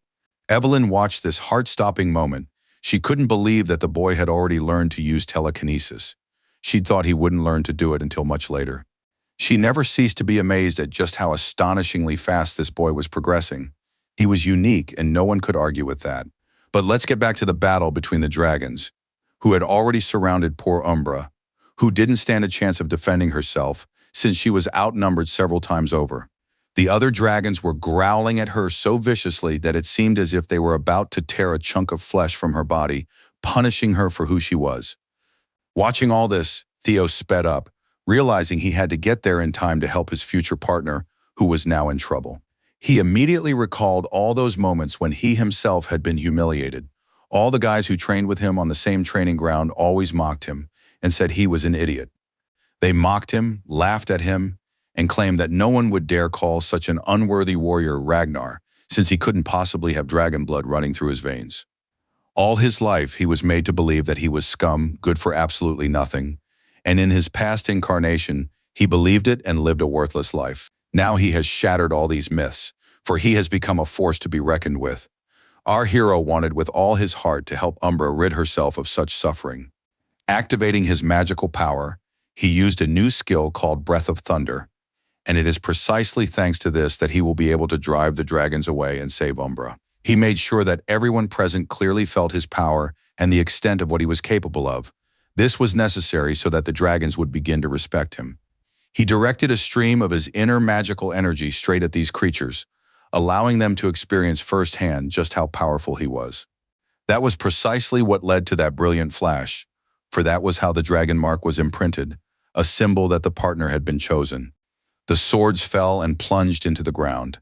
They were thrust downward with such force that they sank very deep and caused the soil to crack. The weapons had scattered all the dragons, and now they were flying away. Only the frightened Umbra remained, not knowing what to do or where to fly, for it seemed as though enemies were everywhere. She felt trapped, and when she sensed a human's presence and heard footsteps approaching, she froze in place, but dared to turn her head toward her guest. Umbra listened intently to every word Theo said, explaining that if you scare the dragons a little, they'll scatter immediately, since it doesn't take much intelligence to attack in a mob. He genuinely felt sorry for the poor, frightened dragoness, so he asked with sympathy in his voice if she was all right, since he was ready to offer any help. The dragoness bared her fangs and roared loudly, showing her temperament and her intention to defend herself, even though she felt bullied. Not wanting to have anything to do with humans, Umbra rose into the air and began to fly away, even though our hero was doing his best to show her that he wouldn't harm her. At that moment, Evelyn landed behind him and said that Umbra was still frightened, so getting close to her wouldn't be easy. It would be best to give her some time to catch her breath. But our hero didn't see it that way, because in his opinion, this was exactly the moment when he needed to be by his partner's side and support her in this crisis. He believed that Umbra had a good reason for continuing to hover over the nest, even when she was being chased away. She was lonely, and her emotional wounds hurt much more than her physical injuries. The young man asked Evelyn for help, since he needed to catch up with his dragon urgently. He believed she couldn't have flown far since she was injured. Among these rocks were many hiding spots, little nooks where it would be quite difficult to spot a dragon, and our hero decided to look for her there. Umbra had found a spot where she thought no one would disturb her. She curled up into a ball and just wanted to rest, licking her physical wounds, but no one knew how much pain she was feeling inside. After all, every time she tried to get close to her own kind, they chased her away, beat her, and reminded her that she wasn't like everyone else, which meant no one would accept her. Sensing the presence of a stranger, she bared her teeth once more, eager to finally deal with whoever was so desperately pursuing her. After landing, Evelyn told her companion that many warriors had tried to tame Umbra, but every time it had ended rather unsuccessfully. She was very cautious, especially now, at a time when she was most vulnerable. After all, she was wounded, so Evelyn thought it was a bad idea to approach her. Well, the guy just shrugged it off and asked his mentor to get the dragoness some food, while he would do what he could in the meantime after all. This was his initiation ceremony. Stepping forward, Umbra decided to finally demonstrate her power to drive away the uninvited guest and activated her Intimidate Wyvern skill. Our hero in turn used a skill called Intimidate Small Drake, having decided it was worth showing his potential partner what he was capable of. Feeling Theo Ragnar's incredible magical energy, Umbra growled even more fiercely, as she didn't want to appear frightened and felt it was important to assert her boundaries. But the young man wasn't intimidated by this display of power, as he understood perfectly well that if he could hold his ground, a nice reward awaited him. Umbra didn't stop growling. She wanted to calmly compose herself and start licking her wounds, rather than waste her precious time on this man. But Theo wasn't going anywhere. He only intensified his pressure and demonstrated the stubbornness with which he acted in any situation that stood in his way. He had come across a dragoness who was just as stubborn as he was. She continued to growl, as if declaring that no one could subdue her.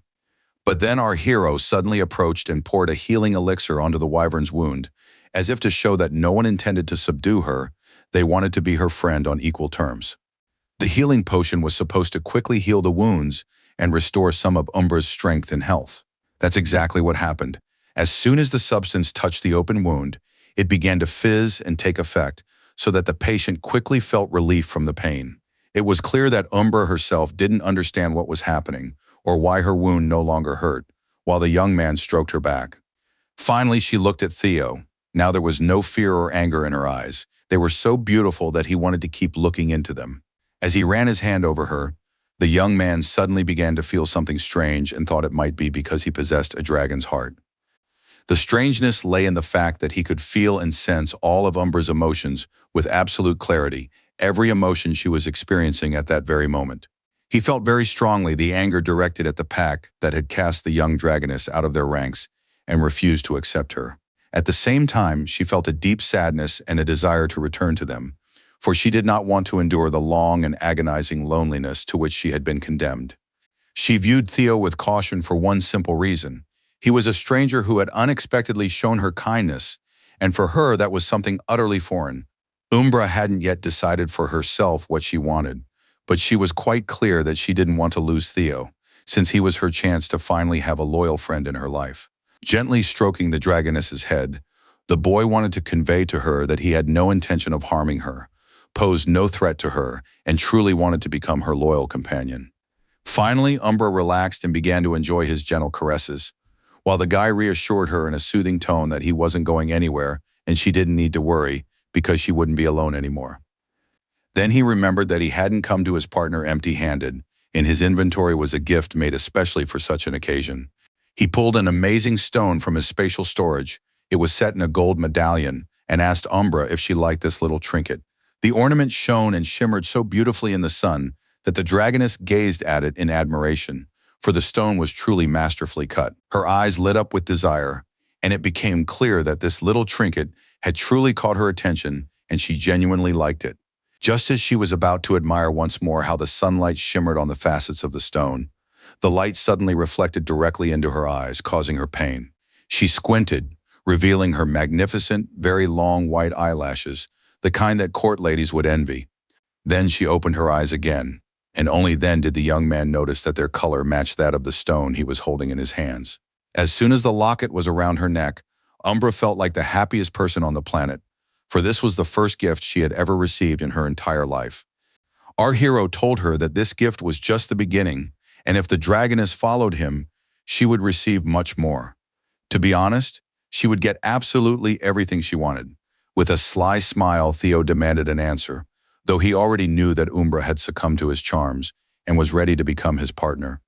Her eyes widened with delight, and her mouth opened and curved into a smile. It seemed she was already imagining all the gems she would receive in exchange for her cooperation. Like a true lady, she took her time answering, and then our hero mentioned that he knew about her dislike for the saddle, so he suggested trying to decorate it with precious stones.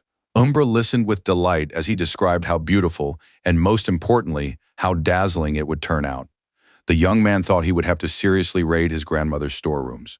Cursona seemed to sense that her treasury was about to be emptied, so she froze in horror and stopped working. Her colleague asked why she had turned so pale in an instant. Could some illness have struck her? But the elf replied that she simply felt as if she had become poorer. She didn't yet know that this wasn't just a premonition, but a real prophecy, because soon her grandson would bring home a young lady who loved jewelry far too much. Umbra squealed with joy, as if hinting that she wanted all the jewels in the world, and if Theo was willing to provide them, she would definitely go with him.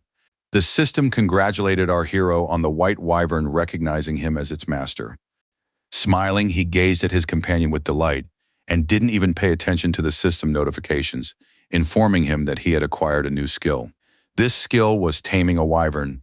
The higher his mastery, the greater the trust level with the creature being tamed, and while riding it, his strength increased by 10%. Finally, Evelyn's dragon appeared nearby. It seemed the woman had finally found some kind of snack for Umra, which our hero had sent her to get. As she stepped onto the ground, she hadn't expected to see that Theo had successfully accomplished his mission. Deep down, she was certain that soon they would fly off in search of a new potential partner. While her dragon was trying to catch her breath, Evelyn carried in her arms the bodies of two small bulls, which she had killed specifically for Umbra. She hadn't expected to see anything good at all, but when she finally looked at what was in front of her, her mouth dropped open in surprise. After all, Theo hadn't just managed to tame the wyvern, he'd made her truly fall in love with him. To Evelyn, this was something straight out of a fantasy story, since she'd never seen this creature trust anyone before. The smiling young man looked up at his mentor. His whole demeanor showed that he wasn't just pleased with what he'd done, he had truly grown to love his partner. As soon as Evelyn hurled the bulls toward Umbra, she immediately seized them and began to tear into them. A surprised Theo remarked that he was very pleased to see the dragoness had such a healthy appetite. When he thanked her for the meat, the woman began asking how he had managed to do what others couldn't. To which our hero replied that he had simply healed the wound in her heart, and that the gift presented in a time of need had only strengthened their budding bond. To be honest, Evelyn had never seen anyone approach dragon taming with such an attitude. It really resonated with her, so she came to respect Theo even more. It seemed as though the young man's full attention was focused on Umbri, so he immediately noticed when she showed her desire to feed him as well. It was surprising, but the creature had indeed set aside a few pieces of meat for his companion, though the latter said he was full, adding that Umbri needed to eat her fill. Smiling, the woman thought that this was typical of young Master Theo, who knew how to get along not only with people but also with wyverns. It struck her once again that he was unlike the other Ragnars, for he was truly kind and valued not only strength but also loyalty. While Umbra was finishing her lunch, he managed to climb onto her back. She didn't mind at all, and Evelyn realized that the wyvern had officially accepted her partner, for which she congratulated the young man. But when she realized the young man was going to sit on the wyvern's back while she was eating, she tried to stop him, since dragons were extremely aggressive during feeding time, even toward their partners. The guy didn't understand why the woman had suddenly gotten so nervous. He pointed out that the dragon herself had said he could climb onto her back, and Umbra's expression proved he was right. Then Evelyn started saying that even though they were partners now, no one had canceled the flying lessons, because flying without a harness and a saddle was very dangerous. But whenever Theo happened to listen to someone, he would smile cheekily and tell his instructor that she didn't need to worry about him because he'd managed just fine. So without a hint of fear, he let the wyvern take off, knowing that his wyvern taming skill would make up for his lack of experience as a rider. All Evelyn could do was stand aside and watch as these events unfolded. She was scared, but deep down she knew that nothing would happen to Theo. She genuinely liked this stubborn young man, even though he loved to break all the rules and time-honored conventions. As he soared higher and higher into the sky, our hero savored every second. He realized that his wyvern wanted to show him something and trusted her completely. Even though he wasn't riding in the saddle, the boy felt completely safe, because he trusted Umbra completely, and she was carrying him on her back as gently as possible. It was clear that his dragon was also thrilled by the flight. It seemed as though she had finally made up for all the loneliness she had endured in her life. Flying on her back, the boy could think of nothing but how strange it was that such a sweet and innocent creature could have become something completely different in a past life. After all, it was Umbra who had turned into the monster later called the Phantom Dragon. It was she who had killed all her kin, who had never accepted her into their family. The heroes flew farther and farther. The young man took in the picturesque landscapes unfolding before his eyes, some of which were literally breathtaking. Suddenly, a strange magical substance appeared at one of the waterfalls. It resembled darkened water that was cascading down in swirls. Because of this, the water began to churn and form a small whirlpool that could pull a careless dragon in. It seemed that this was exactly the phenomenon Umbra had intended to show him. But then our hero realized that something else was going on, because right next to that black substance beneath the waterfall, there was a small opening in the rock toward which they headed. As he entered this cave, which was completely covered with snow-white flowers, the young man was surprised, for he thought he had explored the winter mountains inside and out in his past life. But it turned out there were still places he had no idea about, such as this cave. He assumed the wyvern was delighted with it because there were so many sparkling stones here. And then Theo suddenly noticed a very interesting plant growing right in the middle of the cave. These flowers were very familiar to him. As he picked a flower, he suddenly realized why his wyvern had turned into a ghost dragon in her past life. The reason was simple. She had been forced to feed on the local herbs. He hadn't expected to find ghost flowers here, flowers filled with demonic energy, since they only grew near the sea of demons. Monsters could use this flower as a remedy. However, the young man didn't fully understand how Umbra had managed to absorb this energy, which by all appearances had literally driven her mad in her past life. Theo believed that these flowers needed to be burned as soon as possible to prevent anything bad from happening. When he saw that Umbra was getting nervous, he clarified that he wouldn't touch the crystals. Just as he was about to approach the flowers and had gone deeper into the cave, he saw something at the far end that made him freeze in his tracks and stare ahead with his mouth agape. At the very back of the cave, a man, or rather what was left of him, was nailed to the wall. He was kneeling, and his hands were tied to the wall. It was a gruesome sight. Our hero could only guess what this man might have done to be condemned to such a terrible fate, for it was clear that he had died of starvation, not from any physical injuries. Death in solitude, in confinement, without water or food. This is one of the most terrifying and sophisticated forms of torture that a person could possibly devise. After examining the unfortunate body, he concluded that the corpse had been lying there for at least 10 years. His mind was filled with so many questions, but there was no one to ask them. The young man also noticed that the body hadn't fully decomposed. He attributed this to the cool temperature in the cave, but in reality, the dead man's mana was still trying to sustain his body. If the warrior had been so powerful that his magical energy was still alive inside him, then Theo simply couldn't understand how this man could have died like this. Turning away, the young man decided to head for the exit and deal with this later, but he didn't notice that the corpse's empty eye sockets suddenly flashed with red fire. After that, the corpse suddenly came to life and lunged at our hero, growling loudly as if it were a wild animal held back by shackles. Turning around in horror, the young man suddenly realized that this thing was trying to tell him something, and a genuine fear began to take root inside him. Realizing that her partner was in danger, Umbra sprang into action. She seized the dead creature with her clawed paws and began to squeeze it tightly. The realization that Umbra was ready to stand up for him warmed our hero's heart, for now he felt that they were truly working as a team. She roared so loudly that it seemed as though all the dragons had heard that the white wyvern was no longer alone. There was someone she was ready to protect at the cost of her own life.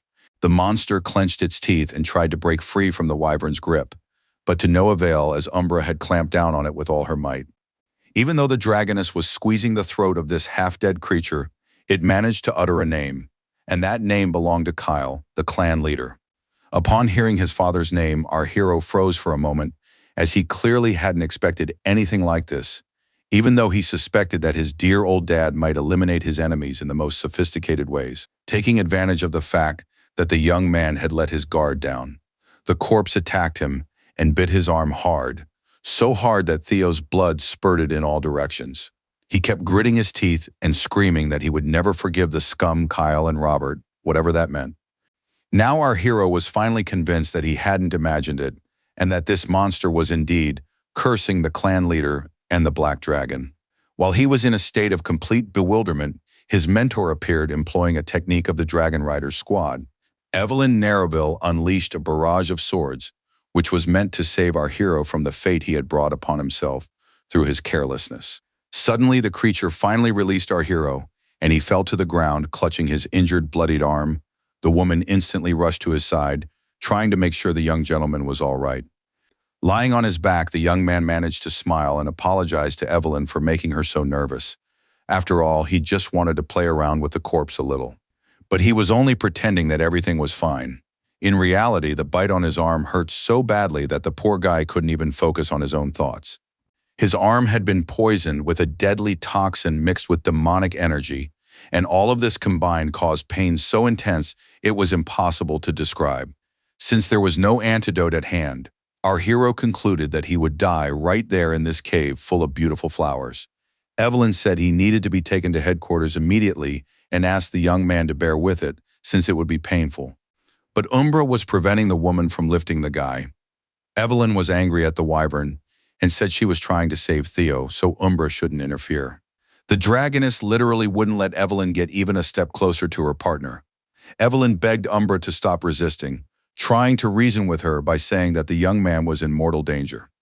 Opening his eyes, our hero came to his senses for a moment and realized that the dragoness wasn't interfering or trying to prevent his rescue, so he asked Evelyn to back off from Umbra. He looked intently into his partner's eyes and asked if she really knew what to do. She growled in affirmation and nodded, so he decided to trust her. Smiling, the young man calmly stated that he fully trusted the wyvern, even though these words sounded to Evelyn like some kind of deathbed ramblings. The woman feared that the young man had truly lost his mind, so she reminded him that they were dealing with the most powerful poison, imbued with demonic energy, so they couldn't afford to delay. Looking closely at Evelyn, the young man said seriously and sensibly that even if she managed to get him to headquarters, he was unlikely to survive. With proper care there was a chance, but it was still close to zero, so he wanted to give Umbra a chance. He quickly realized that his partner had been eating the ghost flowers from that cave and had turned into a demonic monster, so he was willing to bet that she had gone through similar poisonings more than once and knew how to deal with them. Looking into Evelyn's eyes, our hero began to beg her to simply trust Umbra, who in his opinion knew exactly what to do to ensure his survival. After saying this, he lost consciousness completely, while Evelyn frantically tried to rouse him, and Umbra, growling, set off in search of the necessary herbs. She began quickly plucking ghost flowers with her own teeth, even though these plants were imbued with demonic energy. Then the dragoness suddenly struck the crystal on the cave wall with all her might, shattering it into countless tiny fragments that rained down. With the flowers and crystal shards lying nearby, Umbra made it abundantly clear with her entire demeanor what needed to be done to keep the young man alive. Then Evelyn began to seriously consider that this creature might actually know how to help the young man, so she realized she needed to mix everything Umbra had brought, and that would create an antidote. It was amazing. Who would have thought that a wyvern was capable of such serious reasoning? After all, there was no doubt that Umbra truly wanted to help. Evelyn looked at all these ingredients and understood what she needed to do, but she had her doubts after all. Just because this antidote had helped the dragon didn't mean it would have the same effect on a human body. But she didn't want to watch Theo die either, so she decided to give Umbra a chance, who, by all appearances, wanted to help her partner. Closing her eyes, the woman realized she had to face her fears, and if she was truly afraid of what might happen to the young man, she had to take action to find out. So she pushed her anxiety aside and grabbed the ingredients to mix them and make them suitable for consumption. Activating her magical power, she began to extract the essence from them to create a rare substance that could be poured into the young man's mouth. Once everything was ready, she immediately began to feed the purple liquid to our hero, who was still unconscious and couldn't even swallow. Seconds passed, but nothing was happening yet. The young man wasn't getting any better, as evidenced by the fact that the liquid was flowing out of his mouth. He didn't even have the strength to swallow. Evelyn and Umbra watched him intently. They were genuinely worried and hoping for a positive outcome, but so far nothing had happened. Drops spread across Theo's face, as if hinting that all their efforts had been in vain, and that he would never open his eyes again. His mentor and the dragon couldn't see that the liquid had in fact taken effect, for serious internal processes were taking place right then and there, which had set our hero's dragon heart in motion. It seemed that Umbra had sensed, after all, that the boy wasn't dead, so she let out a joyful squeal, and then Evelyn realized that most likely they had succeeded. Soon she was convinced of this once and for all, as magical energy began to gather around the boy, healing all his internal and external injuries. Theo began to recover, which meant he had literally been snatched from the clutches of death. Golden lightning flickered around him, hinting that the boy's power hadn't gone anywhere and was healing his wounded body right then and there. His tissues were healing right before her eyes, but there was something unsettling about it all. The golden lightning bolts were beginning to fade because they were being permeated by some kind of black energy. Evelyn was frightened. She had never seen anything like this and had never even heard that someone's energy could turn black, so she began to feel intense anxiety. Suddenly, the boy's body arched unnaturally, and he opened his mouth in a silent scream. It seemed as though the black energy had penetrated him and was causing him incredible pain. Cracks also began to appear on the boy's face. The system announced that the purification process had begun, but no one could read this notification, nor the fact that Theo had acquired the attributes of a phantom dragon. Meanwhile, in the Dragon Rider's commander's office, events no less fascinating were unfolding, events that could seriously affect our hero's future. Upon hearing the unexpected news, Julius tensed up and asked, with irritation in his voice, whether Black Snow had confirmed it, since the situation was quite serious. The dark-haired warrior who had reported everything to the commander stated that, based on the results of a cross-check, The information was 90% reliable. All of this angered the man so much that he couldn't take it anymore. His rage burst forth and he slammed his hand down on the table, shattering the furniture into pieces. Gritting his teeth in anger, Julius said that at this rate he might just go completely mad, because as the saying goes, a streak of good luck is always followed by a streak of bad luck. The anger inside him was boiling so fiercely that he simply didn't have the strength to hold it back. But he tried anyway, because he couldn't show his emotions to his subordinates. Kicking the smashed furniture, he shouted that he never could have imagined things would turn out this way, since in his mind everything had worked out perfectly. It turned out that he had received the extremely unpleasant news that, with the exception of Commander Icevan, all members of the 5th platoon of Dragon Riders had gotten into serious trouble. This in turn meant that everyone in that platoon was now dead, the battlefield was soaked in their blood, and their families would never see their fathers, sons, and husbands again. But let's get back to our hero. An ancient ritual known as blood purification had been set in motion within him. It filled his body with pure energy and enhanced his body's ability to accumulate mana. Even the most renowned sorcerers struggled for weeks to achieve such a result. Moreover, the ritual was performed only on children, but the system itself triggered similar processes within Theo, which were set in motion by the potion he had drunk.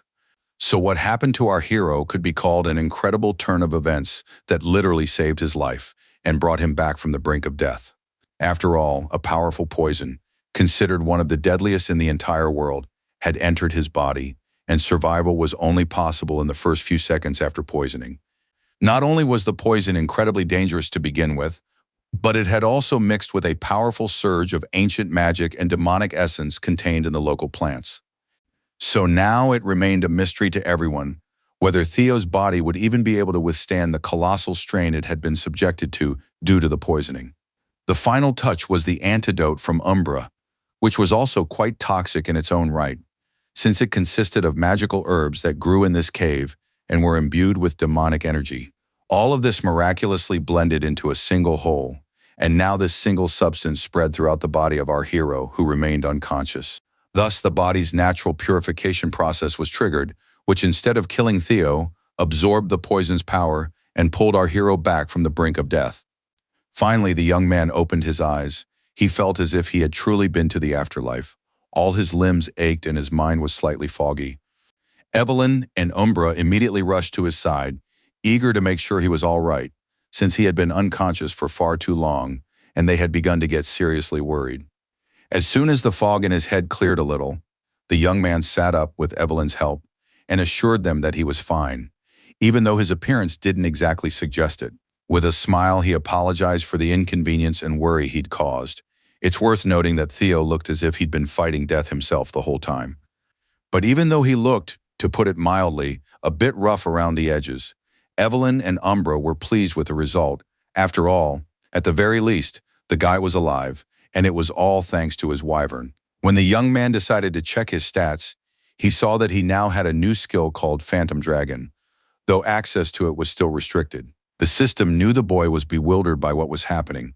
After all, he had absorbed all the substances that had given rise to the first Phantom Dragon, and if he handled his new powers carelessly, he risked becoming the second Phantom Dragon. After carefully reviewing all this information, the boy realized that if he wasn't careful, he could very well turn into a monster that would burn this world to the ground. It was clear that he had received Umbra's powers from the past, but he couldn't yet say for sure whether this was good news or not, since harnessing such abilities would be extremely difficult. But what pleased him was that all his stats had significantly increased, and his luck was finally in the double digits. He also had a new skill, taming a wyvern, though access to it was also restricted. Looking around, our hero suddenly realized that the crystals in this cave were nothing more than clumps of pure energy. He realized that it was most likely these very crystals that had neutralized the poison and turned it into a real cure. So the young man was immensely grateful to his partner for saving his life. Looking into the eyes of his beautiful Umbra, the young man realized that everyone had been right when they said, "You had to trust your partner unconditionally." Now he understood the meaning behind those words. Theo didn't just survive, he underwent the purification ritual and even gained the abilities of the Phantom Dragon. All of this made him smile with joy, because he wasn't just lucky, he'd literally hit the jackpot. Clenching his fists with joy and anticipation, The young man realized that all of this meant he would develop at an accelerated pace, and now he simply had nothing to fear. As he got to his feet, he decided it was time to get back to business, since they'd already spent far too long in this cave. And besides, he was very curious to find out what kind of person had been chained to the wall of this place. Even though Umbra had beheaded this prisoner, our hero decided that in any case he needed to establish the man's identity and find out what crimes had landed him here. Evelyn didn't mind. She too was very eager to find out what this man had done, since they had decided to condemn him to such a terrible fate, one that one wouldn't wish even on one's sworn enemies. But it was time to head out beyond this ill-fated cave, which at first had seemed incredibly beautiful and alluring to Theo. Seeing that Evelyn had suddenly frozen in place, our hero asked her, "Did you find something useful?" Without turning her head, the woman asked her companion to look where she was pointing. And then the young man noticed ancient inscriptions on the wall. They resembled a personal diary that had been literally carved into the stone. Our hero was able to make out fragments of sentences that mentioned how, after the battle with Kyle and Robert, this prisoner had been forced to hide in this cave since he needed to recover before the rematch. The realization that this was the diary of a man who had literally turned into a living corpse pierced him to the core. He hadn't expected that the author was none other than himself. Now our hero wanted to learn as much as possible, for it seemed that this man's diary might reveal some truths about his father. The writing on the wall stated that the prisoner's body was growing weaker by the second. He assumed this was because Robert had mutilated his mana palace. In addition, he noted that the herbs he had been eating seemed to be driving him mad and bringing him closer to death. He felt as if his sanity was slipping away, and he felt sorry for himself because he hadn't managed to do anything. With each passing day, he sank deeper and deeper into the abyss of madness, which meant it was time to make a decision and leave hope behind. This man had decided on his own to chain himself up with chains he had forged from his precious sword of darkness. He believed that one day his prayers would be answered and his body would be found by someone capable of avenging his death. Those final words surprised the young man and Evelyn the most, for the prisoner expressed his sincere hope that the traveler who found his body would prove stronger than he was and be able to achieve what he had failed to achieve. But that wasn't all. Lifting her head, Evelyn was surprised to discover that this man had described the techniques of the City of Swords and the God of the Winds. It was now clear that standing before them was the legendary warrior who commanded the wind, a fallen hero who had fought for the throne against Kyle Ragnar 40 years ago. This Lord of the Winds was named Hector Ragnar, so calling him a madman would have been disrespectful. For this man was an incredible warrior who had doomed himself to such a terrible end in order to protect others. Theo recalled what he had heard about his death, but it had been a mystery to everyone where this man had gone after his battle with Kyle. Now it was clear what had happened to him. All these realizations didn't make any sense to Evelyn, who could never have imagined that this was how the great Hector Ragnar, Kyle's main rival, had met his end. As a sign of respect, she knelt on one knee before this man, for that was the customary way to honor fallen warriors. She respected him for not being afraid to stand up to the current leader. Looking at the woman, our hero asked what she was doing, since someone might interpret her actions as rebellious and assume she did not support the current government. But she believed she had to pay her respects to the late Ragnar. Whatever he may have been like, he was the heir and a claimant to the throne. In addition, she stated that she was ready to face punishment, as it was believed that the very wound she had inflicted on the already dead Hector Ragnar was what had finally killed him. Upon hearing that the young man considered all these claims nonsense, Evelyn opened her eyes in surprise, for this was the second time in a row he had spared her from punishment. Waving his hand dismissively, the young man said indifferently that the man she had killed was no longer the clan's heir. Moreover, he had attacked him, and she had been left with no other choice. Then the warrior suddenly reminded the young man that there was a law that had to be obeyed, but Theo replied that everything that had happened in that cave would stay there. But that wasn't all the news Theo wanted to share with Evelyn. He declared that if she was so worried, all the Wind Lord's techniques could be hers. Outraged, she said that these techniques were just as powerful as those used by the 9 dragons, so she didn't consider herself worthy of possessing anything like that. Then our hero reminded her that if she were able to master these techniques, she would gain incredible power and become simply invincible on the battlefield. What's more, she could very well become Hector Ragnar's successor and make use of all the wisdom he had inscribed on these walls, hoping that someone would find them. Patting the woman on the shoulder, Theo said that then Hector would be able to peacefully pass on to the next world, and Evelyn wouldn't have to face punishment for his murder. Seeing the distrust in Evelyn's eyes, the young man smiled slyly and asked if she hadn't sworn her loyalty to him before. If so, why was she now doubting his words? It was clear that the woman didn't know what to do. On the one hand, she was afraid of becoming stronger than the 9 dragons and drawing attention to herself, but on the other, she couldn't wait to master the secret knowledge that no one else possessed. Falling to her knees, she said that she was the senior swordswoman of the Ragnar clan, and so she swore once again to devote her life to Theo and to serve him faithfully until the end of time. That is why she was now begging her young lord to accept the oath of a humble vassal. She believed this would only strengthen their alliance and make their bond more enduring. Smiling, our hero reminded himself once again that Evelyn Narraville was someone who was far too fond of conventional rules and traditions. He had no intention of denying her this formality, so he began to draw his sword and recite the very same stock phrases that are supposed to be spoken at such rituals. The blade of the sword gently touched the woman's shoulders, symbolizing that the lord was entrusting part of his own duties to his vassal and making her his representative. He declared that he accepted the oath of Evelyn Nerwill, who would henceforth become his faithful sword and trusted confidant, representing his interests. The young people smiled at each other, silently implying that the ritual was now complete, and their bond had become much stronger than it had been before.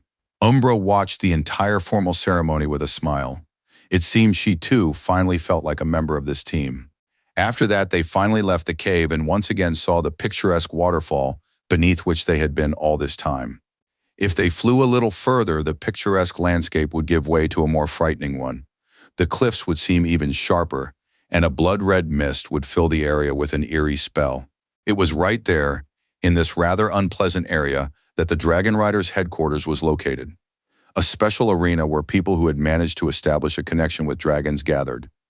Halkus Lank was already getting bored of waiting, especially since Theo was still nowhere to be seen.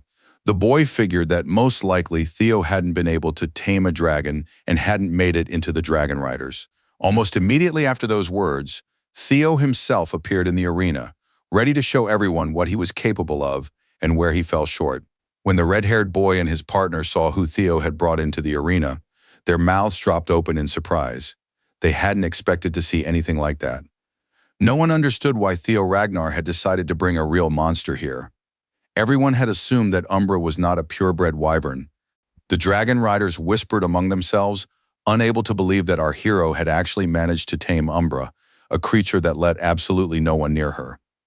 But that was exactly what the greatest swordsman of the millennium was like, excellent at everything. Yet no one understood why he had decided to bind himself in a partnership with a monster. Evelyn approached the clerk and stated that she was a senior inspector. They had arrived together with the recruit Theo Ragnar, and she could confidently declare that the trial had been successfully passed. Glancing around, our hero noticed many dragons, but he did not see the captain among the crowd, the one who was supposed to evaluate their dragons. A fair-haired young man, his voice tinged with regret, announced that Commander Julius had left on an important mission, which meant he would not be present at this ceremony. To be honest, even Evelyn was surprised. Since the captain never missed this moment, he was always curious to see which dragons the recruits had chosen. Like everyone else, the woman was unable to focus on these thoughts, for a terrifying wind had risen around the arena, accompanied by an incredibly loud roar that made everyone cover their ears. It seemed as if the heavens had suddenly split open and rocks were raining down on the group from directly above. The sight was incredibly terrifying. It felt as if the end of the world had come. And amid this chaos, a dragon appeared. Only then did Evelyn calm down a little, for she knew what it all meant and who had arrived. Only Julius Ragnar could make such a dramatic entrance. He informed all the recruits present that today's initiation ceremony was now over. Looking closely at the recruits, he told them they needed to get ready because they were heading to Fort B. Lanky right away. All the recruits panicked and were frightened. They couldn't believe that they had only just been recruited and were already being sent on a mission. Only Theo remained calm. That's because he knew this was only the beginning of terrible events. An incident had just occurred at the Sarah's Trade Guild, where enemies had taken hostages. They were killing and destroying everything in their path with a single goal, to steal the legendary sword called the Thread of Fate, and that marked the beginning of the chaos. Ed Trovan was to blame for all this chaos. Of course, without his involvement, such large-scale brawls, which later led to armed conflicts, would not have occurred. At that moment, Julius was unaware that one of them had turned out to be a traitor working to destroy their clan. The boys were baffled. They couldn't understand how someone could be sent on a mission who had only mounted a dragon for the first time a couple of hours ago and wasn't even used to the sensation of flight yet. A dark-haired young man mustered his courage and asked the captain how this was possible. He couldn't understand had something urgent happened that required even cadets who weren't properly trained to be called upon. Clutching the reins in his dragon, the man remained silent. It seemed he was carefully weighing his words before speaking to his new recruits. What followed surprised everyone, even our hero, for he hadn't expected to hear that the commander of the 5th Platoon, Ace-Win trainer, and 14 of his men were missing in action. Everyone knew stories about this man, for he was the senior knight of the Dragon Riders. He was so wise and experienced that at times, even Julius himself would often seek his advice. This man was not someone who could be defeated just like that. So a whole host of questions began to arise within our hero, questions to which no one would provide him with answers.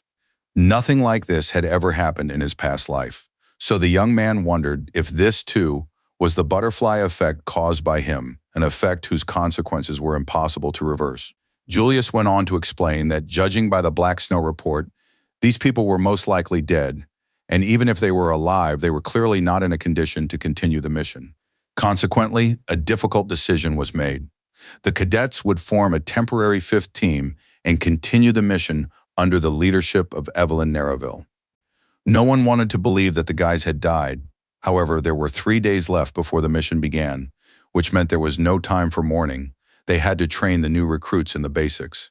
Gritting his teeth in anger, Julius quietly said that no matter what, they must take revenge on those responsible for the death of the 5th Squad, for only then could they honor the memory of the fallen warriors. After these words, the commander flew away, leaving his subordinates to process everything he had told them and prepare to carry out a mission that even the experienced dragon riders had failed to complete. The crux of the tragedy was that the Black Skull bandits had taken merchants from the Saris Guild hostage. That was exactly how it all began. Thanks to the diligent work of the riders in white armor, the situation was resolved without incident. But as it turned out, that was just what they thought, because the situation was much more complicated. The bandits' true goal lay elsewhere and had nothing to do with the merchants. They were after a sword called the Thread of Fate. They wanted to steal it and transport it, for it was the sword of the dragon slayer Balmung. Our hero remembered perfectly well that in his past life, Ed Troyven had used this very sword to rebel against the Ragnar clan. All he could do was hope that all of that was in the past, and that this time things would be different. The young man was fully aware that he was to blame for everything, for it was he who had set off the butterfly effect and killed Axion, which gave Ed personal reasons to start the rebellion. So he understood quite clearly that he personally would have to deal with all these troubles in order to prevent any of his comrades from becoming victims. He was filled with determination to ensure that no one dared harm those people who bore no blame for what was happening. 3 days flew by unnoticed, so soon the warriors had to get used to the unbearable cold that reigned in the area where they had been sent. Noticing some moving dots in the sky, the man in the thick fur coat grew concerned, for he understood that this could not be mere coincidence or an illusion. Serious problems were looming that they would have to face. He was absolutely right, because our heroes, led by Evelyn Nereville, who already had her sword at the ready and was eager to pierce those scoundrels who had killed her comrades in arms, were charging straight toward them. Noticing the approach of the dragon riders in white armor, the criminals immediately sounded the alarm, realizing that they simply wouldn't be able to escape.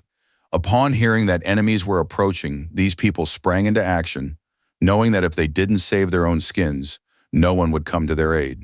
However, all their plans were thwarted the moment the tower, where the scouts were stationed, exploded in a violet flame, stunning everyone near the site of the explosion. Evelyn ordered the recruits to get ready, because she planned to begin the bombardment right then and there so that their enemies wouldn't have the slightest chance of escaping. The dragon riders began dropping the incendiary mixture held in the claws of their winged companions. Thanks to these homemade bombs, the tower was already ablaze with a violet flame. Soon the world around them descended into utter chaos. Explosions rang out everywhere. The smell of burning was unbearable, and through the dust it was impossible to make out the extent of the destruction. One of the bandit leaders shouted loudly to the others to immediately run into the castle and seek shelter there, for they must not perish right here. Among the bandits were truly brave men who had no intention of surrendering to the enemy and were ready to engage in battle even though the bombardment was taking place right then. They were armed to the teeth and fully prepared to face those who sincerely wished them dead, for they themselves wanted to get rid of the dragon riders. Soon the first blood was shed, marking the beginning of the great battle, which was destined to end in victory for only one side and utter defeat for the other. The recruits boldly rushed into battle. Even though their training left much to be desired, their leader, Evelyn Nereville, ordered them to kill every single bandit.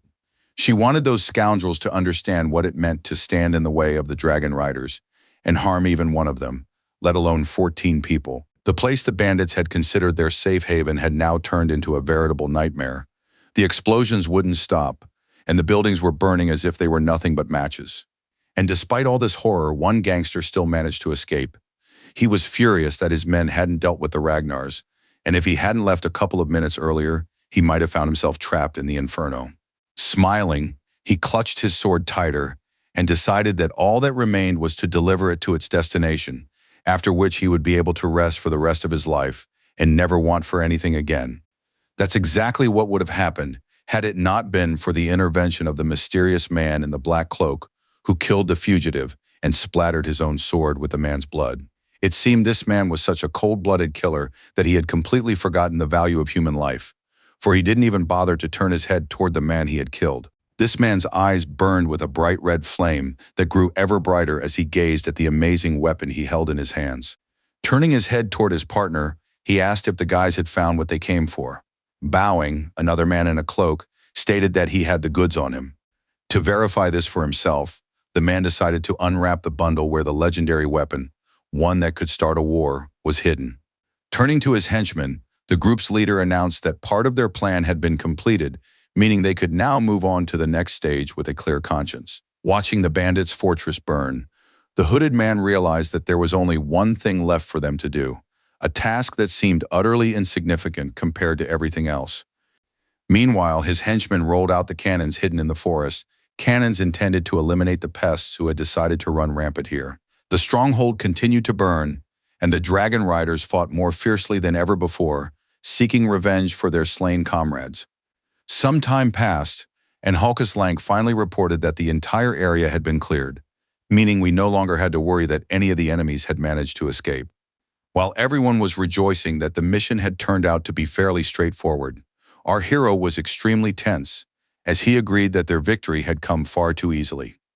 Recalling these men's combat and fighting skills, Theo had serious doubts that it was these very men who had wiped out the 5th platoon, which consisted of experienced, well-trained warriors. So he decided to retrieve the corpse of one of the bandits and cast the Dragon Symphony on it to see if his suspicions were correct. Thanks to this skill, he would be able to read the target's residual memories. In other words, he would literally get inside the dead man's head. He had used this skill several times on different people, but he hadn't been able to learn anything since each of the killed men knew what needed to be stolen, but they hadn't seen the sword. The young man was surprised that he hadn't found any useful information even in the ringleader's mind, let alone in the minds of the ordinary foot soldiers who hadn't been privy to the plans. Noticing the tension on Theo's face, a girl wearing glasses who was an observer during the second stage of the awakening ceremony approached him and asked if he was all right. Before the guy could answer, a fair-haired observer rushed over to him. The observer believed he had simply gotten too worked up during the first mission, since despite his popularity, he was still just a rookie. The girl reported that they had already managed to free the hostages, so they needed to return to the rest of the team to continue the mission. When Theo heard the blonde man say that he reeked of gunpowder and wanted to go home to take a shower, it suddenly dawned on him, and the realization was far from pleasant. He dashed off as fast as he could, realizing that if he didn't reach their destination in time, it would be the end for all of them, and nothing could save them anymore. The more experienced warriors looked at him with utter surprise. They didn't understand why the guy was acting that way, since they hadn't said anything to him that could have offended or insulted him. The girl in glasses decided to joke, saying that it seemed Theo didn't like the way her fair-haired partner smelled either, but he clearly didn't appreciate her joke. They were wrong, because in reality our hero had figured out the mystery of why their victory had come so easily. In fact, they could have fallen into a serious trap. With a swing of his sword, the young man channeled magical energy, amplifying the force of his strike, which allowed him to peel away the top layer of the floor covering. What lay beneath it horrified everyone who saw it, for now it became clear to all just how much they had risked by being there. They didn't understand what it all meant or how the guy had arrived at the conclusions that led him to such findings. Everyone was simply shocked. After all, hidden beneath the floor were huge stockpiles of explosives that could go off at any moment from any spark. It became clear that the gangsters planned to take their lives with them. Realizing that there was not a second to lose, our hero ordered the guys to spread the word about what they had seen, after which their entire group had to get out of there immediately. But then something happened that surprised Theo all over again. He had thought that nothing could scare him or make him doubt his own actions anymore. He shouted, trying to warn everyone to run as fast as possible. But unfortunately, it all happened too quickly. He realized this too late. The explosions roared so powerfully that it seemed nothing could save the boys anymore. They were all doomed to be reduced to ashes and scattered throughout the area. That was exactly what their enemies thought as they reloaded their cannons right then and there, preparing to fire another volley to finally kill everyone who had been lucky enough to survive the first attack. Everything was taking place under the watchful guidance of a mysterious man in a cloak, who had no intention of revealing his identity until the right moment. Explosions rang out again. In their view, these were meant to finish off everyone, so that nothing would remain of the Dragon Riders. Not even the golden emblems on their uniforms would be left, as they would be melted down and vanish. This man wanted to exterminate everyone so that not a single bug would remain, because if anyone crossed him, he was accustomed to acting harshly and without mercy. He did all this for the Troyanovs, the people to whom he was sincerely devoted and for whom he was ready to destroy this entire world if necessary. The thing was, not everyone was interested in conquest right now, but the deaths of enemies suited them just fine, since the woman sitting in front of the panoramic window had had the meaning of her life taken away from her. Although Axion had died quite some time ago, his mother Amel would not allow her decapitated son to be buried, as she still could not accept the fact of his death. The woman cradled the corpse as if it were a small child.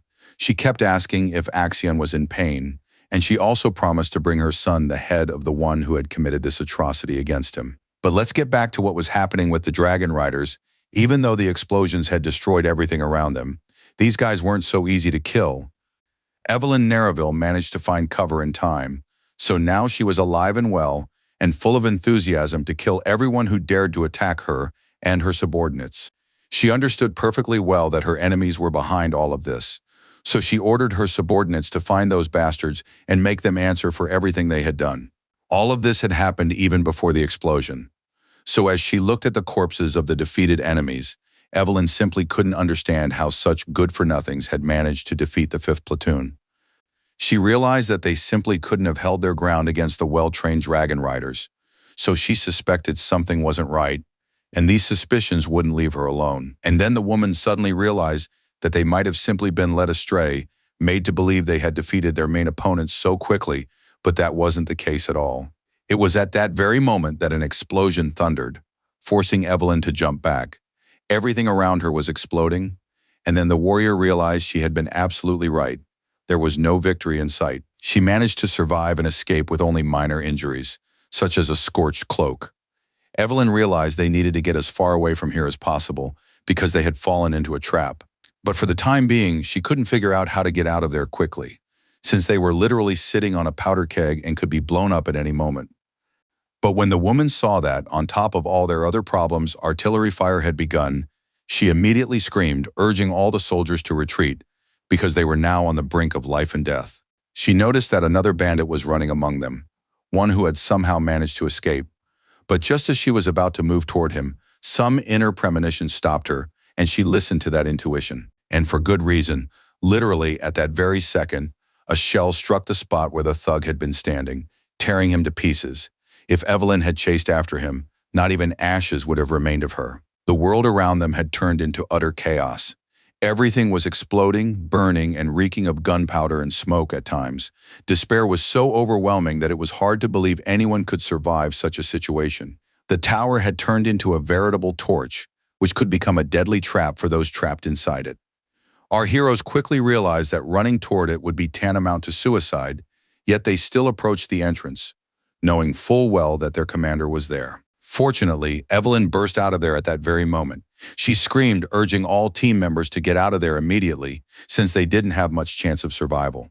Theo fully supported her decision, saying he would make sure the team members headed toward the outer walls so they could leave the place unhindered. He froze in place when he saw the system notification stating that the gates of his mind were now open and the boundaries of his consciousness had expanded. In addition, the blue screen also indicated that his thinking speed and sensory perception had been enhanced. When he blinked and then opened his eyes, it seemed to him that he now saw the world a little differently, much more deeply than before, as if a veil had been lifted from his eyes. He also found that he could see buildings literally from the inside, able to mentally map out their layouts and figure out where to go next. He peered into every corner, every hidden nook and cranny that he simply couldn't see before due to his human limitations. But now everything was different. But just then, Miss Evelyn distracted him, aggressively asking why her master had suddenly frozen in place and was standing stock still in the middle of the burning area. She grabbed his arm, wanting to drag him as far away from there as possible, because every second there was a risk of another artillery barrage, and then there wouldn't be a dry spot left of them. But when she realized that the guy wasn't even going to budge, she screamed in horror, asking what he was doing after all. He was putting not only himself at risk, but also everyone who had stayed behind to wait for him. After looking closely at Evelyn, our hero said something she certainly didn't expect to hear. He expressed his opinion that they simply had to get inside the fortress, which was now ablaze. Needless to say, the woman didn't like this idea at all. After all, she had barely managed to escape that burning trap alive, and now someone was saying they needed to go back there of their own free will. Of course, they didn't want to risk the lives of the rest of the team, so the two of them ran toward the fortress, trying not to get crushed by the collapse. But the team had no intention of standing idly by, and as soon as they noticed that Evelyn and Theo were running toward the fortress, they set off after them, even though they didn't understand why they should go back and risk their own lives. When Theo was asked if he was sure they needed to venture deeper into enemy territory, he explained that it was even more dangerous outside the fortress since their enemies were all too well prepared. After activating the Dragon Symphony skill, he decided to read the residual memories of those he had encountered along the way, hoping to figure out how to avoid falling into another trap. This is how he learned where the tower had sustained the most damage and where they should avoid venturing if they didn't want to be buried under a ton of rubble. Our hero realized that the enemies were absolutely certain that if they stayed in the tower, they wouldn't survive. But they couldn't have imagined that Theo possessed unique abilities that would help him find a safe place. A single glance was enough for him to fully scan the area and figure out where to run and where it was best to stay away from. So their enemies were sorely mistaken when they thought they'd managed to trap our heroes in a place where they'd be blown to bits and nothing would remain of them. All of this was possible thanks to the Dragon Symphony skill, which had now been enhanced by the opening of the gates of the mind. It was precisely thanks to this ability that our hero was able to realize that explosives had been planted on the left, while on the right, he should expect another barrage of enemy artillery fire. So it became clear to him that he first needed to run straight ahead, and then at some point head downhill to a secluded spot where he could wait out the shelling. All the team members obediently followed our hero. For some reason, they too had come to believe that he knew exactly where they should go. To be honest, Evelyn herself was surprised why the guys trusted Theo so blindly, since they couldn't know for sure that he wasn't leading them to their deaths, even if he didn't mean to. Then they all stopped together, having reached a dead end, a place that led nowhere, just bare walls and nothing else. Every member of the team felt like an animal cornered. Some of the guys started saying they'd been wrong to trust Theo. Others asked if he had a plan, and still others reminded them that there was absolutely no way they could turn back now. The icing on the cake was that the ceiling began to collapse, and now the group was truly at serious risk of being buried right under the rubble of this tower. To be honest, even Evelyn was genuinely scared and didn't know what to do next. She, like everyone else, began to doubt whether following Theo had been a good idea. The guys who had served as observers at the awakening ceremony were also slowly losing faith that Theo could really lead them to a safe place.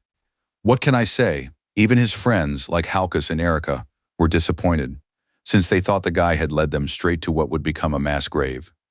The look on Theo's face suggested that he himself hadn't expected such a turn of events, since he'd thought he was leading his friends to a place where they could wait out the danger. But now he'd led those who truly trusted him to a place from which it would be far too difficult to escape.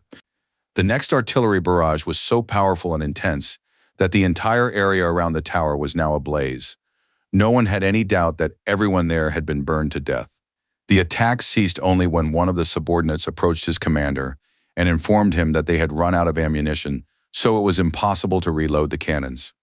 Drawing his sword from its sheath, the commander declared that no one in their group should forget why they were doing all this.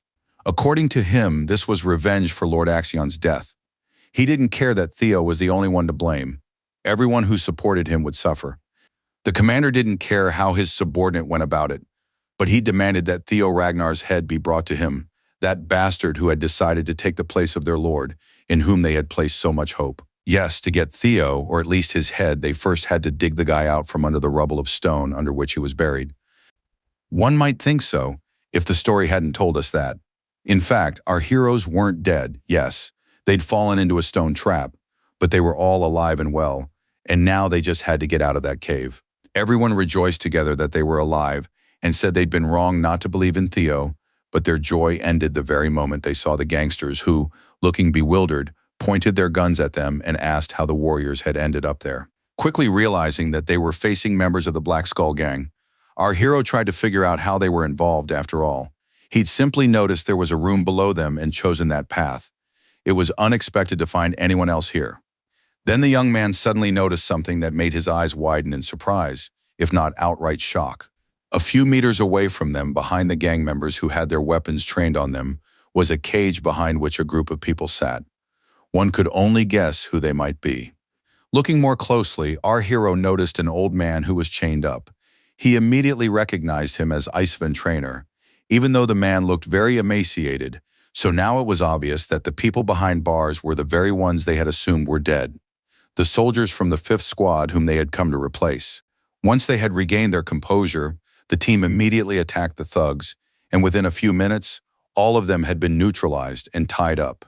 Their numbers were minimal, since no one had expected enemies to enter the room.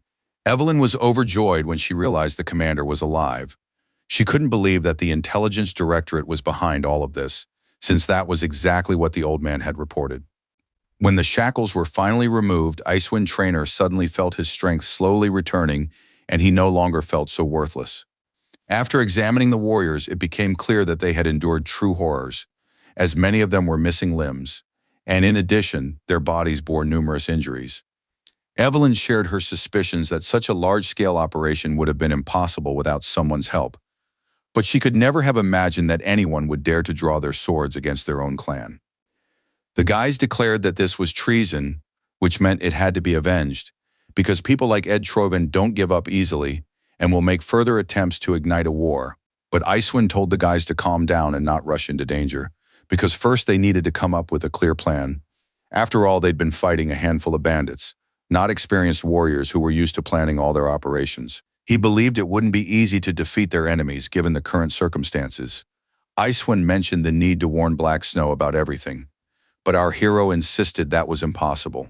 Drawing everyone's attention, Theo voiced his suspicion that if the Black Snow Squad hadn't come to their aid yet, it meant the warriors stationed nearby had already been defeated. Now it became clear why the young man had decided to flee here, but he mentioned that he had another idea that was more likely to succeed. Pointing to a couple of bandits, the young man emphasized that their enemies didn't even care about their own people, which meant they wanted to make it look like an accident. After looking closely at each team member, he speculated that for the plan to work, they would need to confirm the gangsters' deaths, which meant the gangsters would soon arrive here, basking in their victory. He believed that if they hid among the wreckage and attacked their enemies at the most unexpected moment, they would catch them off guard, and that would work to their advantage. If they set everything up correctly, Theo said they had a pretty good chance of winning, so it was worth trying to do as he suggested. Icewind seriously considered the boy's suggestion. For a newcomer, he had very well-developed strategic thinking, and this plan was quite good. In addition, the commander immediately realized that the boy had opened the gates of the mind and was very surprised that this had happened at such a young age. Smiling, he remarked that he must be getting really old if he decided to give up at the slightest sign of danger, noting that it wouldn't be a bad idea to start following the example of the young warriors. Reaching for his cane, the man said that the Dragon Rider was truly lucky, since this year's recruits were actually quite good. Tapping his cane on the stone floor, Icevind seemed to mark the beginning of a new mission, which now consisted of taking revenge on their attackers. He confidently declared that Theo was right, for dragon riders in white armor never flee in fear. On the contrary, they charge toward whatever frightens them. Surprisingly, the commander actually agreed to follow our hero's plan, even though he was just a recruit and many of the leaders would not have taken his words seriously. Of course, Theo felt truly great that they had listened to him, but he had no time at all to savor these thoughts, since he had to prepare for battle. His suspicions proved correct. The enemies were already preparing to head toward the fortress to see if there was anything left of the dragon riders that they could bring to Ed Troyven as proof of their success. As they approached the fortress, which was still burning and smoldering in some places, the warriors began searching among the rubble. They acted carelessly and, in some areas, moved alone. They turned over stones, searching for the belongings of their defeated enemies. These men were completely confident in their own victory and could not even imagine that they had fallen into a trap. But while they found only the bodies of dead bandits, some were still fighting for their lives and begging for mercy, lying in pools of their own blood. These unfortunate people still believed that reinforcements had arrived, that they would finally be helped, and that someone would fight for their lives. They did not believe that their allies would abandon them. But the squad commander felt not the slightest empathy for these gangsters. To him, they were nothing more than a nuisance, something not worth paying attention to or getting distracted by. Turning his head toward one of his subordinates, he asked if they had found any bodies. The man replied that they hadn't yet. There was nothing by the west wall, and now they were combing the area near the east wall. All of this was somewhat frustrating to the dark-haired man, who had been counting on a more stunning success. Besides, there had been no word from the ambush squad. Stepping over the bodies of his own allies, the man could think of nothing but why the dragon riders' bodies had vanished. He wanted to believe that they had simply burned to ashes, but his gut feeling told him that wasn't the case at all. So he suddenly stopped and decided to voice his fears, asking his subordinates if anyone had seen the bodies of the dragon riders. But the only response he received were muffled screams, and then the man realized that his fears were not unfounded. They had fallen into a trap set by those very same dragon riders. He wanted to believe that it was all just a figment of his imagination, but when he turned around, he realized that things were much worse than he could have imagined. Evelyn Nareville attacked him so quickly that he barely had time to raise his sword to at least somewhat protect his body from the sharp blow. The steel rang out under the strain and sparks flew in all directions. It seemed to the captain of the traitors that all his plans had just come crashing down. He knew perfectly well who stood before him, for legends abounded about this warrior, and everyone knew that if you engaged her in battle, victory was practically impossible. But he was no slouch either. He'd managed to pull off an attack that bought him a little time by knocking his opponent back. Exhausted from previous battles, Evelyn was forced to retreat slightly, but she had no intention of losing the fight. She just wanted to catch her breath for a moment. Now she stared at her opponent like a wild cat watching for its prey, and when she saw him right in her sights, she was ready to pounce. Of course, the enemy screamed desperately, hoping to attract the attention of his subordinates and get them to come to his aid, since he realized he couldn't handle Evelyn on his own. The real battle didn't take long to begin. As planned, our heroes sprang into action at the most unexpected moment, catching their opponents off guard. But despite this, the enemies continued to defend themselves. Theo, like everyone else, was also fighting these bastards. I hope we can deal with them as soon as possible and find out if Ed Troyven really went through all this just for revenge. Apparently, Evelyn recognized the man she was about to fight because she blurted out that she had hoped until the very end that their unit wasn't involved in this. Grinning with rage, the woman wanted to remind him of the clan's laws, which stated that betraying one's own was the most terrible crime imaginable. Therefore, she took it upon herself to sentence this scoundrel to death, for that was precisely the punishment he deserved. Just like his henchmen, led by Ed Troyven, those who had once called themselves comrades in arms were now fighting each other so desperately and viciously that one could say with certainty they intended to kill one another. The swords clashed with such force that it seemed as if the whole world had ceased to exist, and all attention was focused solely on these two. Troyvenov's dark-haired henchman could not for the life of him understand how the dragon riders had survived after all. They had done everything in their power to take the lives of those scoundrels. His eyes burned with hatred. He believed that these scum had achieved the impossible and that fate was on their side, since they had been lucky enough to survive the barrage of fire unleashed by his men. He looked at Evelyn Nareville and wanted to scream so loudly that Ed himself could hear him from his castle. It was unclear at what point their plan had gone awry, because the man was distracted by extraneous thoughts. Evelyn was able to close in on him to a critically dangerous distance, ready to finally finish off the scoundrel once and for all. But standing before her was a warrior who was also quite experienced, one who knew perfectly well when to retreat, when to advance, and when to leap back as far as possible. At first, he decided to step back, and when his opponent was caught off guard, he resolved to close in as quickly as possible to deliver a surprise blow. But he never expected that his latest plan would not only fall apart, but also backfire on him. It was at that very moment that he felt excruciating pain. The wound Evelyn had inflicted on him was quite serious. There was so much blood that the man himself was surprised by how many spatters of blood were coming from him. Miss Evelyn gave it her all and poured what little strength she had left into that strike. Even though she was extremely exhausted after all those battles, she managed to defeat her opponent. After that, she declared openly to the members of the intelligence agency, or more precisely to the traitor, that further resistance was futile and that if they wanted to save their lives, they must stop. Surrounded on all sides by enemies, they listened as she told them that this venture had been doomed to failure from the very beginning. So now they would be held accountable for their betrayal to the full extent of the Ragnar clan's law. Hawkes added that if their opponents surrendered right now, they would still have the slightest chance of salvation, for perhaps by some miraculous means, the court might acquit them. But the commander of the traitors had a different opinion. Glaring fiercely at those who were still alive, he shouted that from that moment on he was allowing them to use secret techniques. Everyone, even Captain Icewind, froze in place in anxious anticipation. They tried to figure out what secret techniques he was referring to, but it all clearly sounded like something bad. Our hero tensed up as well, realizing that secret techniques were, for the most part, some kind of enhanced abilities, and he certainly had no desire to face them right now. Soon, a blinding flash appeared, followed by an explosion so powerful that it seemed nothing living would remain afterward. Evelyn's opponent's eyes now burned with some otherworldly, hellish flame. His teeth clenched in tension, and his hands were filled with incredible strength. The woman was truly frightened, for it was the first time in a long while she had seen this technique, the use of which she found extremely difficult to believe. This special technique was called reverse blood flow. Its use affected the warrior's physical appearance, making him look like a reanimated zombie. Its use was prohibited for one simple reason. It literally sucked the life out of the person who used it, but it was worth noting that its effect was truly astonishing. After all, even for a warrior as incredibly powerful as Theo, it was truly difficult to stay on his feet. The magical power literally swept away everything in its path. Now they were dealing not just with traitors, but with people who were ready to sacrifice their lives for an idea and for revenge against a man who had treated them with utter contempt. Crimson blood spattered the weapons, and now these droplets were scattered across the battlefield, a reminder that life was ebbing away along with this fluid.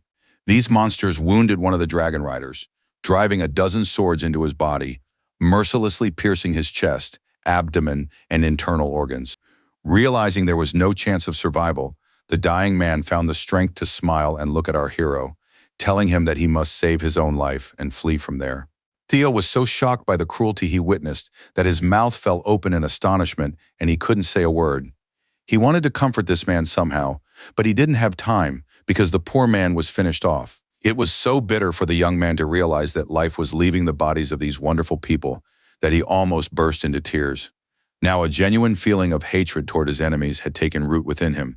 He couldn't understand what ideas had been instilled in these people that they were willing to turn themselves into living weapons, blindly following the orders of that scoundrel Ed Troyan, who clearly didn't want to get his own hands dirty.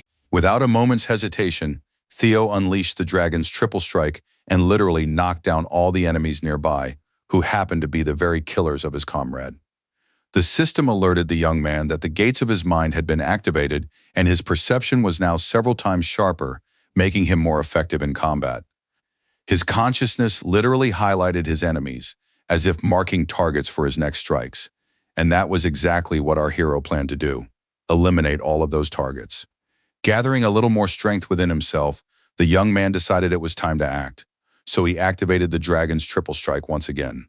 He unleashed his power and directed it precisely at the locations where his enemies were, literally wiping them off the face of the earth, leaving them not the slightest chance of survival. His attack was also remarkable in that its destructive force did not affect his comrades in arms. It literally bypassed them, causing absolutely no harm. At first, the boys were truly terrified, thinking that Theo Ragnar's torrent of rage would affect them as well, causing irreparable harm and sending them to the afterlife to join their enemies. But that did not happen. Meanwhile, as the enemies burned in a bright flame, screaming in pain and cursing those responsible for their tragedy, the dragon riders watched and could not believe that Theo possessed such a high level of control over his own power. At last, the enemies were defeated. Now the battlefield looked like a place where a hurricane had swept through, literally destroying everything in its path. The only one still alive was the leader of these traitors, who was kneeling and couldn't believe that the boy had been able to withstand their forbidden techniques so easily. Despite this, he still planned to kill this newcomer, who had not only taken the place of the young Lord Axion, but had also killed him in the most brutal way possible. There he was on the stone ledge, but the very next moment he vanished, leaving not a single trace behind, as if he had simply dissolved into thin air. But no one even noticed this, since everyone was amazed by young Theo's abilities. Of course, the others wanted to learn how to control their own powers as well. Looking at how tense the boy was, it was perfectly clear that he had expended a great deal of energy. Of course, since he had used the skill twice, amplifying it with the gates of the mind. Blood was trickling from Theo's mouth. He realized he'd expended too much energy and could no longer fight as he had before. He was simply exhausted, just like anyone else in his place. Needless to say, there were those who gladly took advantage of our hero's weakness. Seeing that he was practically exhausted, one of the enemies attacked. Of course, it was the commander of the traitors, who sensed that he would soon die and decided to do everything in his power to take Theo Ragnar with him. The young man was so exhausted that he had no strength left to fight, but he understood that if he gave up, he would follow Axion into the afterlife. Turning his attention to his opponent, he noticed that his mana aura was distorted.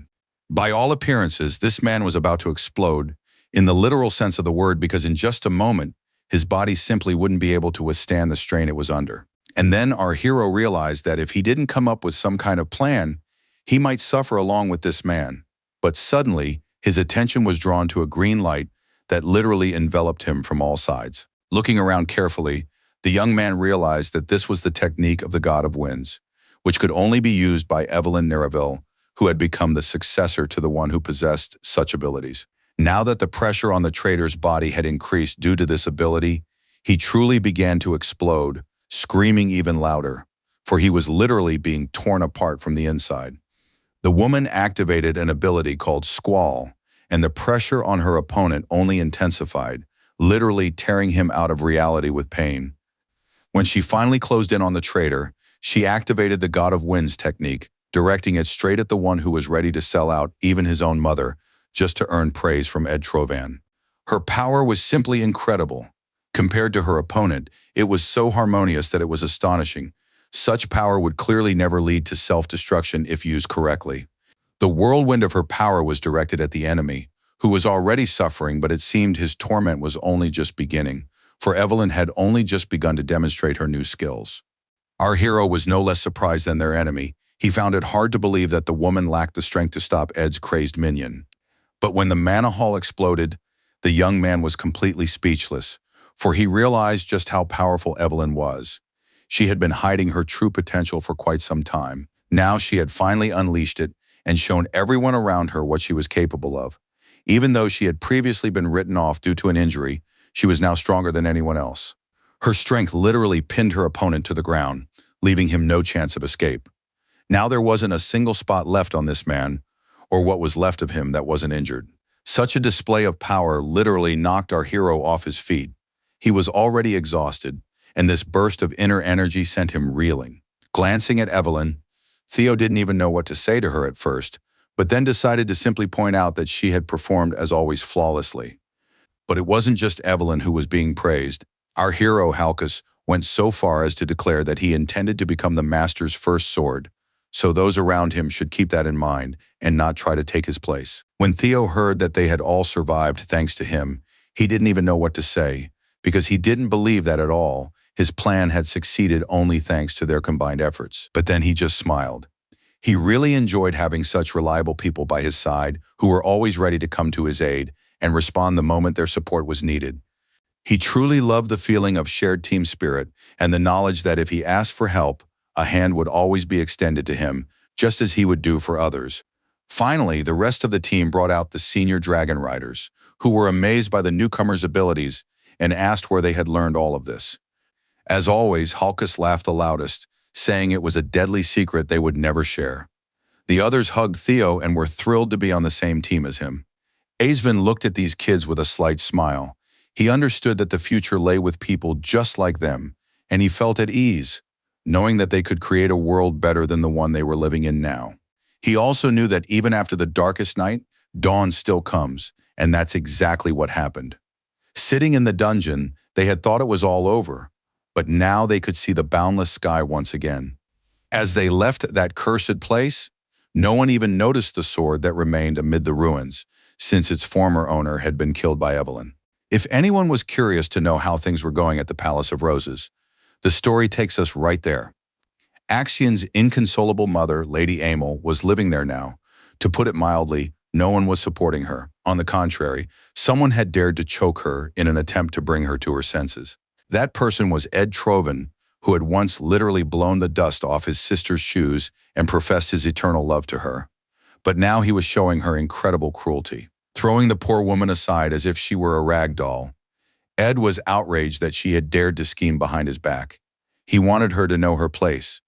Finding a signed document on her desk bearing his seal, the man realized that his sister had somehow managed to steal his seal and use it for her own purposes. Clutching the document in his hands, Ed couldn't believe that Amel had dared to order their men to kill the squadron of dragon riders and that bastard Ragnar. Throwing the crumpled piece of paper in her direction, the man asked if his sister realized what she had done. He couldn't understand how a nobody like her dared to interfere with his grand plan. Lady Amel was clearly out of her mind. She was screaming like a wounded beast locked in a cage. It seemed Ed had underestimated her mental state following Axion's death. She was crawling across the floor and tirelessly repeating that the bastard who had done this to her, Axion, should have his head cut off. That was all she wanted. The woman screamed that she wanted to burn Theo Ragnar to the ground, along with everyone who loved him, who was his friend, and who was loyal to him, because only then would she find relief, since Axion would finally rest in peace. Hearing that name yet again, Ed Trovan clenched his fists in anger. He no longer paid any attention to the fact that his mad sister still hadn't buried the half-rotted body. Slowly turning his head toward Amel, he asked with a threat in his voice how she could have forgotten her duty because of the death of that lousy child. These words left the woman in a daze, for all this time she had thought her brother shared her grief over Axion's loss. But it turned out that her dear son meant absolutely nothing to him. Ed looked at his sister with contempt and declared that it was precisely because of her that they had lost the Dragon Slayer's sword, which had been a key part of their plan. So from that day on, she was no longer a daughter of the Troyanov family. Seeing those cruel eyes, Amel immediately thought that they painfully reminded her of her father's eyes, in which she had never seen love or pity. These realizations made her double over in pain, not physical, but emotional, which caused her even greater suffering, for now she had lost not only her son, but also her brother, whom she loved with all her heart. As he left, the man turned to his warriors, saying that Amel was now useless, so she must be locked away so he would never see her again. Furthermore, he wanted the witnesses eliminated, for no information could be allowed to leak out. After locking the doors tightly, Ed ignored all his sister's pleas to reconsider his decision, even as she begged him, saying that if he spared her, she would do anything. He coolly descended the stairs, while his men disposed of all the servants in the estate. Ed could think of nothing but the fact that the uprising he had so carefully planned had failed. He blamed it all on one damned bastard named Theo Ragnar. At the mere mention of his name, a true madness and a desire to kill everyone around him awoke within Ed. Meanwhile, our hero had already arrived at the Palace of Camellias and was in his room sitting on the bed. He decided to open the system window and check what interested him. As it turned out, while everyone was leaving the battlefield, our hero managed to quietly take the Dragon Slayer's sword, thereby completing another system quest. At that moment, the item was sealed, so in order to use it, he had to remove this mystical seal. Holding this legendary weapon in his hands, the young man tried to figure out how he could grow strong enough to use this sword in battle. The weapon was so incredible that as soon as the young man's hands touched it, its power began to burst forth. hinting at the abilities this blade would bestow upon its owner. But right now the young man couldn't withstand the onslaught of the weapon's power. It was literally burning his skin, so he literally flung the sword away from himself. The blade fell to the floor with a ringing clang. It seemed this weapon had a mind of its own, one that wouldn't let just anyone near it. First, it wanted to test the swordsman's strength. Now it suddenly became clear to our hero why this sword had earned such a name. It seemed it truly could destroy dragons, or those with dragon blood running through their veins. Looking at his wounded hand, the young man realized that he now possessed a unique weapon, and therefore had to treat it with the respect it deserved.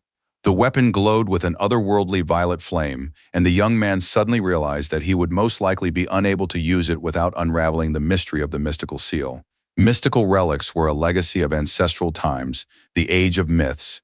It was said that they were like mirages and rarely fell into anyone's hands. However, if one were to obtain such an object and unravel its secrets, rumor had it that one could gain mystical power akin to the heroes of that era. Theo learned that in the past, Ed Trovan had definitely mastered the mystical power contained within the threads of fate, as the man possessed incredible abilities. Pondering this, our hero decided to dig into his memory and recall the events of that time, since it seemed they might shed light on the truth for him. Smiling, he realized that only one thought came to mind, which meant his guesses were correct, as they always were. Before he could voice them, he managed to pick up the sword and send it to his inventory, where the weapon would gather dust until he managed to solve the riddle. Suddenly, he sensed an unfamiliar presence. Turning his head toward the door, our hero heard someone's light footsteps slowly but surely approaching his room. When he walked to the doorway and opened the door, he noticed Miss Evelyn, who was bowing. The young man didn't understand why she had decided to seek him out. It turned out she was merely a messenger who had come to deliver the news that a demonic dragon wanted to meet Theo. The dragon couldn't wait to see him after what had happened. At first, Julius said he was very glad to see Theo alive and well, since the mission had indeed been risky, so he had been worried about the fate of the new recruits. The day before, he'd had a conversation with Icevan, who told him he'd decided to retire as he was already too old for such missions. The man was ashamed to admit it, but during his last mission, he had lost not only his leg but also his faithful partner, the wyvern Rosinant. This loss hit him very hard, but on top of that, he was also of a respectable age, so the man simply had neither the strength nor the desire to risk his own life. He wanted to spend what remained of it in peace. Of course, Julius didn't want to lose such a loyal and capable man, but this man was quite the stubborn one, and he knew it was impossible to change his mind, so he allowed him to retire. Sipping his tea, he expressed a desire to talk about a new recruit named Theo Ragnar, because this young man had performed so well that he had managed to impress absolutely his entire team in the 5th squad. The man told the captain that apparently this young man had managed to open the gates of the mine despite his young age, which made him a truly unique individual. Julius was surprised when he heard this news, for it was hard to believe that a recruit could break down the wall that separated ordinary people from those above them. Nodding, Icewind said he was just as surprised as the captain. He was certain the boy wasn't the kind of genius born with the gates of his mind wide open. While Theo was heading to the captain's office, Icewind told him that it was plain to see that the boy had flung open the locked gates wide through sheer persistence alone. If everything was exactly as the man said, then that meant the young man's vessel had suddenly grown larger. Indescribably larger, so much so that it was surprising no one had noticed it before. Ishuan hinted that Theo needed to be watched more closely, for his powers were boundless. Laughing loudly, Julius said that this was precisely why they had to do everything in their power to teach the boy how to use his powers. With that, the elderly man stated that this was all the information he could share with Julius, hinting that he now wanted to leave the office and head back to his hometown. Looking at the night clouds that had settled over the training ground, the demonic dragon realized that Theo had only one option left. He believed that the young man needed to learn and understand because such power could be directed toward both creation and destruction if its wielder chose the wrong path. Our hero stood directly across from his mentor, wondering why the man had suddenly felt the need to disturb him in the middle of the night and asked to meet with him. For a while, they simply stood facing each other and looked into each other's eyes in silence, as if trying to see each other in a new light and perceive something deeper. Julius spoke first, saying he'd heard about Theo's achievements on the last mission. The young man bowed gratefully and said he hadn't done anything special. Hearing that the victory had been possible only thanks to his comrades, Julius asked the young man not to be so modest, then inquired how much his martial arts skills had improved. The question was quite interesting, and our hero paused to think, was the man really referring to his skills without wanting to reveal all the details? He said he had become more confident in battle than before, but the captain instantly interrupted his terse account, saying that he wasn't asking about simple combat skills, but had something else in mind. Looking intently at the young man, the demonic dragon said he would like to learn more about the sword that had belonged to Theo Ragnar. The man wanted to know how his sword perceived this world. This question left our hero at a loss, for he didn't even know how to answer it. Not wanting to reveal any details, the young man replied that he didn't know the answer to his mentor's question and would also like to figure it out. Our hero stated that he had been completely focused on the battle for the clan chief's sword. The demon dragon's only response was a smile, as he believed all Ragnars were like that. As he looked closely at the man suddenly began to act rather strangely. He drew his weapon and clearly intended to use it. This behavior, to put it mildly, put our hero on edge, as he didn't want to fight a warrior like Julius. This battle was clearly not going to be an easy one. But steel clanged, and sparks were already flying in all directions, so it was too late to think about anything other than the fight. Glancing fearfully around, the young man suddenly realized he was inside the demon dragon's isolation zone, so now no one would see or hear him, no matter what happened here. He immediately realized how different this isolation zone was from the one the graceful dragon had shown him before the second stage of the awakening ceremony. Then the young man wondered if perhaps it was all because this world had been created by the martial arts of the one who possessed it. Theo was terribly tense as he didn't know what to expect from Julius, who was a terribly unpredictable person. At one point, the demonic dragon spoke, and pride resonated in his words as he revealed that his blade was a demonic weapon. This news surprised our hero so much that he clamped his mouth shut to keep from shouting in astonishment, for possessing something like that was simply unthinkable. Now he understood why Julius Ragnar always radiated such powerful energy, which indicated that he possessed incredible strength. To be fair, it's also worth noting that the demonic dragon's combat skills were equally unimaginable. It seemed as though he wasn't attacking, but rather performing some kind of battle dance. In those moments, his single eye glowed with an otherworldly fire, hinting that the main surge of power had not yet been unleashed. Watching all of this was simply stunning, and this was despite the fact that Theo sensed a deadly threat.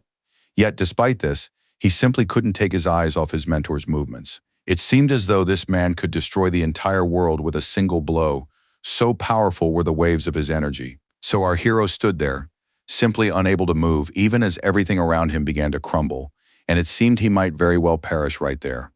He was surrounded by such an overwhelming aura that it forced him to remain rooted in place. It was all a blood-red color, hinting at what was happening to the enemies, who stood against Julius Ragnar. At one point, this man's demonic weapon appeared, its blade glinting and reflecting the red light. After that, the great warrior himself appeared and asked with interest what Theo's current thoughts were on the demon dragon's martial art. The man's gaze was so piercing that it was impossible not to answer him, especially considering that our hero was now completely at his mercy, as he found himself in a world the great warrior had created with his power. Despite the chaos reigning all around him, Theo Ragnar remained completely calm after a moment's thought. He replied that he had been thinking about the power and destruction wielded by his mentor. With a satisfied smile spreading across his face, the man remarked that this was precisely the true nature of a demon, simple and straightforward, not complex and intricate as others believed. After all, when it comes to breaking through, a demonic blade will cleave anything in half without any mysterious manipulations or mystical rituals. Julius believed that truly explosive and destructive power was the foundation of swordsmanship. Only a true swordsman could come to understand what death itself is. After looking closely at our hero, the man suddenly asked what the Lady of the Blossoming Plum sword was like. Theo was surprised that he didn't know. After searching his memories, Theo explained that the wasp's sword was striking and vivid, but that made it even more beautiful than one could even imagine. After listening carefully, the man nodded in agreement, saying that this was only natural, since the essence of life was contained within the Lady of the Blooming Plum sword. In his opinion, it was precisely this power that could defeat death itself, forcing it to retreat. He explained that the process of a seed sprouting and transforming into a flower symbolized life itself, and it was precisely this power that made Osa truly unique. Her sword was slow and unpredictable, and despite all the distractions and obstacles, it continued to do what it did best. In his opinion, the blade's power never ceased to grow. It resembled a blossoming tree that became more and more beautiful with each passing year. Theo reflected on the fact that this was the essence of martial arts. The fact that two of the nine dragons had such different understandings of the sword created a certain balance. As if sensing the young man's thoughts, Julius smiled, as if hinting that all his conclusions were correct. Stepping closer to the man asked if he really believed that life and death were polar opposites. Then the young man asked if that wasn't the case. After a brief pause, the man said it would be boring if he gave the answer right away, after which the world he had created began to crumble. Returning to reality, Theo thought that now there were many more questions in his head, to which it seemed he would have to find the answers on his own. Our hero was distracted from these thoughts by his mentor, who tossed an ancient book, one that was quite heavy, into his hands. While the young man examined the cover, which bore no title, Julius explained that what he was holding was their dispute over the understanding of the ball with Lady Blossoming Plum. To be honest, our hero couldn't believe that his mentor would lift the veil on his own secrets and give him the opportunity to read his thoughts on martial arts. While the young man was processing the new information, Julius turned to him and said that he was about to say something strange. Thus our hero learned that he had become a student of both dragons at once, who intended to mold him into an incredible warrior with the right values and the necessary skills. They planned to give the young man the knowledge they believed was essential for survival in this world, since they knew far more about it than he did. To be honest, this news came as a real shock to Theo, because he couldn't believe that the graceful and demonic dragons had both taken him under their wing. When the recruits were choosing their wyverns, that very conversation took place in which Lady Blossoming Plum suggested they raise our hero together, just like warriors. At that time, Julius was jotting down his thoughts in a notebook so that, over time, he wouldn't forget any important truths that came to mind in that peaceful place. As he pondered Osa's proposal, the man tried to weigh the pros and cons, for no one had ever approached him with such a suggestion before. While the woman laughed, Julius continued to grumble that she had no shortage of audacity and was eager to teach Theo, even though he had already made his choice. Smiling as she looked into the man's eyes, she reminded him that, after all, they shared a common goal, and only a fool would deny it. She voiced what everyone already knew, that Theo had every chance of one day becoming the new clan leader, especially given his strength and abilities. Right now, the young man was showing excellent results, but Osa was certain that he would soon surpass himself and reach his peak. And then they would be able to help him become even stronger by instilling in him the correct understanding of what this world was really like. She hadn't even considered that Julius would suggest they write a joint treatise based on how differently they saw the world. At that moment, the man voiced an incredibly surprising thought. He asked his companion if she had ever considered the possibility that Theo might turn against the clan. Such a thought seriously alarmed Osa, because in fact, she could never have imagined anything like that. On the contrary, she saw the future of their clan in the young man. But Julius brought her back down to earth by reminding her of a rule of life that stated, "The higher you climb, the harder you'll fall." The man believed that if history repeated itself, this training would ultimately backfire on the entire clan, since they would be teaching their enemy all their secret knowledge. Hearing such remarks was unexpected, but they pleased Osa, since she had already begun to think that Julius was completely enchanted by the young man. But no, he had kept his common sense, and that was great. Smiling, she declared that she had never been wrong about Julius, and now she was even more convinced of it. She handed him her notebook, in which, like him, she had been jotting down her thoughts. After that, she told him that he, specifically, should keep an eye on Theo, and when he was certain that Theo would become a worthy Ragnar, he should pass their work on to him. Smiling, Julius realized only now that this moment had finally arrived, and that he could share with the young man the knowledge he had compiled into a single book. Our hero was overjoyed to hold in his hands this unique book, created specifically for him, so that he could develop his skills and abilities by absorbing the experience of previous generations. The two best swordsmen of their clan had gone to great lengths to capture all their experience on the pages of this book, which would now become our hero's best guide. Watching Julius walk away, our hero asked whether he and Osa were truly certain that teaching him together was a good idea, since after all, each had his own approach, which could influence his fighting style. But the man asked the young man not to be modest and to accept this gift with dignity, using the knowledge gained from the book only for good and only to serve his clan. Such advice appealed to our hero, so he nodded affirmatively, making it clear with his whole demeanor that this information would be used only for good. Looking at Julius, who was now talking with Evelyn, the young man reflected that it was only with the help of these people that he had managed to become stronger and achieve what he could not even have dreamed of in his past life. At times, he was surprised that these people supported him in everything, even though he hadn't yet done anything for them that they could thank him for. So the young man wanted to thank his mentors, at least with words. He said that from the very beginning of his journey to this very day, they had always supported him, and the time would come when he would repay them with the same kindness. Just as I was about to speak, the silence was pierced by the sharp sound of approaching footsteps, which sounded far too loud against the backdrop of the midnight stillness. A smiling Julius activated his magical energy and began approaching our hero with a malicious grimace, asking if he really didn't want to feel indebted. After all, if he was right, and our hero wasn't particularly eager to experience something like that, then the man proposed a duel, and then Theo could repay all that kindness right then and there. Upon hearing that his mentor hadn't beaten anyone up in a fight for quite some time, the young man grew wary, realizing that the most interesting part might be about to begin. That was how the training began, the kind Julius loved to conduct. To be honest, Theo was extremely surprised, since he'd thought they'd at least let him familiarize himself a little with the book and learn some martial arts to start with. Evelyn decided it was best not to interfere with this educational process, so she chose to leave the battlefield and let Theo learn the hard way through his interactions with Julius. And to ensure that this so-called evil didn't break out, she decided to lock the combatants inside the training grounds. She got out just in time, because soon the door began to shake from the tension Julius had created with his power. She mentally apologized to Mr. Theo, hoping he would understand why she had acted that way. Morning came, the darkness dissipated, and now sunlight could be seen through a thin veil of clouds. To ensure the door was securely closed, it had been fastened with sturdy chains during the night, so that no one could escape the training grounds until the duel was over. Wanting to check on young Master Theo, Evelyn Nereville entered the grounds to see how yesterday's carnage had ended. But when she saw what was there, her heart suddenly froze in her chest, for she had not expected to see the outcome of what had happened yesterday. Young Mr. Theo was so exhausted that his face was as pale as a sheet of paper. He was sitting on the steps and literally couldn't move, as all his limbs were bent in strange ways.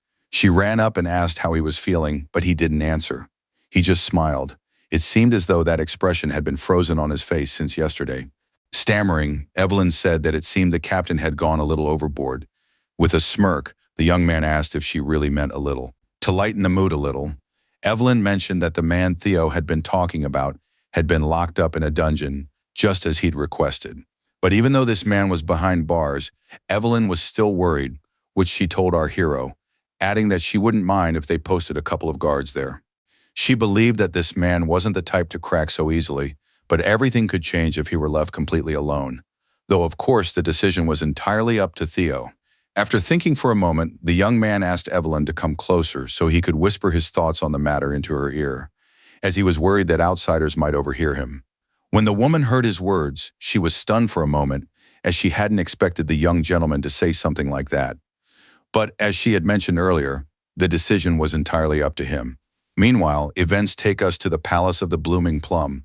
This building was beautiful and majestic, resembling a medieval castle with its tall spires. As in all other castles, it had its own training ground where warriors who had received permission from Osa Ragnar practiced.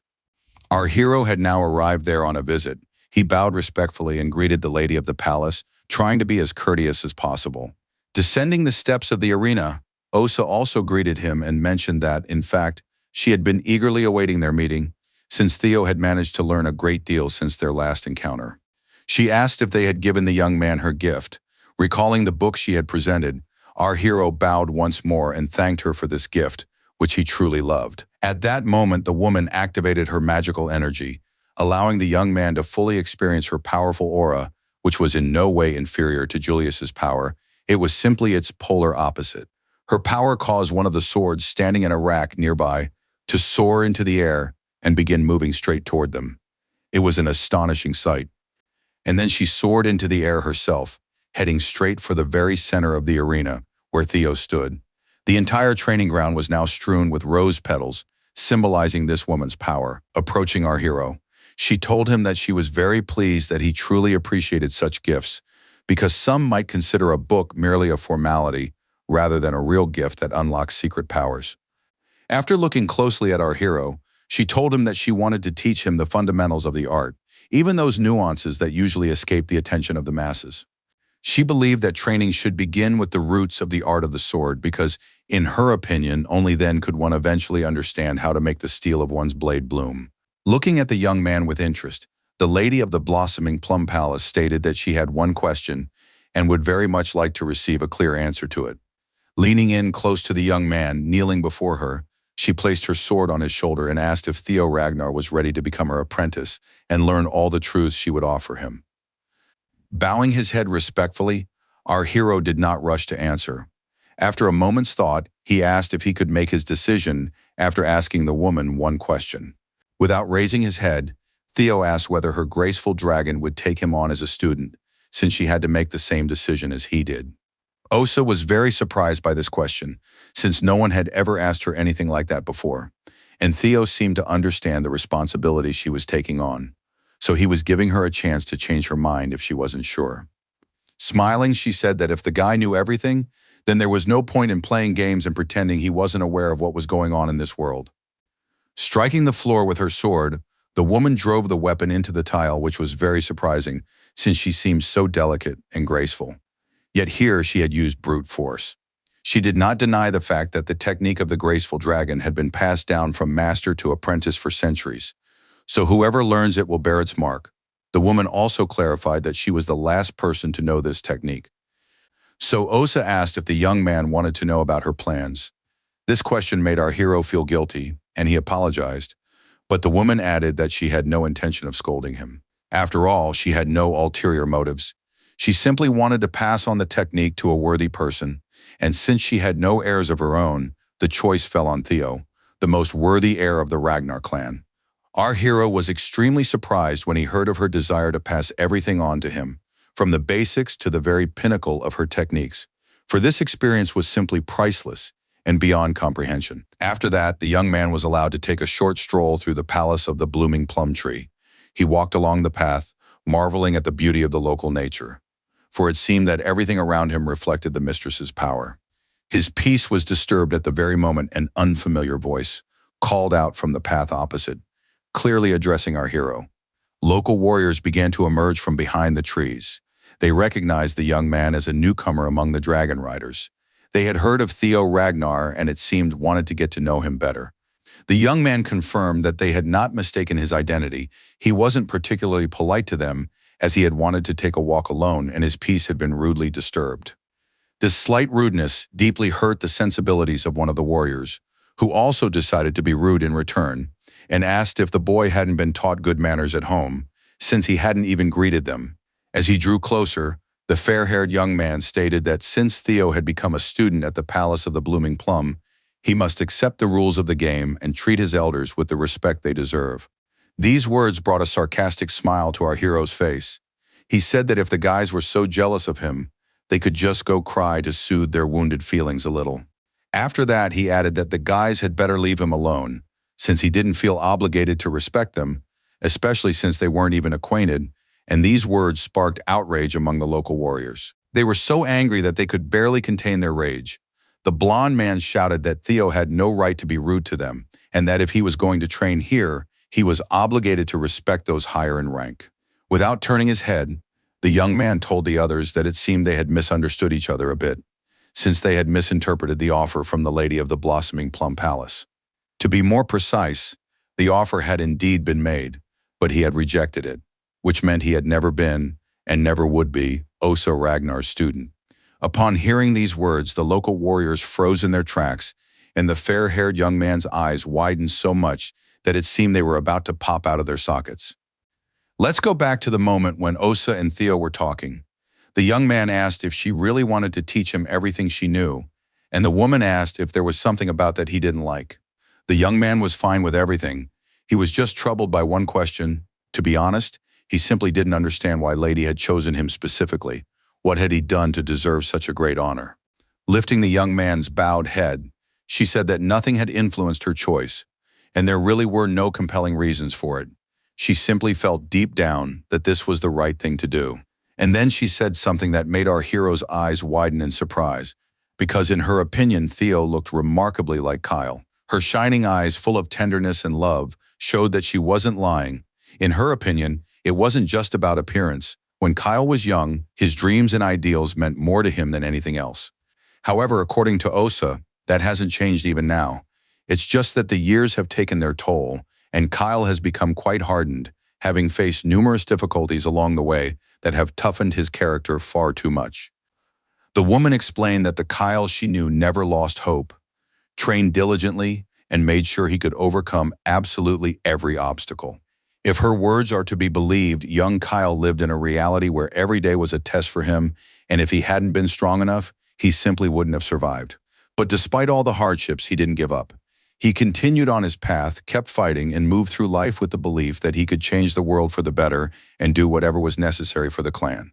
Feeling flustered, Osa sincerely admitted that she liked Theo so much for one simple reason. She saw in him the person she had once fallen in love with, so she couldn't let such an opportunity slip away. Looking at our hero, she said she hoped she had satisfied his curiosity, and now she wanted an answer to her question about what he had decided regarding becoming her student.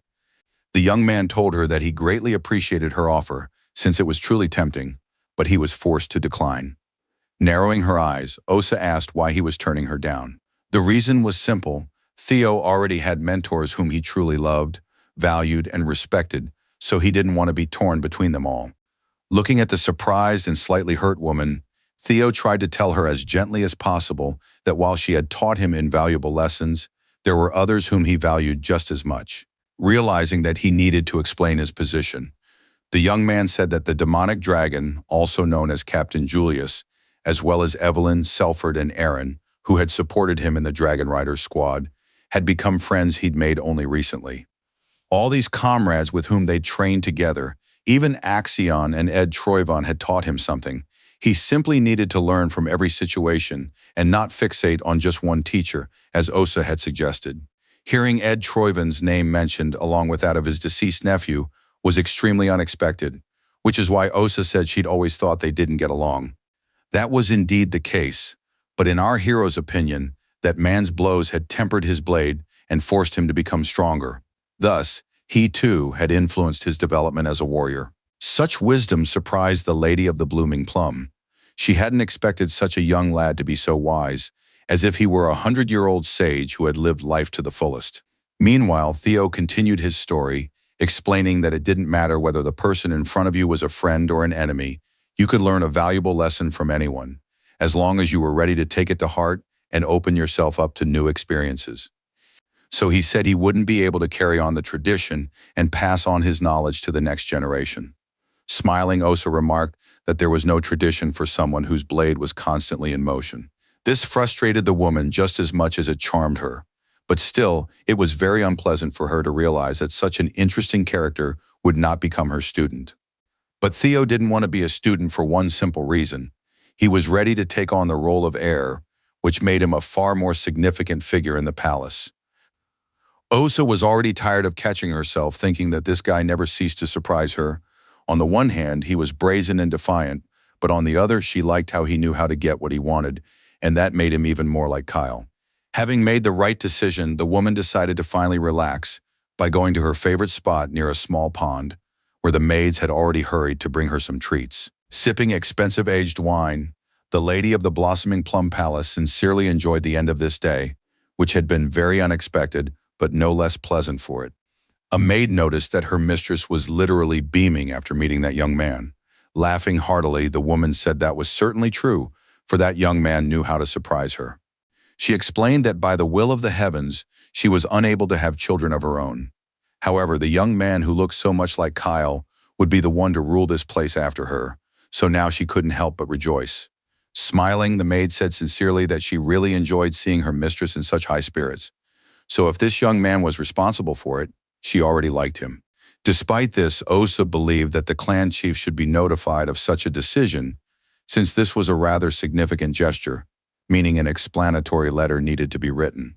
The maid immediately asked what words should be included in the letter, and without hesitation the woman replied that they should suggest to Kyle Ragnar that he promote Theo. The girl was shocked by this turn of events and couldn't understand where her mistress's generosity was coming from. She reminded her that this young man had only just undergone the awakening ceremony. It was all because the young lady believed that if the boy attracted unnecessary attention, he would inevitably find himself in danger, so she urged her mistress to be careful. Smiling, Osa set her glass down on the table with a clink, nearly spilling the wine, and said that this was precisely the point, the danger they might unleash. Looking seriously at the maid, the woman said that before the winds of retribution swept over their clan, she wanted to give the boy everything she could, for this knowledge would surely come in handy to him. While the dragons carried out their great deeds, those who had crossed their path rotted in prison, in dampness and darkness, sitting behind bars, chained to a cold wall. It was in precisely such a place that the man who dared to stand up against the Ragnar clan and betray what he had once held dearer than anything else in the world, spent his days, but at some point everything changed. Now the man felt as if all his vitality had been drained from him. Inside, he had no motivation to live. He had reached the end of his journey and was simply waiting for the end. Finally, a mysterious hooded visitor came to him. The prisoner perked up, for in his solitude he had begun to feel as though he were losing his mind, and only the appearance of another person proved to him that he was still alive. It was a strange man in a mask, clutching a sharp weapon in his hands. He asked the prisoner not to hold a grudge against him, for it was his duty to follow his master's will. The man seemed only too happy. He thrust his chest forward, as if hinting that he wished to feel the deadly blade there, making his executioner's task easier. Soon the blades were aimed straight at him. The prisoner froze in place, awaiting his death, which was about to overtake him, and all these earthly torments would be over once and for all. Just as the man was preparing to pass into the next world, a green flash of power suddenly burst before him, flinging the long-awaited blades to the other end of his cell. They didn't even manage to scratch him. The man in the mask froze in his tracks.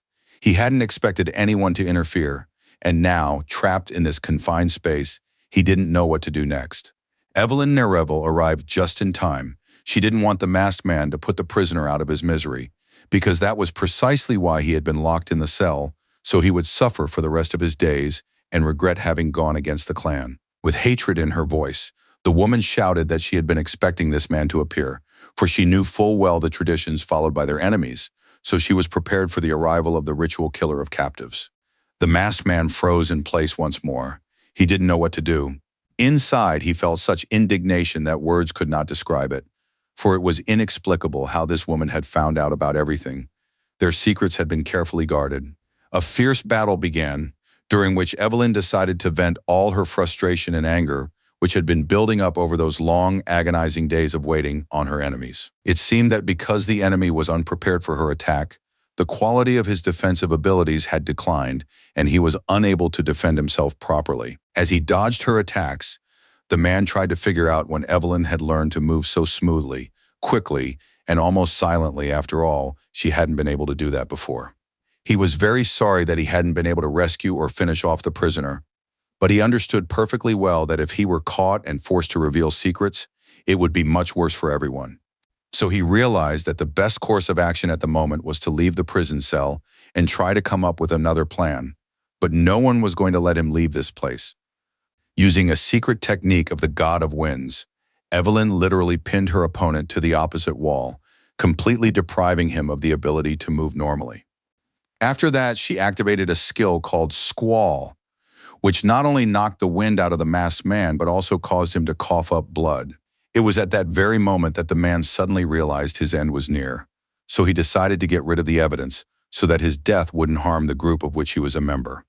It seemed as though Evelyn had read his mind and decided to stop him from doing what he intended to do, since it would benefit no one and would only create more problems and new mysteries. Using her power once more, she grabbed the man and stopped him from carrying out his plan, telling him that he had zero originality and that they all acted the same way when things went wrong. Stepping away from the immobilized man, she advised him to come up with something new, since the old tricks no longer impressed anyone, and to be honest, they just annoyed everyone. After that, the story transported us to a mountainous region where a majestic palace with numerous towers and spires rose up from the cliffs. Nearby was a cabin. It looked as if a forest ranger might live there. But if you opened the door, you'd find a small library inside. Whoever was in that hut was well aware that Captain Nereville had captured the intruder who had sneaked into the underground prison. Pointing to the map, the masked girl stated that, as it turned out, this man was from the Season of Snakes, an affiliate of the well-known Troyanovs. She expressed her opinion that all of this was definitely connected to the heavenly dragon. After listening carefully to everything, Julius Ragnar sighed wearily, saying that he had known all along that a rat had infiltrated their ranks. That was precisely why the meeting was being held in this old, abandoned hut, all to prevent information leaks, since no one knew for sure how many rats and traitors were in the palace. The girl also said that according to the latest news, the Season of Snakes was based in the ancient Kelhelm Castle. She announced that they had only 3 hours, and if their enemies realized they'd been exposed, they would destroy the evidence and flee. She suggested setting up an ambush and taking down every member of the organization so that not a trace of them would remain, and also so that they would have no choice but to start telling the truth about their plans. This briefing was led by Cleve, a black snow agent. Her rank was Snow White, which meant she could reveal her identity. Our hero knew all this information since he had been a member of this organization in the past. While Theo was marveling at seeing someone of such high rank for the first time, Julius noted in a bored tone that the girl had left something out. As it turned out, he was referring to the fact that this mission would also serve as a promotion exam for Theo Ragnar. The order had been given by Clan Chief Kyle himself to test his primary heir. This information came as quite a surprise to our hero, who asked if that was really possible. After all, he was just a complete novice, and yet they were sending him straight into the thick of the action. Julius explained that such a thing was permitted only with the clan leader's approval, so the young man would be able to go on the mission, though he should count himself lucky, since it certainly wouldn't be easy for him. But according to the demonic dragon, that's exactly how it was supposed to be. The higher the rank, the tougher the trial. Still, even Julius couldn't understand who had come up with the idea of sending a rookie on a mission that could end in war. The man said he'd heard rumors that it was Theo himself who'd ordered Evelyn to keep an eye on the prisoner. Well, taking the initiative was indeed punishable, and this situation was just proof of that. The young man pretended not to understand, so the demonic dragon explained to him that even the heir couldn't act behind his superiors' backs, meaning Theo would now have to deal with the consequences of his actions. Hugging our hero, the man declared that he must complete the task perfectly so that the clan leader would finally leave him alone and grant him the long-awaited promotion. Bumping heads with the boy, the man ordered him to prove that he was truly worthy of the title and that no one could make him afraid of anything. Rubbing his aching head, our hero said he understood everything. He could barely hold back the tears welling up in his eyes, which were spilling over involuntarily. He didn't like being the center of attention again, and he never imagined it would end this way. His attention was drawn to yet another system notification, which popped up so unexpectedly that for a moment it even blinded him with its otherworldly blue glow.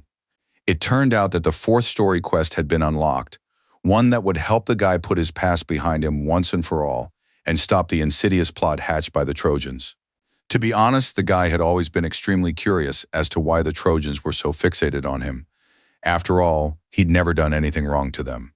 Yet they'd wanted to destroy him from the very beginning. Noticing the young man's strange and somewhat subdued state, Black Snow Agent Cleve asked if he was having any problems he hadn't mentioned, but he simply shook his head. Staring stubbornly at the girl, our hero declared that he would definitely manage, so there was certainly no need to worry about him, since he had enough strength inside him to deal with all his problems. Slamming his hands on the table, the demonic dragon signaled that the meeting was over, and since they had discussed everything, they could leave the hut and go their separate ways. With a predatory smile, the man declared that it was time to start the real fun, which would finally help them deal with the serpent's lair and leave it in the past. To be honest, this was exactly what our hero wanted more than anything in the world. Having suffered at the hands of the Troyanovs, both in his past life and in his present one, he now wanted to put an end to them and forget it all like a terrible nightmare. Dark clouds were gathering over the place where the traitors lived, who had long been plotting their treacherous schemes against the Ragnar clan. Cleve announced that, in order to prevent any information leaks, only 3 people would be involved in this mission: Theo, Evelyn, and herself. According to her, The group's main target was an organization of hired assassins. She was confident that they were superior to them as swordsmen if it came to a direct confrontation. But the enemies vastly outnumbered them. That's why Cleve asked the team not to let their guard down under any circumstances, because their lives were on the line. If anyone got distracted, everyone else could suffer, and their plan would go down the drain. They were right. Their enemies had indeed taken up residence in this building, and right at that moment, they were in the archives, going through records that needed to be destroyed in case they were caught. One of the masked men said they were done with the documents, which terrified the archivist. He also added that as soon as their superiors returned, they would have to leave. The person in question had been gone for just under 2 hours, and the others were hoping he would return soon. Otherwise, their plan wouldn't work. The one they'd left on guard didn't even notice a small ball rolling toward him. But this wasn't just some toy that had accidentally rolled into the wrong place. It was a tool our heroes intended to use to sneak inside the building, since the sphere contained a special suffocating smoke. The guard noticed everything too late, only when the smoke had already begun to spread throughout the room. At that moment, he shouted that an invasion had begun, and no matter how hard they tried, they were unable to escape. Armed with masks, those who had organized the raid moved calmly through the smoke, hiding from prying eyes and taking advantage of the widespread panic that was spreading like a wildfire. Before the scoundrels had a chance to look back and even try to defend themselves, their enemies suddenly attacked unnoticed and inflicted such injuries that their wounds were incompatible with life. These deadly attacks were the work of the Cleves, agents of Black Snow, who knew exactly how to handle such situations and carry out such raids. The masked man screamed, but it was too late. He had already been wounded. The cut didn't kill him immediately, but only for the time being. Blood was gushing rapidly from his body, which meant he had little time left. He had literally turned into an hourglass. Clutching his throat, the man thought that all was lost. No matter how hard they tried to hide their misdeeds, it hadn't worked. Their enemies had caught up with them, and now they hadn't even had time to burn the archives that proved Ed Troyan's crimes. The observant Cleve immediately noticed that one of the criminals was about to escape. She was used to such situations and knew that the rats were the first to flee the ship, so the girl set off in pursuit. Along the way, she stepped on archival records, and although she couldn't avoid them, she tried to step on them as gently as possible so as not to damage the papers, which might come in handy in the future as evidence of guilt. Her next attack was quite spectacular, as it managed to neutralize several enemies at once, enemies who had also tried to scatter in different directions but failed. The girl swept through the room as if it were Armageddon, and ultimately declared that she had completely cleared it out. She said that she and Evelyn would stay here, while Theo would be in charge of the basement, saying that he would carry out the order without any problems.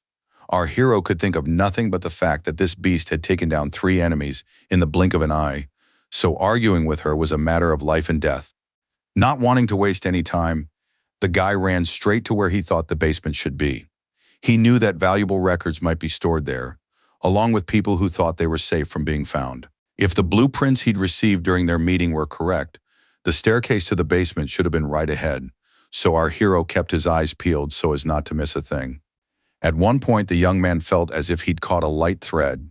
At first, he thought it was just his imagination and that he was getting himself worked up, but then a terrifying realization pierced his thoughts. Thank goodness it was just a thought and not his head, because right at that moment, an arrow was heading straight toward him, one that could easily have pierced his eye and simply killed him, without even giving him a chance to fight for his life. Fortunately, a hunch struck the young man just in time, and he was able to dodge the attack, realizing that his movements had triggered some kind of trap set up around the perimeter. Now he ran as carefully as he could, knowing that if he stepped in the wrong place, another arrow might pierce him, and he wouldn't even be able to dodge it, since he wouldn't know where to expect the trap. He moved quickly and gracefully, as if he were a wild beast out on the hunt, trying to move as quietly as possible so as not to scare off his prey. In addition, he activated a skill called Dragon Symphony to read the residual memories available in the room. As expected, this room was crammed with traps, but on top of that, enemies were lying in wait, biding their time and just waiting for the moment when he would get close enough. To dodge attacks as effectively as possible, he first activated a skill called Breath of Thunder, and then used the dragon's mark, all of which helped him press on.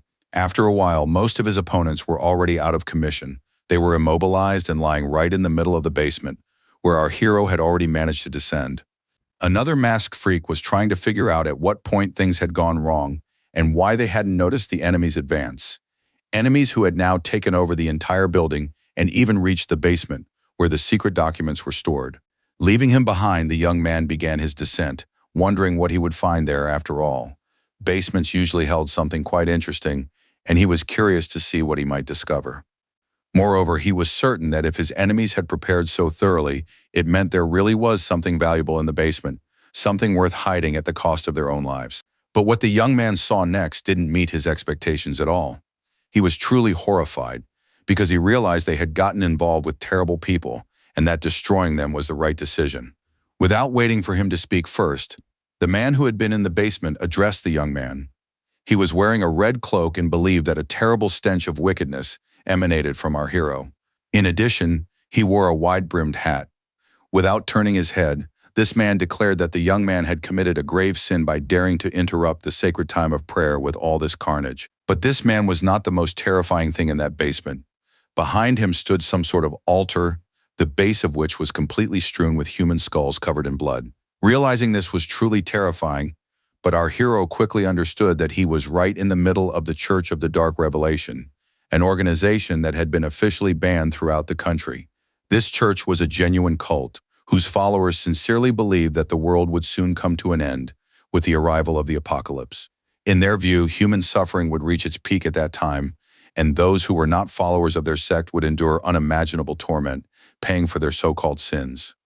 And after the unbelievers have been dealt with, the Savior himself will descend from heaven to look upon those who were sincerely devoted to him and remain faithful until the very end. This cult had taken hold of a vast number of ignorant minds who believed that if they remained faithful to this idea, the Savior would surely spare them and grant them eternal life. Among other follies, these people were also the instigators of the Great War, which in a past life had led to the collapse of the empire. And this was precisely what Theo had been trying to prevent. Looking at our hero, the man in the red cloak, who was most likely a clergyman, muttered quietly that the young man must have known exactly who was standing before him. Not wanting to waste his energy on unnecessary replies, the young man activated the Dragon Symphony to read the flow of mana in his surroundings and gauge the opponent's strength. The hero simply couldn't believe what he was seeing, for this man possessed a mysterious mana that did not obey the laws of this world at all. It simply streamed from the shattered gates of his mind. The young man thought that this must be the so-called grace the blood priest had spoken of. While he was pondering this, the priest concluded that he was standing before an unbeliever who had not yet come to understand the truth. Folding his hands in a bow, he said that everything was fine, for he was here precisely to lead unbelievers to their faith and reveal the truths of this world. But today the priest was in a different frame of mind, for he understood that they were facing an enemy. Therefore, he said he would grant him the honor of becoming a sacrifice to their one and only God. Quickly leaping toward our hero, he declared that he could not refuse such a blessing, and even if he wanted to, he simply would not be allowed to do so. Feeling the energy of this monster in human form, Theo was truly frightened and wondered what kind of power this was. It seemed they were facing a real monster. The priest moved so quickly that it was quite difficult for the young man to dodge his attacks. Despite his tall stature and imposing build, he moved with remarkable grace and agility.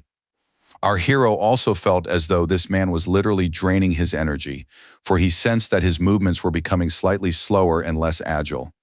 Catching himself thinking this, Theo decided he needed to focus on the fight, because if he made a mistake, it could cost him his life, the very life the mad priest so desperately wanted to sacrifice. So he gritted his teeth in tension and resolved to do everything in his power to emerge victorious from this ordeal. For what was at stake was not his reputation, but his very survival. The young man closed in on his opponent as quickly as possible to catch him off guard, and he succeeded. He managed to attack and seemed on the verge of drawing first blood. However, the priest merely had to touch the blade of his sword with one hand to stop the powerful attack with which he had planned to kill this madman. Theo was absolutely terrified. He simply couldn't understand how this man had managed to parry his strongest attack, one he'd been honing for a long time, so effortlessly. But our hero's astonishment didn't end there, for the blood priest managed, with a single wave of his hand, to send him flying through the air and slam him into the wall with such force that it cracked. Coughing up his own blood, the young man wondered, could a low-ranking blood priest of the Church of the Dark Revelation really be this strong? He sensed that there was a chance they wouldn't be able to handle him on their own. After crashing into the wall and falling to the ground, the boy realized he couldn't use the triple dragon strike here, as it would kill them both. As the enemy slowly but surely closed in on him, Theo realized that a standard mana attack wouldn't work here either, so he had no idea how to win. Gripping his blade tightly, Theo could think of nothing but what he could do with just this weapon. It seemed as though he were facing the great warrior armed with nothing more than a toy sword. It was at that very moment that he recalled Julius's words, that truly explosive and destructive power is the foundation of swordsmanship. It is death itself. Then the wasp's words came to mind, stating that in time he would understand how to make the steel of his blade bloom. In turn, Julius from his memories asked the question, were life and death truly polar opposites? Lost in thought, the young man began to ponder the essence of the two opposing swords and how he could apply this knowledge right now, since it had clearly come to mind for a reason. At that very moment, the priest had already raised his sword above him, addressing his god and declaring that this young lamb would now shed its precious blood. Grinning bloodthirstily, he asked his god to accept this pitiful creature as a sacrifice, for in his opinion, that was the only thing Theo Ragnar was good for. After that, the priest brought his sword down right where our hero stood. The blow was so powerful that it caused huge cracks to appear in the walls and floor. The man clearly hadn't expected the young man to evade his mighty attack, but our hero brilliantly handled the task and was now ready to attack his opponent with renewed strength. While the young man stared intently at his opponent, the latter said with disappointment that his god would have to wait, for this time he'd come across a sheep that was far too stubborn to go to the slaughter. Now Theo Ragnar had discovered the truth his mentors had been trying to convey to him. He realized that those two swords were not opposites, for in reality life and death form a cycle. Death will always come at the end of life, and life flourishes by using death as fertilizer. Having grasped this truth, he understood how to proceed. After all, life and death were a single force, not two opposites, and if he applied this principle and united them, he would be able to defeat even such a powerful enemy. All that remained was to figure out how to apply these two forces so that they would form a single unified burst, which our hero could then direct at his opponent. Smiling, the blood priest declared that his future victim was a complete idiot. He reminded him that the sword was powerless against him and that the young man shouldn't even bother trying to activate a new attack. Despite these words, the young man still threw his weapon toward his opponent, perhaps to distract him, or perhaps because he had finally figured out the principle of life and death. Theo decided to start by activating the dragon's flash. It seemed he had resolved to distract the blood priest and make him think he was a foolish child persistently trying to do something he couldn't manage. As expected, the enemy managed to parry his attack and cause it to literally shatter into tiny shards of mana that scattered through space as dark cracks. A repulsive smile spread across the blood-stained priest's face as he said that shouting louder wouldn't make the blow any stronger, if that was what Theo was counting on. But then the man suddenly realized that he had underestimated this young man, for he had managed to unleash such powerful magical energy that even the priest could feel it. The blow felt as if it were alive, and for the blood priest, it was like death, for he could not tolerate such energy, no matter how strong he was. Our hero's energy wave hurled his opponent into the wall, right where he himself had been standing just moments before. Now new cracks spread across the wall, far more impressive than the previous ones. Bright red blood began to literally pour from the man, for his injuries were too severe, even though he tried not to show it, not wanting to disgrace himself before his own god. After looking closely at our hero, the priest said in surprise that the boy had managed to learn something right in the heat of battle. Because of this, he considered him an unholy seed of evil, and he had no intention of allowing this scoundrel to desecrate God's world. All this talk ended the very moment our hero grabbed the man by the head and began slamming him against the wall with all his might, saying that in just a little while, the priest would personally find out whether the God he believed in actually existed. But before killing this scoundrel, the young man wanted to do something, namely, activate the Dragon Symphony and read his residual memories to understand what was actually going on in this palace. He realized he had to seize this opportunity to find out everything. He was curious about the origin of this strange power that the church was actively using, so he placed his hand on the man's face and concentrated on his inner energy to penetrate his mind and read what had happened to him before. As soon as this process began, the young man suddenly felt the world around him changing. It seemed as if everything around him was being swallowed up by some kind of whirlpool that threatened to swallow him up as well. But Theo was already experienced enough to understand that this was exactly what happened when one delved into another's mind. After all, it was a rather complex process that consumed a great deal of mana. At some point, the young man opened his eyes and realized he was in a certain space where neither matter nor time existed. So he was literally there in his very essence. Theo was frightened because nothing like this had ever happened while reading memories. And now he had found himself in a different world and felt completely different, as if his very nature had suddenly been laid bare. But what frightened him most of all was the system notification, which was now written in such a way that it was simply impossible to read, as if the system had simply broken down. Then suddenly a huge red warning appeared before him, written in his own language. It stated that he must flee immediately, for he had encountered an enemy whose level was significantly higher than Theo's. Now a genuine primal fear had taken hold of our hero, and he tried to figure out what was going on and where to expect an attack from this enemy, about whom the system had warned him. And then he suddenly heard a voice that seemed to be coming from everywhere. The voice asked who Theo Ragnar was and why he had come here. The young man froze in his tracks. At that very moment, he felt like a cornered animal, unsure if he would ever find a way to escape. It turned out that he was minuscule compared to his opponent, whose single eye seemed like an entire universe to our hero. This ancient creature had awakened and was furious that someone had decided to disturb it since it had been resting so peacefully all this time.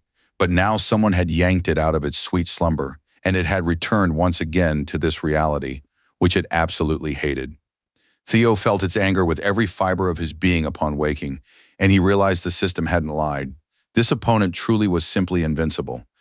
Now our hero saw with his own eyes what this creature looked like, the one whom the blood priests so stubbornly worshipped and to whom they offered their sacrifices. It seemed as though this creature was boundless. It was everywhere, demanding an answer to the question of who dared to disturb its sweet slumber. Our hero didn't even know how to react. He was completely at a loss, for he sensed that the blessing the priest had spoken of truly existed and filled them with invincible energy. The monster's eye suddenly loomed close to Theo Ragnar, and with a smirk in its voice, it declared that it now clearly understood who stood before it, for this was the very same boy it had heard about in its dreams. At that moment, the boy was truly terrified. He was frightened by the fact that this ancient, malevolent force had recognized him. Moreover, it even knew his name and was aware of his identity. The ancient god revealed that he had been searching for this young man for a long time, and at that moment vines appeared at our hero's feet, wrapping around him and holding him in place. Hidden among these vines were eyes, all of which were fixed on the young man. They watched him intently, after which the hare declared that the boy was an evil presence in this world. To be honest, the young man couldn't wrap his head around that phrase at all. He wanted to figure out what it meant, since it seemed the ancient monster was implying that he, specifically, was the greatest evil on this planet. After those words, the creature completely enveloped our hero, not letting him even twitch. At that moment, Theo thought that if he had claustrophobia, he would have already gone mad. It seemed that nothing could save the young man now. The monster had won, and no one would ever even know how he had died, since his body would simply remain lifeless in its own world. But then he decided he didn't want to die such an inglorious death. It was unbearable to think that no one would even know how majestically he had perished, so the young man activated his magical energy to break free. His inner dragon immediately responded to this call and came to his aid, eager to save his master as quickly as possible from a terrible death at the hands of the enemy. When the young man suddenly saw Lodbrok, he froze in surprise. He never could have imagined that their bond with the dragon was so powerful that she could find him even here. Staring at her with his mouth agape in surprise, the boy managed to ask how she had managed to enter the chambers of his mind, which were now located within the consciousness of the bloodthirsty priest. With a vicious growl, the dragon told him that he needed to get out of there as soon as possible, because for now this monster was too much for him to handle. She added that she believed even Sigurd himself would have a hard time standing up to this ancient evil lurking right before our hero. The boy's astonishment was so great that he couldn't even find the words to describe the situation. So many questions were swirling in his head, but he couldn't bring himself to ask them yet. Lodbrok took flight and said that she still had enough strength to handle this monster, so she would distract it while Theo made his way back to the real world. After saying this, she swished her tail and flung the boy far downward, sending him into free fall, dropping lower and lower, flying towards some kind of abyss. And then the boy suddenly found himself back in his own body. He jumped up and tried to figure out what had actually happened. It seemed as if it had all been some kind of strange dream, but he knew perfectly well that it wasn't. His whole body was shaking violently. He couldn't believe he was back. The question immediately popped into his head: who had he encountered? And then he suddenly realized that all this time, Lodbrok had been fighting him all by himself. As he examined his body, the young man thought about how he didn't want to believe the reality he had just learned about, so he tried to convince himself that it was all just a delusion conjured up by his fevered mind after the blow. The blood priest sat on his knees, covering his head with his hands and fuming that the Lord had chosen this wicked man, while he himself had devoted his entire life to him but had never seen his God. The scoundrel screamed and wept, frantically tearing at his face in madness and begging Theo for at least some answer as to why he was so special, since he had been chosen by God. But then the man's wailing ceased in an instant, for our hero decided to act, taking advantage of the situation. Striking the vile, blood-stained priest with his sword, the young man declared that he wasn't interested in why this monster had chosen him, since he had no intention of becoming his servant. Despite this, our hero was very eager to figure out exactly what kind of creature the patron of the Church of the Dark Revelation was, for its power was simply immense. And then he suddenly recalled Lodbrok's story about a cruel monster that posed a threat to all living things and was called the Nameless Lord. For the past 1,000 years, his dragon had been bound to defend this world from his interference. She was completely alone in this struggle. At that moment, Theo was horrified, for he realized that Lodbrok would not last more than 3 years, since someone had dared to steal her heart and sap her life force. Even from his past life, our hero knew full well that with the start of the Great War, the world had plunged into the depths of hell. So if the guardian dragon fell, the Church of the Dark Revelation would emerge from the shadows, and Ed Trovan would raise a rebellion. Clutching his head, our hero thought that all these events were definitely connected, but right now he couldn't dwell on it, because his injuries were making themselves felt. Just as he thought he was about to collapse, his loyal friends came to his aid once again, catching him at the right moment and supporting him, telling him that he had done a wonderful job with his mission. While Evelyn was leading the guy out of the basement, Cleve looked around carefully, trying to figure out what had actually happened in the basement and why the guy was so badly injured and exhausted. When she realized that the bloody priest was involved, she suddenly understood why they had been in such a hurry to raid the castle as soon as possible, because if they hadn't, the priest would have simply vanished, and they wouldn't have been able to kill him. There were many factors in this story that surprised the girl, but most of all, she was struck by one realization that wouldn't leave her alone. She simply couldn't wrap her head around the idea that Theo Ragnar was so strong that he could take down the blood priest on his own. Impressed by this young warrior's abilities, she congratulated him on successfully completing the mission.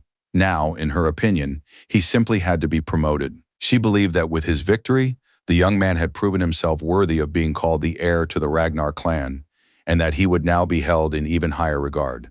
After digging through the archives, the guys gathered the necessary evidence of all of Ed Troivan's crimes, so once they were done with the paperwork, they decided they could head home. But Cleve was still dissatisfied because, in my opinion, the records weren't particularly valuable, since they were only circumstantial evidence that didn't prove the Troivans' direct guilt. Upon hearing these words, Theo Ragnar suddenly remembered the box he'd found in the basement. Now he decided to show it to his companions, thinking it might be valuable. It seemed that Cleve was intrigued, for she reached for the box with an expression as if she knew that they would find something truly valuable inside. When she saw this box, Evelyn was extremely surprised because she knew it contained documents about the Troyanovs' deals with the Ceres Guild. As it turned out, Theo had given her this box even before the awakening ceremony. What surprised her was that the guy had kept this box for so long. It seemed as though he had known everything in advance, which was why he hadn't revealed Ed's betrayal right away. Cleve carefully pored over every entry in the notebook. In her opinion, the information detailed there sounded very interesting. It turned out that the Ceres Guild were exactly the kind of shadowy operators who had even managed to work with Ed Trovan, as evidenced by his seal on the documents. Now, the girl said that they'd done a great job since they had ironclad evidence, which meant that all the intrigues of the Troivans and the Church of the Dark Revelation had come to an end. Filled with enthusiasm, Cleve said that they needed to go to their superiors immediately to submit a report and reveal everything that had been happening right under their noses since the Heavenly Dragon had turned out to be the traitor. But then the girl suddenly decided that right now they needed to visit the Ceres Guild, which certainly hadn't expected their schemes with the Troivans to be exposed. Our hero smiled to himself, for he suddenly realized that the moment had finally come when his sworn enemy would be crushed like some kind of bug. When the demonic dragon learned what had been going on behind their backs, he snarled viciously that he had always felt this fair-haired rat would betray their clan sooner or later.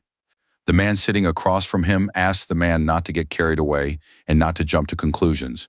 He believed that the circumstances were questionable, but that Troyan's guilt had not yet been proven. Julius disagreed and believed that the Black Dragon, who had decided to pay him a visit, knew this perfectly well himself. But Robert Ragnar merely took a sip of tea and said they shouldn't get worked up. An irritated Julius noted that the man was acting as if he'd come to watch some kind of show. It seemed he was completely ignoring the fact that the future of their clan was at stake. It seemed these words had no effect on Robert, as he decided to change the subject and talk about Theo Ragnar, who had performed quite well during the mission. He told the demonic dragon that Cleve had told him the young man had managed to defeat the blood priest on his own.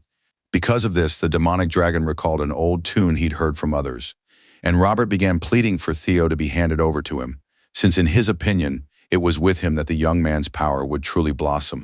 This was all because the Black Dragon believed that Theo's methods were similar to his own, since the young man possessed perfect perception, excellent deductive reasoning, and the ability to piece together the big picture from barely visible clues. Not wanting to hear that you were acting as if you'd already been working in the black snow, Julius told Robert to keep his greedy hands off his boy. Julius also remarked that his brother was acting as usual. Upon hearing these words, Robert set down his cup and said, with a touch of nostalgia in his voice, that the demonic dragon hadn't called him that in a long time. Robert recalled the days when Kyle, Osa, Julius, and he were very young, had just met, and were full of ideas and dreams about what the world should be like. Closing his eyes to hide his tears, the Black Dragon added that it still felt to him as if only a couple of days had passed since they swore to become a family. But the demonic dragon immediately saw through this ploy, so he said it wouldn't work on him, and that Robert should finish his tea and leave. But Robert replied that it was taking his brother too long to get the message. Approaching him incredibly quickly, Robert pulled a pitiful face and said that younger siblings are supposed to share with their elders. After saying this, he headed for the exit, grinning. The man grabbed a couple of bottles of expensive wine from the cellar and said that his brother owed him for leaving him alone. After that, with a satisfied look on his face, he headed toward the castle exit, humming some whimsical song, for he knew that it was precisely this kind of behavior that annoyed Julius. In reality, behind all this playful bravado, Robert hid tender feelings for his brother. He was genuinely glad that everything was peaceful among the Dragon Riders. It pleased him to realize that Trovan hadn't managed to get to at least one person, but Julius would have to deal with that on his own. As for him, it was time to fade into the void. After materializing back at his home, the man began to ponder what would happen very soon, and whether it was worth explaining exactly why he knew the future. Robert was aware that the Dragon Riders would attack Ceres very soon. This was his favorite part of the story, which was just beginning. Meanwhile, the events take us to the central branch of the Ceres Trade Guild, specifically to the wedding palace. A ceremony was taking place there. The beautiful bride, accompanied by her father, was already standing at the altar, waiting for the groom to appear. With a courteous bow, the young man introduced himself. His name was Navan Bacchus, and he was the second son of his clan. It was this very man who was serving as the groom today. The bride's father introduced himself as Kvadrak Ceres. He was the head of the Ceres Merchants Guild and was very pleased to meet his son-in-law. The man formally proposed that they form an alliance, so he introduced his bride, a young lady named Lilia Ceres. She was his fourth daughter. The guild leader believed that this marriage would not only unite their souls but also intertwine the bloodlines of their families, so that the Ceres and Bacchus families would become one, strengthening their positions and influence. Looking at this young man, the old man thought of only one thing, that his triumph would come very soon, that his power was about to grow stronger, and his influence would spread far beyond the place where they were. His next son-in-law was supposed to bring him stunning success. It was still too early to speak of it, but the man could barely hold his tongue. He understood that the honor of the famous clan would become his, and then he would finally be able to fully repay the Ragnars for all those sidelong glances they had been casting his way all along. He believed that his great revenge would be fulfilled very soon, and then everything would change. The whole world would shout his name and praise him as the great head of the Saris Guild. Navana Bahus's companion looked at the man with outright contempt, for he considered him a worthless merchant who did not dare to mention his family name before that of his master, since the Bahuses were one of the 6 great houses. His hands trembled with rage, but the man ordered himself to remain composed, for he understood that with the dowry she would receive from the Saris, he would be able to restore his former military glory. All the more reason he couldn't care less about that worthless bastard, so he could easily sacrifice him to the Saris family, even though they were unworthy of even standing beside them. Smiling, Navan thought that this whole ceremony was almost too amusing, since his father's face literally revealed everything he was thinking at that moment. The young man couldn't understand if anyone was really foolish enough to believe in this whole charade they'd staged specifically for the Saris family to get their dowry. But looking at the satisfied face of his future son-in-law, Navan thought that deceiving this old man had turned out to be far too easy a task. It even felt a little strange to Navan that everything had been so easy. He couldn't believe that the old man didn't even realize the guild would never belong to the Bacchus clan. After that, the young man thought to himself that he didn't have long to live anyway, which was why he'd agreed to go on this adventure to have one last good time. After all, he was ready to do everything in his power to finally see that damned clan fall and stand on its ruins. So for that sake, he pretended to be an excited groom who was happy to meet the beautiful Lilia. Upon hearing that from now on, every beat of his heart would belong to her, the girl almost screamed in irritation, for those words were so trite that they made her feel sick. So when she asked how her future fiancé intended to back up his words, he was taken aback, for he hadn't expected his wife to possess such a sharp tongue and an equally sharp mind. Smiling, he thought that this whole story might be much more interesting than he had previously assumed, since Lilia was an innocent lamb being led to the slaughter. Navan asked if his future wife really wanted something specific. He was quick to remind her that their clan was currently a bit strapped for cash, so she would have to hold off on gifts for now. After that, the young man added that he was ready to do anything for his wife, and if she wanted, he would even give her the clan's seal. Upon hearing these words, his father wanted to tear the little bastard to pieces. Rubbing her forearm, the girl fell silent for a moment, as if pondering what to say next and how it would affect the overall course of the event. Deciding she didn't give a damn about any of it, she bared her forearm and showed off a large burn, adding that as a gift she wanted Theo Ragnar's head, since he was the one who had committed this atrocity against her. Smiling, Navan wondered if his wife was truly insane. Otherwise, he saw no reason why she would have decided to mar the festivities with her vile screams. People began to whisper among themselves. It turned out they had no idea what had happened or that Lady Lilia had been harmed by a member of the Ragnar clan, about whom so many rumors were now circulating. Her father gave his daughter a stern look and asked what she was doing. He believed it was unwise to say such things in front of so many people who had come here with unclear motives. But when Navan agreed to bring the head of the young Ragnar, their conversation suddenly came to a halt. For the first time in a long while, the girl smiled sincerely, and her father was incredibly surprised. With a sly smile, the young man said he would grant the wish of his future wife, who had struck him dead with her beauty and made him fall head over heels in love with her. No one even suspected that very soon, wyverns would arrive at the wedding venue, bringing our heroes there.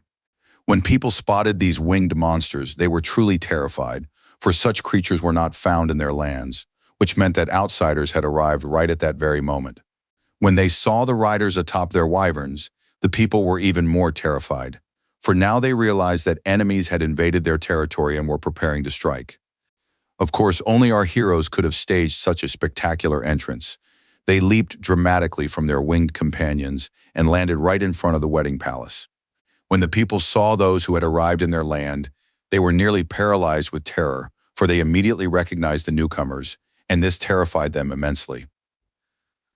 The main identifying mark was the Ragnar clan's coat of arms, which our heroes proudly carried in front of them so that everyone present would know who had come to visit them. Cleve stepped forward holding a trade agreement in her hands and declared that, in the name of their clan, the Saris Guild had been found guilty of criminal acts against them. The woman declared openly that she had documents in her possession proving the connection between the worthless merchants and the rebels, so she would now conduct a search to confirm the evidence. She urged the locals not to interfere, for anyone who dared to obstruct her investigation would be immediately charged with conspiracy and executed.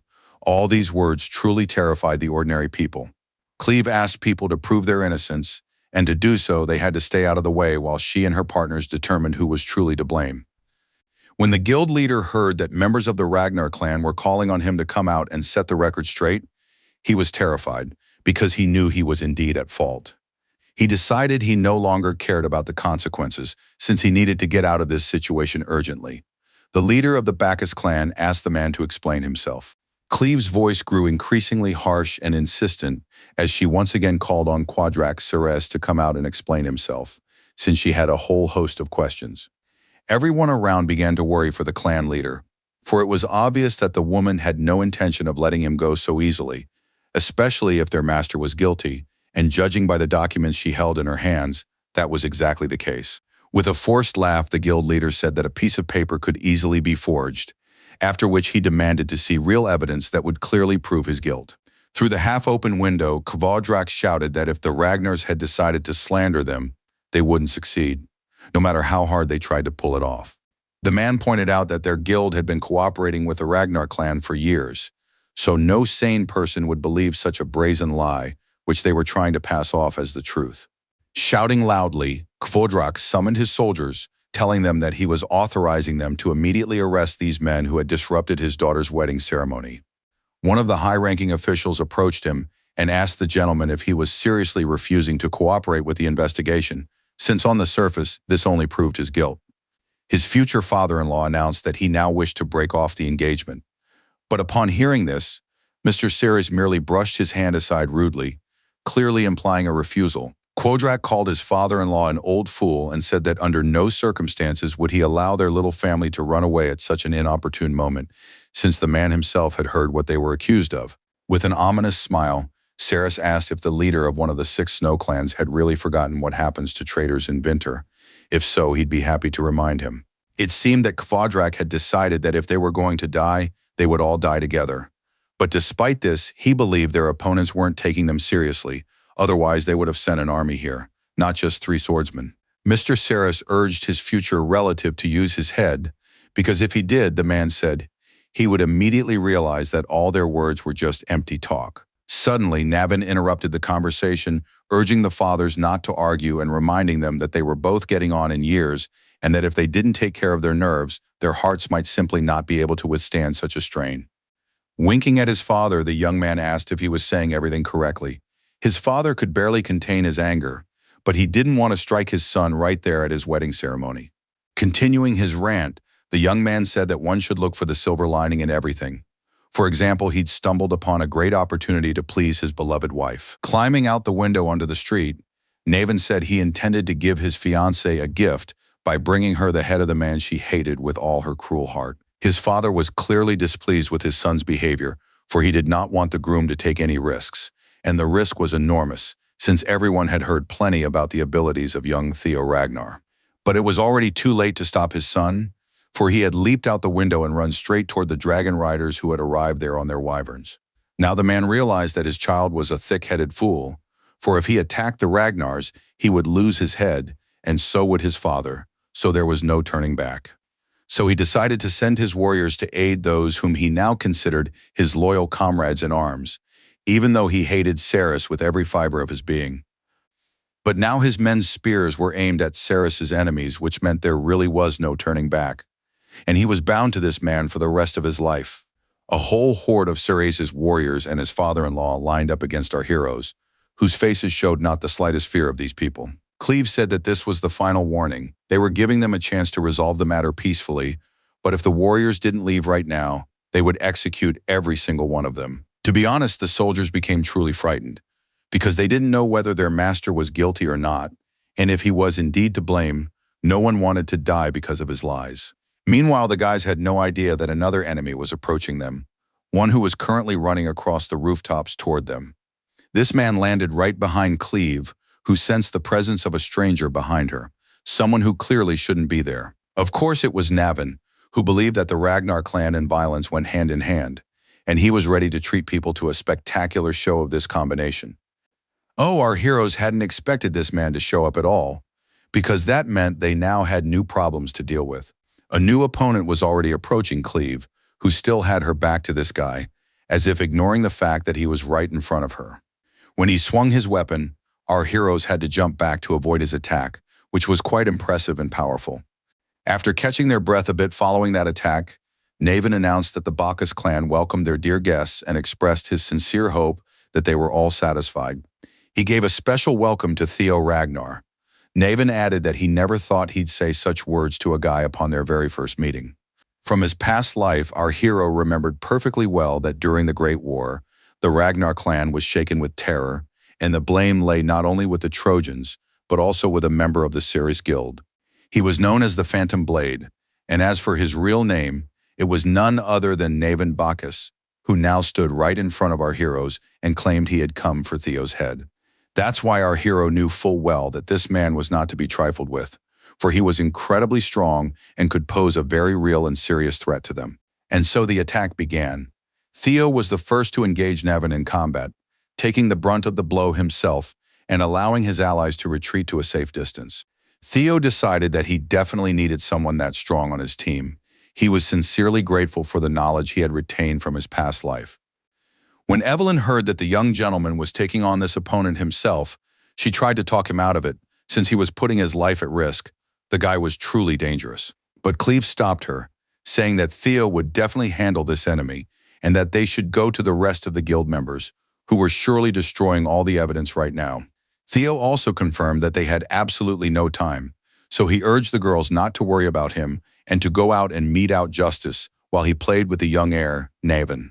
With a smirk, the jilted fiancé began teasing our hero, saying that he'd sent his nannies packing and thought he had enough strength to go head-to-head with him. Naven said he'd give the young man one piece of advice: never underestimate your opponent.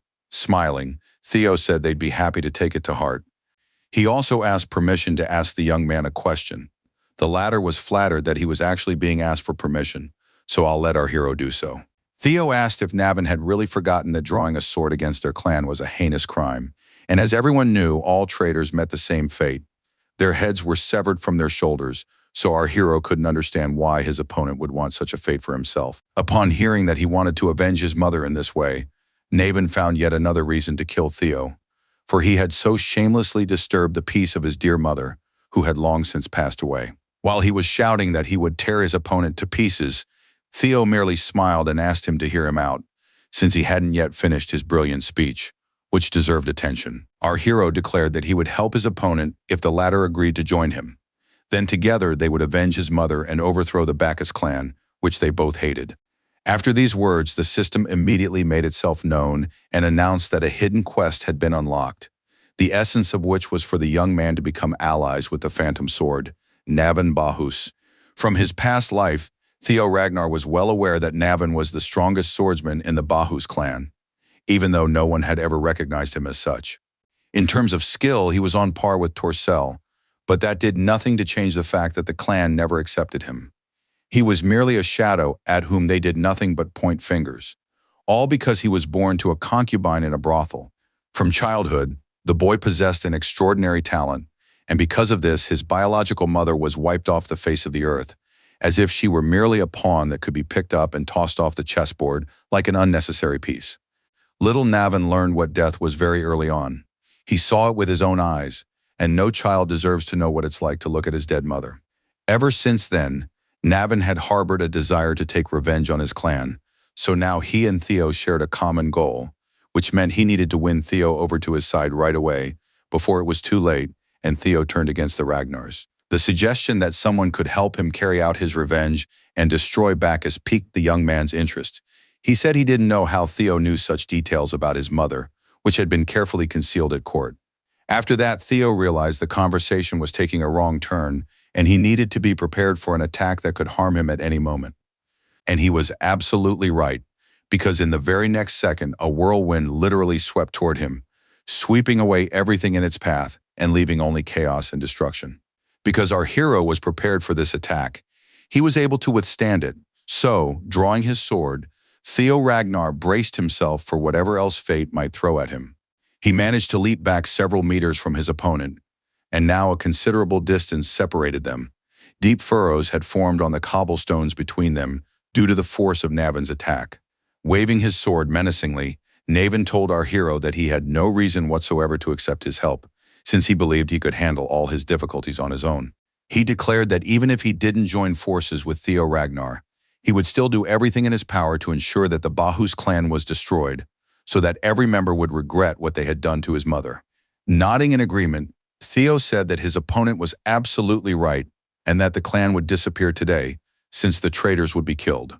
Along with Naven, of course, who had decided to draw his sword against a member of the Ragnar clan, which was a capital offense, unless, of course, he changed his mind about his decision. After looking closely at his opponent, Naven said something very unexpected. In his own words, he had not a single reason to live, and it sounded sincere, for despair had long since taken root in his eyes. He simply wanted to disappear along with his clan, for as it turned out, he suffered from an ethereal illness that had plagued him for many years, but had been tormenting him even more intensely of late. Theo frowned and asked whether it was really all because he suffered from an ailment caused by his inability to handle a massive amount of mana at a young age.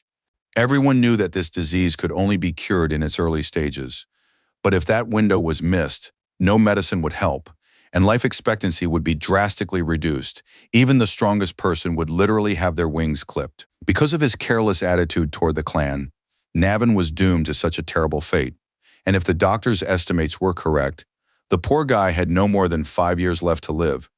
Nearly rolling his eyes in irritation, Naven said that Theo was far too curious and loved digging into other people's pasts far too much, since he'd managed to uncover such details about his life. The young man declared that no matter what Theo said, everything had already been decided right here and now. They were enemies, and he would be able to destroy his own clan on his own without the help of any new recruits. The swords clashed with such force that sparks flew in all directions, making it clear that this battle would not be as easy as some might have thought. And then our hero suddenly asked how his opponent would react if he told him that he could cure him of the etheric disease from which the poor man had suffered his entire life.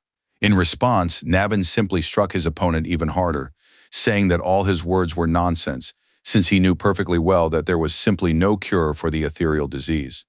But Theo clearly noticed the change in the young man's gaze. This indicated that after all, a glimmer of hope had begun to take root within him, one that Theo could use to his advantage. To be honest, Naven was right. It's just that he didn't know Theo was an extraordinary young man who knew the recipe for a cure for this ailment, since it had been developed in his past life. Unfortunately, in that incarnation of our hero, Naven didn't live to see the moment when the doctors reached the conclusion that helped them heal people with this ailment. All this meant that our hero was the only one who knew how to cure his potential ally of his illness. Theo declared that Naven was absolutely right, but only in the sense that the Bahus clan would be destroyed, even if he didn't join them. As for the second part of the claim, that was debatable, and the hero intended to challenge it. Extending his hand to the young man, Theo once again invited him to join him, because if he did, new opportunities would open up for him, opportunities he hadn't considered before. The young man suggested that Naven become his ally, and then, after the fall of the Bahus clan, he would begin a new life as a true hero whom everyone would revere. Theo urged him to think it over carefully, since he had absolutely no reason to refuse, so he could trust him. These words truly planted a seed of hope in Naven's heart, which sprouted faster and faster with every passing second. Meanwhile, the wedding palace was heavily guarded by the warriors of Ceres and his father-in-law, who had no intention of leaving their stronghold and surrendering to the enemy, so they sent their subordinates to their deaths. They began firing at Evelyn and her companion, Cleve. They believed these girls posed no threat to them, and that killing them would be a piece of cake, but they had no idea just how wrong they were. After all, standing before them were incredible warriors whose fame preceded them, so these narrow-minded people would soon regret thinking they could compete with them. To be honest, Evelyn was already pretty tired of these people who refused to get out of their way, and similar thoughts were running through Cleve's head, so the women couldn't wait for Theo to show up.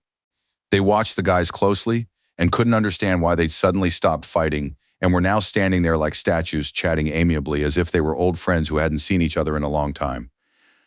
Cleve's patience was running out, especially after another arrow had nearly struck her. She wanted to deal with the guild as soon as possible and return home. But first she wanted to let off some steam, and killing everyone around her might help with that, or to be more precise, killing everyone who was guilty of crimes against the Ragnar clan.